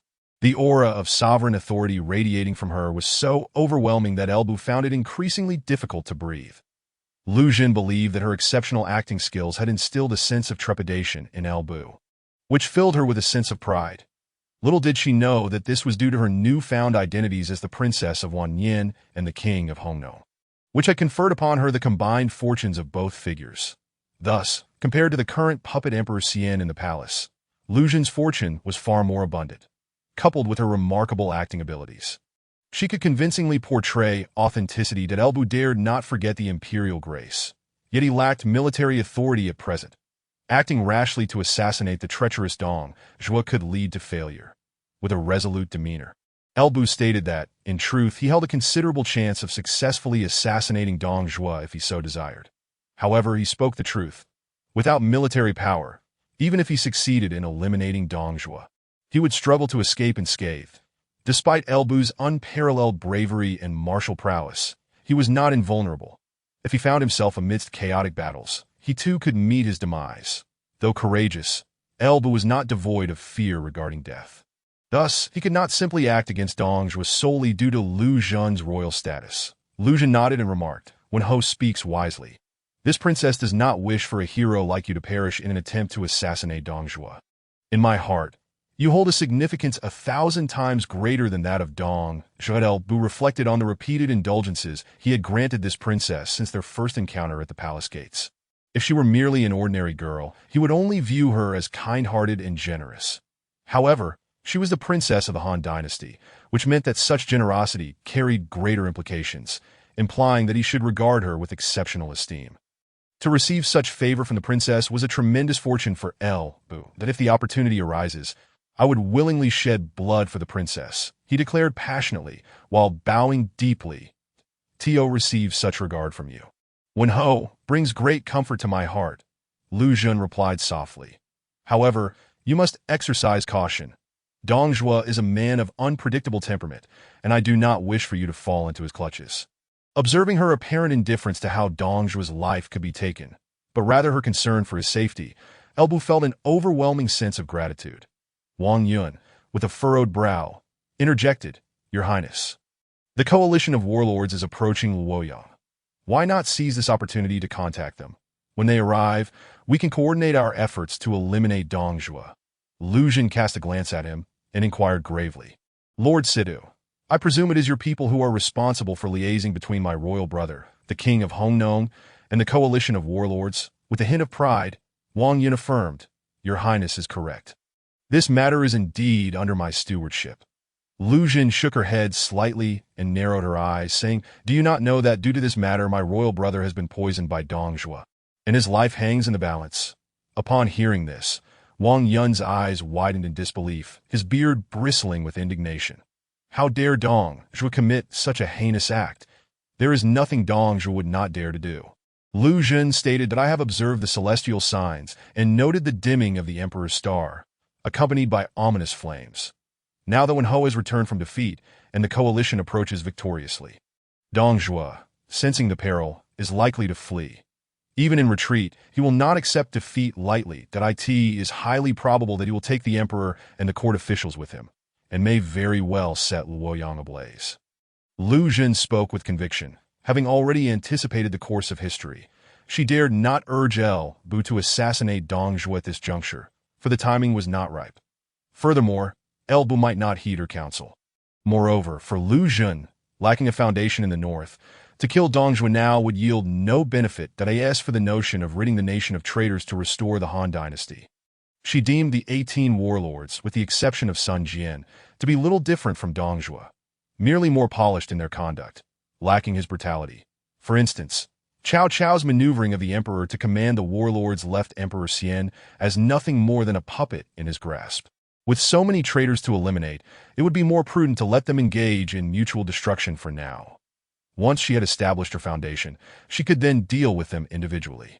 Thus, for Lu Xun, the most pressing matter was to complete her mission in Luoyang and promptly return to Changsha to develop her own power, assisting Sun Tzu in seizing the 9 prefectures of Jiangdong. Only after securing her own foundation could she consider marching northward again to contend for supremacy, as for El Bu. Due to a series of tasks, he had already been regarded as a pawn in Lu Xun's game, and she would never allow him to take risks against Dong Zhuo. It was better to let history follow its own course. However, she wondered if, in this historical timeline, El Bu would still be swayed upon encountering Diao Chan. Chapter 61. The meeting at the Situ residence with Diao Chan. I have caused the demise of the king of Hongnong. I am guilty beyond redemption, Wang Yun lamented, kneeling on the ground, weeping profusely and bowing repeatedly. Lu Xun assisted him to his feet, gently saying, Lord Situ, please rise that I bring this matter up not to blame you. The harm to my royal brother was not your intent. If blame is to be assigned, it must fall upon Dong Zhuo's heartless tyranny and reckless defiance. That I merely wish to remind you that the assassination of Dong Zhuo should be approached with caution. We must not act in haste. With the assistance of Wen Ho, I believe the day of Dong Zhuo's downfall is not far off. I shall leave Luoyang in 2 days, and I hope the two of you can work together to find the right moment to rid the Han of this traitor. Your Highness is departing in 2 days. Upon hearing Lu Xun's impending departure, El Bu's expression dimmed slightly. Indeed, my identity is sensitive, and it is unwise for me to remain in Luoyang.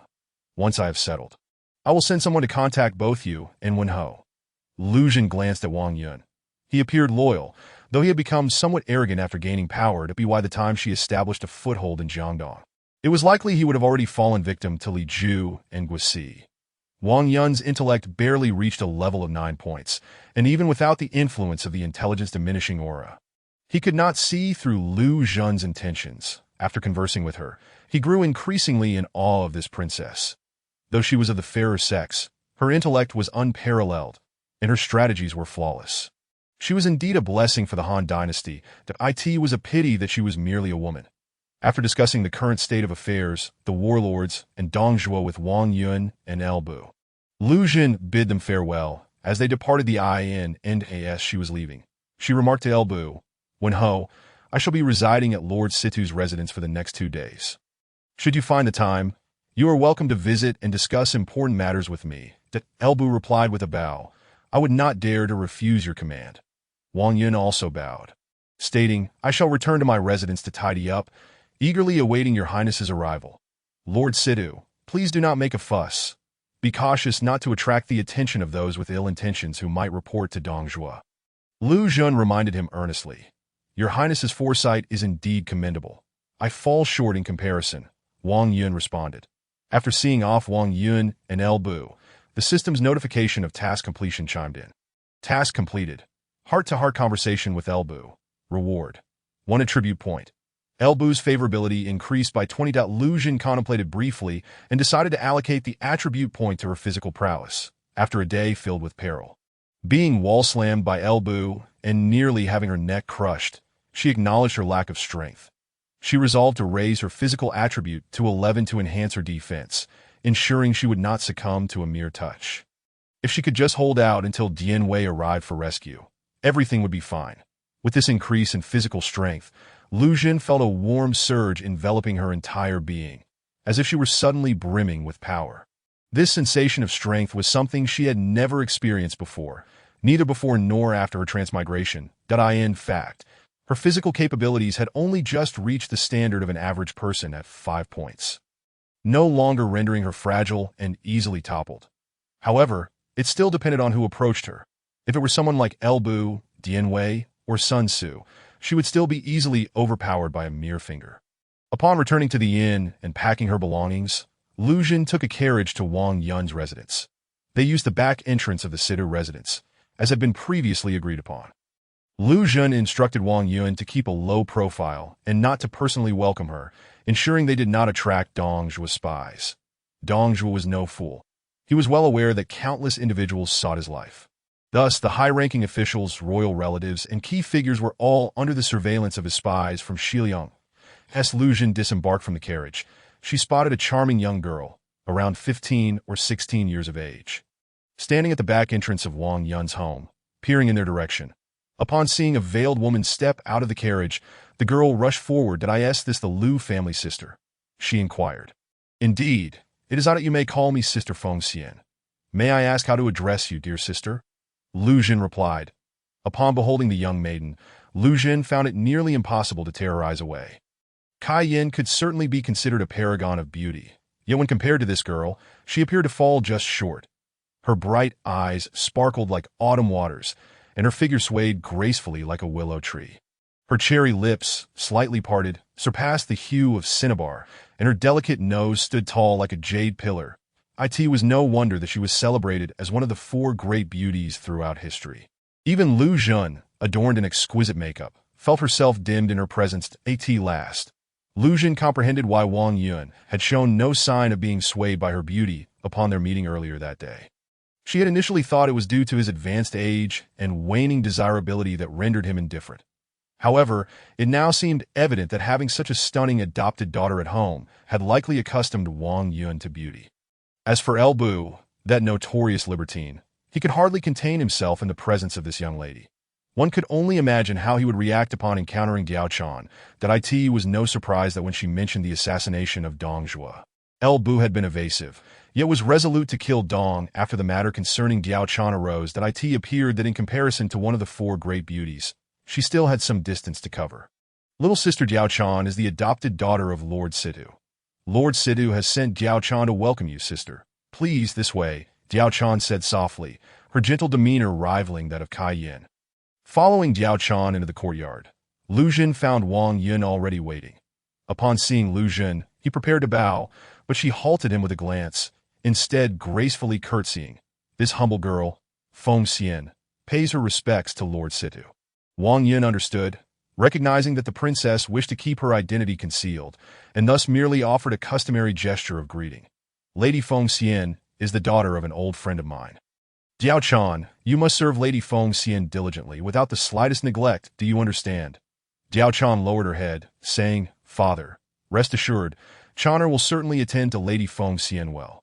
Wang Yun nodded in satisfaction and addressed Lu Jun. Lady Feng Xian, you may rest here at ease. Should you require anything, do not hesitate to inform Chaner. Lu Jun replied, Thank you, Lord Sidu. Wang Yun, feeling it inappropriate to linger, entrusted Lu Jun to Diao Chan before taking his leave for the front hall. Diao Chan led Lu Jun to a spacious guest room, smiling. This is the finest guest chamber in our home. I trust that Father and Lady Feng Xian's ancestors shared a profound friendship. Lu Jun smiled noncommittally and replied, If their friendship is strong, does that not imply ours should be as well?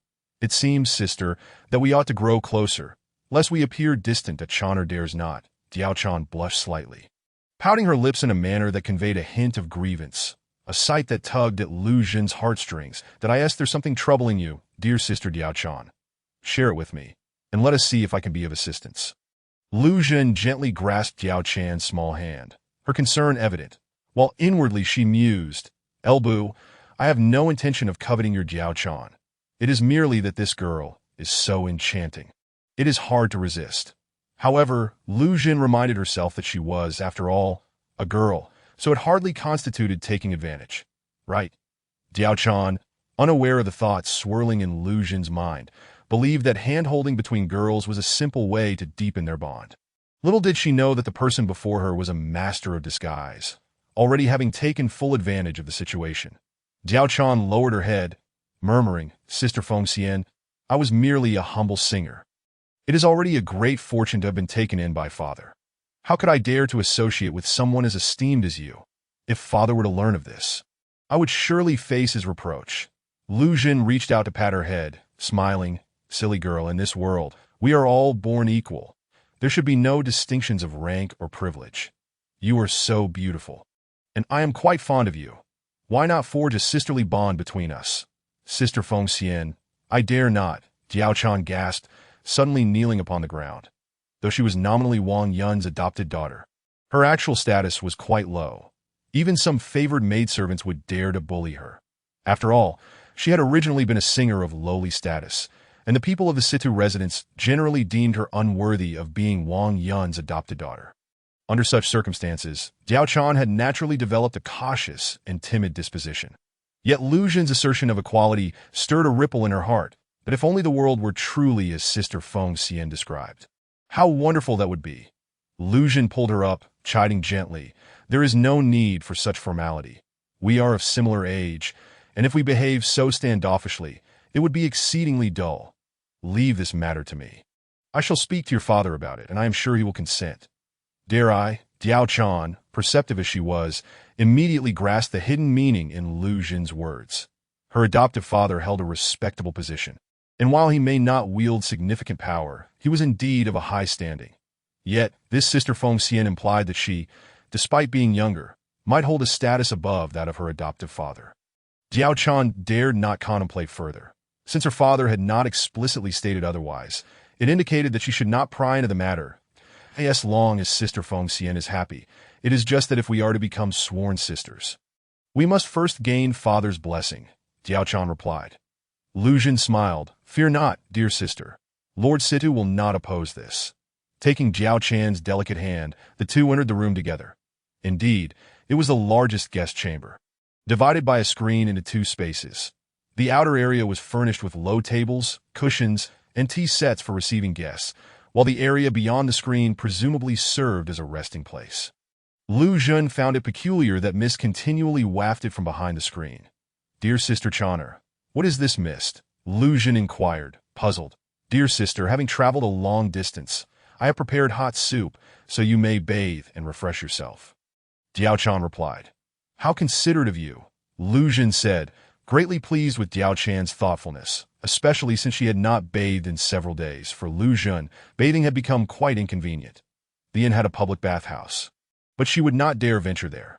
Previously, she had to pay a hefty sum to find a suitable household that would allow her to bathe in their home, always on edge and requiring Dian Wei to stand guard outside for her peace of mind.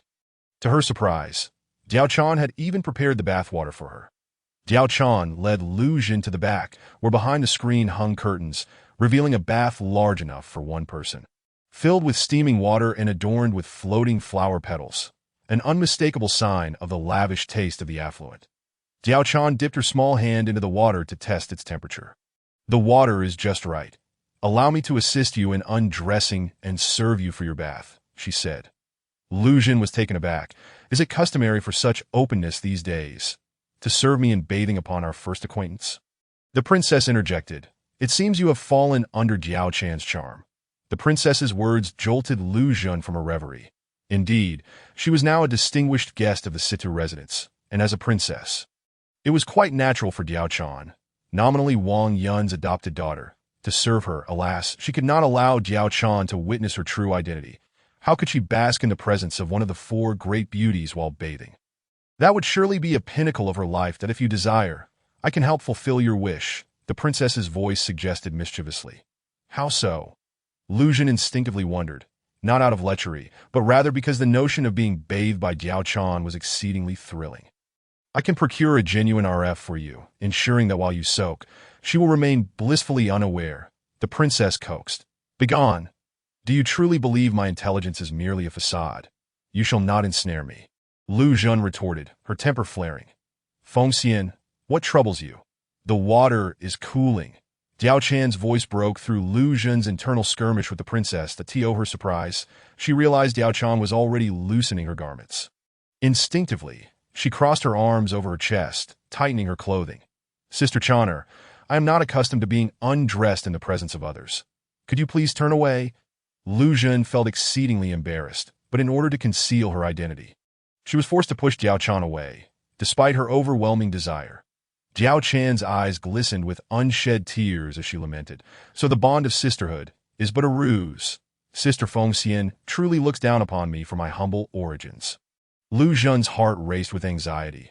Why was this girl so stubborn? Sister, I genuinely cannot allow you to see. It is a matter of propriety. Of course, she could not voice such thoughts directly, for Jiao Chan was perceptive. If she were to say it aloud, Jiao Chan would undoubtedly become suspicious.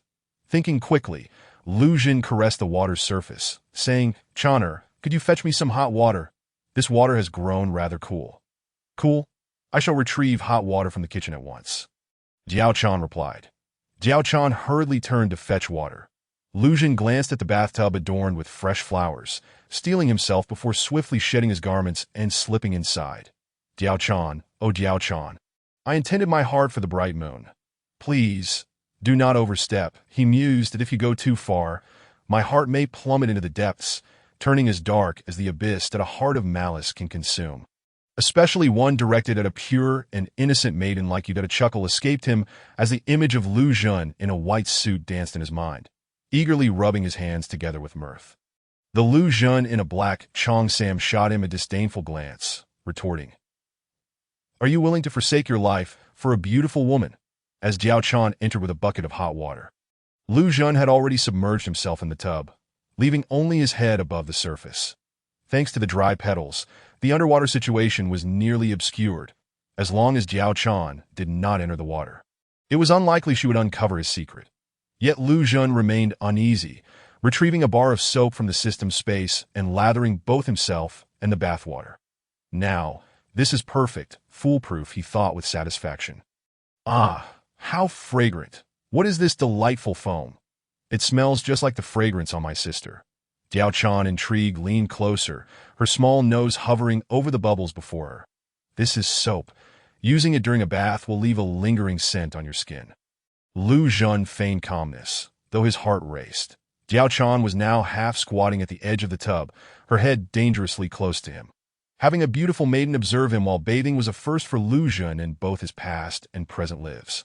Moreover, this maiden was renowned as one of the 4 great beauties of history. What man could remain unmoved? "Chaner, it is quite tranquil here. Perhaps you might step outside for a moment to rest?" To stave off his burgeoning instincts, Lu Jun resolved to send Jiao Chan away. "But Sister Fengxian, do you truly despise Chaner? If so, I shall seek my adoptive father at once to request a different maidservant to attend to you." Jiao Chan's eyes glistened with unshed tears as she spoke. Lu Jun was taken aback, bewildered by her logic. "I is it that I dislike you if I do not wish for you to see me bathe? And you would seek to replace yourself? Is this truly the path to tormenting me? Chaner, please do not misunderstand. I harbor no dislike for you. Merely a sense of discomfort," Lu Jun stammered, struggling to articulate his thoughts. "Sister, as a lady of a prominent household, how could you lack attendance for your bathing? Is the life of ancient nobility so extravagant that even a bath requires servitude? Must there be no room for personal privacy?" Jiao Chan's inquiry left Lu Jun momentarily speechless. "That if you claim you have none, then are you truly a noble lady? People may doubt your identity. That if you assert that you do, then why not allow Jiao Chan to serve you? If you do not dislike her, is there no other explanation?" Noticing Lu Jun's silence and furrowed brow, Jiao Chan felt a wave of unjust grievance wash over her. What of affection? What of fate? What of sworn brotherhood? All falsehoods. Indeed, the words of nobles are untrustworthy. They see only status, power, and gain. How could one of such lowly status as a songstress ever truly befriend them? Her adoptive father was thus. And Sister Fengxian was no different. Awaken, Jiao Chan. Dislike is simply dislike, and there is no need to concoct excuses to placate me. I am but a lowly being and dare not harbor any grievances towards you. If you truly despise me, I shall simply refrain from appearing before you henceforth." Jiao Chan's voice was icy, a single tear rolling down her cheek as she turned to leave, sensing the finality in her tone. Lu Jun felt a jolt of alarm, that he was struck by the notion that if he were to let Jiao Chan walk away now, an unhealable rift would surely remain between them. In a moment of desperation, he reached out, grasping her small hand. "Chana," with a soft gasp, Jiao Chan stumbled as Lu Jun inadvertently exerted more force than intended, having just added weight to the tub. His strength now matched that of an ordinary man. Jiao Chan, delicate and unsteady, could not withstand such a pull. With a startled cry, she fell into the tub. As she surfaced, sputtering the bathwater, Lu Jun rushed to her side. "I am so sorry, Chaner. It was unintentional. Are you all right?" he said, filled with remorse. Diao Chan wiped the water from her face, about to reassure him when a sudden pain shot through her eyes. They refused to open. Ah, Sister Fengxian, Chaner cannot see. I am blind. Lu Jun quickly enveloped the panicking Diao Chan in his arms, soothing her gently to "Do not be afraid, Chaner. You are not blind, it is merely the soap. It can irritate the eyes. Rinse with clean water, and you will be fine, that's so." Though her eyes remained shut, Diao Chan felt comforted by Lu Jun's embrace and relaxed slightly, nuzzling against him. Lu Jun inhaled sharply. He was fortunate that the system provided high-quality products, for had they been of inferior quality, he would have been in dire straits in a moment of reckless thought. He mused that if it came to it, he could always use Lu Bian's identity to dispose of Diao Chan right then and there. The image of Lu Jun in a white suit roared in his mind, his veins pulsing with excitement, eyes glinting with a dangerous light as he struggled to maintain his composure. Fortunately, the Lu Jun in the Cheongsam and the Empress intervened, restraining the impulsive Lu Jun. Thus, the reality of Lu Jun regained clarity. He gently adjusted Diao Chan's position, whispering, "Chaner, please stand still. I shall fetch clean water to rinse your eyes." Diao Chan acquiesced softly, feeling as though Sister Fengxian had grown more tender, as if she had genuinely become her sister. Could it be that their intimate contact had caused this shift? As this thought crossed her mind, Diao Chan felt a blush rise to her cheeks. After a series of rustling sounds, Diao Chan felt Lu Jun's delicate hands, damp with clean water, gently wiping her eyes. "All right, try opening your eyes now." As Lu Jun spoke, Diao Chan's eyelashes fluttered, and upon reopening her eyes, she saw Lu Jun, now properly dressed, gazing at her with concern. "Sister, I am fine now," Diao Chan shyly replied, lowering her gaze that if that is the case, "you should step in and wash as well," Lu Jun suggested, his tone playful yet devoid of any ill intent. As Lu Jun invited Diao Chan to bathe, there was no ulterior motive behind it. Her garments were thoroughly soaked, and should she venture outside to catch a chill, her fragile constitution could very well suffer dire consequences. In an era where living and medical conditions were dire, many had perished from ailments brought on by cold drafts. Lu Jun dared not take such a risk, hence his insistence that she wash here. Noticing Diao Chan's bashfulness, Lu Jun added hot water to the tub, teasing, "What's this? Sister has shown you herself. Can you not allow me to glimpse you in return? That is, I am merely shy." Diao Chan stammered, yet she began to remove her damp garments. Her shoulders glistened like pearls, and her delicate arms resembled lotus roots as she undid her hairpin, cascading her long hair like a waterfall. Having fallen into the water, droplets clung to her strands, adding to her allure. Her pink undergarment was embroidered with a blooming lotus, embodying purity, untouched by mud and untainted by the waters. Finally, the last veil of modesty was lifted. She stood as graceful as a flower emerging from the water. Such beauty can only belong to the heavens. How many times can one behold it on earth? A ferocious roar erupted from the depths of Xiao Lu Jun's mind, echoing like a wild beast. Alas, mere fists were no match for 4 hands, as he found himself firmly restrained by Xiao Lu Jun and the Empress, unable to move an inch. Consequently, despite the breathtaking beauty of Diao Chan, although Lu Jun's heart raced with excitement, he did not succumb to primal instincts and enact swift justice. Instead, he gently wiped her flawless back and delicately combed her satin-like, flowing hair in comparison to Diao Chan. Lu Jun felt slightly inferior in both skin and hair quality, causing a twinge of bitterness to arise within him. Activating his keen perception, Diao Chan's attributes materialized before him to name. Diao Chan, loyalty, 80. Intelligence, 10. Constitution, 2. Agility, 2. Strength, 1. Beauty, 11. Her beauty score surpassed his by a full 3 points, which explained her exceptional allure. Even makeup could not bridge the chasm between them, it seemed high time to enhance his own beauty. As an empress, he could not afford to be lacking, could he? An intelligence score of 10 was impressive, yet she was but a woman. Had Diao Chan the opportunity to study military strategy, she could rival even the most esteemed tacticians. Suddenly, a spark ignited within Lu Jun's mind, and an idea took shape. After assisting Diao Chan in her cleansing, he instructed a waiting maid outside to fetch a set of clothes from Diao Chan's quarters. Once she was dressed, Diao Chan, accompanied by 2 young maids, began to tidy up the remnants of their bath. Pouring water, mopping the floor, and washing clothes. Such tasks were naturally beyond Lu Xun's concern. He merely sat on the bed. Lost in thought, in truth, he was not simply daydreaming. He was communicating with the Empress. "Empress, let us converse," Lu Xun silently urged. "What is there to discuss?" Despite her initial reluctance, the ethereal figure of the Empress manifested. Visible only to Lu Xun. Observing closely, he noticed that her form had solidified and grown, evolving from the appearance of a 5 or 6-year-old girl to one resembling a 7 or 8-year-old. She seemed increasingly familiar, yet he could not place her identity. Not dwelling on it, Lu Xun directly posed his question. "Do I possess two distinct personalities?" The Empress pondered briefly before replying. "Not entirely. Unlike typical multiple personalities, your two are not fully independent. They share a symbiotic relationship, possessing common memories, sensations, body, and intellect. However, there may be differing perspectives on minor issues." Lu Xun scoffed. "Such as orientation?" "Precisely," the Empress replied, unwaveringly meeting his gaze. "Did you orchestrate this?" Lu Xun demanded. "Certainly not," the Empress retorted. "Have you not heard the saying that within every man resides a woman? Isn't that just a feeble excuse used by effeminate men?" Lu Xun frowned. The Empress remained silent, casting a meaningful glance at him. Lu Xun felt a flush of embarrassment. It seemed he had just scolded himself. "Very well. Even if what you say is true, that everyone harbors another self within, does my current situation not risk leading to a split personality? What if one day I find myself unaware of my own actions?"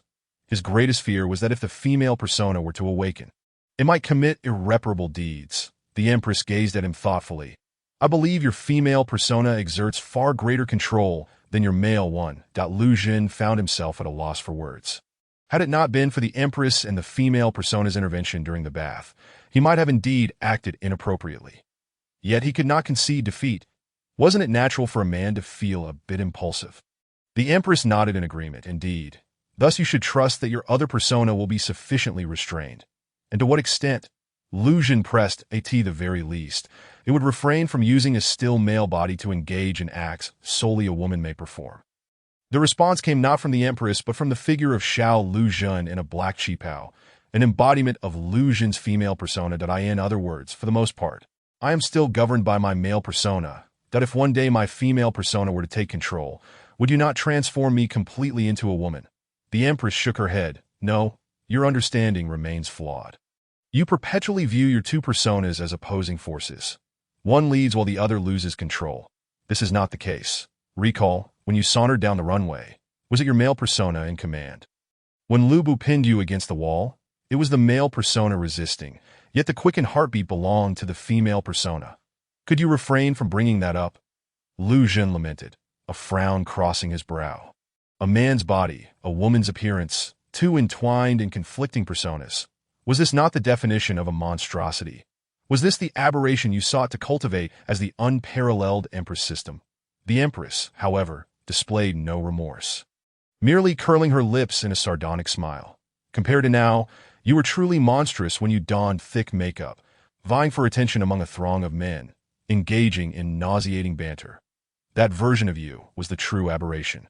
At least now, when you embody a woman, you resemble a genuine one. I have faith that when you reclaim your male form, you will undoubtedly embody a dignified man." Lu Xun found himself rendered speechless yet again. Indeed, standing on that stage, posing and swaying, uttering such loathsome words, all due to the warped aesthetics of others, transforming oneself into a distortion was the most terrifying of all. Reflecting on it now, he felt a wave of nausea rise within him. "You mean to say that in the future, I might still have the hope of returning to my true identity as a man?" Lu Xun's eyes sparkled with a brilliant light. The Empress nodded. "Provided that you cooperate with me to unify the realm and become the true Empress." "Fear not. I shall strive earnestly," Lu Xun replied, his determination unwavering to become a genuine man, even if it meant traversing further down the path of femininity. What of it? After all, now that he possessed two personas, any morally dubious tasks could be entrusted to the female persona in his mind. The black qipao-clad Xiao Lu Xun interjected. "You wishful thinker." The white-suited Xiao Lu Xun chuckled. "Exactly. Let her shoulder the blame. I shall play the beautiful one." The Empress rolled her eyes at him. "First and foremost, You must learn to restrain yourself. Do not be so quick to pounce that a functioning brain is a precious asset, and you should embrace it. After their conversation, Lu Jun dispelled his internal turmoil, feeling a sense of clarity. Just then, Diao Chan had finished tidying the room and approached him, saying, Sister Fengxian, the room is ready. You may rest now, and I shall attend to you when it is time to eat. Lu Jun replied, Wait a moment, Chanard, I have something I wish to discuss with you. Diao Chan nodded obediently. Sister Fengxian, please feel free to command me. Lu Jun took her small hand, drawing her close as they both sat side by side on the bed. Chaner, would you be willing to form a sisterly bond with me? To become true sisters? Lu Jun inquired. Diao Chan blushed and shyly replied, However, we must have our adoptive father's consent first. Very well. Since we are to become true sisters, you should also know my true identity. Diao Chan's eyes sparkled with curiosity. She had long wished to know, yet her modest status had made her hesitant to inquire. My name is Lu Jun, the daughter of the late emperor, now the sister of the current emperor, and the eternal princess of the Han. Lu Jun spoke slowly. Diao Chan nodded but did not exhibit much surprise. What, are you not astonished? Now it was Lu Jun's turn to be perplexed. Diao Chan, have met the eternal princess. Diao Chan offered a respectful bow. We have just vowed to be sisters. Why still such formality? Lu Jun frowned, pulling Diao Chan back down to the bed as she attempted to stand in reverence. With 5 points of physical strength, he could easily have his way with her. Sister possesses great strength, Diao Chan marveled. Lu Jun's expression stiffened. As a girl, such strength was not necessarily a commendable trait. 2 years ago, I attempted to end my life by drowning but was saved by a skilled individual. Over these 2 years, I have learned many abilities, which you will gradually come to know. Lu Jun offered a brief explanation before pressing on. You have yet to answer my question. Why are you not surprised to learn of my royal status? Diao Chan replied, In truth, I had suspected for quite some time. When you mentioned wanting to form a bond with me as sisters, and that our adoptive father dared not oppose, I inferred that your identity must be of the highest nobility. How many young women could command such respect? Indeed, you possess a sharp mind, Lu Jun remarked, playfully brushing her pert little nose. Chaner, though I am a princess of the Han, I cannot openly walk the streets, for if Dong Zhuo were to see me, my purity would be at risk. 2 years ago, I escaped with my life by jumping into the river. I may not be so fortunate again. Lu Jun's voice was deep, as if she were truly reminiscing about sorrowful past events. Yet, in reality, she was merely showcasing her acting skills online. Indeed, Diao Chan appeared fiercely indignant, furrowing her brow as she exclaimed, That villain Dong is truly detestable. Lu Jun solemnly replied, Chaner, I share this with you to remind you that you possess far greater beauty than your elder sister. Therefore, under no circumstances should you allow that scoundrel Dong to lay eyes on you. Otherwise, your innocence may be compromised. Do you understand? Diao Chan nodded. Thank you for your warning, elder sister, that I shall be cautious. If you wish to raise an army to quell the rebellion and restore order to this chaotic world, would you be willing to assist me? Lu Jun suddenly inquired. Diao Chan looked at Lu Jun in astonishment. But sister, you are a woman. How can you raise an army? Lu Jun replied earnestly, Why should a woman be precluded from raising an army? Throughout history, there have been formidable women, the likes of Fu Hao and Shang, Wu Yin and Qi, Mi Yu and Qin, and Empress El and Han. They were all women, yet their wisdom and military prowess rivaled that of in this time of declining Han and rampant banditry. Though we are women, if we have the capability, why should we not rise to restore the Han dynasty? Diao Chan gazed at Lu Jun, who spoke with such fervor, her face reflecting profound admiration. However, she ultimately replied with a hint of despondency. Sister possesses the wisdom, strategy, and noble lineage necessary to achieve great things, while I have only the skills of music, dance, and embroidery that I fear I may be of little assistance to you and might even hinder your efforts. Lu Jun reassured her. You can learn. I see that you are exceptionally intelligent. With the guidance of a distinguished master, you will surely achieve great success within 3 years. You can join the military ranks for strategic council or manage civil affairs while safeguarding the city. Diao Chan's eyes sparkled with hope. Sister, can I truly do that? Lu Jun affirmed, Of course, if I can accomplish it, so too can you. Her sudden notion was that if she were destined to become an empress, why should there not be female generals and ministers? Diao Chan, Kai Yin, and Huang Yuang were all exceptionally intelligent, although not on par with the three great geniuses boasting intelligence scores of 11. They were certainly capable. Even Wang Yun, with an intelligence score of 9, held the esteemed title of Minister of State. Why should Kai Yin, Diao Chan, or Huang Yuang not be able to? However, Diao Chan lamented. As a mere woman, who would be willing to teach me? Lu Jin contemplated and declared, if no one will teach you, we shall learn ourselves that I possess a collection of numerous texts, including the records of the Grand Historian. The Analects, the Book of Documents, the I Ching, and the Art of War, all are treasured classics from the palace that if you study them diligently, you will naturally glean the principles of governance, city management, and military strategy. As she spoke, Lu Jun pretended to open her trunk, which was actually empty, using her resourcefulness to summon these books from her spatial storage. Diao Chan trembled as she accepted the books, unable to contain herself as she knelt on the ground, saying, Chaner is profoundly grateful for your gift of knowledge, elder sister. Should I succeed in my studies, I shall devote my life to serving you should you rise in rebellion. Lu Jun helped her to her feet, saying, we sisters are bound by an oath of sisterhood. We are family now, so there is no need for such formality. Sister, I shall return the books and study them diligently. Never daring to slacken, Diao Chan replied. Lu Jin nodded, very well.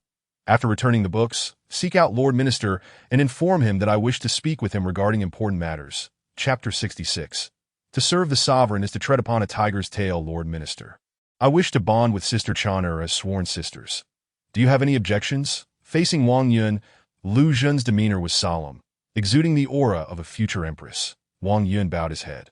The princess's decision is beyond my challenge. However, my daughter Diao Chan's status is humble, and she may not feel worthy. Lu Jin replied, I'm already aware of this, yet I do not mind.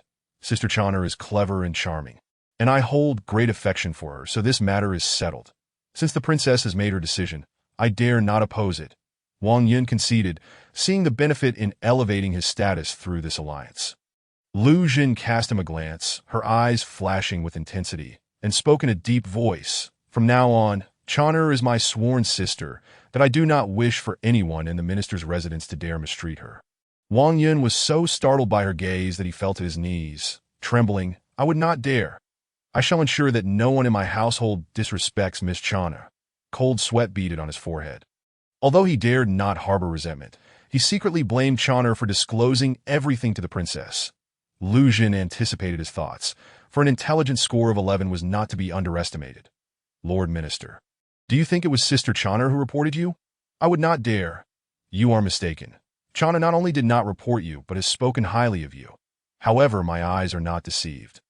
I can see many things for myself, that I shall not dwell on past events nor hold grudges. For Chaner must remain in your residence for 2 years, representing me alongside you in our grand ambitions.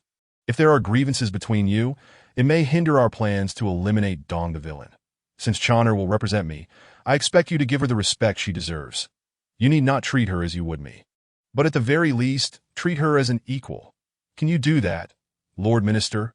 Lu Jin's voice was cool, laced with a hint of menace, causing Diao Chan to shiver, let alone Wang Yun. Chaner, still mindful of Wang Yun's kindness, felt pity seeing her adoptive father trembling on the ground. She gently tugged at Lu Jun's sleeve. Lu Jun patted her hand reassuringly. Wang Yun immediately affirmed, since Chaner is now the princess's sworn sister, she shall be treated as a noble. I would never dare show any neglect. Lu Jun nodded. That is excellent. Chaner, do help your adoptive father to his feet. He is elderly and should not kneel so readily. Yes, sister, Diao Chan responded, hastily assisting Wang Yun to rise. Wang Yun wiped the cold sweat from his forehead, feeling as though he had narrowly escaped death. Although Lu Jin said nothing, the murderous intent she exuded was palpable. Initially, Wang Yun had not been intimidated by a mere 16 or 17-year-old girl, but the real terror lay in the formidable guard by her side that he had witnessed firsthand how, during their stay at the inn. Even the invincible Lu Bu had been held to a stalemate by Dian Wei. Lu Jin's command. Dian Wei alone could decimate the minister's residence. What truly frightened Wang Yun was the prospect of defying Lu Jun and facing annihilation, only to be left with a tarnished reputation for disloyalty. Regardless of his fall from grace, the fact remained that she was a princess of the Han dynasty, an undeniable truth that a man of letters obsessed with reputation. What did he fear most? Not death, but the stain of infamy that might follow. Thus, whether he liked it or not, Wang Yun dared not defy Lu Jun that if the princess has no further matters. I shall take my leave. Wang Yun spoke as he felt overwhelmed. Despite Lu Jun's enchanting beauty, the pressure she exerted upon him was even greater than that he felt in the presence of the current emperor. Lu Jun slightly nodded, addressing Diao Chan. Chaner, please escort your adoptive father home. That of course. Diao Chan replied, supporting the somewhat unsteady Wang Yun as they exited. Once outside Lu Jun's chamber, Wang Yun finally exhaled a sigh of relief. Casting a glance at his seemingly unchanged adoptive daughter, he nodded. Chaner, to be valued by the princess is indeed a stroke of good fortune. Diao Chan replied, regardless, you are still my adoptive father. There is no need for you to take the princess's words to heart. I remain the same, holding you in the highest esteem. Wang Yun chuckled. Chaner, the princess's words may seem indulgent towards you, but I dare not disregard them. There is a saying, to serve the sovereign is to tread upon the tail of a tiger. Though the princess is a woman, her decisiveness in matters of life and death rivals that of any man. While you may share a sisterly bond with her, do not treat it too lightly. Do you understand? Diao Chan nodded. I shall remember. Wang Yun then instructed a servant nearby, inform everyone in the household to gather in the hall. I have important matters to announce. Father, allow me to go, Diao Chan offered. Wang Yun shook his head. From now on, you must not involve yourself in such affairs. Simply accompany the princess each day. Seeing the look of discomfort on Diao Chan's face, Wang Yun added, do not underestimate the importance of these matters. If the princess learns of your involvement, it may bring calamity upon our family. Diao Chan could only acquiesce, though inwardly she thought her sister could not be as fearsome as her adoptive father suggested. Wang Yun convened all members of the Wang family to announce a significant decree. Henceforth, all within the household must regard Diao Chan as his own daughter, the true mistress of the estate. Any failure to do so would result in punishment, and even expulsion from the minister's residence. He shot a fierce glare at his wife and concubines. If you dare to command Chaner to perform tasks, you shall face a divorce. Though the Wang family remained oblivious to the whims of their lord, his solemn declaration rendered them hesitant to broach the subject. Since that day, Diao Chan found herself free from the duties of servitude, allowing her ample time to delve into literature, absorbing its knowledge at an astonishing pace. Wang Yun, too, refrained from plotting to use Diao Chan to seduce Dong Zhuo and sow discord with Elbu. For Elbu no longer required such manipulation. Yet, as fate would have it, Wang Yun, despite his lack of intent to employ the beauty trap, found history's inherent momentum leading certain events astray from their intended paths. These matters, however, are best left for another time. That on the following day, it was the birthday of the left central general, Cai Yong. Ordinarily, given that Cai Yong was a product of Dong Zhuo's patronage, Wang Yun had little regard for him and would never attend his birthday banquet. However, at Lu Jun's insistence, Wang Yun reluctantly set out, accompanied by Lu Jun and Diao Chan, to Cai Yong's residence. Chapter 67. The 3 O's at Cai's residence. It is truly an honor for my humble abode to receive the esteemed Minister of Personnel. Cai Yong expressed his delight upon Wang Yun's arrival, personally welcoming him at the door after receiving the announcement. Wang Yun offered a slight bow, replying, Cai Zhonglong is too kind that my daughter and her close friend have long admired your esteemed daughter's talents. Today, they insisted on accompanying me. Might it be possible for Cai Zhonglong to grant their wish? Cai Yong chuckled. Minister, your juniors are no different from my own, that if they wish to meet Yenner, what could possibly hinder that? Servants, please escort these 2 young ladies to the inner courtyard and ensure they are well attended to. With that, Cai Yong promptly instructed the maidservants to take the 2 young women to the rear courtyard. Though veiled, the exquisite figures of the 2 ladies captivated the guests fortunate enough to catch a glimpse, inciting envy among them. After the ladies had departed, Wang Yun exhaled a sigh of relief. Feeling a twinge of anxiety while in Lu Jun's presence, they entered the main hall with Cai Yong.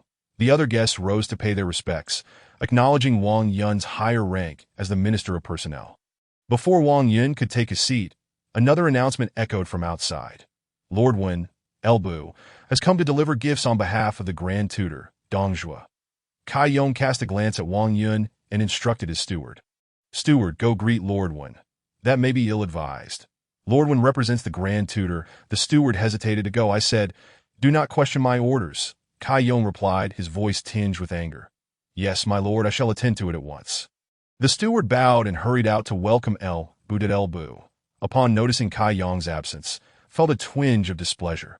However, he refrained from reacting immediately, maintaining a composed demeanor as he entered the hall. Once inside, Kai Yong rose to greet him, clasping his hands in respect. Lord Wen, please, take a seat. El Bu's gaze fell upon Wang Yin seated beside Kai Yong, instantly understanding the reason for Kai Yong's lack of a personal welcome. Any prior irritation dissipated, for after his declaration before the princess of Wang Yin, he and Wang Yin now stood united in purpose. Yet they could not display their camaraderie too overtly, lest it draw Dong Zhuo's suspicion. Their eyes exchanged a silent understanding, and El Bu, with a cold snort, remarked, Kai Zhonglong, such grandeur. A mere representative of the Grand Tutor graces your presence, and yet you remain seated. Although Kai Yong had risen through Dong Zhuo's favor, he was acutely aware of the latter's tyrannical ways and did not wish to be associated with him. Hearing El Bu's words, he merely offered a dry laugh, replying, Kai merely wishes to honor esteemed guests. And for that I beg your forgiveness. Lord Wen. El Bu snorted again. Yet he did not turn to leave immediately. Instead, he strode to the main seat and settled down. Fortunately, some other dignified officials approached to offer toasts, thus alleviating the tension in the room. Meanwhile, in the rear courtyard of the minister's residence, Lu Jun, Kai Yin, and Jiao Chan engaged in lively conversation. Jiao Chan admired Kai Yan's intellect, while Kai Yin envied Jiao Chan's beauty. Leading to a mutual appreciation, Lu Jun, possessing both beauty and intellect, along with a noble lineage and lofty ambitions, was a figure both young women admired equally. Lu Jun had brought Jiao Chan to the Kai residence, not only to fulfill a task, but also to unite the three of them in a formal oath of sisterhood, just as Lu Der had formed a bond in the Peach Garden. Lu Jun aimed to establish a similar sisterhood in the Kai residence. Upon hearing Lu Jun's proposal, Kai Yin and Jiao Chan were overjoyed, readily agreeing. Kai Yin instructed her servants to prepare incense and candles, and the three set up an altar to honor heaven and earth, swearing an oath of sisterhood, hoping not to be born on the same day, but to die together. Lu Jun, slightly older at 17, took the role of the elder sister. Kai Yin and Jiao Chan were both 16, though Kai Yin was the elder by a few months, making her the second sister, while Jiao Chan naturally became the third sister. After the oath, Lu Jun turned to Kai Yin and inquired, Yinner, I have heard that you are betrothed to Wei Zhongdao of the Hedong Wei family. Kai Yan's face flushed slightly as she replied, Elder sister, how can you concern yourself with such trivial matters? Lu Jun countered, It is not trivial. It concerns you. Kai Yin furrowed her brow. Why do you say that? With concern, Lu Jun replied, In these past 2 years, I have wandered among the common folk and heard tales from Hedong that I learned that Wei Zhongdao has been frail and ill for many years, and in recent times his condition has worsened. If they are hastening your marriage, it is likely to bring him good fortune in his ailing state. It is unfortunate that you, with talents surpassing those of most men, may soon find yourself in mourning if you wed into the Wei family. Kai Yin gasped, her face drained of color. No wonder the Wei family has been sending swift horses these past months, urging my father to send me to Hedong for marriage. It seems they are indeed desperate. Jiao Chan interjected, Sister Yinner, you must not marry into that family. With your talents, if you accompany elder sister on her journey, you will surely achieve great things that rival those of men. Kai Yin bit her lip. Her expression conflicted, but my marriage has long been arranged by our families, and the Wei family is a prominent clan in Hedong. If I were to break the engagement recklessly, it would tarnish my father's reputation, and he would never agree. Lu Jun reassured her, You need not worry. With me by your side, I will not allow you to leap into the fire. Spend these next few days preparing your belongings. I shall leave Luoyang for Changsha in 2 days, and you shall accompany me. But what about my father? Kai Yin protested. Leave that to me. I will speak with him, Lu Jun declared, summoning a maidservant from the Kai residence. Go inform Kai Zhonglong that the ladies of the Minister of Personnel request an audience. The maidservant promptly went to the front hall and conveyed the message to Kai Yong, who was busy attending to guests. Assuming his daughter had offended an esteemed visitor, Kai Yong did not dare delay, excusing himself from the guests and hastily making his way to the rear courtyard. My 2 young ladies, if my daughter has inadequately attended to you, I sincerely apologize on her behalf, Kai Yong said, clasping his hands as he bowed. "Minister, I have a question that I hope is appropriate to ask," Lu Xun began. "Please speak your mind," he urged, "that I wish to inquire. To whom does Minister pledge allegiance? To the Han court or to Grand Tutor Dong Zhuo?" Lu Xun's eyes narrowed as she posed the question in a cold, piercing tone. Kai Yong's heart raced, suspicion flooding his mind. Yet he maintained his composure, bowing his head and declaring, "I serve the court and am loyal to the Han dynasty. Given that, I shall not hide my identity from you. Minister. I am Lu Xun, the princess of Wanyan, who cast herself into the river 2 years ago. That if you doubt my words, you may ask your daughter Yenna. She was my attendant in her youth and would not mistake my identity." Upon seeing his daughter nod in affirmation, Kai Yong immediately knelt, prostrating himself. "I am Kai Yong, honoring the princess, that I beg your forgiveness for my prior discourtesy." Chapter 68. Lu Xun's tactics upon learning of the princess of Wanyan's true identity. Kai Yong understood at once why Wang Yun, who had previously shown him little regard, had come to visit today. Without question, it was due to the presence of this esteemed princess. Her brilliance outshone even that of the current emperor. And it was evident that Wang Yun would not dare defy her commands. That as Kai Yong confirmed the princess's identity, he felt a mixture of shock and reflection that he had devoted himself wholeheartedly to the Han dynasty. Yet due to his association with Dong Zhuo, many regarded him as a traitor. Throughout the court, no one recognized his loyalty to the Han. Now, the princess, a sworn enemy of Dong Zhuo, had graced his residence. Was she foolish, reckless, or audacious? Clearly not. This princess exuded an aura of authority, her eyes sparkling with intelligence, indicating she was anything but naive or rash. This was a testament to the trust she placed in me. Kai Yong. In that moment, a resolve took root in Kai Yong's heart, a willingness to sacrifice his life for the Han dynasty and the trust of the princess. Meanwhile, Lu Xun, observing the dignified elder before her, clad in scholarly robes, felt a twinge of compassion. According to historical records from her previous life, Kai Yong was merely in his 50s at this time. However, as a revered figure in the literary world, he had been misjudged and labeled a supporter of Dong Zhuo. The weight of this misunderstanding had aged him prematurely, rendering him frail and haggard, akin to a man in his 70s, even older than Wang Yun. Feeling a surge of empathy, Lu Xun gently helped Kai Yong to his feet. "Minister, please rise. In truth, I have never doubted your loyalty to the Han. Otherwise, I would not find myself here today. To earn the trust of the princess. Kai Yong, I have no regrets in death." Kai Yong clasped his hands together, his excitement causing his beard to tremble. While none among the court recognized him, only the princess knew the depths of my heart. "I, Kai Yong, have received the acknowledgement of the imperial family. What more could I desire in this life? My wishes are fulfilled." Seeing Kai Yong's impassioned demeanor, Lu Xun felt a stir within her heart. Activating her keen insight, Kai Yong, loyalty, 100 intelligence, 10 constitution, 4 strength, 3 agility, 2 appearance, 5 up. Merely confirming his identity and acknowledging him had elevated his loyalty to a perfect score of 100. This places him on par with the unwavering loyalty of figures like Pang Tong and Dian Wei. With such steadfast loyalty, when Lu Xun later proposed that Kai Yin withdraw from her engagement and leave Luoyang with him, Kai Yong readily agreed. Reflecting on the fact that this elder had met his demise at the hands of Wang Yun after a mere sigh following Dong Zhuo's death, Lu Xun felt a tinge of regret and resolved to attempt to alter his fate. After discussing matters regarding Kai Yin, Lu Xun lowered her voice. "Kai Zhonglong, tonight at the hour of the rat, disguise yourself so that you are unrecognizable. Go to the back door of the minister's residence to meet with me. I have important matters to discuss." Kai Yong bowed and replied, "Kai shall heed the princess's command." Lu Xun waved her hand. "You may receive guests in the front hall. Do not arouse suspicion." "Yes, the old minister obeys." Kai Yong bowed and withdrew. Once Kai Yong departed, the 3 ladies in the rear courtyard resumed their idle chatter. Jiao Chan intermittently showcased her singing and dancing skills, while Kai Yin, well-versed in music theory, provided accompaniment. Fortunately, Lu Xun's system task rewards had already been credited, though they were merely basic skills in music.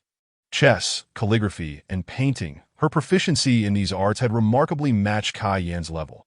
Regarding the attribute points, Lu Xun hesitated before deciding not to allocate them immediately, that he was tempted to enhance his appearance. especially as he found himself overshadowed by the two stunning beauties, Jiao Chan and Kai Yin.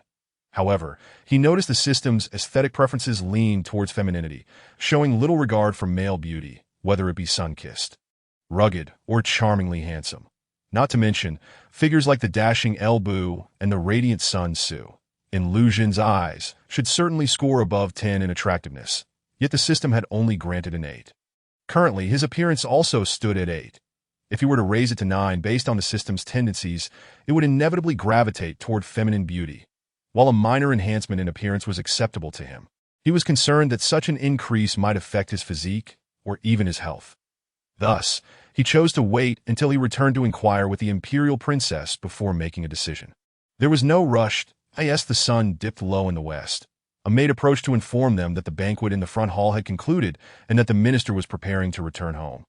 Inquiring whether the two young ladies would accompany him, Lu Xun and Jiao Chan bid farewell to Kai Yin and, guided by a servant, made their way to the entrance of the Kai residence. Upon seeing Lu Xun emerge, Kai Yong merely nodded in acknowledgement, mindful of the crowd and the presence of El Bu, wary of revealing the princess's identity. The notorious incident of Dong Zhuo coveting the princess's beauty, which led to her demise, was a silent truth that everyone knew but dared not speak of publicly. When Lu Xun encountered El Bu, she hurriedly ushered Jiao Chan into the carriage before gracefully striding toward El Bu.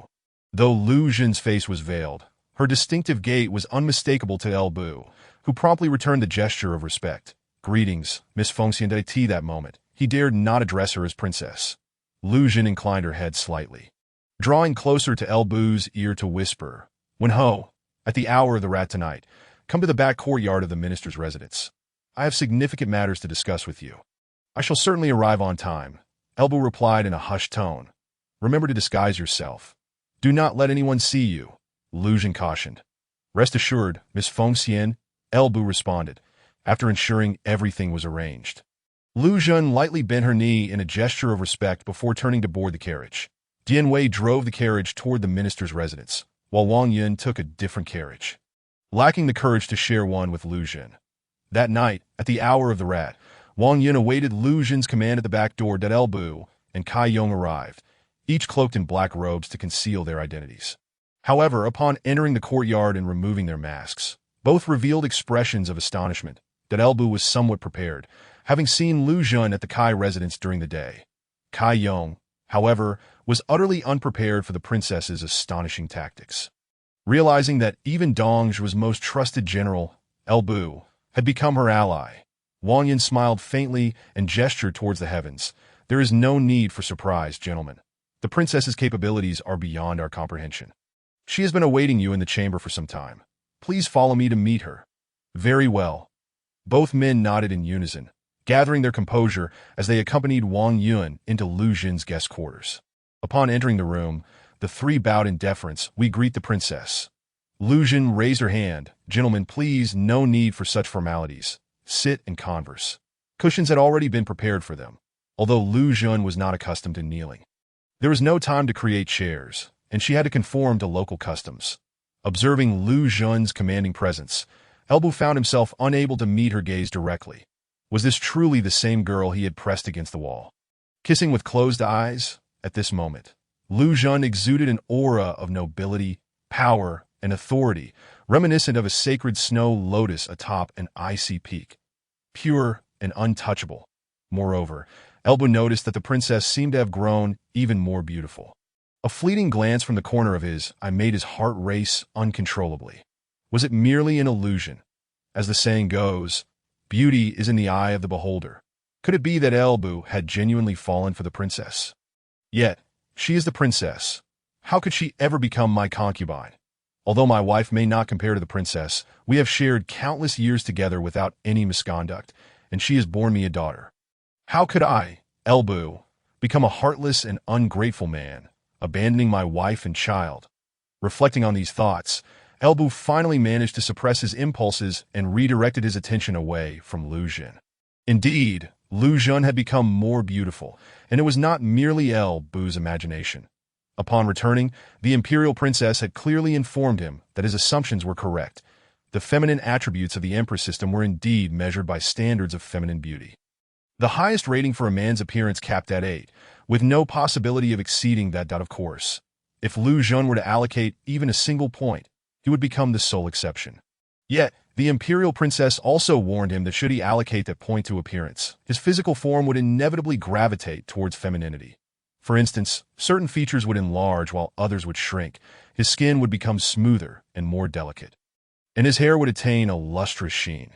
However, he would not transform into a woman outright. That wouldn't it be better to become a woman entirely? Lu Xun rolled her eyes at the thought. I assure you, once you complete the ultimate task of becoming the empress, you will regain a physique even more robust and masculine than before. So, will you allocate the point? The imperial princess feigned indifference, though inwardly she felt a mix of excitement and trepidation. Once the first step toward true femininity was taken, she was confident he would fall into her grasp. After much internal conflict, Lu Xun ultimately decided to allocate the point to appearance. After all, the imperial princess had assured him that he could revert back later, and he chose to trust her.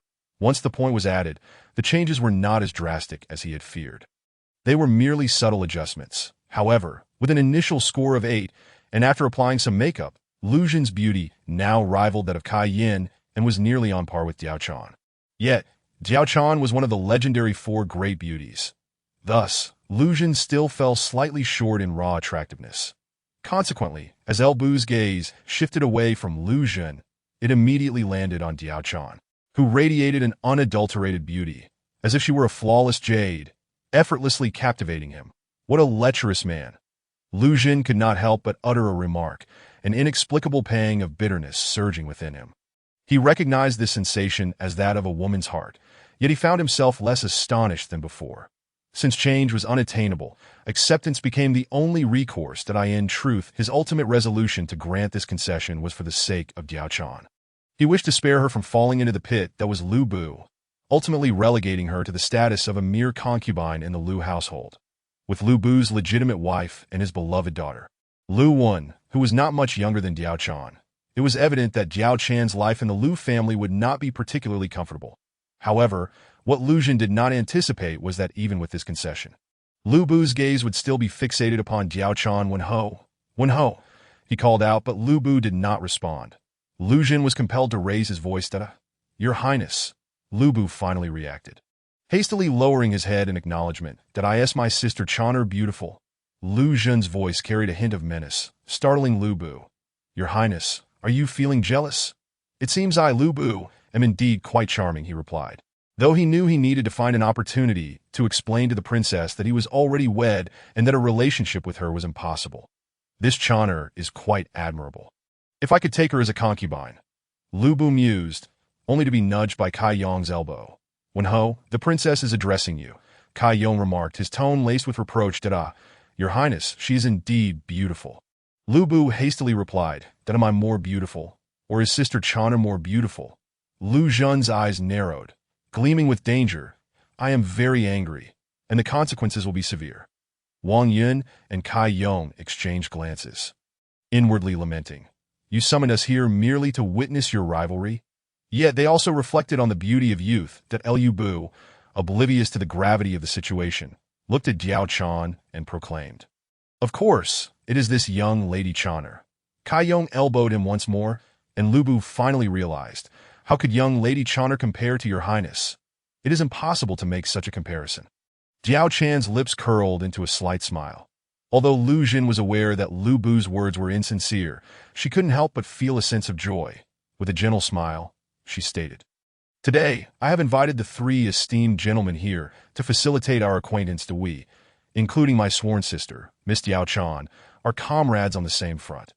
Our goal is to eliminate the treacherous Dong Zhuo and restore clarity to the Han court. Your Highness, with great virtue, one can bear all things. If we can devise a plan to eliminate the treacherous Dong, though I am unworthy, I am willing to take the lead, Lu Bu declared, eager to prove his worth after nearly faltering in Lu Xun's presence.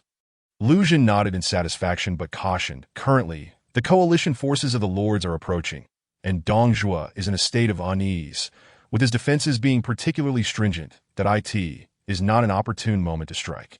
Kai Yong added, Your Highness is wise. Indeed, I have observed that Dong Zhuo is often accompanied by hundreds of armored warriors. Even with Wen Ho's bravery, if we strike and fail, we may find ourselves ensnared. Wang Yun furrowed his brow. Your Highness will be departing Luoyang the day after tomorrow. Does that mean we cannot take Dong Zhuo's head before your departure? Lu Jin replied, I understand Lord Situ's eagerness to eliminate the villain. But we must not act in haste. After all, you three are the pillars of the court. It would be most undesirable for anything to happen to you. Upon hearing Lu Jin's profound concern, the three men bowed deeply, proclaiming, with your Highness's utmost regard, we would not hesitate to sacrifice our lives. Chapter 70. Knowing without possessing, Lu Jin was to leave Luoyang the day after tomorrow. The gathering of the few had extended considerably. The focus was, naturally, on the plan to eliminate Dong, and under Lu Jun's deliberate guidance, a thorough strategy was finally devised that in simpler terms, it was vital to possess a sufficient force for self-defense before making a move. Without any troops at their disposal, even if they succeeded in slaying Dong Zhuo, they would find themselves ensnared and killed by his minions that asked for how to gather troops and identify the right moment. That was up to Wang Yun, Cai Yong, and Lu Bu to devise on their own. Even though Lu Jun had some knowledge of the historical currents, she refrained from directly stating it, recognizing the intelligence and standing of Wang Yun and Cai Yong. Lu Bu, who enjoyed Dong Zhuo's trust, would surely find a way to eliminate him when the time was right. Lu Jun reminded them that after eliminating Dong Zhuo, it was imperative to protect the young emperor and await her return with troops to restore order. In Wang Yun's and the others' eyes, Lu Jun was aiding her brother in reviving the Han dynasty, garnering their admiration and respect that in reality, Lu Jun merely sought to emulate Cao Cao, using the emperor as leverage over the lords. Moreover, as the elder sister of the young emperor, she held a distinct advantage. With her in control of the court, the young emperor would have no grounds to issue edicts. Given the emperor's youth and naivety, it was only natural for his elder sister, possessing great wisdom, to govern the realm for a few years. After spending 2 hours discussing various details, Wang Yun, Cai Yong, and Lu Bu prepared to take their leave. Lu Jin bid farewell to Wang Yun and Cai Yong, but chose to retain Lu Bu for further conversation to Chon'er. You should rest as I have some matters to discuss with Wen Ho. Lu Jun instructed Diao Chan. Yes, sister. Diao Chan nodded and exited. Lu Jun's reason for keeping Lu Bu behind stemmed from her unease regarding Diao Chan. The inertia of history was too formidable. The allure Diao Chan held for men was undeniable. And a man like Lu Bu possessed an equally potent appeal for women. With her imminent departure from Luoyang and the historical trajectory indicating that Dong Zhuo would set fire to Luoyang and relocate the capital to Chang'an. It would not be until over a year later that Wang Yun would find an opportunity to utilize Diao Chan's beauty to sow discord between Dong Zhuo and Lu Bu, ultimately leading to Dong Zhuo's demise at Lu Bu's hands.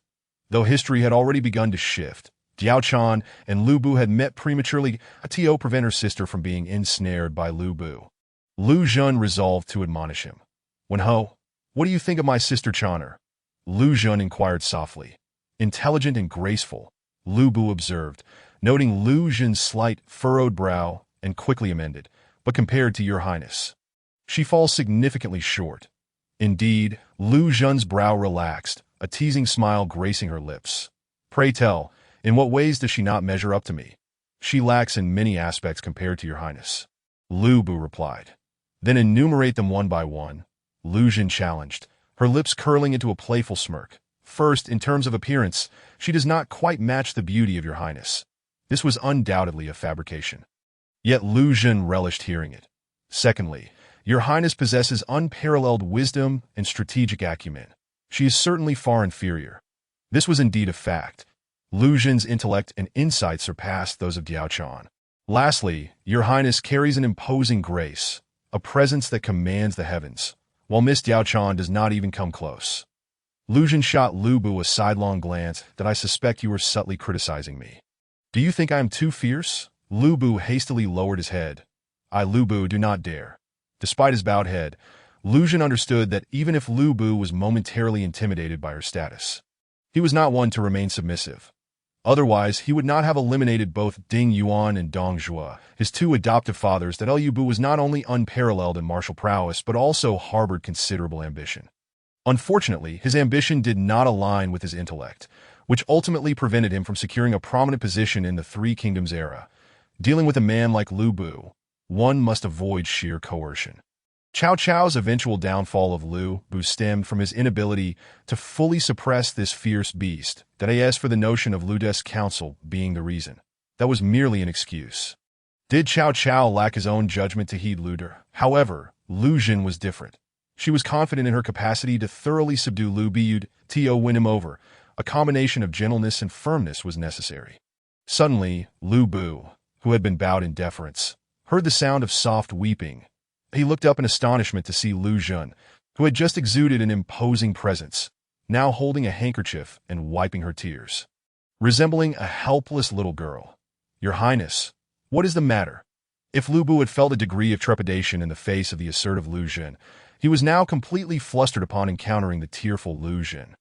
"Wen Ho, when we are alone, you may call me Feng Xian," Lu Jun said, dabbing at her tears and sniffing.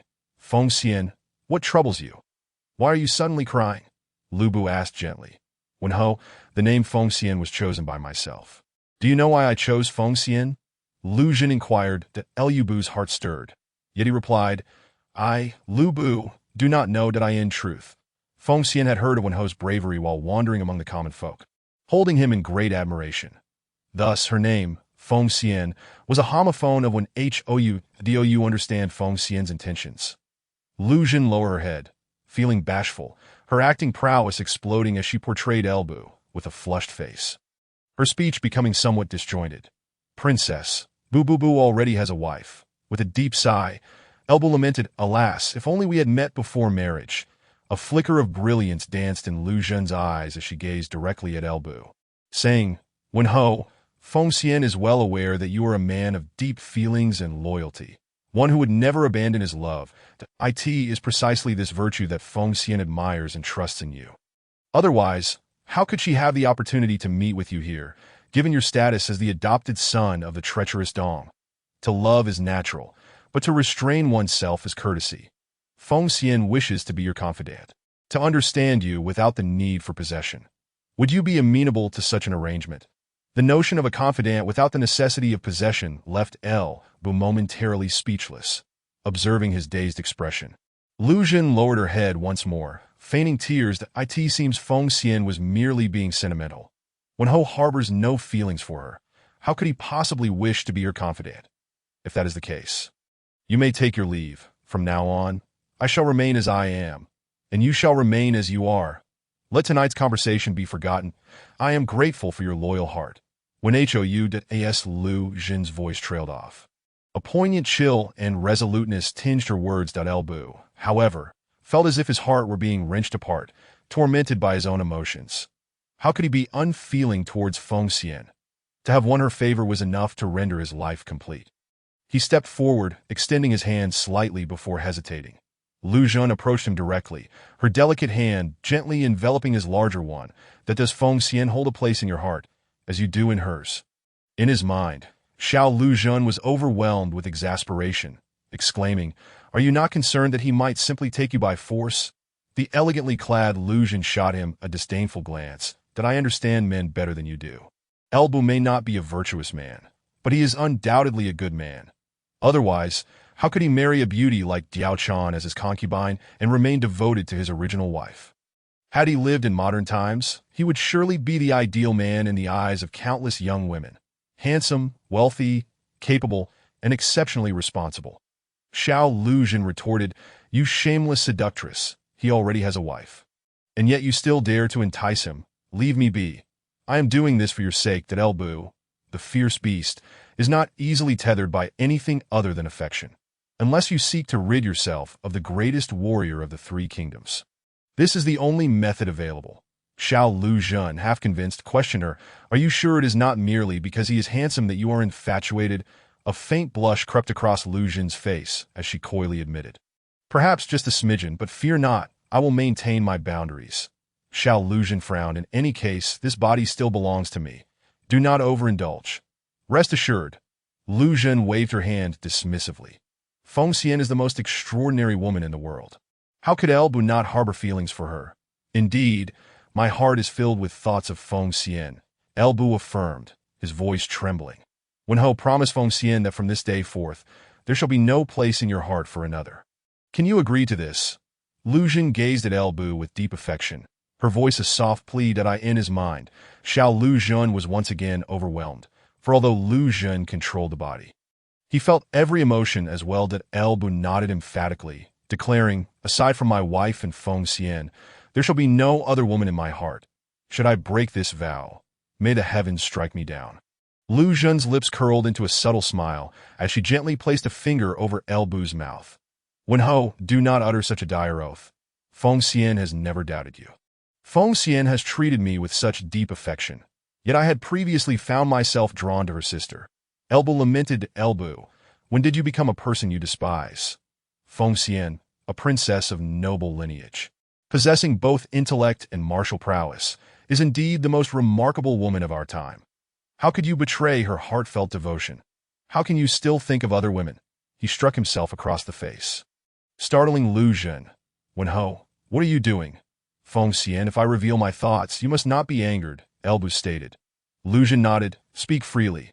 I promise not to be upset. Taking a deep breath, El Bu confessed. Earlier, when everyone was present, an inappropriate thought crossed my mind that I felt guilty towards you, which is why I struck myself. Lu Jun tenderly caressed his reddened cheek, her heart aching that as long as you recognize your mistake. There is no need for such self-punishment. Are you not aware that it pains me? With newfound courage, El Bu grasped her delicate hand. Feng Xian, why do you not inquire about my previous thoughts? Lu Jun frowned slightly, feeling a twinge of grievance. Was it not merely because you found Diao Chan beautiful and thus felt admiration? Feng Xian does not hold it against you.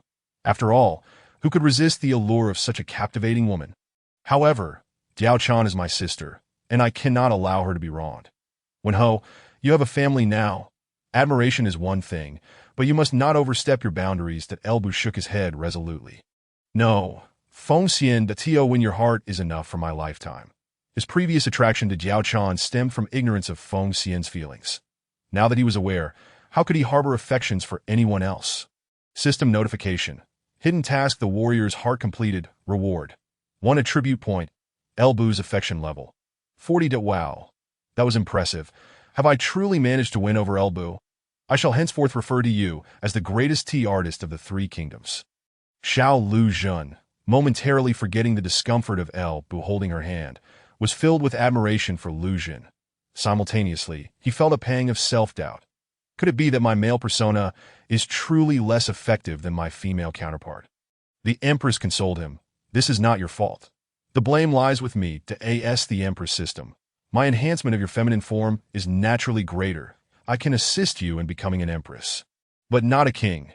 Even if you regain your male form in the future, you must relinquish all that you have acquired in your female form. Since the candid conversation with the Empress, Lu Jun had become considerably more open-minded.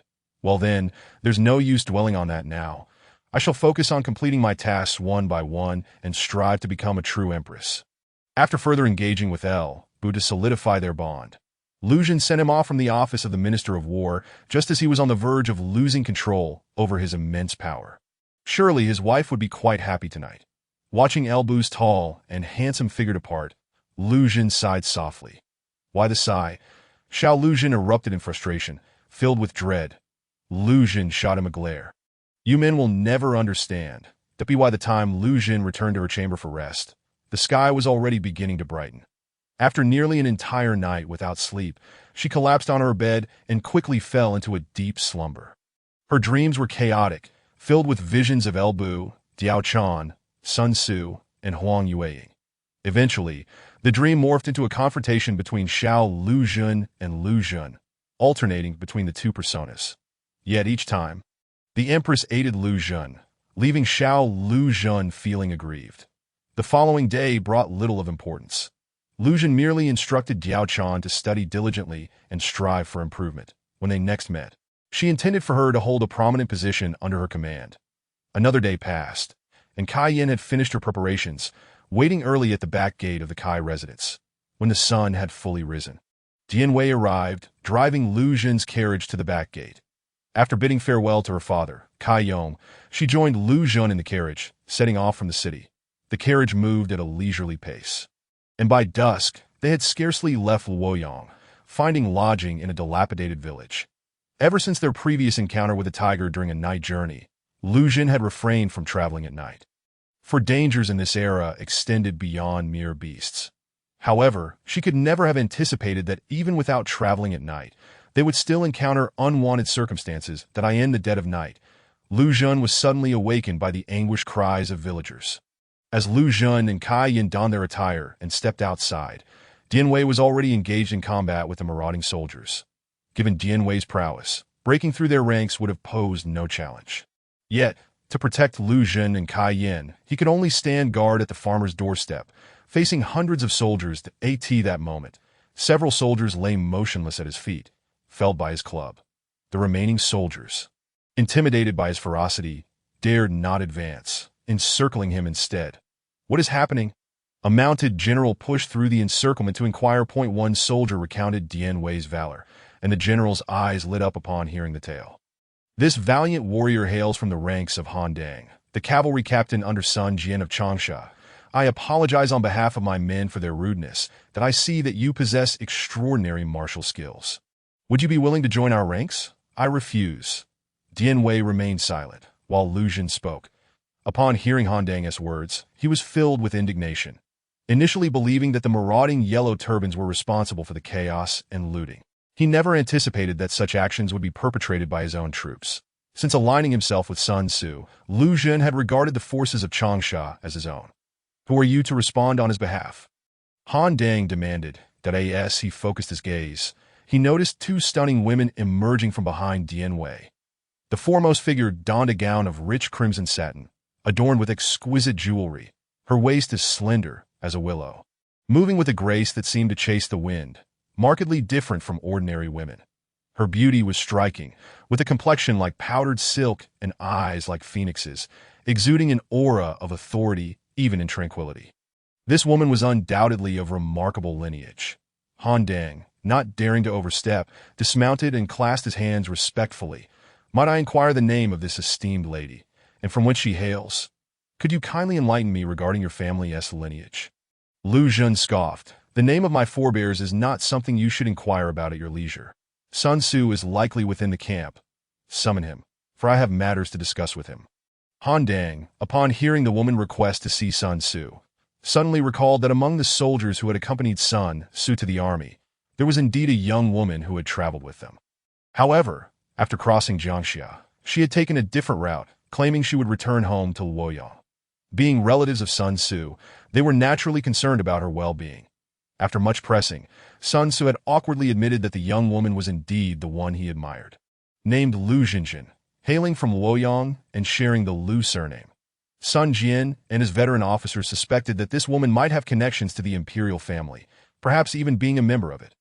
Now, upon hearing this woman claim familiarity with Sun Tzu, could it be that she was indeed the one he cherished? Han Dang mused that Sun Tzu's judgment was indeed astute.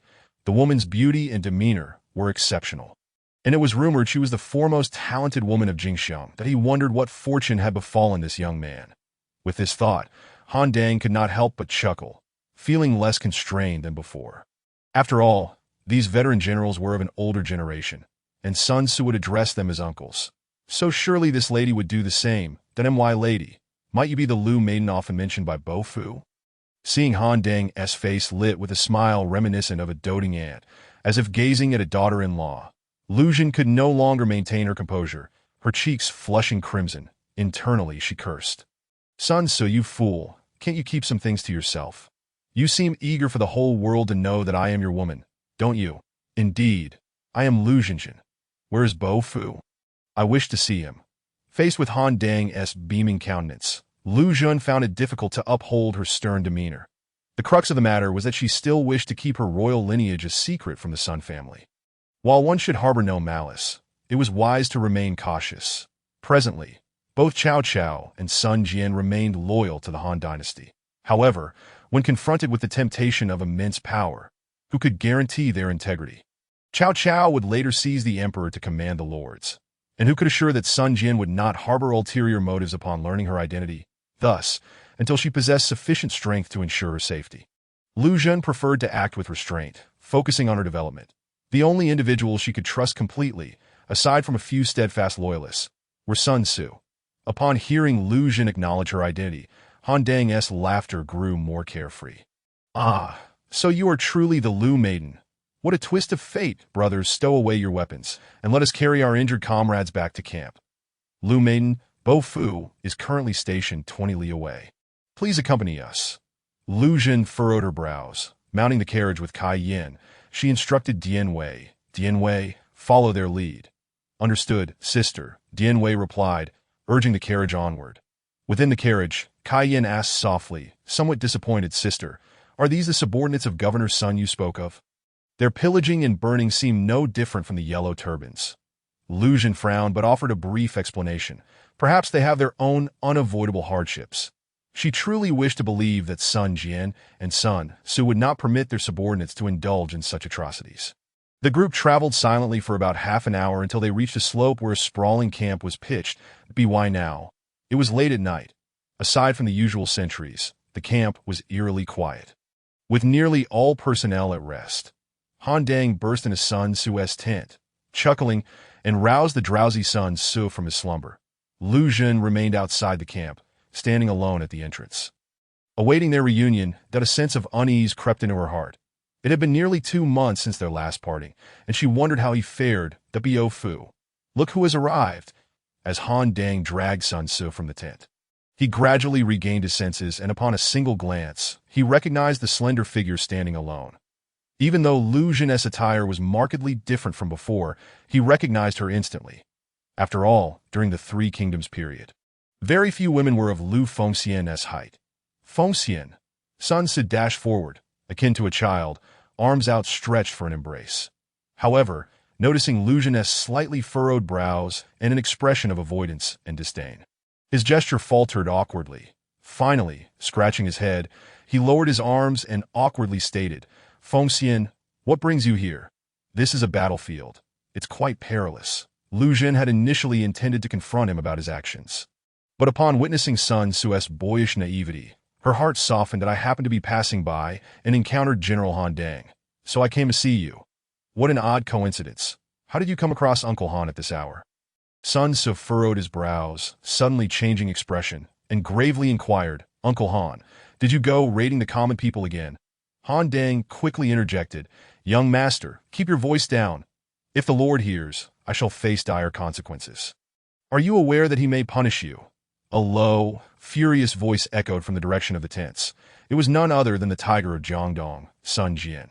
Upon hearing Sun Jian's voice, Han Dang's face turned ashen, and he promptly knelt before the ground. My lord, I admit my guilt. Please impose your punishment. Seeing the reactions of Sun Jian and his son, Lu Jin felt a weight lift from her heart.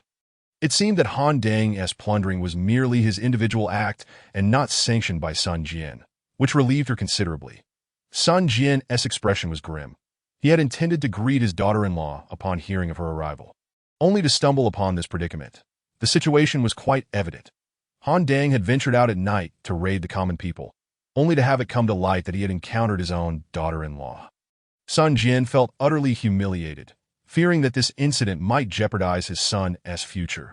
With an awkward nod towards Lu Jin, he acknowledged her presence, but deemed it necessary to address Han Dang's transgressions first. Igong, you have repeatedly defied military orders. How many times must I reiterate that we are a loyal force, a righteous army, and cannot engage in acts of arson and plunder? I can no longer tolerate you. Bring him forth and execute him. Father, no. Sun Tzu rushed forward to intervene, preventing the executioners from taking Han Dang away. At that moment, 2 other generals, roused by Sun Quan's voice, hurriedly emerged from the camp. Upon seeing Han Dang kneeling, they immediately grasped the situation. Cheng Pu and Huang Gai rushed forward to kneel before Sun Jian. My lord, Igong must not be executed. Cheng Pu implored. Burning, killing, plundering. How is that any different from the yellow turbans? Why should he not be punished? Sun Jian questioned sternly. Cheng Pu responded, My lord, even a righteous army must eat. Since we took the vanguard and departed from the main coalition, Yuan Shu has not supplied us with provisions even once. If it were not for Han Dang scouring for supplies, our forces would have scattered long ago. How could we have arrived here? Huanggai added emphatically, "What Cheng Pu says is true, my lord. If you intend to execute Yigong, then you must also take my life alongside as Di Mao." Gong Fu, upon hearing the sigh of Sun Jian, found himself at a loss for a moment, uncertain of how to proceed. Lu Xun, having grasped the situation, realized that it was not entirely fair to blame Han Dang. Without provisions, the troops would inevitably revolt. Should a mutiny occur, the survival of Sun Jian and his companions amidst an enraged army would be uncertain. Furthermore, if the soldiers were to rush out to seize supplies, the consequences could far surpass those posed by the Yellow Turbans. Rather than waiting for the troops to rebel, it would be wiser to seize some provisions under their own constraints, thereby minimizing the potential harm. Choosing the lesser of two evils. Lu Xun, at times benevolent, was never one to be naive. Had it not been for his unexpected intervention tonight, Han Dang would not have been discovered for his late-night raid on supplies. Historically, there was no record of Han Dang being slain by Sun Jian. Thus, had Lu Xun not been present, Han Dang's actions would likely have remained undiscovered. Therefore, she resolved to speak up in Han Dang's defense. "General Sun, I am Lu Xun, and I extend my respects to you." Not wishing to reveal her identity as the Eternal Princess, Lu Xun naturally took the initiative to bow to the elder Sun Jian. Sun Jian raised his hand and replied, "There is no need for such formality. Miss Liu it is I who have been remiss in my command, and I apologize for the embarrassment caused to you." Even with justification, it was not an excuse for plundering the common folk. "Today, I must execute Han Dang to provide accountability to the people." "General Sun, you must not." Lu Xun interjected, "Ditto, what advice do you offer?" "Miss Liu," Sun Jian was already aware of his son's praises for Lu Xun, claiming she was the most talented woman in Jingxiang. Beautiful and accomplished, he was keen to hear her words and see if she truly lived up to her reputation. Lu Xun replied earnestly, "Though General Han has erred, his offense does not warrant death, that if General Sun were to slay him, it would surely chill the hearts of the soldiers." Sun Tzu quickly nodded in agreement, saying, "Father, Fengxian speaks truthfully. Should you execute Uncle Han, the troops may lose their unity." Sun Jian furrowed his brow in contemplation and then asked, "If that is the case, what punishment do you suggest for the loyal general?" "In my humble opinion, 100 strokes of the military rod should suffice. Anything less would fail to quell the public's fury," Lu Xun stated solemnly. The three veteran generals, including Sun Jian, were taken aback, silently acknowledging the woman's audacity. Under normal circumstances, a martial general like Han Dang could endure 100 strokes without issue, recovering in a matter of weeks. However, given the harsh conditions of the front line, the lack of a proper recovery environment would likely result in severe complications, perhaps even death. Only Sun Tzu appeared contemplative, recalling his own experience with an arrow wound and the miraculous recovery facilitated by Lu Xun's application of penicillin. Reflecting on the enchanting moment when Lu Xun had tended to his wounds, Sun Tzu couldn't help but smile. Unbeknownst to him, Sun Jian, who was grappling with how to deal with Han Dang, caught sight of his son's grin and, in a fit of irritation, kicked him, exclaiming, "You little rascal, if you hadn't been whining about hunger, would Uncle Han have to suffer this fate?"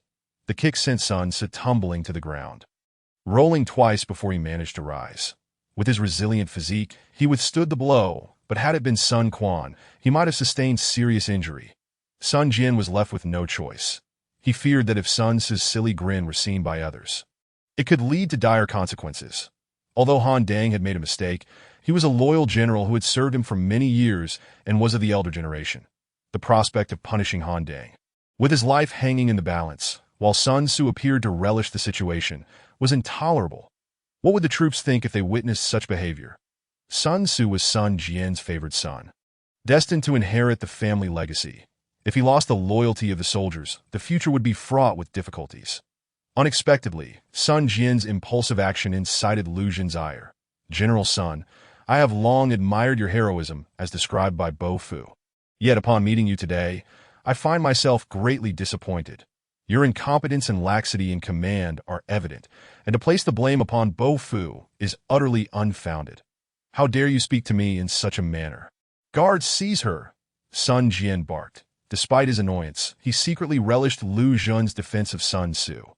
However, he maintained his stern facade, wishing to observe how the young lady would respond under such duress.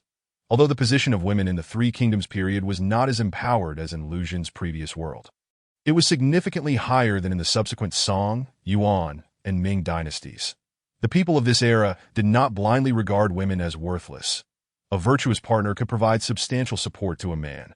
Sun Jian's intention was to assess his future daughter-in-law's qualities and determine whether she was worthy of his son's infatuation. To his surprise, his command summoned forth an indomitable warrior. "Who dares to harm my sister?" Dian Wei bellowed, leaping down from the carriage to shield Lu Jun. Sun Ce finally mustered his courage and shouted, "Father, you must not." Feng Xian acted out of desperation. "If punishment is necessary, let it fall upon me." Dian Wei's sudden appearance startled Sun Jian. He had not anticipated such a formidable warrior accompanying his daughter-in-law. Though Lu Jun's defiance was concerning, Cheng Pu, Huang Gai, and Han Dang felt compelled to intervene. After all, Lu Jun was merely a woman and Sun Jian's future daughter-in-law. There was no need for such severity. However, as they looked up, they caught the fierce glint in Sun Jian's eyes, and decades of camaraderie allowed them to understand his intent with a mere glance. Cheng Pu was the first to confront.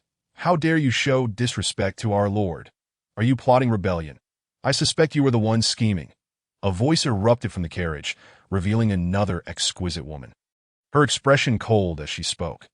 "This mere governor of Changsha is neither a royal nor a noble. How can a few words from you equate to rebellion? Does Sun Taisho harbor treasonous thoughts against the Han court, wishing to usurp it?" Her words were sharp and incisive, for the world at that time, though nominally under the Han dynasty, was fraught with peril that if her words were to spread and be manipulated by ill-intentioned individuals, it could spell disaster for Sun Jian. That it was already known that Liu Biao, the governor of Jingzhou, had long been eyeing Sun Jian's power, waiting for the slightest pretext to strike. Though he refrained from making a move while Sun Jian was justifiably waging war against Dong Zhuo, any excuse could ignite conflict. With Jingxiang's wealth at stake, an army of tens of thousands could descend upon Changsha. In mere moments, Kai Yan's words had shaken the so-called tiger of Jiangdong.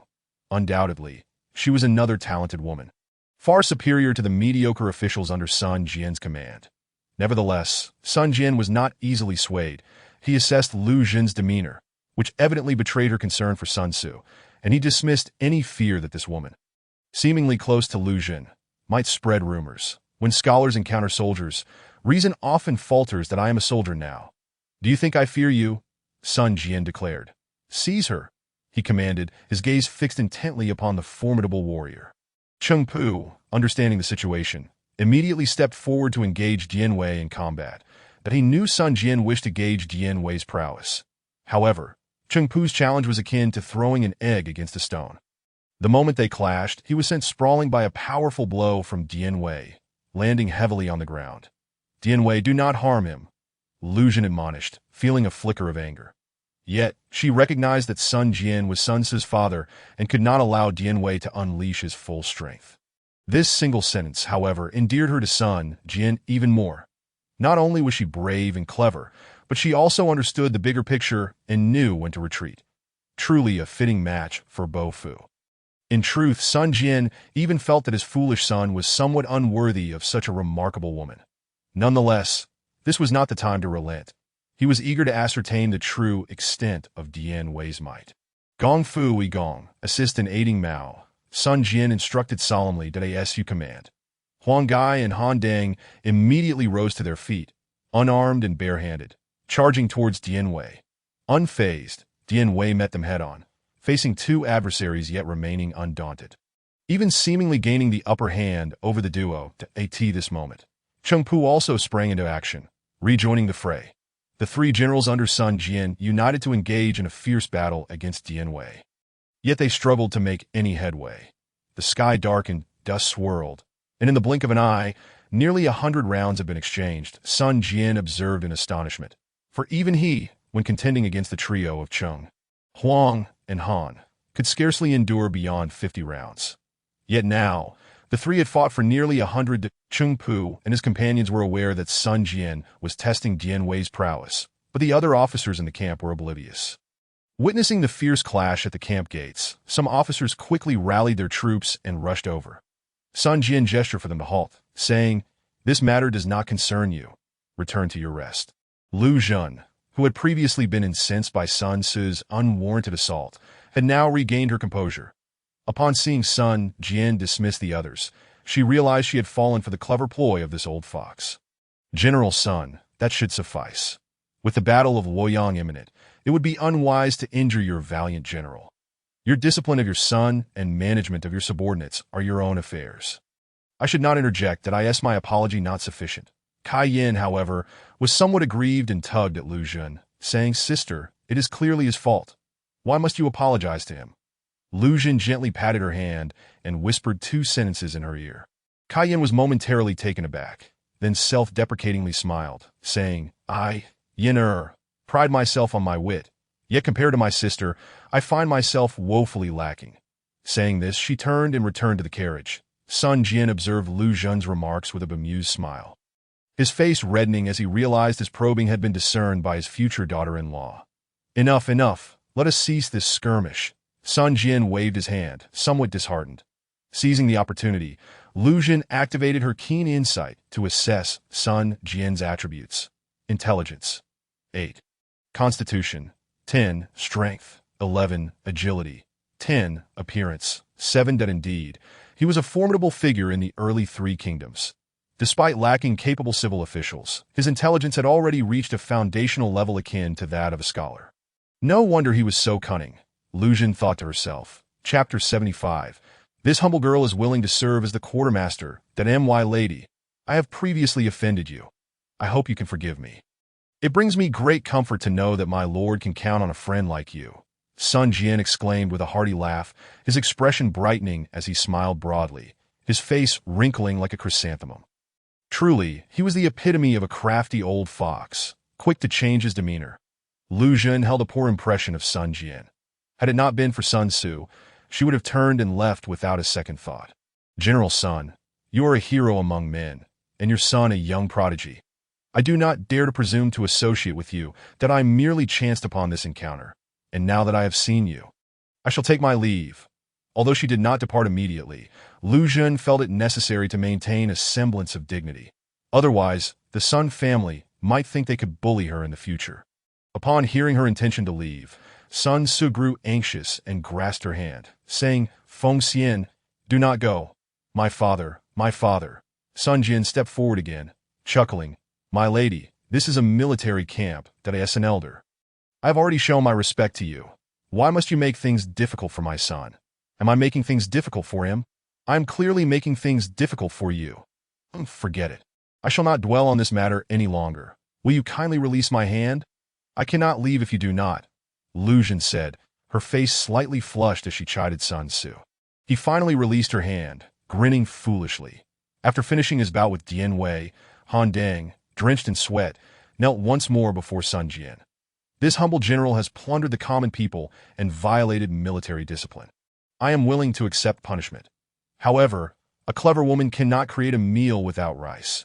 With the supply lines delayed, I am unable to ensure the needs of our army, that I humbly request to resign from the position of quartermaster, and ask that you appoint someone more capable." Han Dang felt a sense of grievance. While he had wronged the common folk, the food he seized was still consumed by them, that if you have the ability, go procure your own supplies. I shall not serve any longer. Hearing Han Dang's words, Sun Jian's expression grew troubled as he glanced at Qing Pu and Huang Gai, both of whom averted their gazes. In the current circumstances, the role of quartermaster was a hot potato that no one dared to take on. "Igong, why not let your 100 military lashes be noted for now? Do not resign from the position of quartermaster. With battle looming, I cannot afford to lose such a capable general," Sun Jian implored earnestly. Han Dang scoffed inwardly. Did they expect him to take the blame? I am to face 100 lashes and still serve as quartermaster. Once the battle is over, my head will surely be at stake. Yuan Shu is not sending any supplies. If I do not seize food, what will you eat? My lord, even if you were to behead me, I shall not take on this role," Han Dang resolutely declared. Lu Jun gently nudged Sun Tzu, indicating he should accept the position of quartermaster. Sun Tzu quickly recoiled, jokingly stating, "3 uncles cannot handle the situation." "What can I do?" Lu Jun shot him a frustrated glare and stepped forward, clasping her hands. "General Sun, if you trust me, I would be willing to try my hand at the position of quartermaster." "Feng Xian, no. There are no jokes in the military," Sun Tzu hastily interjected. Serving in the army was no trivial matter, A single misstep could lead to severe punishment. Lu Jun, with her delicate frame, could hardly withstand such discipline. Sun Jian nodded in agreement. What Berfu says is true. There are no jokes in the military. My lady. Have you considered this carefully? If someone under the general's command can resolve the issue of supplies, let it be as though you never spoke, that if no one can address this, why not allow you to give it a try? Observing Lu Jun's confidence, Sun Jian felt a stirring in his heart. Very well. I appoint you as the requisition officer, commanding 3,000 elite troops responsible for the provisions of my 20,000-strong army. Should there be any discrepancies, military law will be enforced. Upon hearing Sun Jian's decree, Sun Su felt his vision darken. It's over, it's over. Feng Xian, this is the military, not a playground that if you cannot resolve the army's food supply problem, you will truly face punishment. Father, I am willing to be Miss Feng Xian's deputy. Please grant your approval, Sun Su said, bracing himself. Given the circumstances, he had no other recourse if all else failed. He could seek advice from Uncle Han and discreetly gather supplies that if discovered he would take the blame alone. At worst, he would face a few lashes. He could not allow Feng Xian to suffer any indignities. Very well, Berfu, you shall serve as Miss Feng Xian's deputy, that I can rest easy now. Sun Jian regarded his son with satisfaction. Nodding approvingly, it seems this lad is not foolish. As deputy, he can be close to Feng Xian and, at a critical moment, take the blame for her, that in the end, he thought, a few lashes might even move her to tears. After instructing Han Dang on the relevant matters, Lu Jun and Sun Su took charge, while Sun Quan and the others returned to their camps to rest. Once his father had departed, Sun Su remarked, Feng Xian, you have acted impulsively. The military camp is no place for frivolity. Without supplies, it is a deadlock, a problem we cannot resolve. Let this matter rest. I will take some men out to see if we can procure food. If we are caught violating military discipline, I shall bear the brunt alone. My skin is tough enough to endure a few lashes. Hearing Sun Su's words, Lu Jun felt a mix of anger and gratitude. She was vexed by his unchanging nature, still contemplating raiding for supplies. Yet she was touched by his willingness to shoulder everything for her, even if it meant punishment, that if you dare to lead troops out to raid again, I shall no longer recognize you, Lu Jun declared resolutely. Han Dang interjected, Miss Feng Xian, Berfu, I must share some words with you. Consider it passing down some wisdom to the younger generation. While pillaging for supplies is certainly wrong, in dire circumstances, one must still do what is necessary. Should the troops lack food, leading to a revolt, the consequences would far outweigh our own actions. Since you have taken on the role of quartermaster, you must understand these principles. Some choices require sacrifice.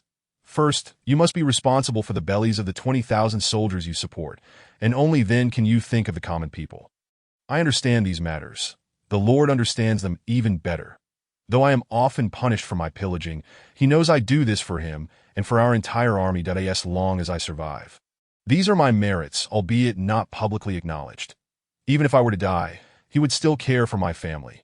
Han Dang spoke earnestly, his heart full of concern, and Lu Jun felt a genuine gratitude, bowing to express her thanks. However, the means he employed were beyond the imagination of Han Dang, and Sun Si. It was merely military provisions, yet within Lu Jun's system space lay an abundance of them.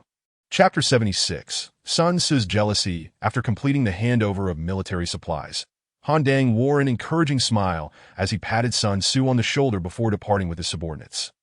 After taking a few steps, he noticed Dian Wei and Kai Yin still lingering at the warehouse entrance and immediately approached them, saying, Brother Eli, Miss Zhao Ji, I have arranged your tents. Allow me to show you.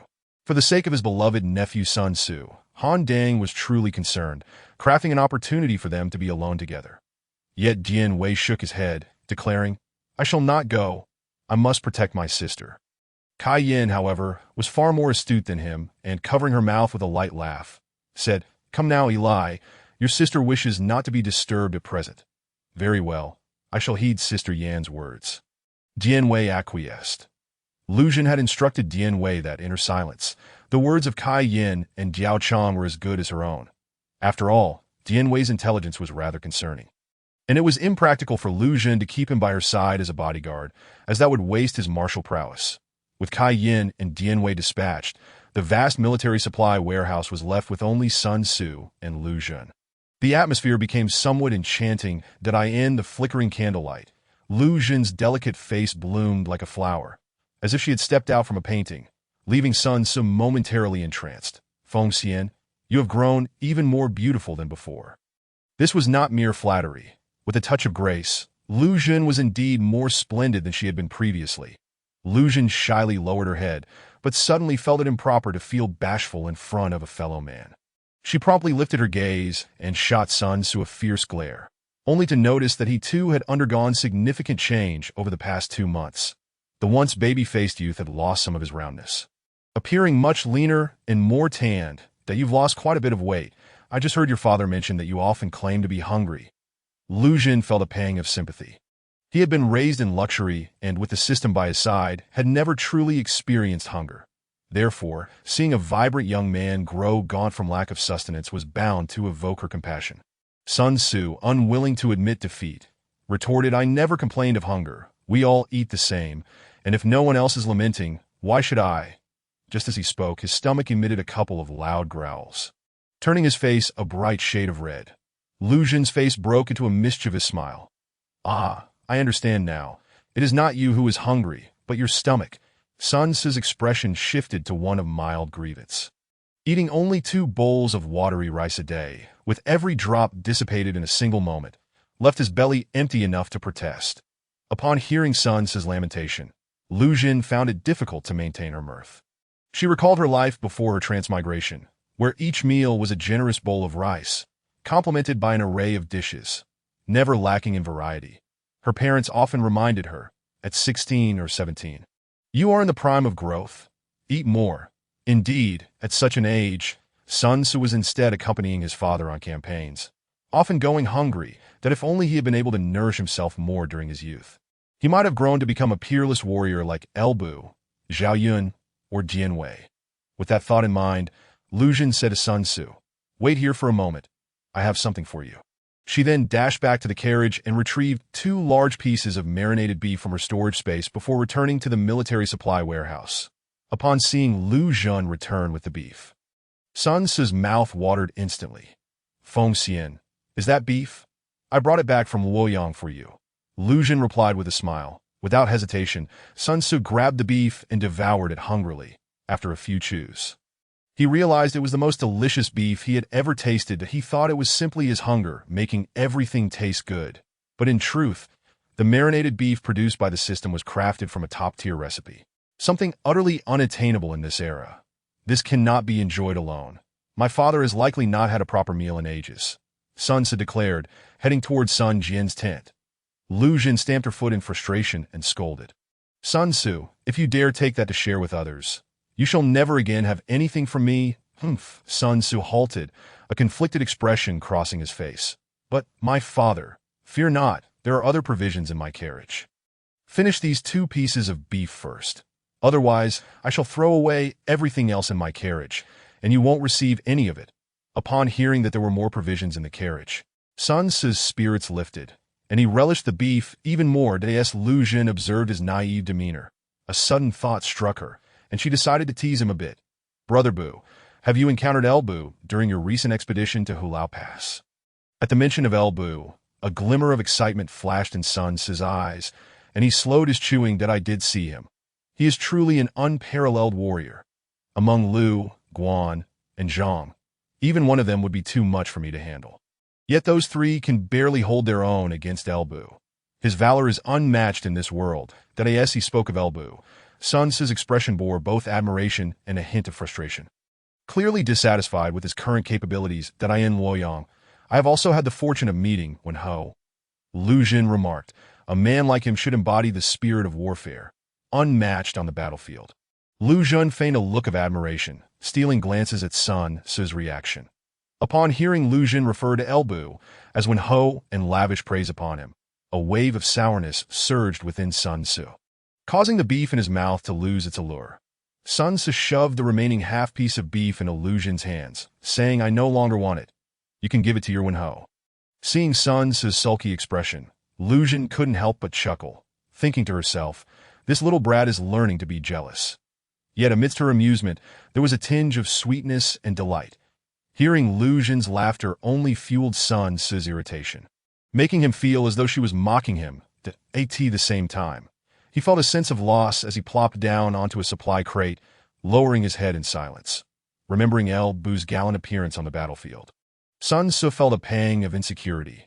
In comparison, he indeed fell short. Lu Xun sat beside him and gently inquired, "What troubles you? Are you upset?" Sun Ce stubbornly turned his face away, refusing to meet her gaze. "No, I merely feel that my strength is so lacking that I do not deserve the kindness shown by Miss Feng Xian. Perhaps it would be better to keep my distance from you." Such arrogance, Lu Xun thought. "Let me see how I can deal with you." "Brother Bu," Lu Xun's voice took on a sweet, playful tone as she lightly rested her hand on his. Chapter 77. Dressed in military garb. "Both dashing and beautiful Brother Bu, why belittle yourself? El Bu is in the prime of his life, at the zenith of his prowess. You are still young, with ample room for improvement. Just eat well, drink well, and diligently practice your martial skills that I believe, one day, you will surpass El Bu and become the unparalleled war god of the world." Lu Xun held Sun Ce's hand, speaking with heartfelt sincerity. In her mind, a small voice admonished her. "Hey, can you be a bit more restrained? What are you doing?" The smaller voice countered. "They're both men. What is there to fear?" Take a cue from Lu De. If he hadn't seized every opportunity to converse and share a bed with talents, he wouldn't have later divided the world into three that get lost.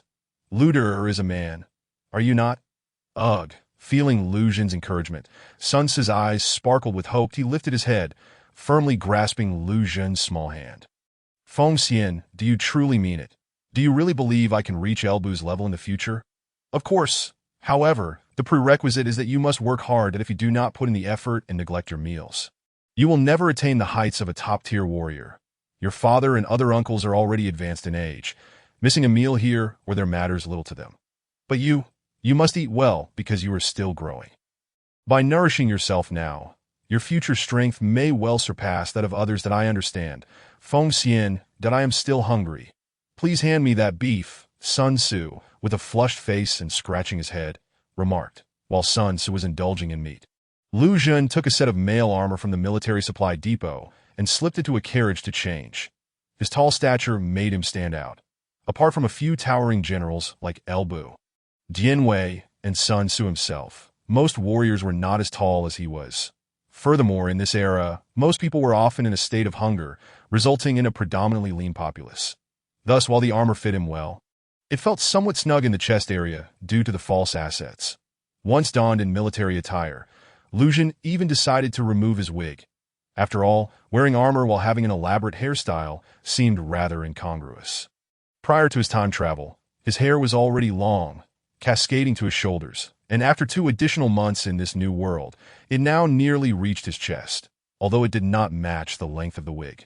It appeared less jarring. With a hairband, he tied his long locks into a slightly masculine high ponytail. Lu Xun grew somewhat anxious, wondering if venturing out in such military garb would reveal his true identity. Retrieving a mirror from the system space, he scrutinized his current appearance. Rosy lips and pearly teeth, willow-like brows, and eyes glistening like autumn waters.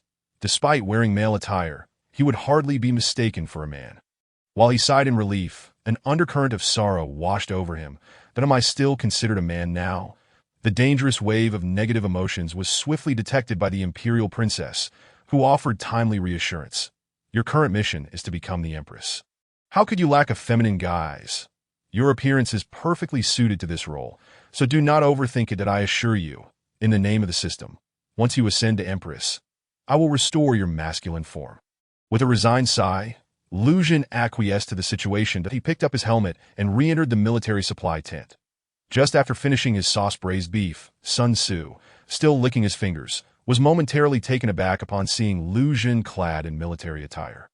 Lu Xun's cheeks flushed slightly as he anxiously asked, "Is it unattractive?" "No, it looks splendid. I have never seen anyone who wears military garb so beautifully. You are simply captivating," Sun Ce responded earnestly. "That is mere flattery. Have you ever seen a woman in military attire?" "Bah, I am not a woman. What are you thinking?" Lu Xun's heart raced with confusion, but he soon heard Sun Ce say, "Feng Xian, your hair." Lu Xun's long wig, now styled into a high ponytail, barely grazed the back of his head. Sun Tzu, who had been entirely focused on Lu Jun, could not help but notice the significant change, though the long hair was inconvenient with the armor. So I had it trimmed. Lu Jun casually fabricated an excuse. Having worn the wig for an extended period, it had become stifling and itchy, and he had long wished to part with it. You cut it quite short, though, Sun Tzu remarked, a hint of regret crossing his face. Pouting in mock anger, Lu Jun responded, "What? Do you think my short hair is ugly? Then don't look at me. That is not what I meant. I just think it's a pity to cut the long hair you worked so hard to grow."